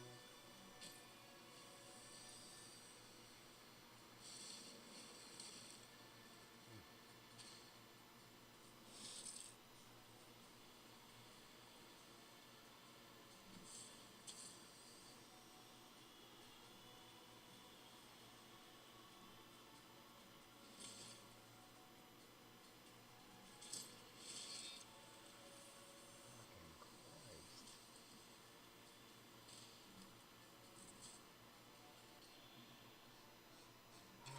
Oh my god, I'm so tired of this level.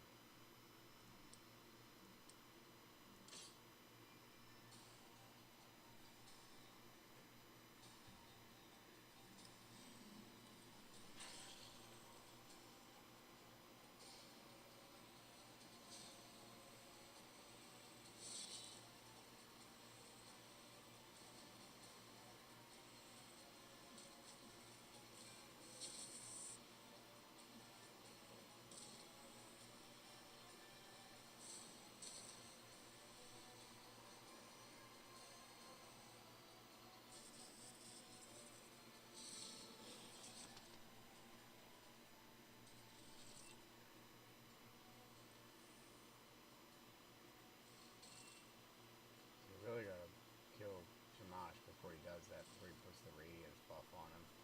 Or you gotta put something that stops him from putting the buff, but every debuff that is supposed to stop him from putting the buffs or steal the buff from him doesn't actually seem like it's working, so I think that's part of the glitch, is that, look, he can just do it as often as he needs, so yeah, you're not gonna have anything in your mechanics that can do that. It's too broken, so you gotta find some stupid cheese strategy to get by this, and it's not a good feel, but I'm trying to, yeah, nothing works. I have literally almost every, now I know Isis is, but I just got her and I don't have her built up, but like, come on. It's ridiculous. Absolutely ridiculous. Who are we going with? Go to Gilgamesh, see if you can do it. I don't think anyone can.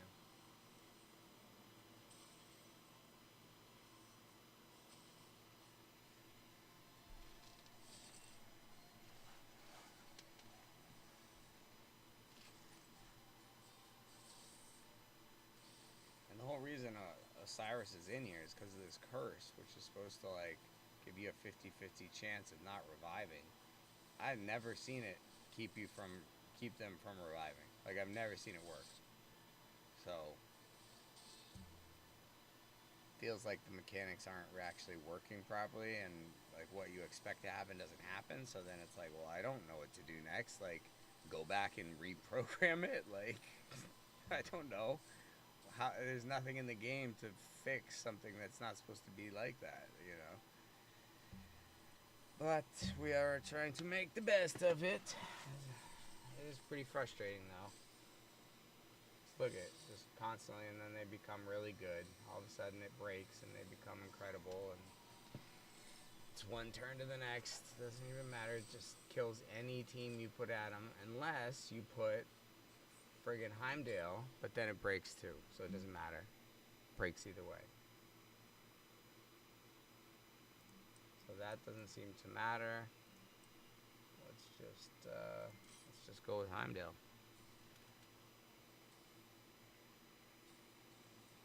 And I don't see how manualing it would do anything differently. It's not a huge amount of choice. It's just it stops working and functioning in the way that every other level functions at a certain point, and I don't have a sequence of events that works around it, or no one is putting out a bug fix or how to, or at least nothing I've seen. Which I hope it's not by design. Like, I really hope that this isn't what they designed thinking was, a really good challenge. I hope not, because that would have been a wild miss in my opinion. And it's not common that Fateless misses. They've been pretty on point with what I've seen, but that would be a huge miss. So, I've said a lot on that already, but here we are. Team is buffed up. I mean, the one big thing, like I said, I could do is get Heimdall to Awaken level 5, but my god, if I need to have everyone at Awaken level 5, level 60, full gear, like just to get by a level 142, it doesn't bode well.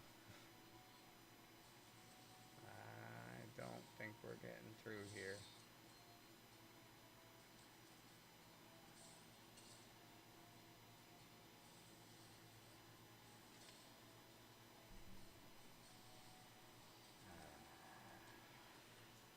Nope, doesn't look like it. No feedback. Look at this. Absolutely nothing you could use to say, how could I do better? It's just, you suck. Nothing. Good luck figuring it out, sucker. That's what this feels like. I don't have any other words for how that feels. It's friggin' 5:20 in the morning, and I'm still trying to beat a level that, honestly, if this was a game, full-blown game, I'd have quit way before. I wouldn't have been still trying to beat this level. So, huge miss on this one. I have 3, 6, 9, 12, 15, 18 6-star champions, and I can't beat this level. I also have all but 5 of the Legos. I have all the rares and epics and everything. Every character you could have, I have it, and I could easily build it up, and it doesn't matter.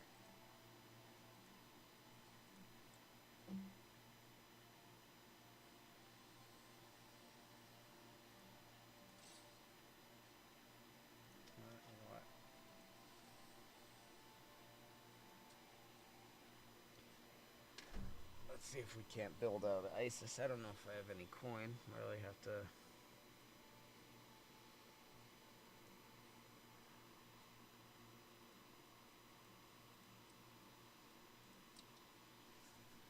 Yeah, 4.21 thousand. There's not a lot of coin there. So let's go to here. Just blow the rest of our energy on that, because fuck it. I'm so sick of doing 142 only to have it break and fall apart for no reason that's my fault, and it's frustrating, and I'm sick of it. I'm just like sick of doing it. I don't want to do it anymore. I don't even care if I don't go past 150, like, or past 142 at this point. Like, I'm so tired of the level that I don't want to engage with it anymore. That's not a good place for me to be within 5 days of starting to test the game, but it is what it is.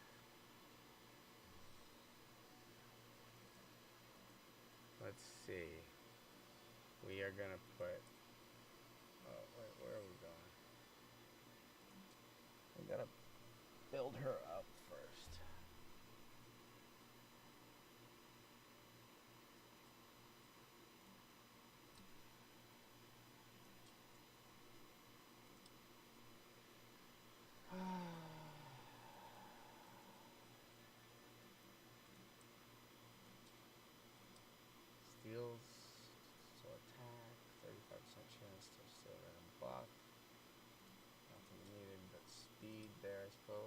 shield. So she needs HP and speed. HP and speed. Revives.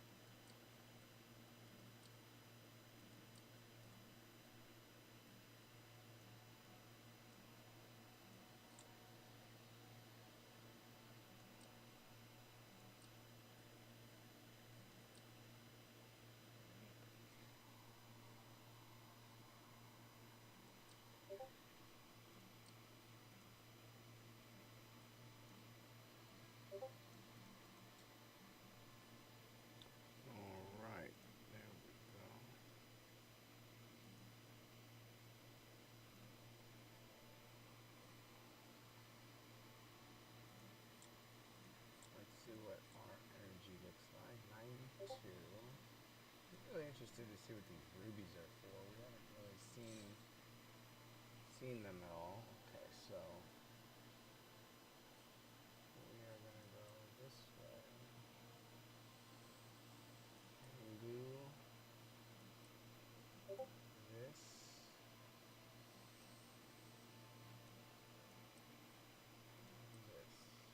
See if it manages. I think it will.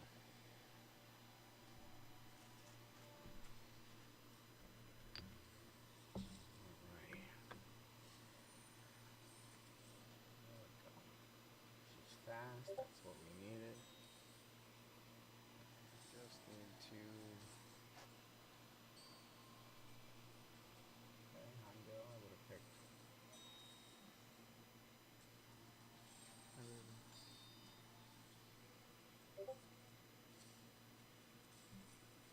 Okay, knocking them out. I like it. Let's get through. Anubis.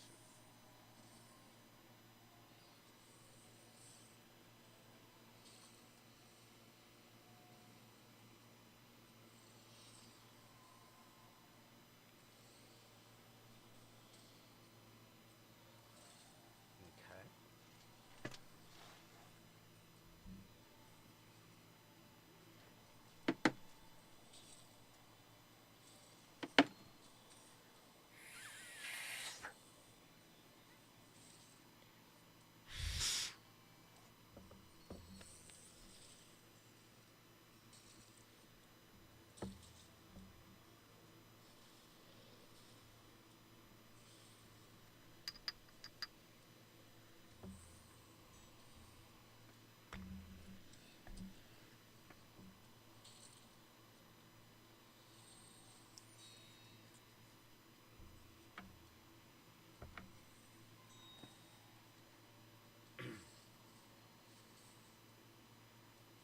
Hit him.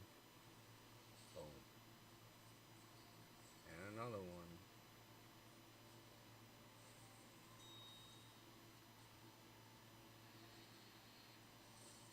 There we go.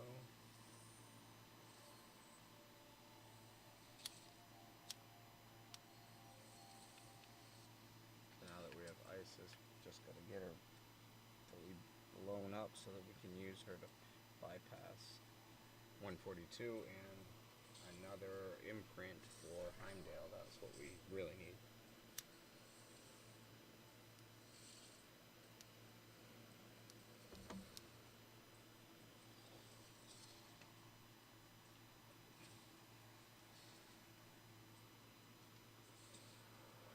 Or if we could pull Heimdall right now, it would be amazing.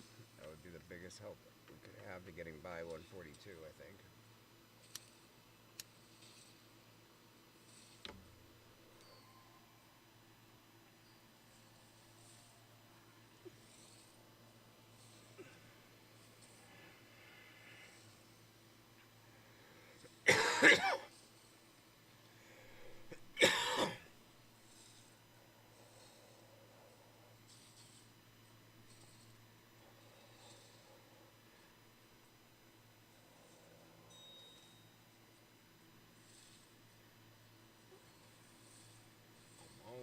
Most.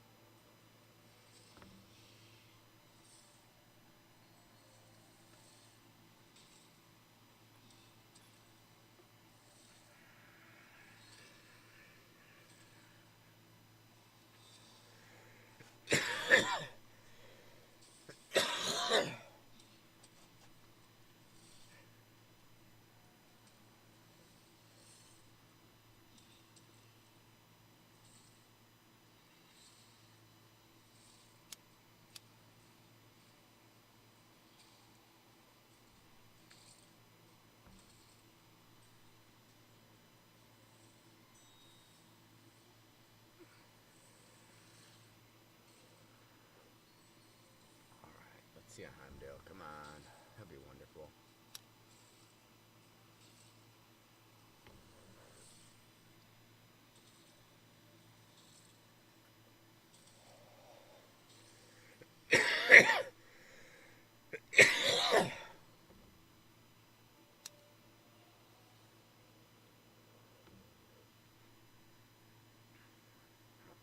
Percival. I think that's our last Percival.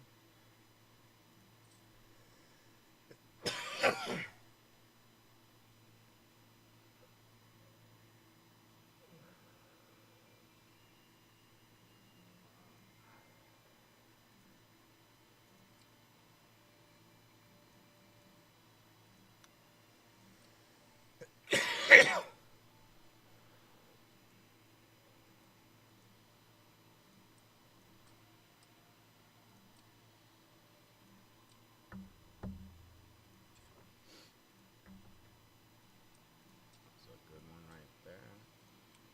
Place the retaliate ward even if no debuffs were removed. Okay, so that's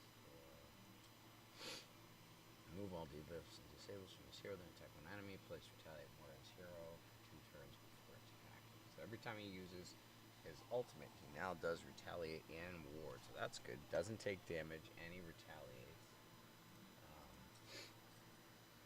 And he will retaliate with this. Attack an enemy with 25% chance to remove a random buff or ignore 20.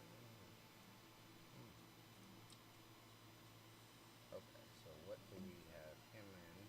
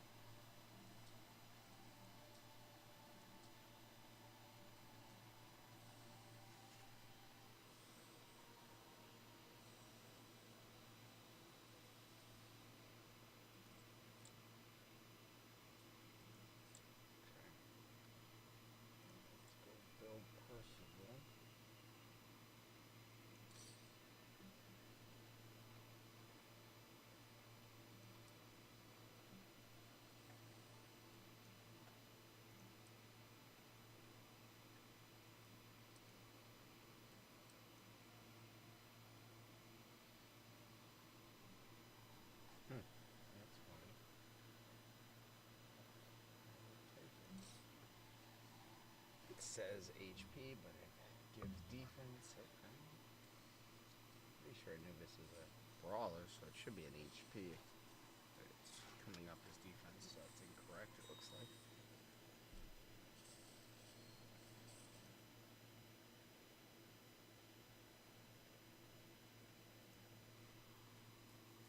Okay. We hit 90,000 subscribers on YouTube today. Hell Hades is saying on the Discord announcements. Amazing to see the growth of the amazing community. While the Alpha is live, our team does not stop building to make the full game. Some awesome work from Damon here on the new environment. Oh wow. That looks really good.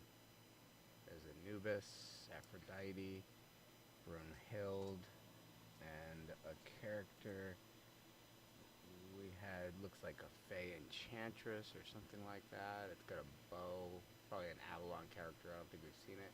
Then you got Zeus, Konichi, Leonidas, and Odin. Nice little battle there. We'll give that the old hotness.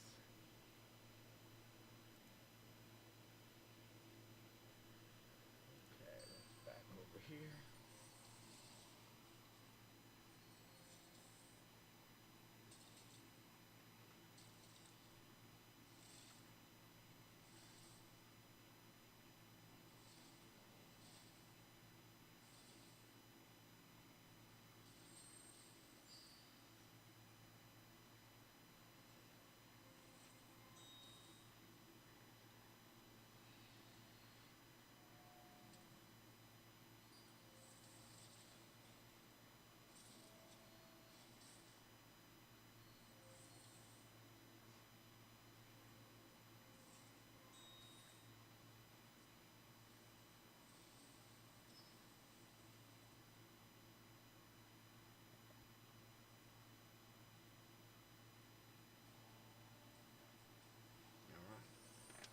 Last week.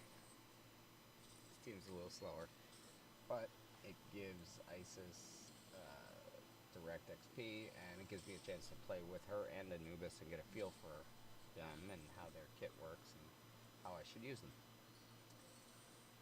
No way, nothing better than actually getting your hands on them and getting busted in a run and realizing, oh, that doesn't actually work that way, it does this. So it's just getting down into the nuts and bolts and the weeds of the process.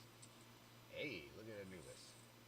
I like the sound effect for him. When he smacks, it sounds like he's knocking the wind out of him. Some really good work around that. You can tell. This game is going to be on point. You can tell by the time we hit global launch at the end of late November, I think it's going to be absolutely gorgeous game. Like really, really visually stunning, based on just the level of progression I've seen and where they're showing the environments now. Look really clean, really nice. Yeah, I think it's gonna be good. What happened to Isis there? And Anubis, they both got schwacked on, but I think we're gonna still be able to handle it Gilgamesh style. He's gonna swing this big axe here and say what he's got to say. Say what you gotta say. Come on, Aphrodite. Take us through victory. And give us another Heimdall so that we can have a 5-star awakening. I know. Hello, Mama. Hi. I know. I'm coming to lay down after I run out of this energy, which is real soon. So please don't bother me, okay? We're gonna go out in a bit, but we didn't go out that long ago, okay? And you hold it every night longer than that, okay? I know I miss you too. I know. I do. I know. I miss you. Daddy hasn't been coming to sleep at night. Oh no, it's freezing. It's freezing. Freezerson.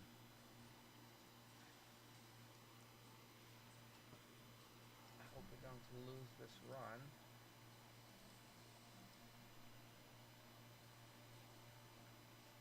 Relax. No. You're not all coming over here and piling in. Go lay down. Go lay down. Come on now. It's hard enough. I gotta play this frustrating levels. And it doesn't work like it's supposed to.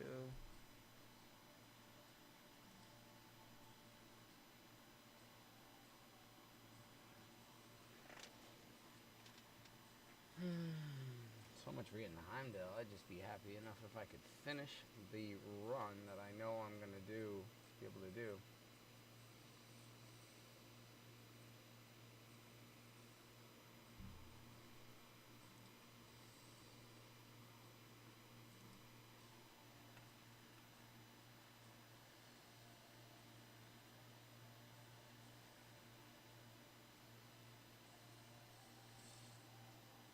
I'm still going, okay.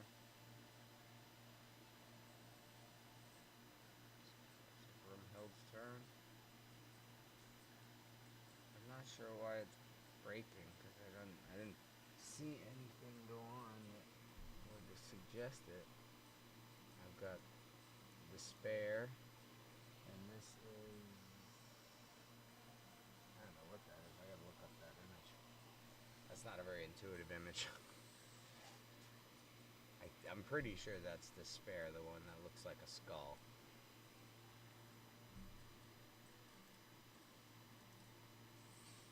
Okay. Broomhild's going now. Can Gilgamesh knock out Pandora and Loki and Broomhild in one swoop? Swoopy swoop? Or will he not even get to take a turn? Welcome to the pain of alpha testing.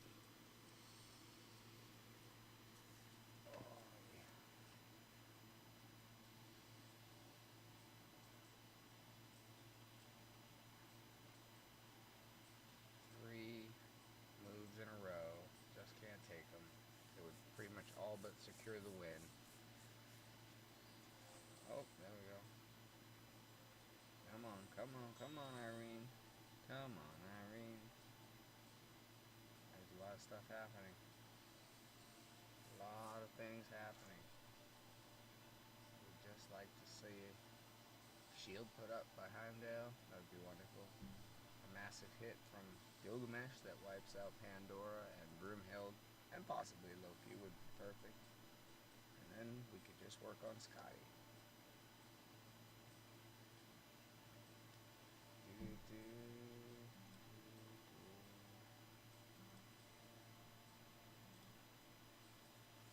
There we go. That worked. Hey, one star.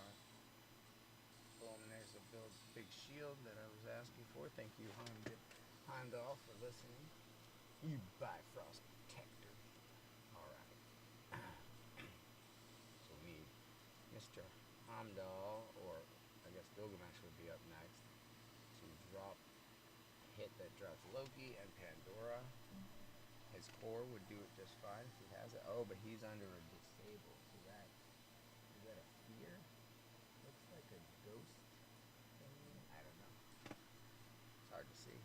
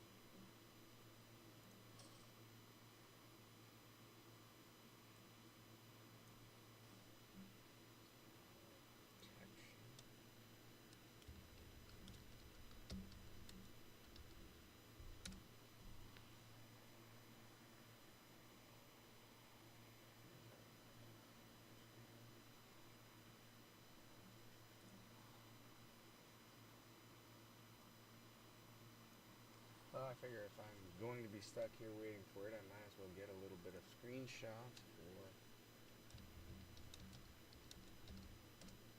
buffs, debuffs.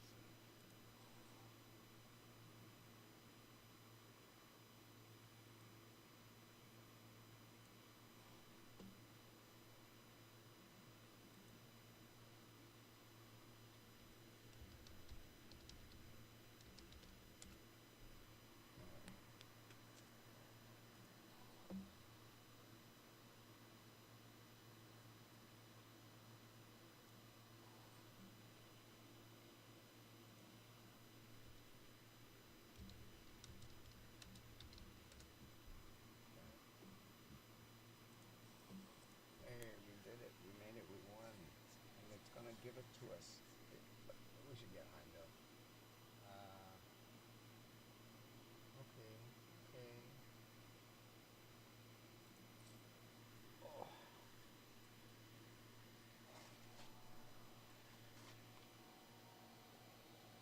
Let's see. What was 77?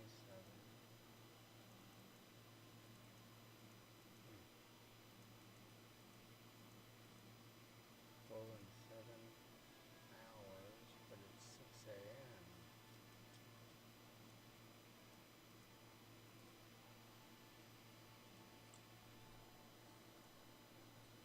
Oh look, so he is a 6-star ascended Heimdall.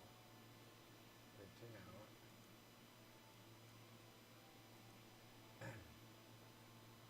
These buffs cannot be removed when placed on heroes from Asgard.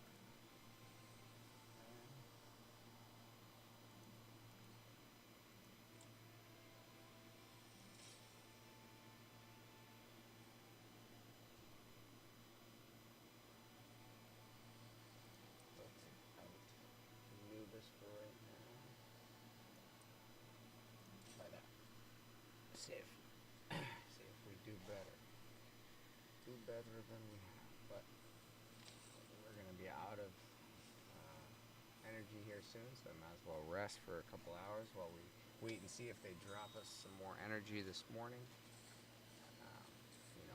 9 a.m. Eastern Standard Time, maybe 10 a.m. something like that. Maybe they'll drop us some more energy, another 2,200 in energy for another day. That would make sense. It seems to have worked well. I didn't have to stretch to use it all. It was pretty well balanced for about 22 to 2,500 energy for a day. Seemed like about right.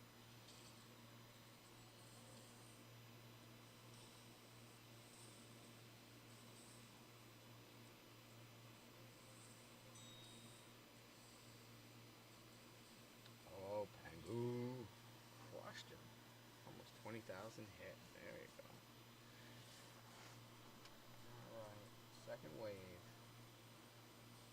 Oh, aren't you just fancy? And Isis is flying around.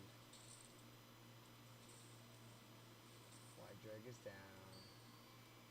Hey, we got one of those. We have an Aphrodite too. What would happen? That's an infinite loop. If Aphrodite saw Aphrodite, they fell in love with each other and they couldn't stop staring at each other. There's your infinite loop. That's worse than the Musashi madness with the counterattack. The back all the way to the day. It was a Wednesday. Alright, look at this. We are so cruising right now. Cruising for a bruising. Hit it, big guy. Oh, big shield. Angu kicking butt. Aphrodite. There we go. Took one out. Angu will clean it up for you. One wave to go. We could get a Heimdall. We could be fully awakened Heimdall. There is still 5 Legos that we have not gotten. 4 Legos that we have not gotten. 1 that we did get already but would like to get again, and that's Hell. And then we have Shamash, Loki, Odin, and Horus are the only Legos I have not gotten yet. So we'd love to see those, but also Heimdall would be massively powerful for him getting through level 142. We shall see as soon as we can crack through. Oh man, it's close.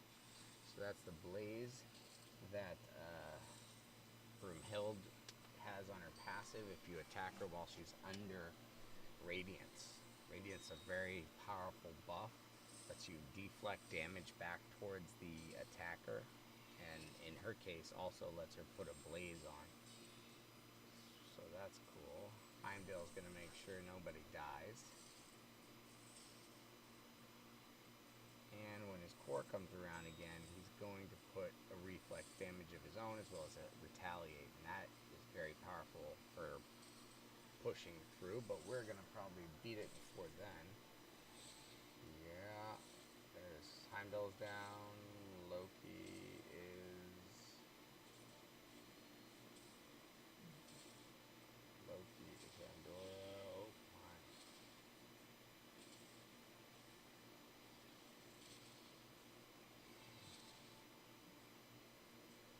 Alright.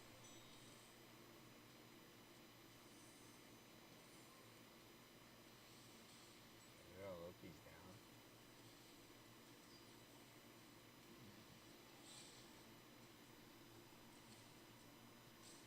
Okay. Pandora's down. There we go. What do we get?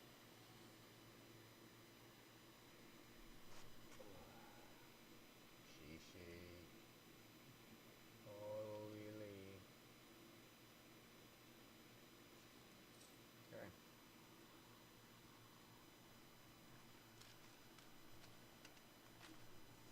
Real quick, what do I have the opportunity to do now that I didn't have before? 127. So 127 is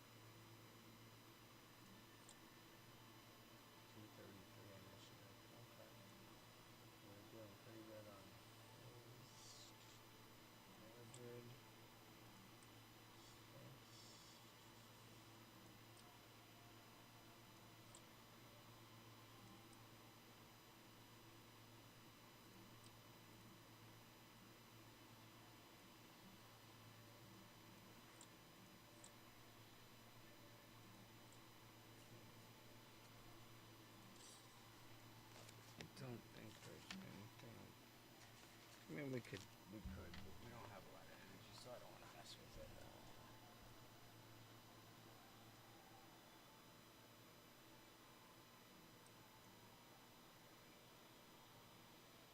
Maybe resistance in all battles. We'll see how that goes for us.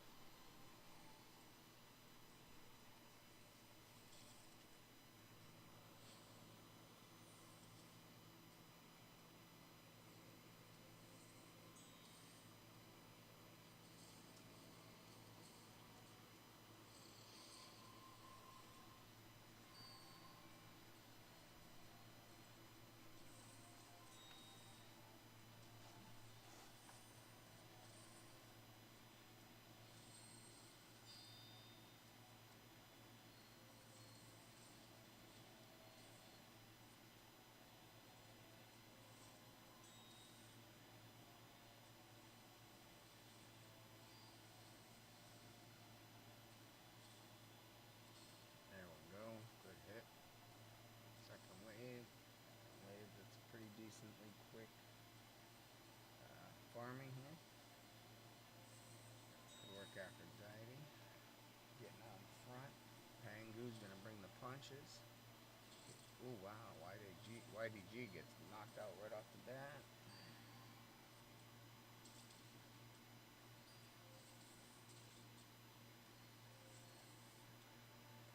We're not getting any debuffs or disables on us because we have good resistance with Isis's leader bonus. That's nice.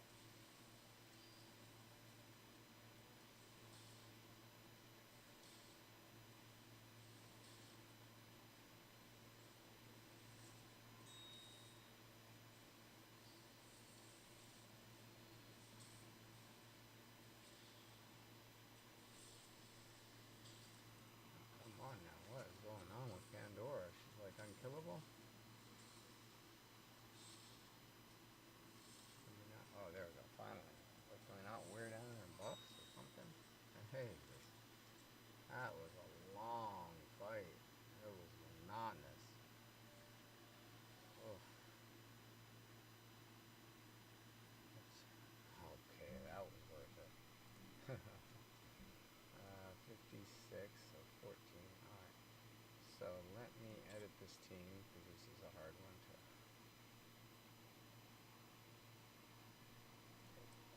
out.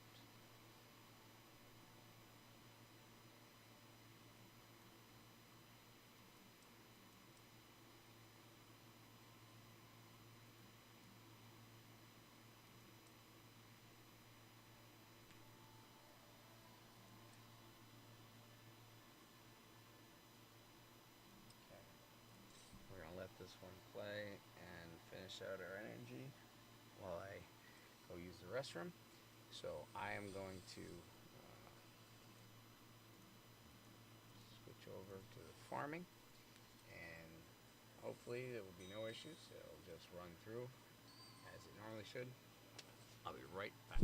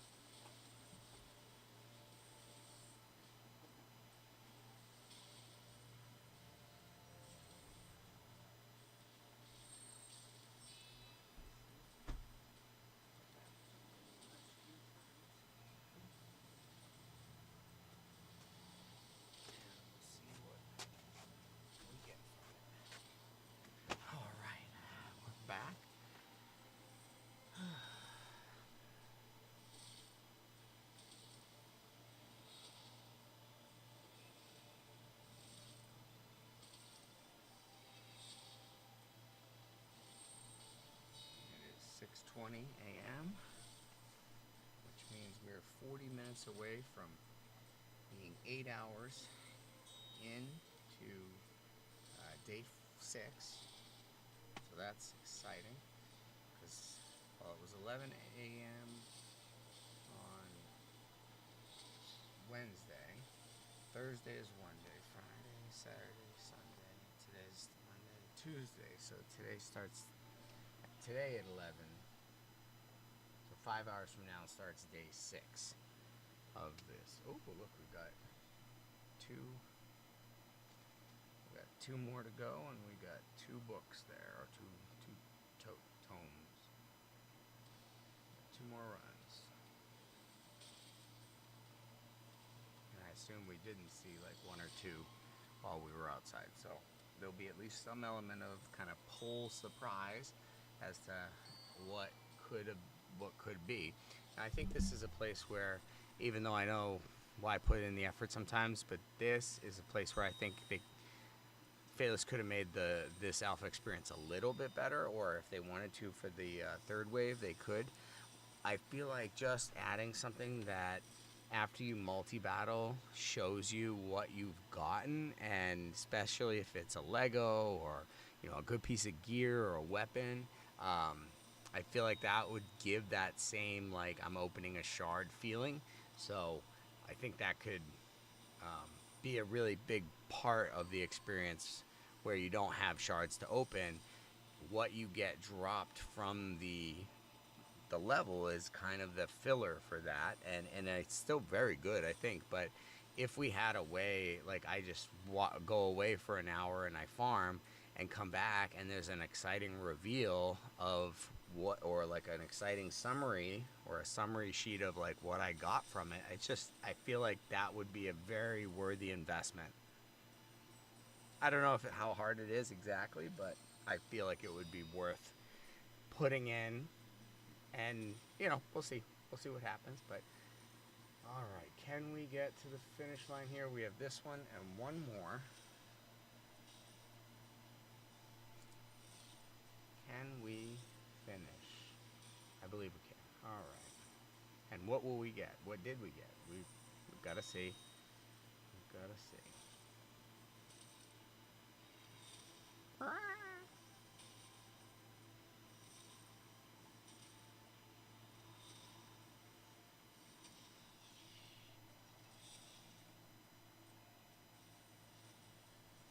There we go. Sphinx is doing it.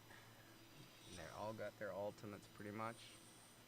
So that bodes well. Can we get... Oh, Loki's doing some things. They put up that shield, make it a little harder, but I think we're going to hit right through it. What say you, Heimdall?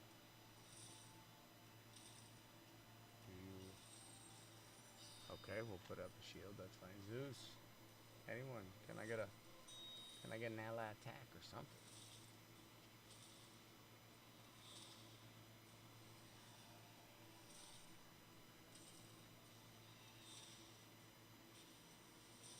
Ooh, there goes Loki.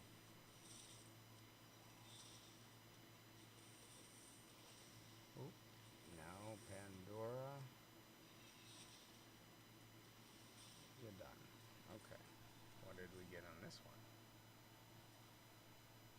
Oh, crack in the neck. Crack in the neck. Oh, more books. And another Pandora. This is the last run through. We'll see how close we came to getting all of the tomes for all of our legendaries. We already have all of our epics and our rares and below all skilled up, completely booked up with all their skills. So now it's just a matter of farming the legendary skill tomes, and we are within the last probably 10 or 15, so it's not too bad. In fact, let me see, what was our tab? We had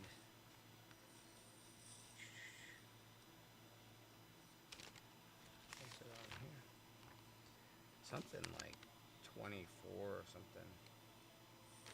24. Oh well, we'll see in a second. When this one finishes, we're in the second wave.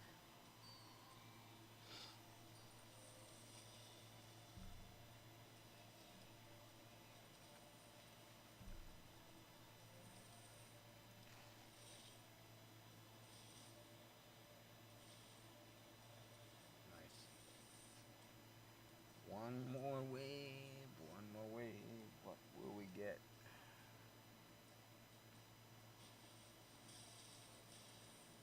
Broomhild is down right off the bat. Scotty's down right off the bat. Zeus is going bananas. Loki's close to being down off the bat. Oh, but then he got some defensive savers.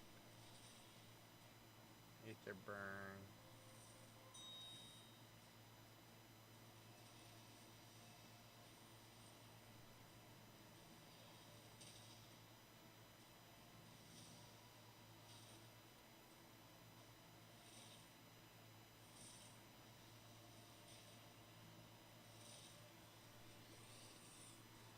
Okay.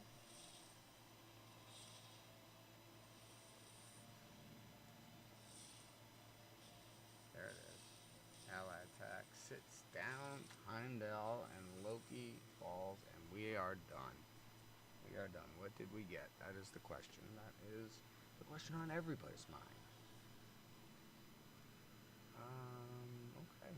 Okay. Let's go see our heroes and see if we pulled anything that we didn't catch. Dun, dun, dun, dun, dun.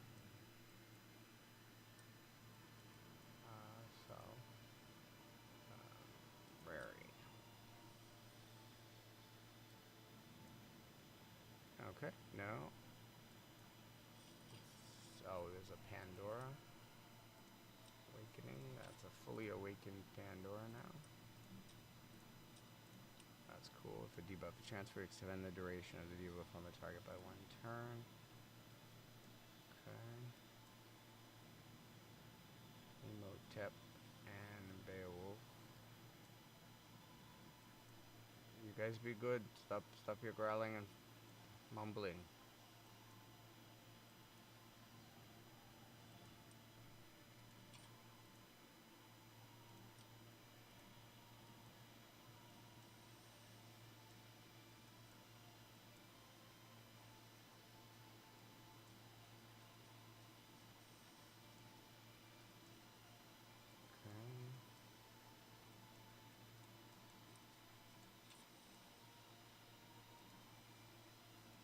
Oh, can't see. We got one. Oh, there she is. Got it. Sold.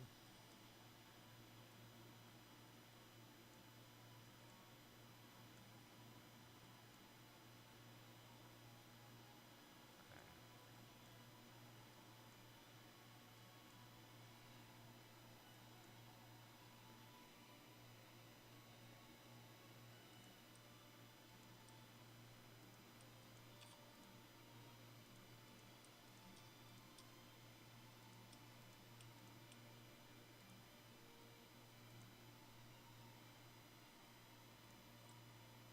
Alright, so 7 energy. We have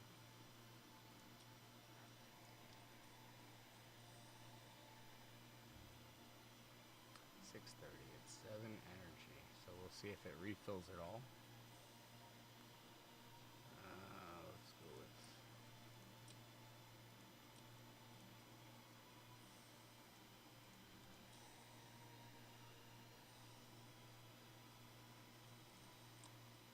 okay.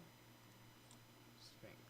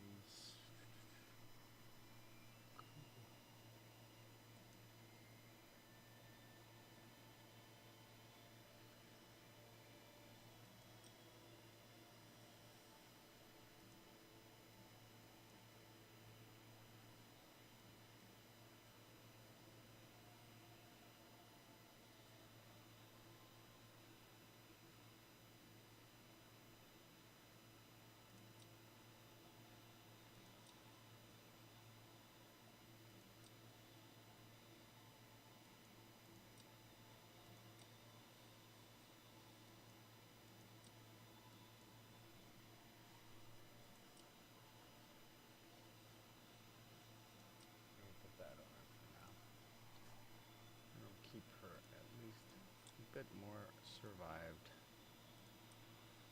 Alright. Percival. Haven't built Anubis.